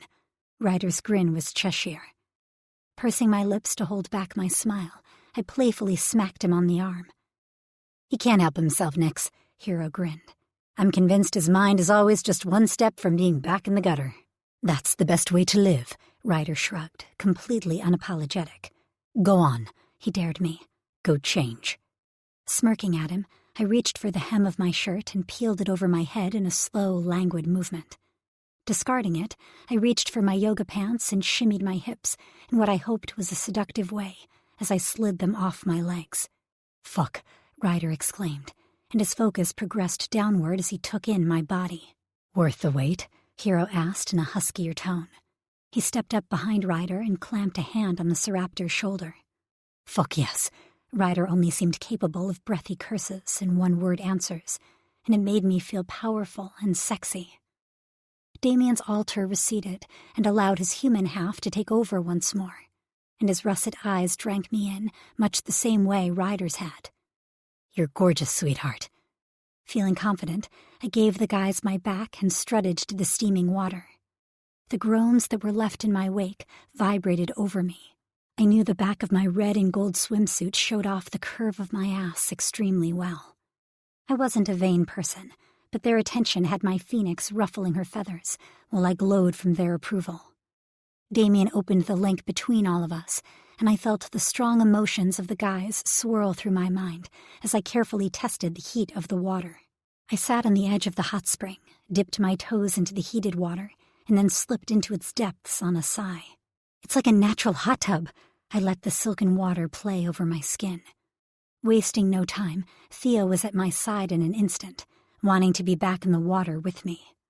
I felt the happiness of his kraken through the mental connection Damien left open, and I reveled in it. Soon, all the other guys were in the spring with us. There was plenty of space to fit all of us comfortably and allow us to still swim around a little. I'm going to have to thank James's mate when I finally meet her. I glided through the water, tipping my head back to wet my hair. We'll have to arrange a dinner one of these days, Damien commented. If life ever calms down, Killian grumbled in his typical surly demeanor. It will. I swam over to Killian and soothed my hands up his abs and over his chest before wrapping them around his neck. Someday, and for now, I think we should leave all of our problems back in Anchorage and enjoy the time we have together. If we don't take the time where and when we can, we'll never have a stress-free moment again. I have a feeling that things are only going to grow more intense from here. His large hands landed on my back as he stroked his lightly calloused hand over my skin. The sensation had me arching further into him more, and his green eyes sparked with the power of his puka, who'd come out to greet me. Leaning up, I kissed him lightly, letting our lips play together before pulling away. Growling, he pulled me into him roughly and tipped his head down to meet mine again, giving me a passionate kiss. Our lips battled for control of the others, and each press, nip, and glide of tongue set us on fire. Killian's hands ran up and down my sides in teasing caresses that had goosebumps breaking out on my arms. Everything Killian did was consuming, and I was totally lost in him. Nix, he pleaded, my name sounding like a prayer as he pulled away to suck in a breath of icy air. Then he dove in again, completely unaware of the others surrounding us, watching the show we were putting on. An extra set of hands landed on my shoulders, trailing down my back in kneading, massaging motions, before settling just above where Killian gripped my hips, and then a warm body pressed me further into Killian, sandwiching me between the two hard bodies. Are you enjoying your mate? Hero traced his lips over my ear so lightly I shivered. I hummed my answer, still consumed in Killian's kiss and unwilling to pull away to speak. Without warning, Killian reached down and hitched my leg up around his hip, pressing the impressive length of his cock against my center. My blood heated to twice the temperature of the water, and I let out a moan Killian easily swallowed. Then Hero moved closer, closing the mere inches between us. His long cock rubbed against my ass, and I ground my hips into him before rotating them into Killian. I think she likes being pinned between you, Damien mused from somewhere close by. In fact, I know she does. He let my desire fill the connection between all of us, and groans sounded from everyone in the water. Fuck, it's already been too long. I pulled away from Killian, who moved his lips to my neck, and found Ryder standing only feet from me. His hand had dipped below his waistline as he lounged against the rocks that made up the side of the hot spring, his hand slowly stroking over his length with smooth, confident strokes. You like watching him? Damien didn't question it. He stated it, but I nodded nonetheless. You want to see more of him, don't you? You want to watch his hand work over his cock while Hero and Killian tend to your needs. My breath hitched, and I let out a needy sound in complete agreement with his dirty, raw words. Take your clothes off, Ryder, Damien commanded, his eyes never leaving my face. Both Ryder and I moaned at the order. Why it was so hot to hear Damien demanding Ryder's compliance that way, I wasn't sure, but I didn't stop to contemplate it. I watched Ryder's eyes heat as he withdrew his hand and shucked off his swimsuit, leaving him gloriously bare in front of me. Fuck the way you look at me. Ryder grabbed his cock and massaged his shaft from root to tip, the red purple of his cock straining with every stroke. Killian, Damien called next. You too. Killian growled at the order, working his lips along the curve where my neck met my shoulder, biting down on the exposed flesh and causing me to arch into his body. The contour of his cock against my clit had me writhing against him, trying to give us both the friction we sought. If you don't ditch your suit, you won't be able to slide inside of Nyx's sweet, tight body, Damien warned, slightly frustrated at being ignored. Hero chuckled at Kill's incredulous expression as he lifted his face from my shoulder. But the puka made quick work of disrobing the rest of his clothing before taking the condom packet Damien held between his fingers and ripping it open. I squirmed in place, rubbing my ass against Hero, who gripped my waist, and began a grinding rhythm that worked me up. Someday soon, I'm going to claim this ass of yours, he murmured into my ear, just loud enough for me to hear. But I knew everyone else had picked up on our conversation mentally from the rumbles the other guys let out. Sounds like I'm not the only one fond of that idea. Can you imagine it, Nyx? One of us taking that sweet pussy, one of us buried in your ass, and one of us claiming that pretty mouth of yours, all at the same time. Can you imagine the pleasure we would give you? How many times you'd come? I let out a breathy gasp while my pussy clenched around nothing. Oh, fuck. She definitely likes that idea, Damien mused. We should start working on that. He angled his words toward Hero, and I had exactly no time to ask what he meant before Hero's fingers were edging my swim bottoms off. His questing fingers pried my ass open, the water easing his way as he ran a finger around my rosebud. I had no idea something like that would feel so good, but I gasped from the sensation and then moaned. Killian slid back into place and slipped his hands around my body, gripping the cheeks of my ass and holding them open to free up Hero's hands. The entire scene was so explicit that I felt myself growing wetter than I'd ever been as my guys worked together to give me pleasure. Leaning forward into Killian, I clung to his shoulders and rode through the pleasure of Hero's fingers, working in small circles. Good girl, Hero murmured while he played. With a little practice, you're going to be crying our names when we enter you here. He put a little pressure on the spot, and I sucked air in between my teeth. But that's not today. His fingers retreated and he stepped back, allowing me to straighten, and Killian to wrap his arm around my back and haul me into him. Well done, he said approvingly, and the heat in his eyes had my pussy fluttering. I took a second and caught my breath. You want that someday? I was too shy to ask, using the correct terminology. I want all of you, baby. Miss you. His voice was rough, and he spoke the words into my neck as he began teasing me with his lips, the scruff covering his face, scraping along my skin. Reaching for my hips, he easily lifted me, and my legs went around his waist. This isn't weird for any of you? A burst of worry exploded inside of me, and I checked on each of the guys, scrutinizing their faces. But I only saw openness, acceptance, and heat. We all care for you, sweetheart. We plan to be together for a very long time. We're all comfortable with this. You're our focus, Nix. Let us take care of you in any and every way we can. Damien pushed the connection toward me, letting me experience everyone's feelings clearly. And for that moment, no one moved. The strength of their feelings matched my own, and I knew we were all thinking the same four-letter L word that had yet to be shared when any of us were truly conscious. At my nod of understanding, Killian groaned and shifted his hips, lining us up. Without another word of hesitancy between any of us, he entered me slowly while his brothers watched. Giving me time to adjust, he pulled out and thrust forward in one fluid movement. Water caressed our bare skin as he set a steady pace, lifting me and settling me back down, working my body expertly. Shit, that's hot. Ryder's hand matched Killian's thrusts, teasing himself to my cries and pants. Moving through the water, Hero neared Ryder, and my eyes tracked his movement through the blissful haze Killian had me in. Hands off, Hero ordered, grabbing Ryder's arm and pulling him off the rock wall where he leaned. He moved behind him, and his hand came around to replace Ryder's. Oh my gods! I groaned from the sight, my gaze riveted on the waterline. Every movement of Hero's hand stroking over Ryder sent ripples into the water. The Seraptor moaned with his eyes trained on me as Killian increased our pace. Then Ryder's growing pleasure infiltrated my mind as Damien shared all of our pleasure, increasing everyone's bliss. Killian's thrusts became more punishing as his thick girth speared into me over and over again. Hero's hand sped up, keeping time with Killian and me. Ryder's chest heaved, and he leaned back into Hero, who leaned forward and bit his neck, leaving teeth marks behind and sending Ryder over the edge. Ryder pulsed into Hero's hand, and the sight of him losing himself to the pleasure Hero gave him drove me higher.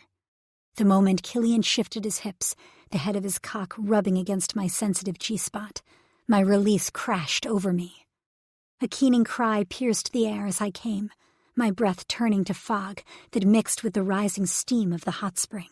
Shuddering, Killian growled and buried his head in my shoulder as I clung to his neck, my fingers digging into his hair while I rode out my bliss. The feeling of Killian quaking under my fingertips was powerful, and I ground myself down on his cock while he finished. Both of us fought for air, holding each other until he eventually let me go, and my feet found the smooth, round stones along the bottom of the hot spring. A second later, Theo's hands were on my body, wrapping around my waist from behind. I giggled and leaned back into him as he kissed a path up my neck. Are you too tired for more? It was a considerate question, but one I wanted to laugh at. Never.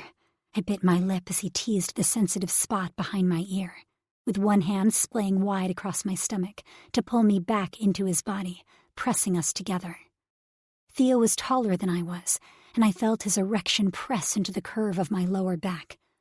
Angling my head, I gave him better access to my neck as he sucked the water droplets from my skin. I felt the bulk of his kraken with us, and knew he enjoyed being together in the water again, even if it was a small hot spring and not nearly big enough to contain his kraken if he was to shift. There was something about being in the water with Theo that was sexy as hell. My thoughts were only amplified by the way his hand trailed down my body until he cupped my sex. His finger feathered lightly over my folds, slipping easily to the spot he desired. The pad of his finger grazed over my clit, and I arched backward in a gasp. Having sex with Killian must have made me ultra-sensitive, because stars erupted behind my closed eyelids, and I bit my lip to hold back the groan that wanted to escape. "Theo," I whispered hoarsely. "I'm going to make you scream my name." The confident way he said it had my hips bucking, but his other hand moved down to grip my hip. "Stay still," he instructed, "and I'll make you come in a way you never expected." My entire body clenched, and I moaned from the sheer mind game he leveraged. Curious, I held as still as I could while his fingers circled my clit, growing closer with every pass. Precious minutes ticked by, and I found myself up on my tiptoes, wild with impatience, and on the precipice of coming already, while Theo seemed in no hurry to let me explode. "She's so compliant, such a good little listener," Hero murmured from close by, and I felt the water surge against my stomach as he moved closer. Then Hero's hands were on me, lifting from the water to undo my bikini top, toss it away, and cup my breasts. He weighted and plumped them in his palms before pinching my already erect nipples. The contrast of cold air and warm water had my skin sensitized to a level I'd never felt before, and I loved it. Reading my thoughts, compliments of Damien, Theo released my hip, and my eyes tracked his hand. I felt the surge of his magic sparking along mine as he called upon his power. Water rose from the spring at his command, and then ice formed in midair. Hero held out his palm and let the ball of frozen water drop into his hand. Eyeing Theo over my shoulder, Hero smiled and then set the ice to my skin. "Eek!" I squealed, the shock of the cold distracting me from my pleasure, until Theo strummed his finger directly over my clit, making my head reel. A moment later, ice met my nipple, and I gasped. You... "I think you've made her speechless." Damien's voice was deeper as he spoke quietly. "Good."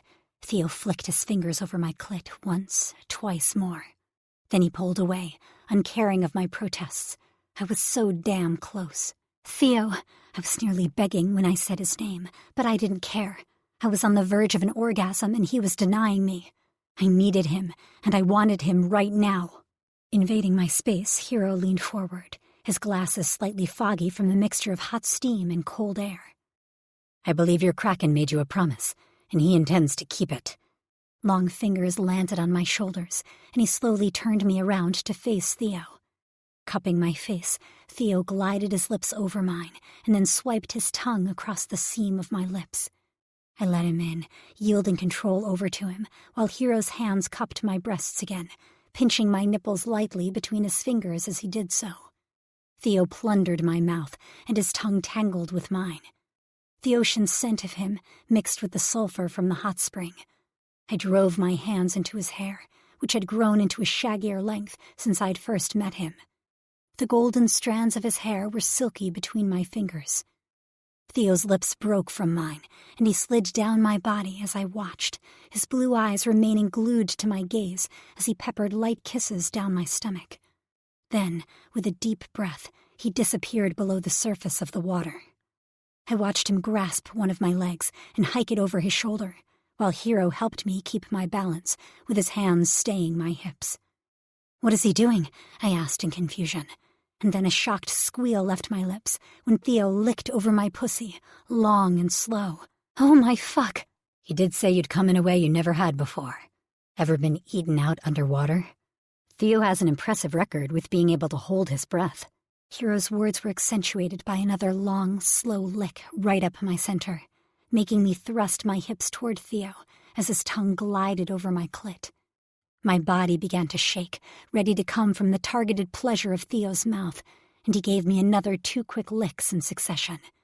My muscles tightened, and my nipples grew impossibly harder in Hero's hands. Theo's tongue danced down to circle my opening, and then his fingers filled me, curling inward immediately and putting hard pressure on my G-spot, making me see stars. "Oh, fuck! Oh, gods!" I mumbled incoherently, totally oblivious to anything around me as I threw my head back onto Hero's shoulder and dug my fingers harder into Theo's hair.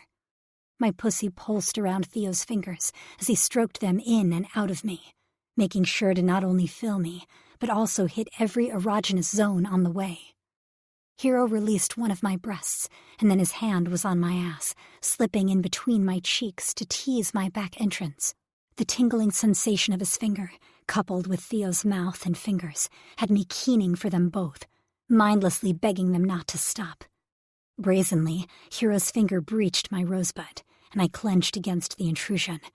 Another few licks to my clit, however, and I was relaxing enough into pleasure that Hero was able to work his finger into me slowly. "Such a good girl. Let us make you feel good, Nix."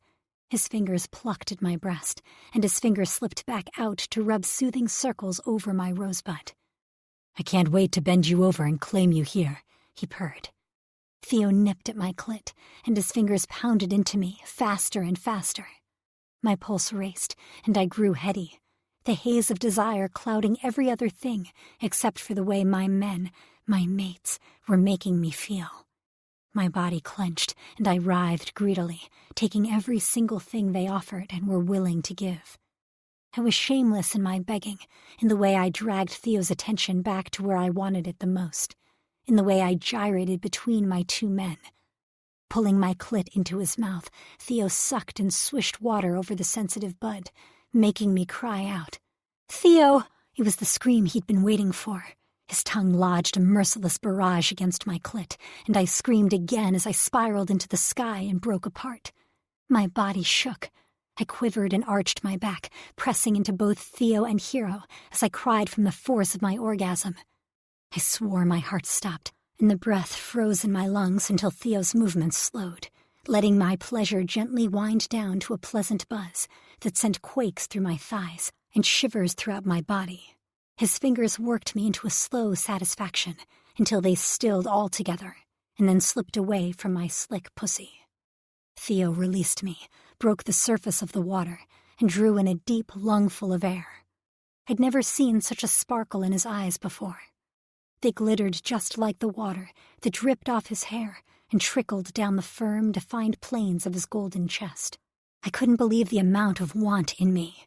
I felt bold, flushed, and wanton. Heated stares followed me when I moved to the far side of the spring and braced my palms against the rocky edge. Bending over slightly, I arched my back, putting my ass on display under the water. I glanced over my shoulder and sent a sultry smile to Theo. "Come here." It was my time to order my men around, and I summoned the one I wanted. He answered my call, his chest heaving as he joined me. I squirmed in clear invitation, and Theo's eyes grew wider. "Nix," he started, but I cut him off. "I want this." Theo let his gaze drop below the waterline, and I saw him crack his neck, his altar very close to the surface. I could see the bulk building at his shoulders, and the way his eyes grew indescribably bluer, which I hadn't even known was possible. Damien tossed him a condom, and then Theo's hands were on me. I felt the thick head of his cock rubbing over my clit, lining up with my entrance. Between the water and the orgasms that had already made me slick, Theo was able to pound into me in one long, hard stroke that jolted me forward. I braced my arms and moaned. Theo was finally inside of me. I'd dreamed of moments like this, and I felt myself heat up for a third time. I used to think that one orgasm was nearly impossible, but here I was building my third as Theo pulled back and slammed into me, gripping my hips and massaging my ass. His palms smoothed reverently over my rounded flesh, and then a stinging slap landed on my butt, making me squeal, and then groan as the sting warmed. Theo leaned over my back, grunting a sexy sound with every thrust, and plunged into me powerfully. His hands gripped my hips, and I felt the shudders that racked him as he fucked me. His cock grew even thicker inside of me, stretching me to the fullest. The rigid texture of his length rubbed differently along my walls than the others did, and I enjoyed the unique feel of Theo. I pushed back into him, meeting him pound for pound, squeezing him hard with my body as my pussy clenched and released, seeking the bliss my men were so good at providing me. "Fuck," my voice sing-songed as I climbed higher, rocking back into Theo with an energy and boldness I didn't even know I possessed. "Fuck me," I cried. Our bodies moved in a rhythmic dance older than time itself.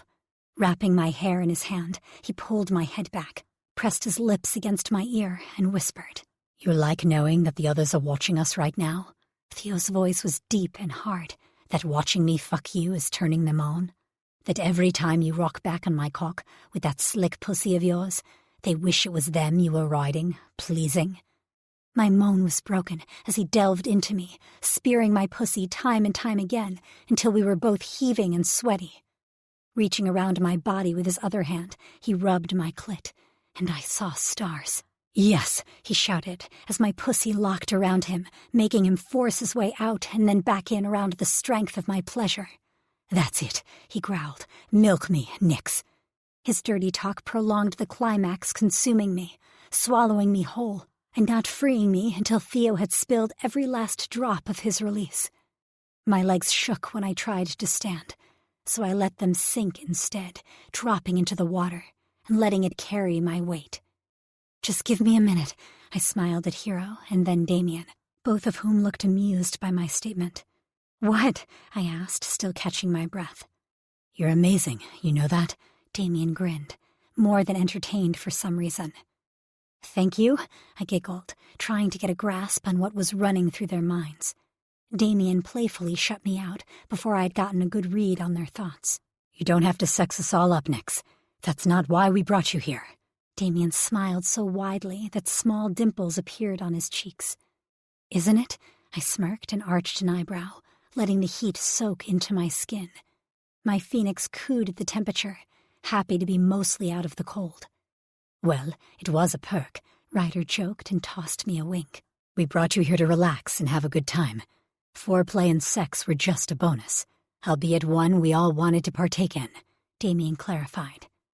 "I don't want to leave you and Hero out," I told him with a sigh, tipping my head back into the water in pure exhausted relaxation. "Nix." Hero caught my attention, and I languidly glanced in his direction. His grin softened into a smile that was full of love. My heart swelled. "Contrary to your beliefs in how sex is supposed to go today," he used air quotes, "we all just enjoy seeing your pleasure, whether that's with one of us or all of us. None of us harbor any ill feelings for not getting a turn with you. We all participated in what just went down. Each of us is satisfied."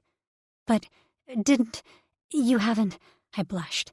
"You especially, we've never—" "It's so fucking cute how she can't even say the words," Ryder chuckled, and I splashed water across the spring at him.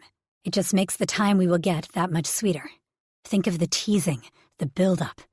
The molten heat that filled Hero's weighted gaze had me shivering from the image alone, making my traitorous body wake up all over again. I squeezed my thighs together and breathed heavily, and it didn't escape Hero's notice. "Good girl." That phrase had me pressing my thighs tighter. I couldn't wait to get my time with my kitsune. "You're exhausted. I can read it on you, Nix," Damien scolded lightly. "You had a major rebirth just a few days ago. Rest now. This isn't our only time to be together." He moved to my side and stroked a hand over my hair. "We have a lifetime." The words were soft and brought tears to my eyes. Blinking hard, I nodded. Love filled my entire being, and I saw it reflected back to me in Damien's russet eyes. "Who's hungry?" Ryder quipped, and the entire mood in the pool changed as the guys called out in affirmation. "Sex'll do that to ya," Ryder laughed and hopped out of the water, opening a picnic basket Damien had packed earlier and passing out water bottles and food. We stayed in the seclusion of our forest paradise until the sun was sinking low on the horizon, only climbing out when we were pruned and wrinkled, and the threat of flying in the dark intruded on our relaxation. Dressing quickly, I let Damien scoop me up and carry me back to the plane. Nestling into his side on the ride home, I fell into a dreamy, satisfied sleep, safe with all my mates around me. Chapter 26. Ryder. "I don't see why we have to go back and meet with them again," I grumbled. I was squeezed into the Hummer between Killian and Theo, having lost the draw to sit next to Nix. I didn't even have Hero near enough to relieve some of my stress and boredom. I still don't see why Kieran picking it up wasn't enough. There's no reason we should have to go visit them. None of us want to, but I assume they're going to be giving us some more information on the next task. So it's not like any of you really wanted to wait at home. Damien shot back from his spot in the driver's seat. He was right about that. If I had a choice between being squeezed like a sardine between my friends and having to wait at home for them to return and share everything with me, then I would much rather be the sardine. Damien turned onto the bumpy side road that led to the rebellion's meeting house, and I gritted my teeth as I was jostled. I swore it felt as though he was hitting every one of those bumps on purpose, just to shut me up.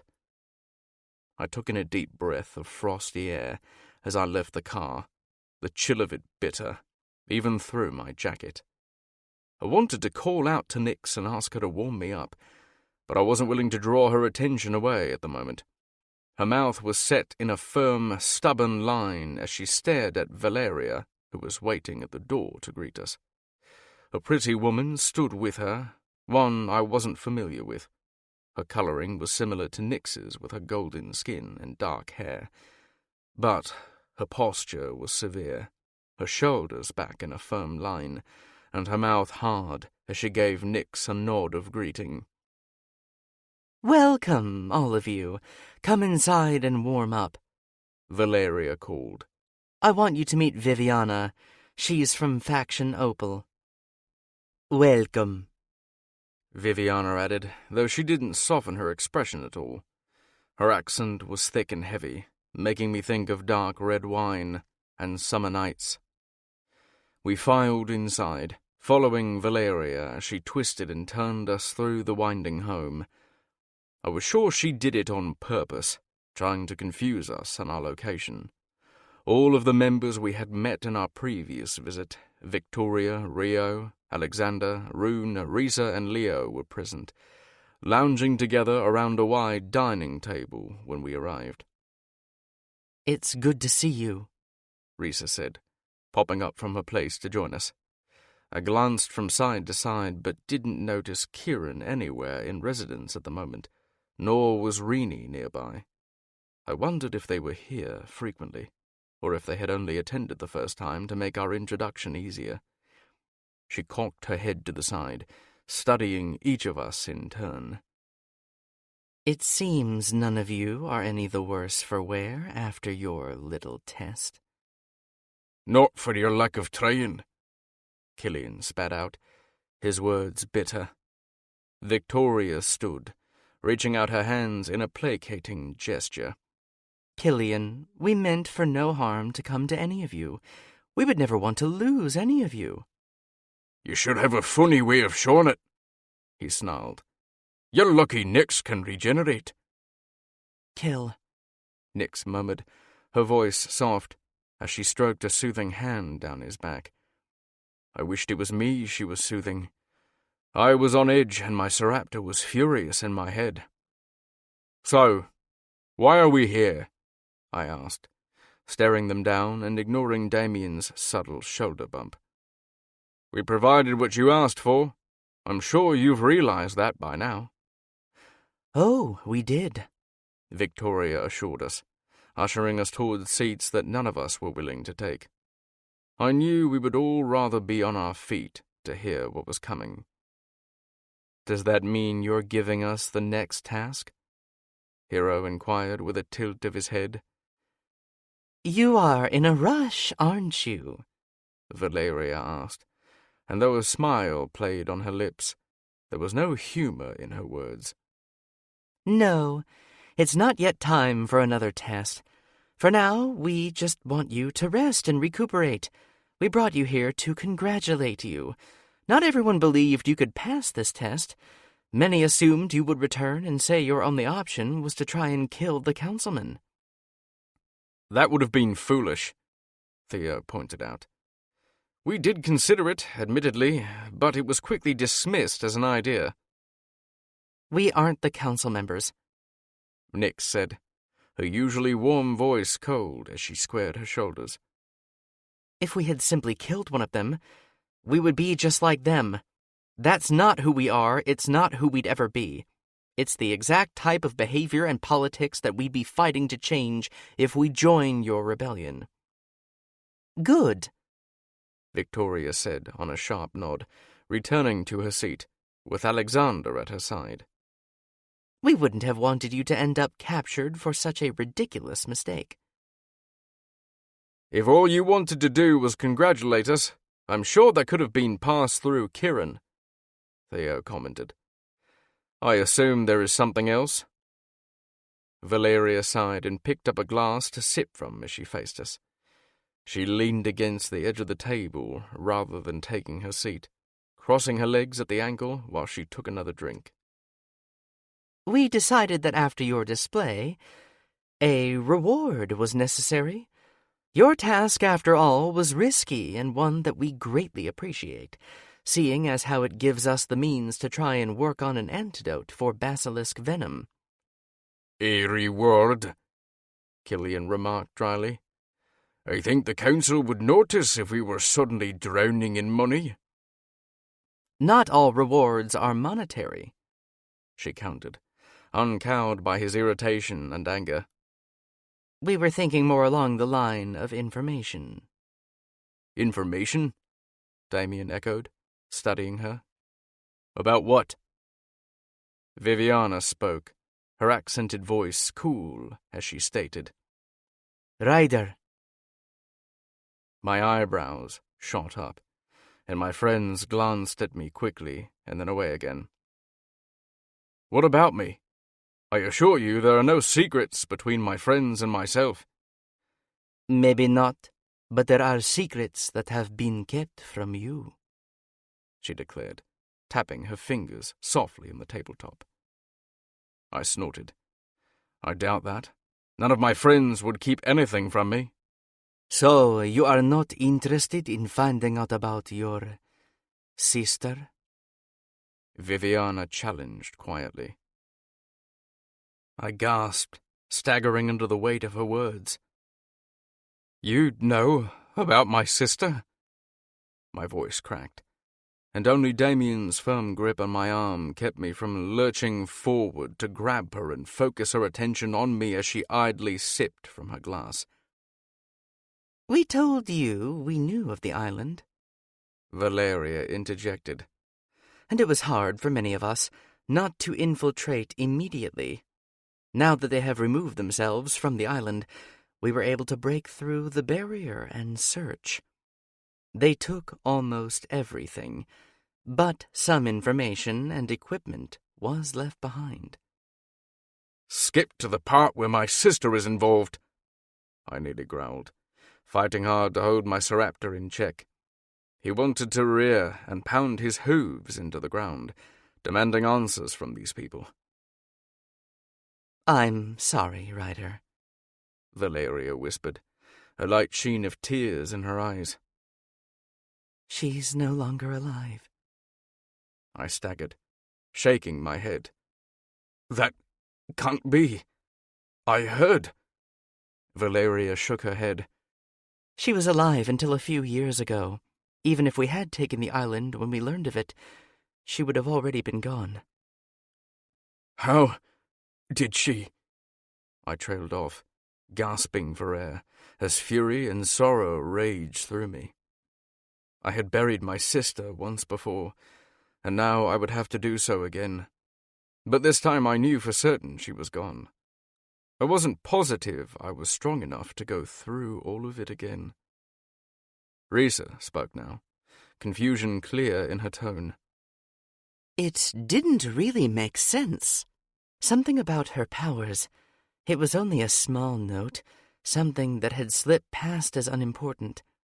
I think she somehow managed to kill herself. Her voice shook as she delivered the punch that stole the rest of the air from my lungs. She took a gulp of water, as if to clear the taste of the words from her mouth. Nyx darted to my side, wrapping comforting arms around my waist, heedless of the gaze of the others on us as she stroked and soothed, her hands gentle against my back and side. It still doesn't make sense, I murmured, glancing at Nyx and trying to decide if it was more painful to let myself keep hoping or to accept that she was lost to me again. She had a child, Valeria divulged quietly. a little girl. The wind was knocked from my chest, and the image of the little blonde girl overpowered every other thought in my mind. A niece? I have a niece? The words were more of an afterthought, spoken without my control, as I remembered the little girl. We need to find her. I glanced frantically at my friends, who had gathered to support me. Watch your words and your thoughts, Rye, Damien urged me. We don't know who else here may have powers like mine. You're projecting like crazy. She went home with one of the families from the gala, remember?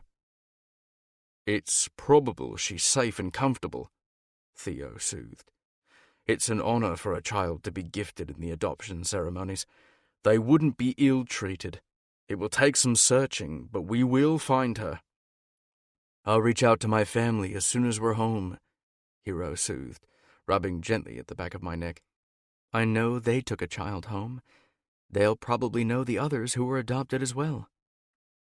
Thank you for telling him, Nix told the rebellion members, covering up our mental conversation, while her eyes remained on me as she continued to gently rub my back. Is there anything else? I believe you know what else the island was used for, Victoria added, her eyes sharp. Nix shivered, and we nodded. We have an idea. Other than that, we didn't get much. They were fairly efficient in their cleanup. Most of what we got were bits and pieces.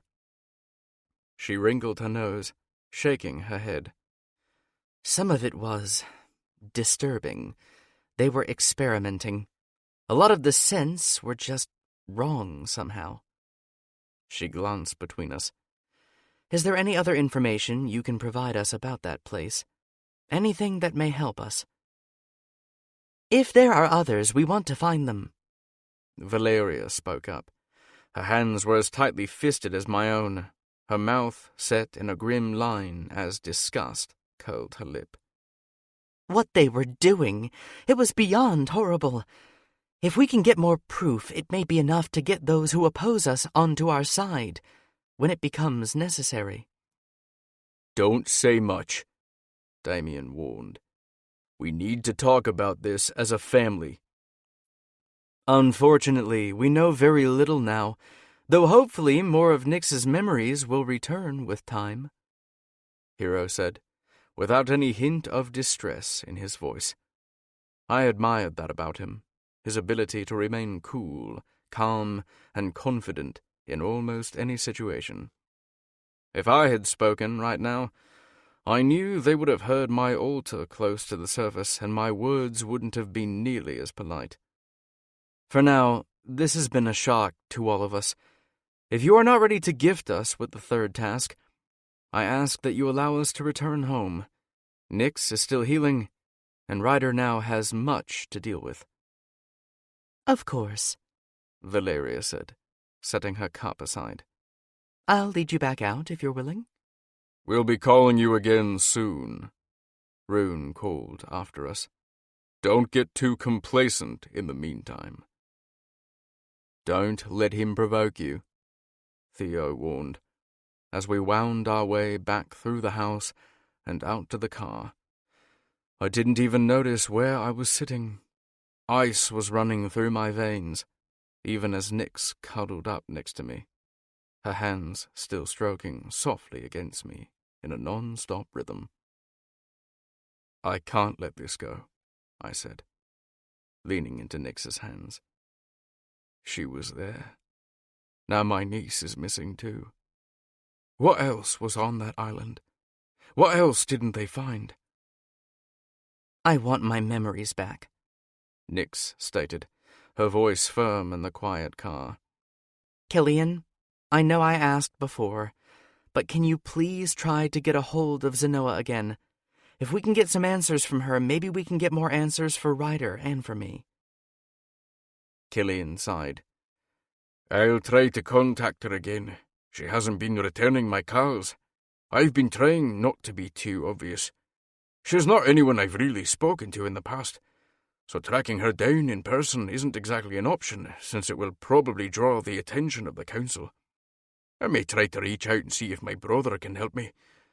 It may take some time to get in contact with her and arrange something, but I will make sure she gives you your memories back, Nix. They can't take my niece too, I said firmly, burying my face in Nix's hair. My sister's song played hauntingly in my mind. the strains repeating over and over again as I let Nix comfort me. I won't let them have her too. Of course not. We'll bring her home, Rye. Nix reassured me. We'll all bring her home. Just give us a little time. The soft lilt of her sweet, feminine voice was what I held on to keep myself grounded. And I nodded, swallowing hard against the scream of rage that wanted to pour from my throat. I would wait for now, but not for much longer. We needed to get back to that island. I needed to see it for myself. Search for any evidence or information the Council and the Rebellion might have missed. Once Nix was strong enough, that was exactly what I was going to do. Chapter 27. Nix. I wasn't above admitting that I was currently pouting at Theo, with my arms crossed over my chest as we sat outside of his mother's house. I thought you were staying. Another girls' day? Do I have to go back to the mall again? I really hoped I didn't. One mall trip had been more than enough. I had loved the company, but that many shops and people were more than I wanted to deal with at the moment. Shouldn't we be focusing on other things? Nix, you don't have to stay if you don't want to, Theo assured me. Renee, Molly, and my mother only wanted some time with you. They promised to make sure you don't run off this time. My pout deepened to a scowl. We thought maybe it would give you a chance to talk to them about things you don't want to talk about with us. Shaking off my mood, I thought over what he said and blushed. Like what? Theo smirked. Do you really want me to go into detail? Periods, pregnancy, birth control, relationships, sex? Okay. I held up my hands to stop him, choking on an embarrassed laugh. I see your point. You can always talk to us about those topics, of course, Theo said, cocking his head, though you weren't too happy when we tried to speak with you about it before. It's not that I don't want to talk to you about it. It's awkward. You could just talk to them about what movies you like, too, he proposed with a chuckle. I was just offering some suggestions. I think maybe we'll stick with that, I squeaked. Good. Besides, I know Renee has missed you. I've missed her, too. Molly and your mom as well, I admitted. It was odd having so many people I was connected to. I wasn't used to having such a wide circle. Then have fun. That's all I ask. He tugged a bag from the back seat and handed it to me. You packed for me? I gaped. He shrugged. It's one of your go bags, or I make sure we all have a few. It has the basics in it. Nothing special. Thanks, Theo. I hesitated for a moment, glancing out the window before leaning over to place a soft kiss on his cheek. I want some alone time for us soon, if we can manage it, he said softly, twirling a strand of my hair.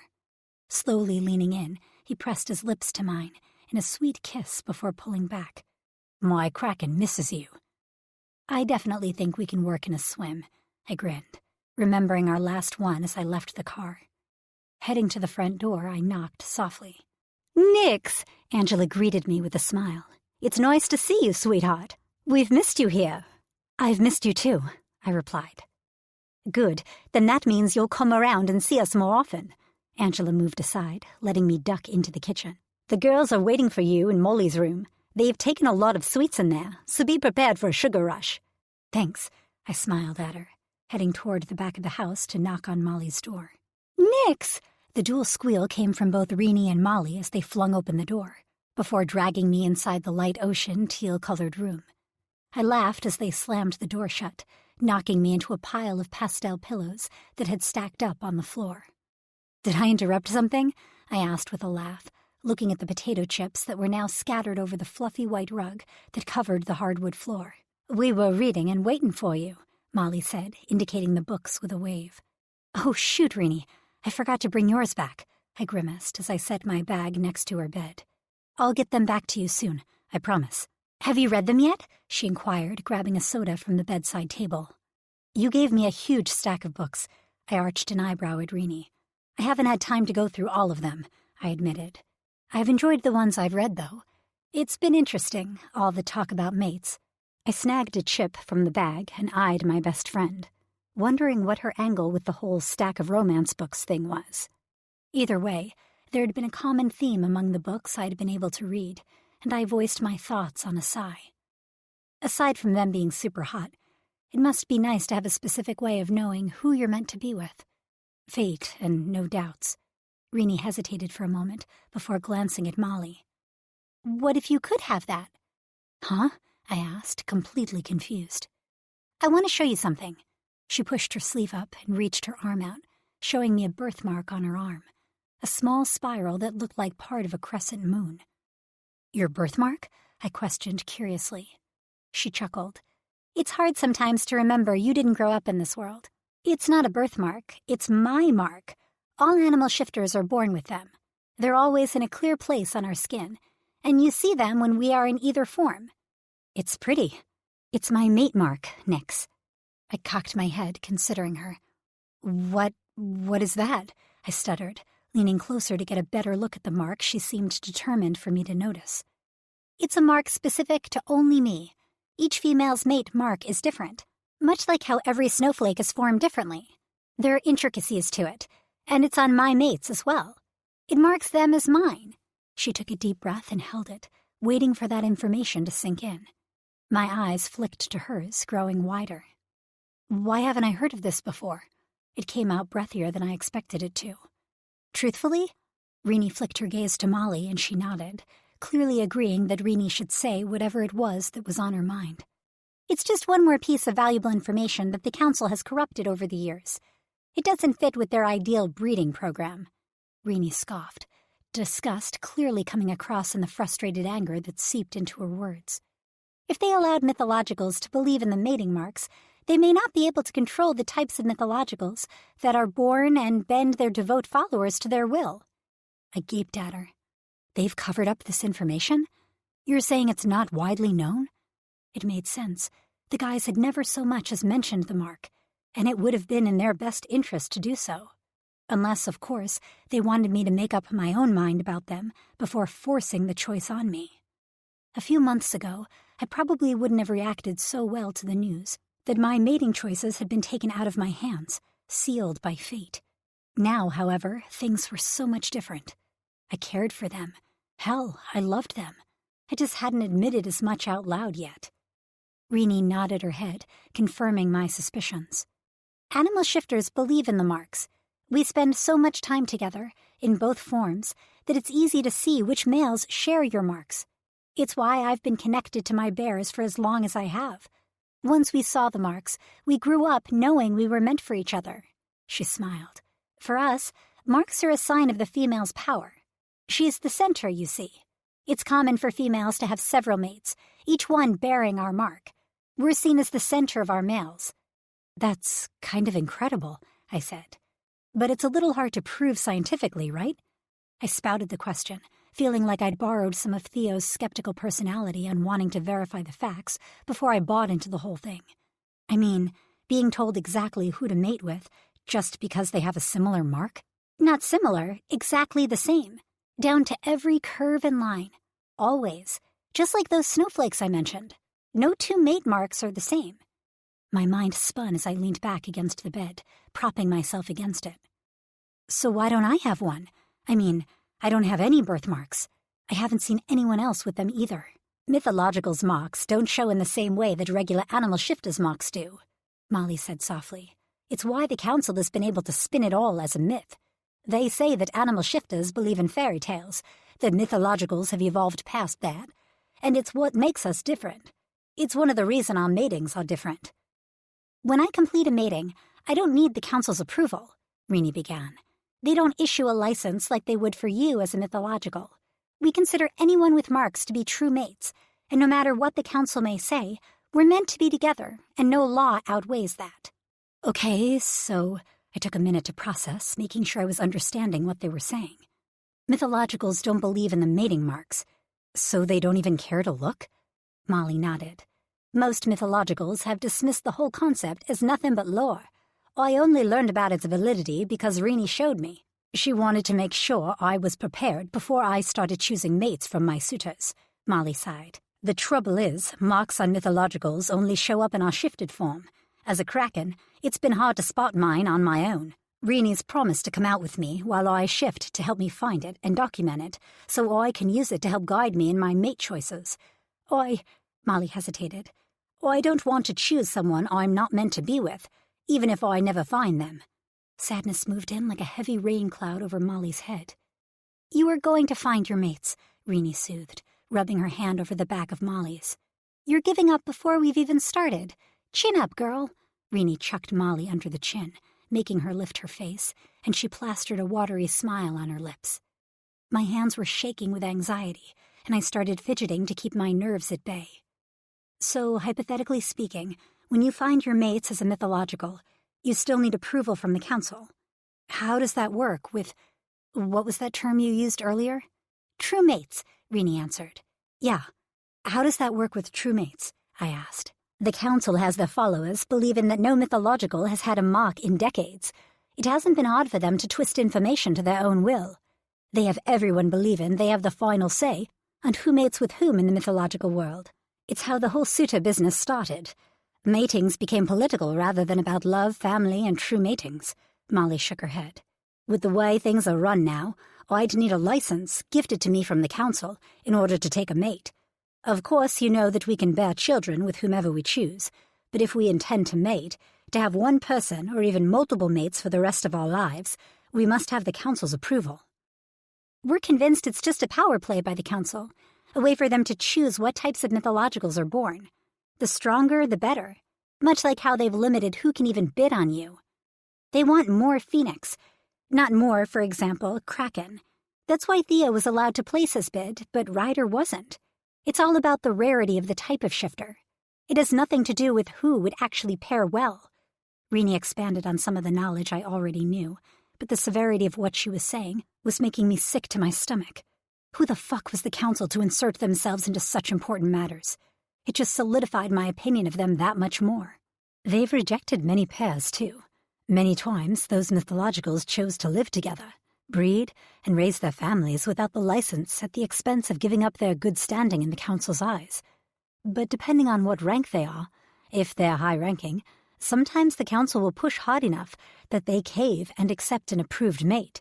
Molly played her fingers through her ponytail, which she'd pulled over her shoulder. It's a fear tactic, Renee added, grabbing a handful of chips. Stealing one of Renee's chips, Molly continued. It's one of the reasons so many of us have rituals of our own. If the council denies us, we can still consider ourselves mates among our own cultures. The guys mentioned something about that. They each have their own mating rituals based on the mythological side. I pursed my lips and tried to connect the dots. So, it's almost relatable to marriage in the human world? I inquired, trying to sort through everything they'd said. You need a marriage license to legally marry in the United States. Many times throughout history, people have been denied licenses. If you were gay, different religions, different races, the government wouldn't sanction the marriage. Yes, it's similar to that, Renee agreed. I tilted my head to one side and then the other, as I worked to release the stress building up in my shoulders.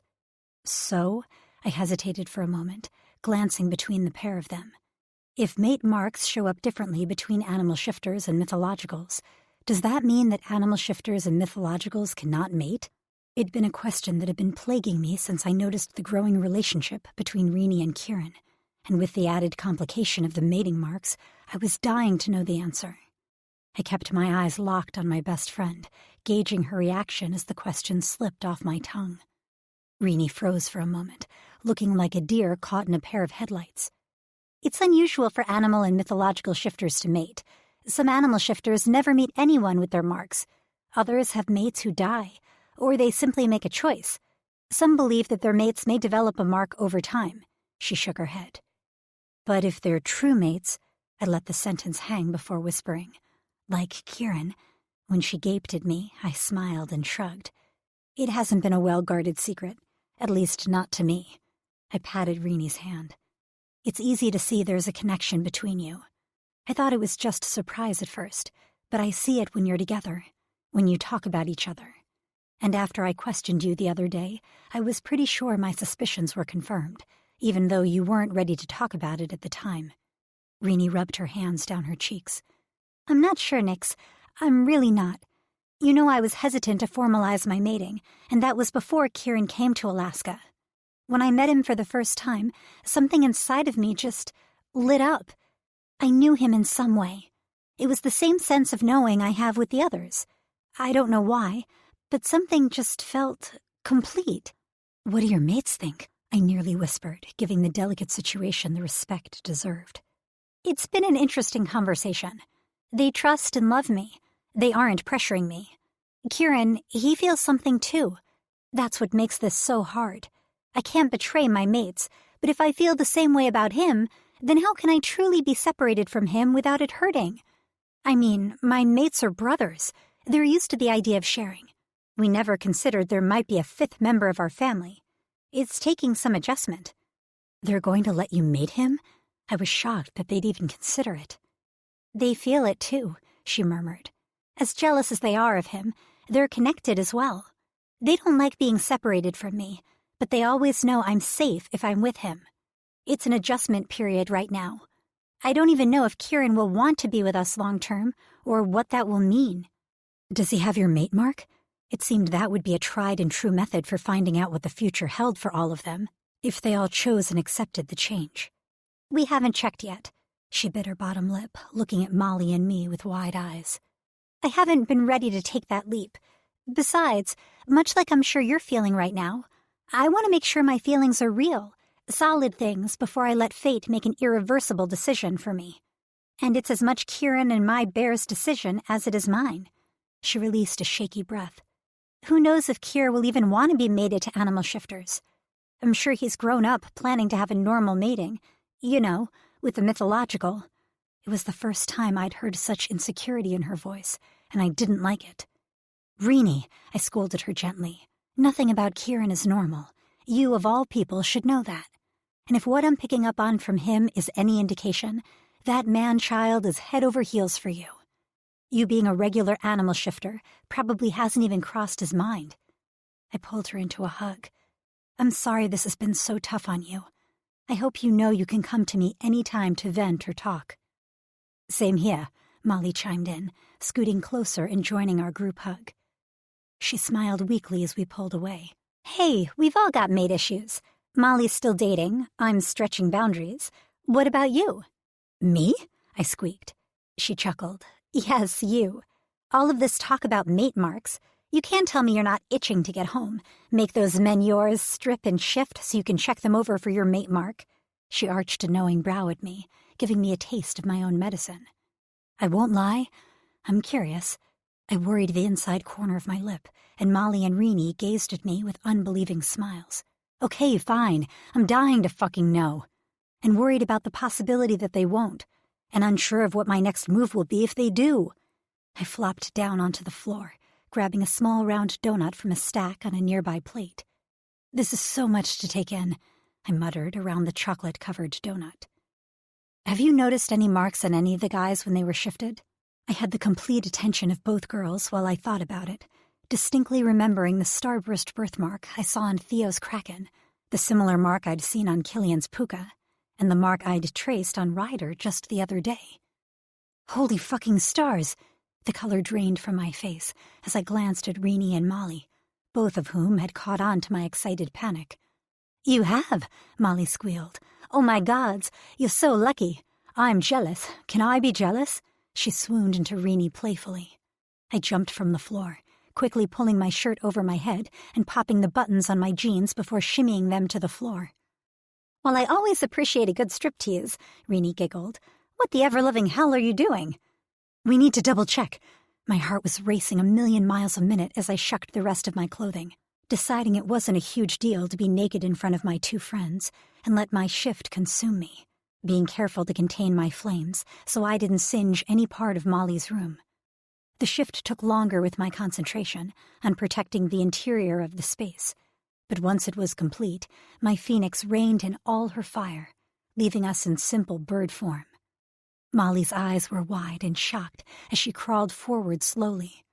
I've never seen a phoenix shifted before. Wow, she exclaimed, while Renee immediately started ruffling through my feathers, pulling at my wings, and expecting me for the mark I was desperate to locate. Is it sort of starburst shape? Renee asked in excitement, and I let out an affirmative chirp. She let out a girly squeal, and joy surged inside of me. I'm going to draw this for you. 1 second. She hopped up and started rifling through Molly's room. "In my desk, top drawer on the left," Molly instructed, crawling to my other side to see the mark that Rennie had supposedly located. "There it is!" If hearts could shoot out of someone's eyes, I had no doubt they would be pinging around the room, all coming from Molly. As soon as the girls were done, I shifted back and quickly donned my clothing, blushing after the fact I'd legitimately bared all to my best friends. "Girl, we are all so used to nudity. You do not have anything to worry about." Rennie waved my concerns away and handed me the drawing pad. "Now, I'm no artist, but this should give you a pretty good indication if your mark matches theirs." I studied the round center of the starburst and the way rippling triangles of sun rays surrounded it. It almost reminded me of the sun-shaped mark in the Disney movie Tangled.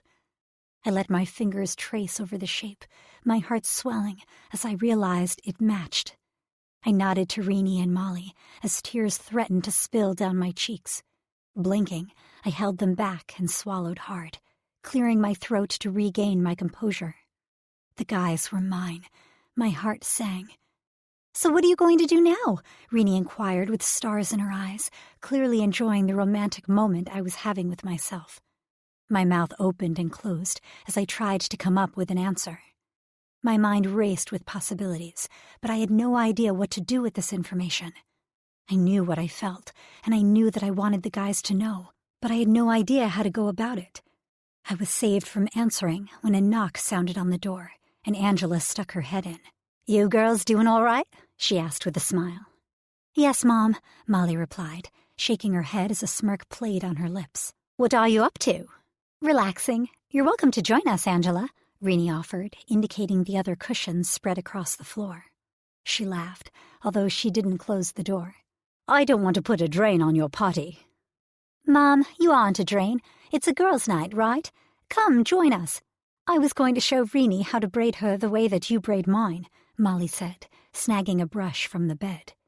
Angela chuckled, stepping inside as Molly brushed Rennie's short hair and began to weave pretty, intricate braids into it. "Well, if you're sure," she settled on the floor beside me, nabbing a donut as well. "So since we actually have a few moments to talk, how is my son? It's not as if he keeps me updated on what he has going on." "He's doing well," I informed her, unsure exactly what she wanted to know. "He's been busy. All of us have, really." "Is he happy?" Her words were quiet as she rolled the donut between her fingers. I paused, thinking about the other day at the hot spring and how happy he'd been then, but quickly forced my attention away from that memory to really consider her question before I started blushing. "I think so.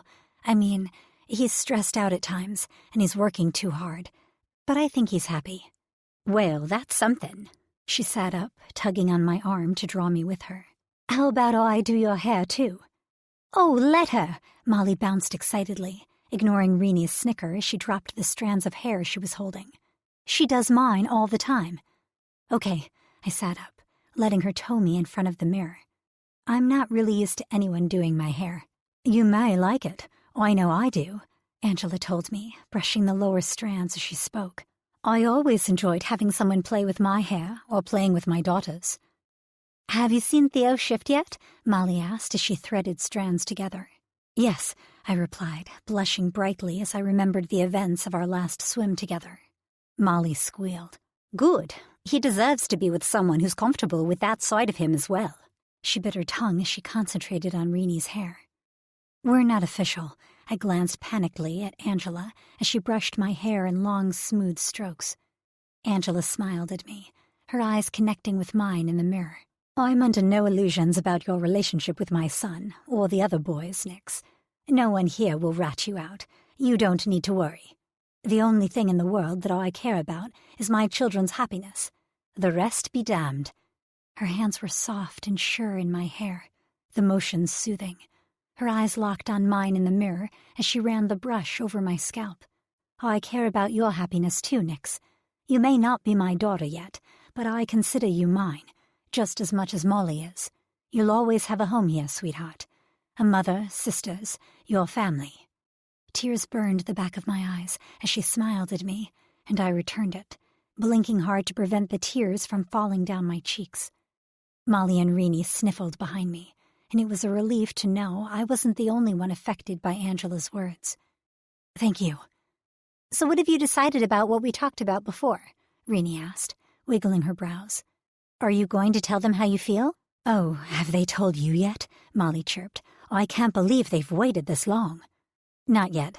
They know I'm getting used to things. I think they feel the same way I do. I blushed, remembering Ryder's declaration. I just want it to be special, for all of us, together.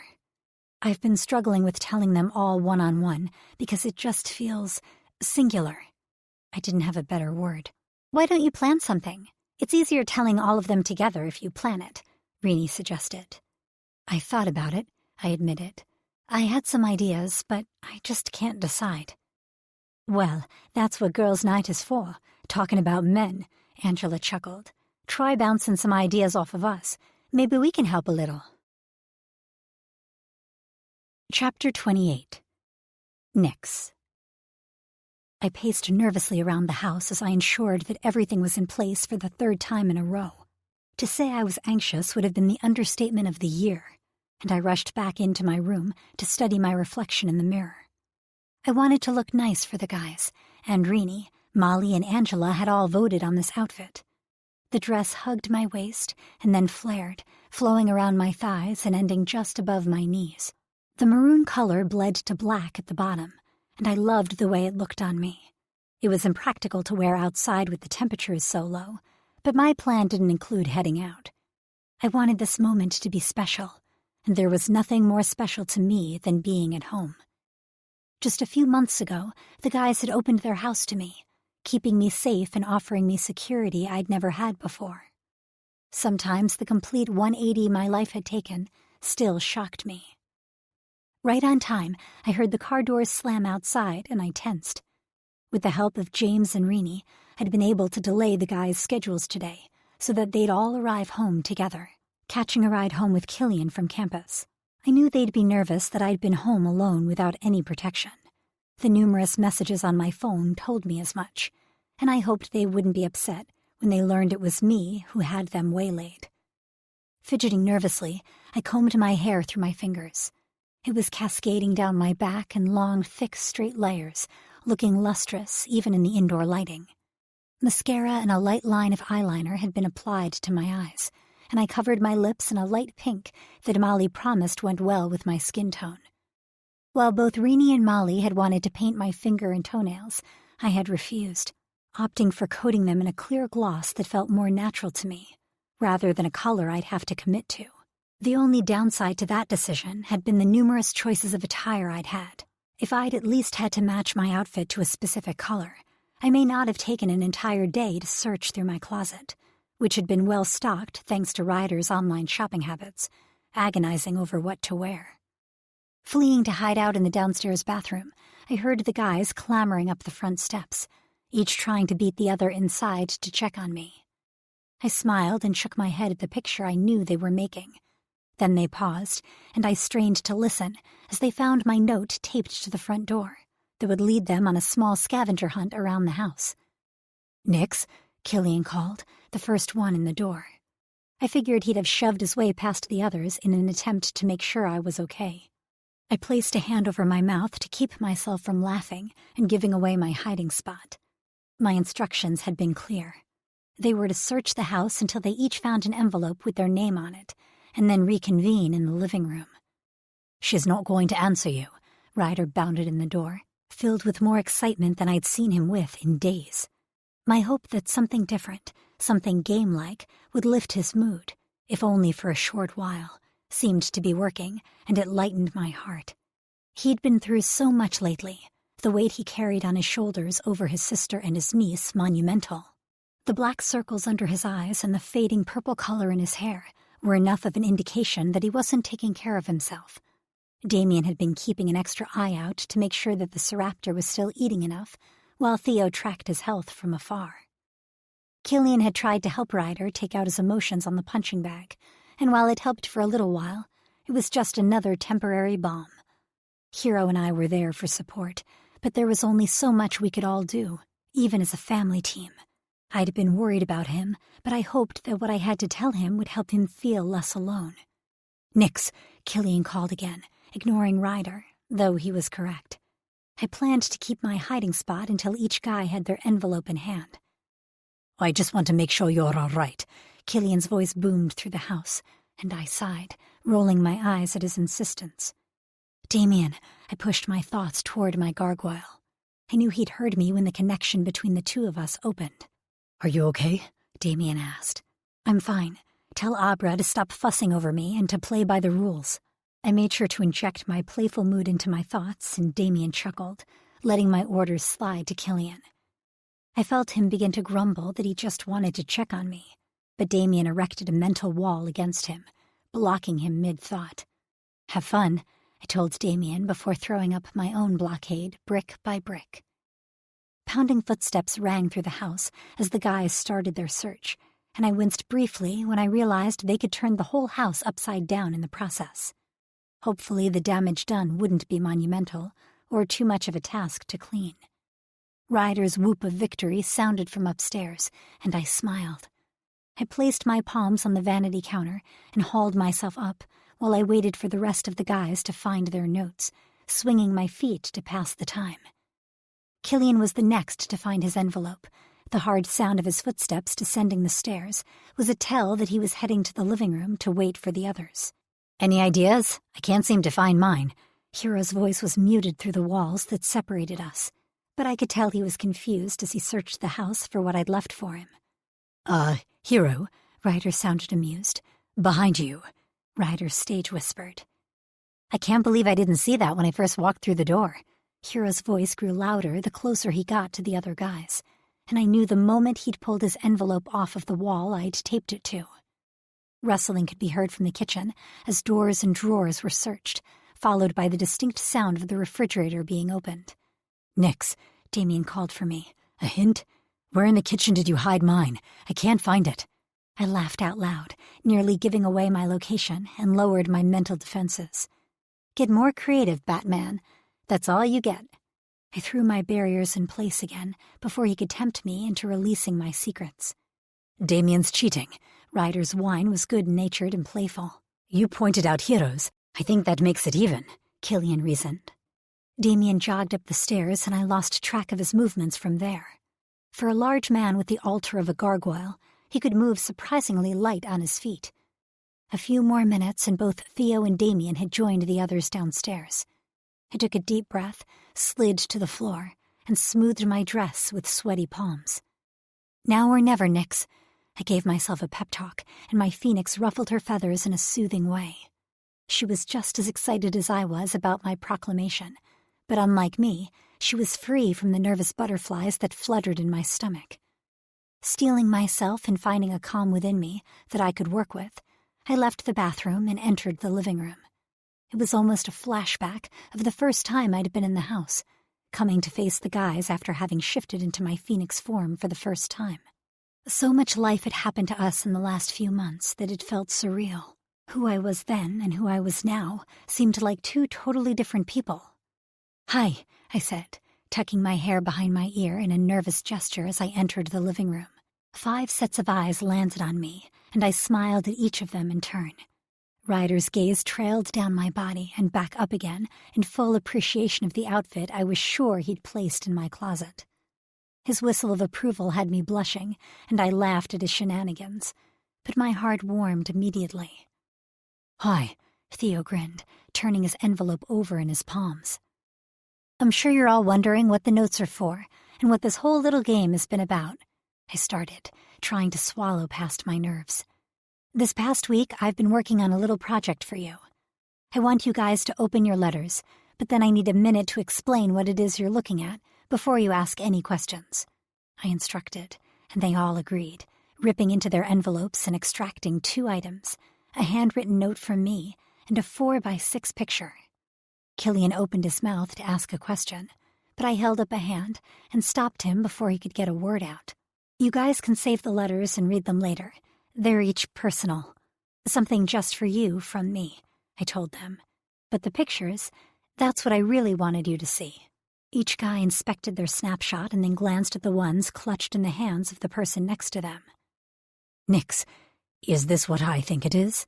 Theo asked, pulling his glasses from where they were hooked on his shirt and placing them on his nose to get a better view, as if to double-check what he was seeing. The other day when I had my girls' night with Renee and Molly, I learned about a myth that's not really a myth. Renee told me about mate marks and showed me hers. The guys drew a collective breath and looked down at their pictures again. It was hard to believe at first, but then I started thinking about it and realized I'd seen a mark on Theo when he'd shifted for me. I pointed to the picture Theo held in his hands. And then I saw the same mark on Killian's paw. I motioned to his image. Ryder has the same mark on the back of his neck, near his mane, and Damien's wing is marked with the same symbol. I turned to Hero next, and your mark is hidden in the intricate design that decorates your middle tail. I faced them all and continued. I spent the last week trying to get time with each of your altars so I could show you the mark. Reaching for the extra envelope I'd set near the TV, I opened it. This is mine. I handed the picture to Theo and let him pass it around. It matches all of yours, or rather, your marks match mine. This is incredible, Theo said, handing the picture off to Ryder. I had no idea the myth was true. I figured as much when you didn't say anything about it. I gave him a gentle smile, loving the way he traced a finger over the starburst shape with awe. In a way, I'm really glad to find out about the mark now, and not back when I'd met you. It's given us time to solidify what we already knew, that we belonged together. I care so much for each one of you. We care about you too, Nix. Damien clutched his picture in his hand, his attention solely on me instead of the printed ink. I forged forward. There have been so many times that I've wanted to say this to each of you individually, but the timing never felt right. It didn't feel like the right move to clarify my feelings for one of you when it might make the others feel left out and excluded or jealous. I rambled, playing with my fingers while I tried to get my point across. What I'm trying to say is, I paused, feeling like I was messing this whole thing up. Damien must have picked up on my feelings, my mental wall having dropped as I explained everything, and he nodded at me, encouraging me onward. I love you, the words burst forth. I love each of you, so damn much. Theo, Damien, Killian, Ryder, and Hero all stared at me, and then animalistic growls, groans, and rumbles filled the room as their gazes grew intense and heated. Nix, Ryder breathed, breaking away from the pack and rushing forward to wrap me in his arms. Fuck Nix, he whispered, pulling back just enough to slam his mouth over mine. I moaned from the ferocity of it, our lips battling for control, tongues dueling in the passionate wake of my declaration. When he came up for air, he rested his forehead against mine and stroked my cheeks with his thumbs, the picture forgotten on the floor beside us. I love you too. I laughed from the mere pleasure of hearing the words reciprocated. I know, I told him. I heard you say it the other day when you were falling asleep. It's why I left your envelope on your bed. It's my favorite memory of us. Ryder tilted backward and let me go to swipe at a tear that dripped from his eye. The sight of it made me blink back my own emotions. Then Hero was there, studying my face with an intensity that made me squirm. I love you, Annika, he murmured, and I melted into him as he banded an arm around my back and kissed me, tasting the lingering flavor of Ryder on my lips. The coolness of his tongue ring rubbed sensually against my tongue as we played, our kiss slow, gentle, and sultry. As Hero pulled back, I explained why I'd taped his card to the wall. That's the same spot where you kissed Ryder for the first time. I blushed, remembering how hot that kiss had made me, even just as an observer. It started this wonderful bond between the three of us, in addition to what we have with the rest of the group. What we have together means the world to me. You let me be myself. You let me be comfortable enough to try new things. It's just one of the many things I love about you. I leaned up and locked my lips onto Hero's one more time. When Hero moved to make room for Killian, I grabbed my Puka's shirt and pulled him close to me. It was hard for me to decide where to put your envelope, I informed Kill, and my eyebrows drew together as disappointment crossed his face. Reaching up, I ran my palm over his scruff-covered jaw. You misunderstand me. I soothed my fingers over his light beard. It was hard for me to pick where I wanted to leave it, because I have so many fond memories of us together, Kill. I wasn't sure if I should leave it on the couch, where we had our first kiss, or in the basement where you're always teaching me about self-empowerment in the home gym. Ultimately, I chose your room, because it's where we were first together. You made me feel comfortable and powerful, and I will love you forever for that. Killian's arms crushed me in a hug, lifting me straight off my feet and into the air. I fucking love you, Killian grumbled. I'm so fucking glad I answered that stupid Uber call that day. Meeting you, it's unfathomable. I giggled, recalling our rocky start, and then leaned down and sealed his words with a lingering kiss. Turning to Theo next, I watched as he shook his head, still in shock over the image in his hands. This changes everything for so many mythological shifters. I always knew animal shifters believed in marks, but I'd never properly tested the theory. This is incredible. He glanced back and forth between his picture and the one of my own mark that Renee and Molly helped me take. I'm sure you'll have plenty of time to study mating marks later. Damien nudged Theo, snapping him out of his scientific mode. Theo blushed and rubbed a hand across the back of his neck. I'm sorry, Nix. I get carried away sometimes. You have nothing to be sorry for. Your curious mind is just one of the many qualities I love about you. I stepped closer, gazing up into his face. Your pure, caring heart is another one. It's why I left your card in the bathroom. I'll never forget that day you brushed my hair for me after my rebirth. His hand came up to thread into my hair, and he massaged my scalp gently as he remembered the day just as I did. You are the glue that binds us all together. We were strong before, but we're boundlessly strong with you at our center. You have to know that I love you too. Leaning down, Theo kissed a teasing trail along my cheek, nipping at my bottom lip before claiming my mouth in a kiss that set me on fire. The slow way he kissed me, teasing me with the tip of his tongue, only to pull back again, left me wanting and needy. When he moved back, my breath was coming in rapid pants that increased my heart rate. And then my gargoyle descended on me, his strong hands hooking themselves under my butt and lifting me until I had my legs wrapped around him. I felt his hard length rubbing against my panty-clad center, my dress leaving little covering between our bodies. You left my card in the bathroom too, he rumbled. I did. Do you remember that day you eased my fears when I was too afraid to even move the shower curtain? At a sharp nod, I continued. You made me feel protected and safe, the same way you make me feel every day. It was the first time I'd gotten to see your gargoyle too. Even when I'm afraid, you bring me back and remind me of the power I have inside of myself. I'll always be here for you, sweetheart. We all will. Gravel tinged his tone, and I knew his gargoyle was here with us, close to the surface.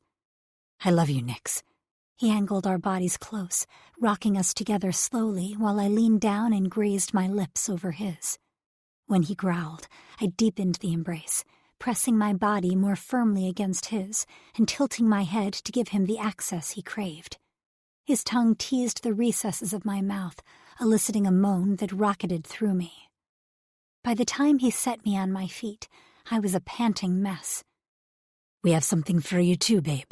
Killian smoothed a hand down my back as the guys all gathered around me. You do?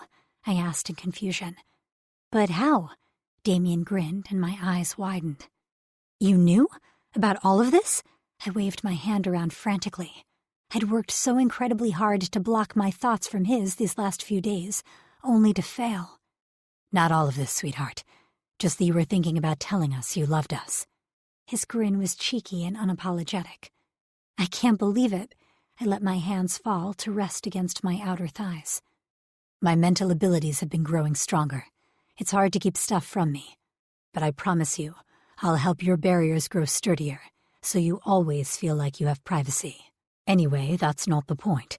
The point is that we have a present for you. Ryder smiled, and I took a moment to enjoy the way it sparkled in his hazel eyes. You didn't need to get me anything, I hedged. I didn't get you guys anything, other than the pictures, although I do have a romantic dinner planned.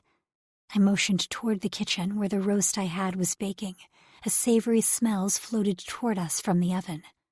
I just had to work my magic on the side dishes and set the table with plates and the few candles I'd purchased, and we'd be all set.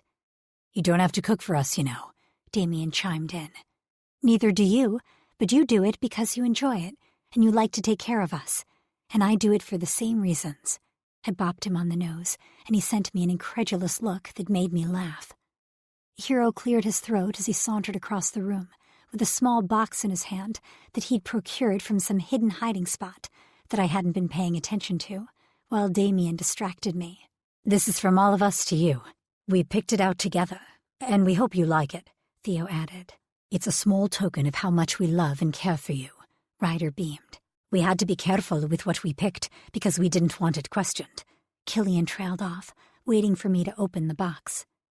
I ran my fingers over the velvet of the square box, marveling at the softness before I used my thumb to flip the lid open.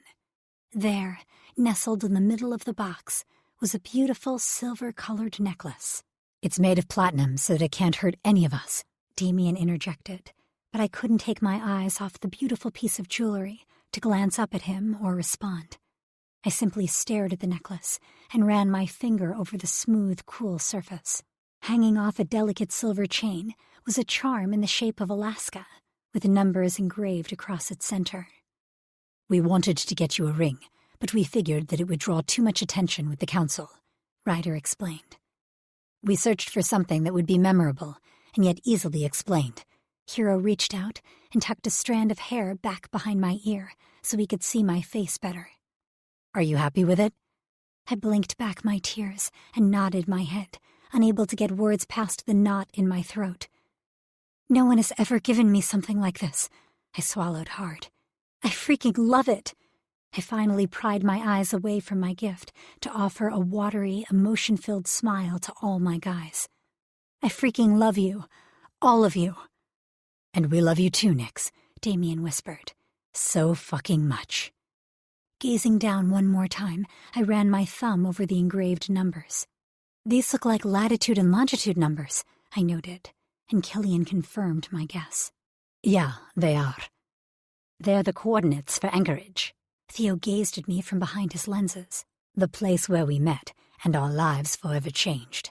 No matter what happens going forward, with the Council, with the Rebellion, we'll always be together, and that's what matters the most." Damien looked to each of us in turn, and all of my guys pledged their agreement. "We love you, baby, now and forever," Killian promised, and Ryder joined him. "You're ours." My heart soared, and my phoenix danced and twirled in my mind, more joyful than she'd been in her entire life. Her fiery jubilance warmed me from the inside out, and I knew I was glowing with happiness. We had our fair share of hardships heading our way, between evading the Council and completing our last and largest task for the Rebellion. With Zenoa still a no-show, my memories from the island were still just a mashup of disjointed fragments that didn't form a complete picture. And now that we knew Ryder had a niece, we all had renewed motivation to connect the pieces and track down the little girl from the island. Danger waited for us around every corner, it seemed, and yet I knew without a doubt that whatever was coming our way, we'd face it together, the way we were meant to, as a family, as mates. "Mates," I murmured the word, letting it settle into the center of my heart. "Mine." Rumbles of agreement surged around me, before I was whisked off my feet and shown just how much they liked those two little words. This concludes Forged in Flames by Quinn Arthurs and Harper Wilde, narrated by Heather Costa and Brandon Utah. Copyright 2019 by Quinn Arthurs and Harper Wilde. This unabridged audiobook is published by arrangement with Harper Wilde and Quinn Arthurs, and was produced in the year 2021 by Tantor Media Incorporated, a division of Recorded Books, which holds the copyright thereto. Please visit tantor.com for more information on our growing library of unabridged audiobooks.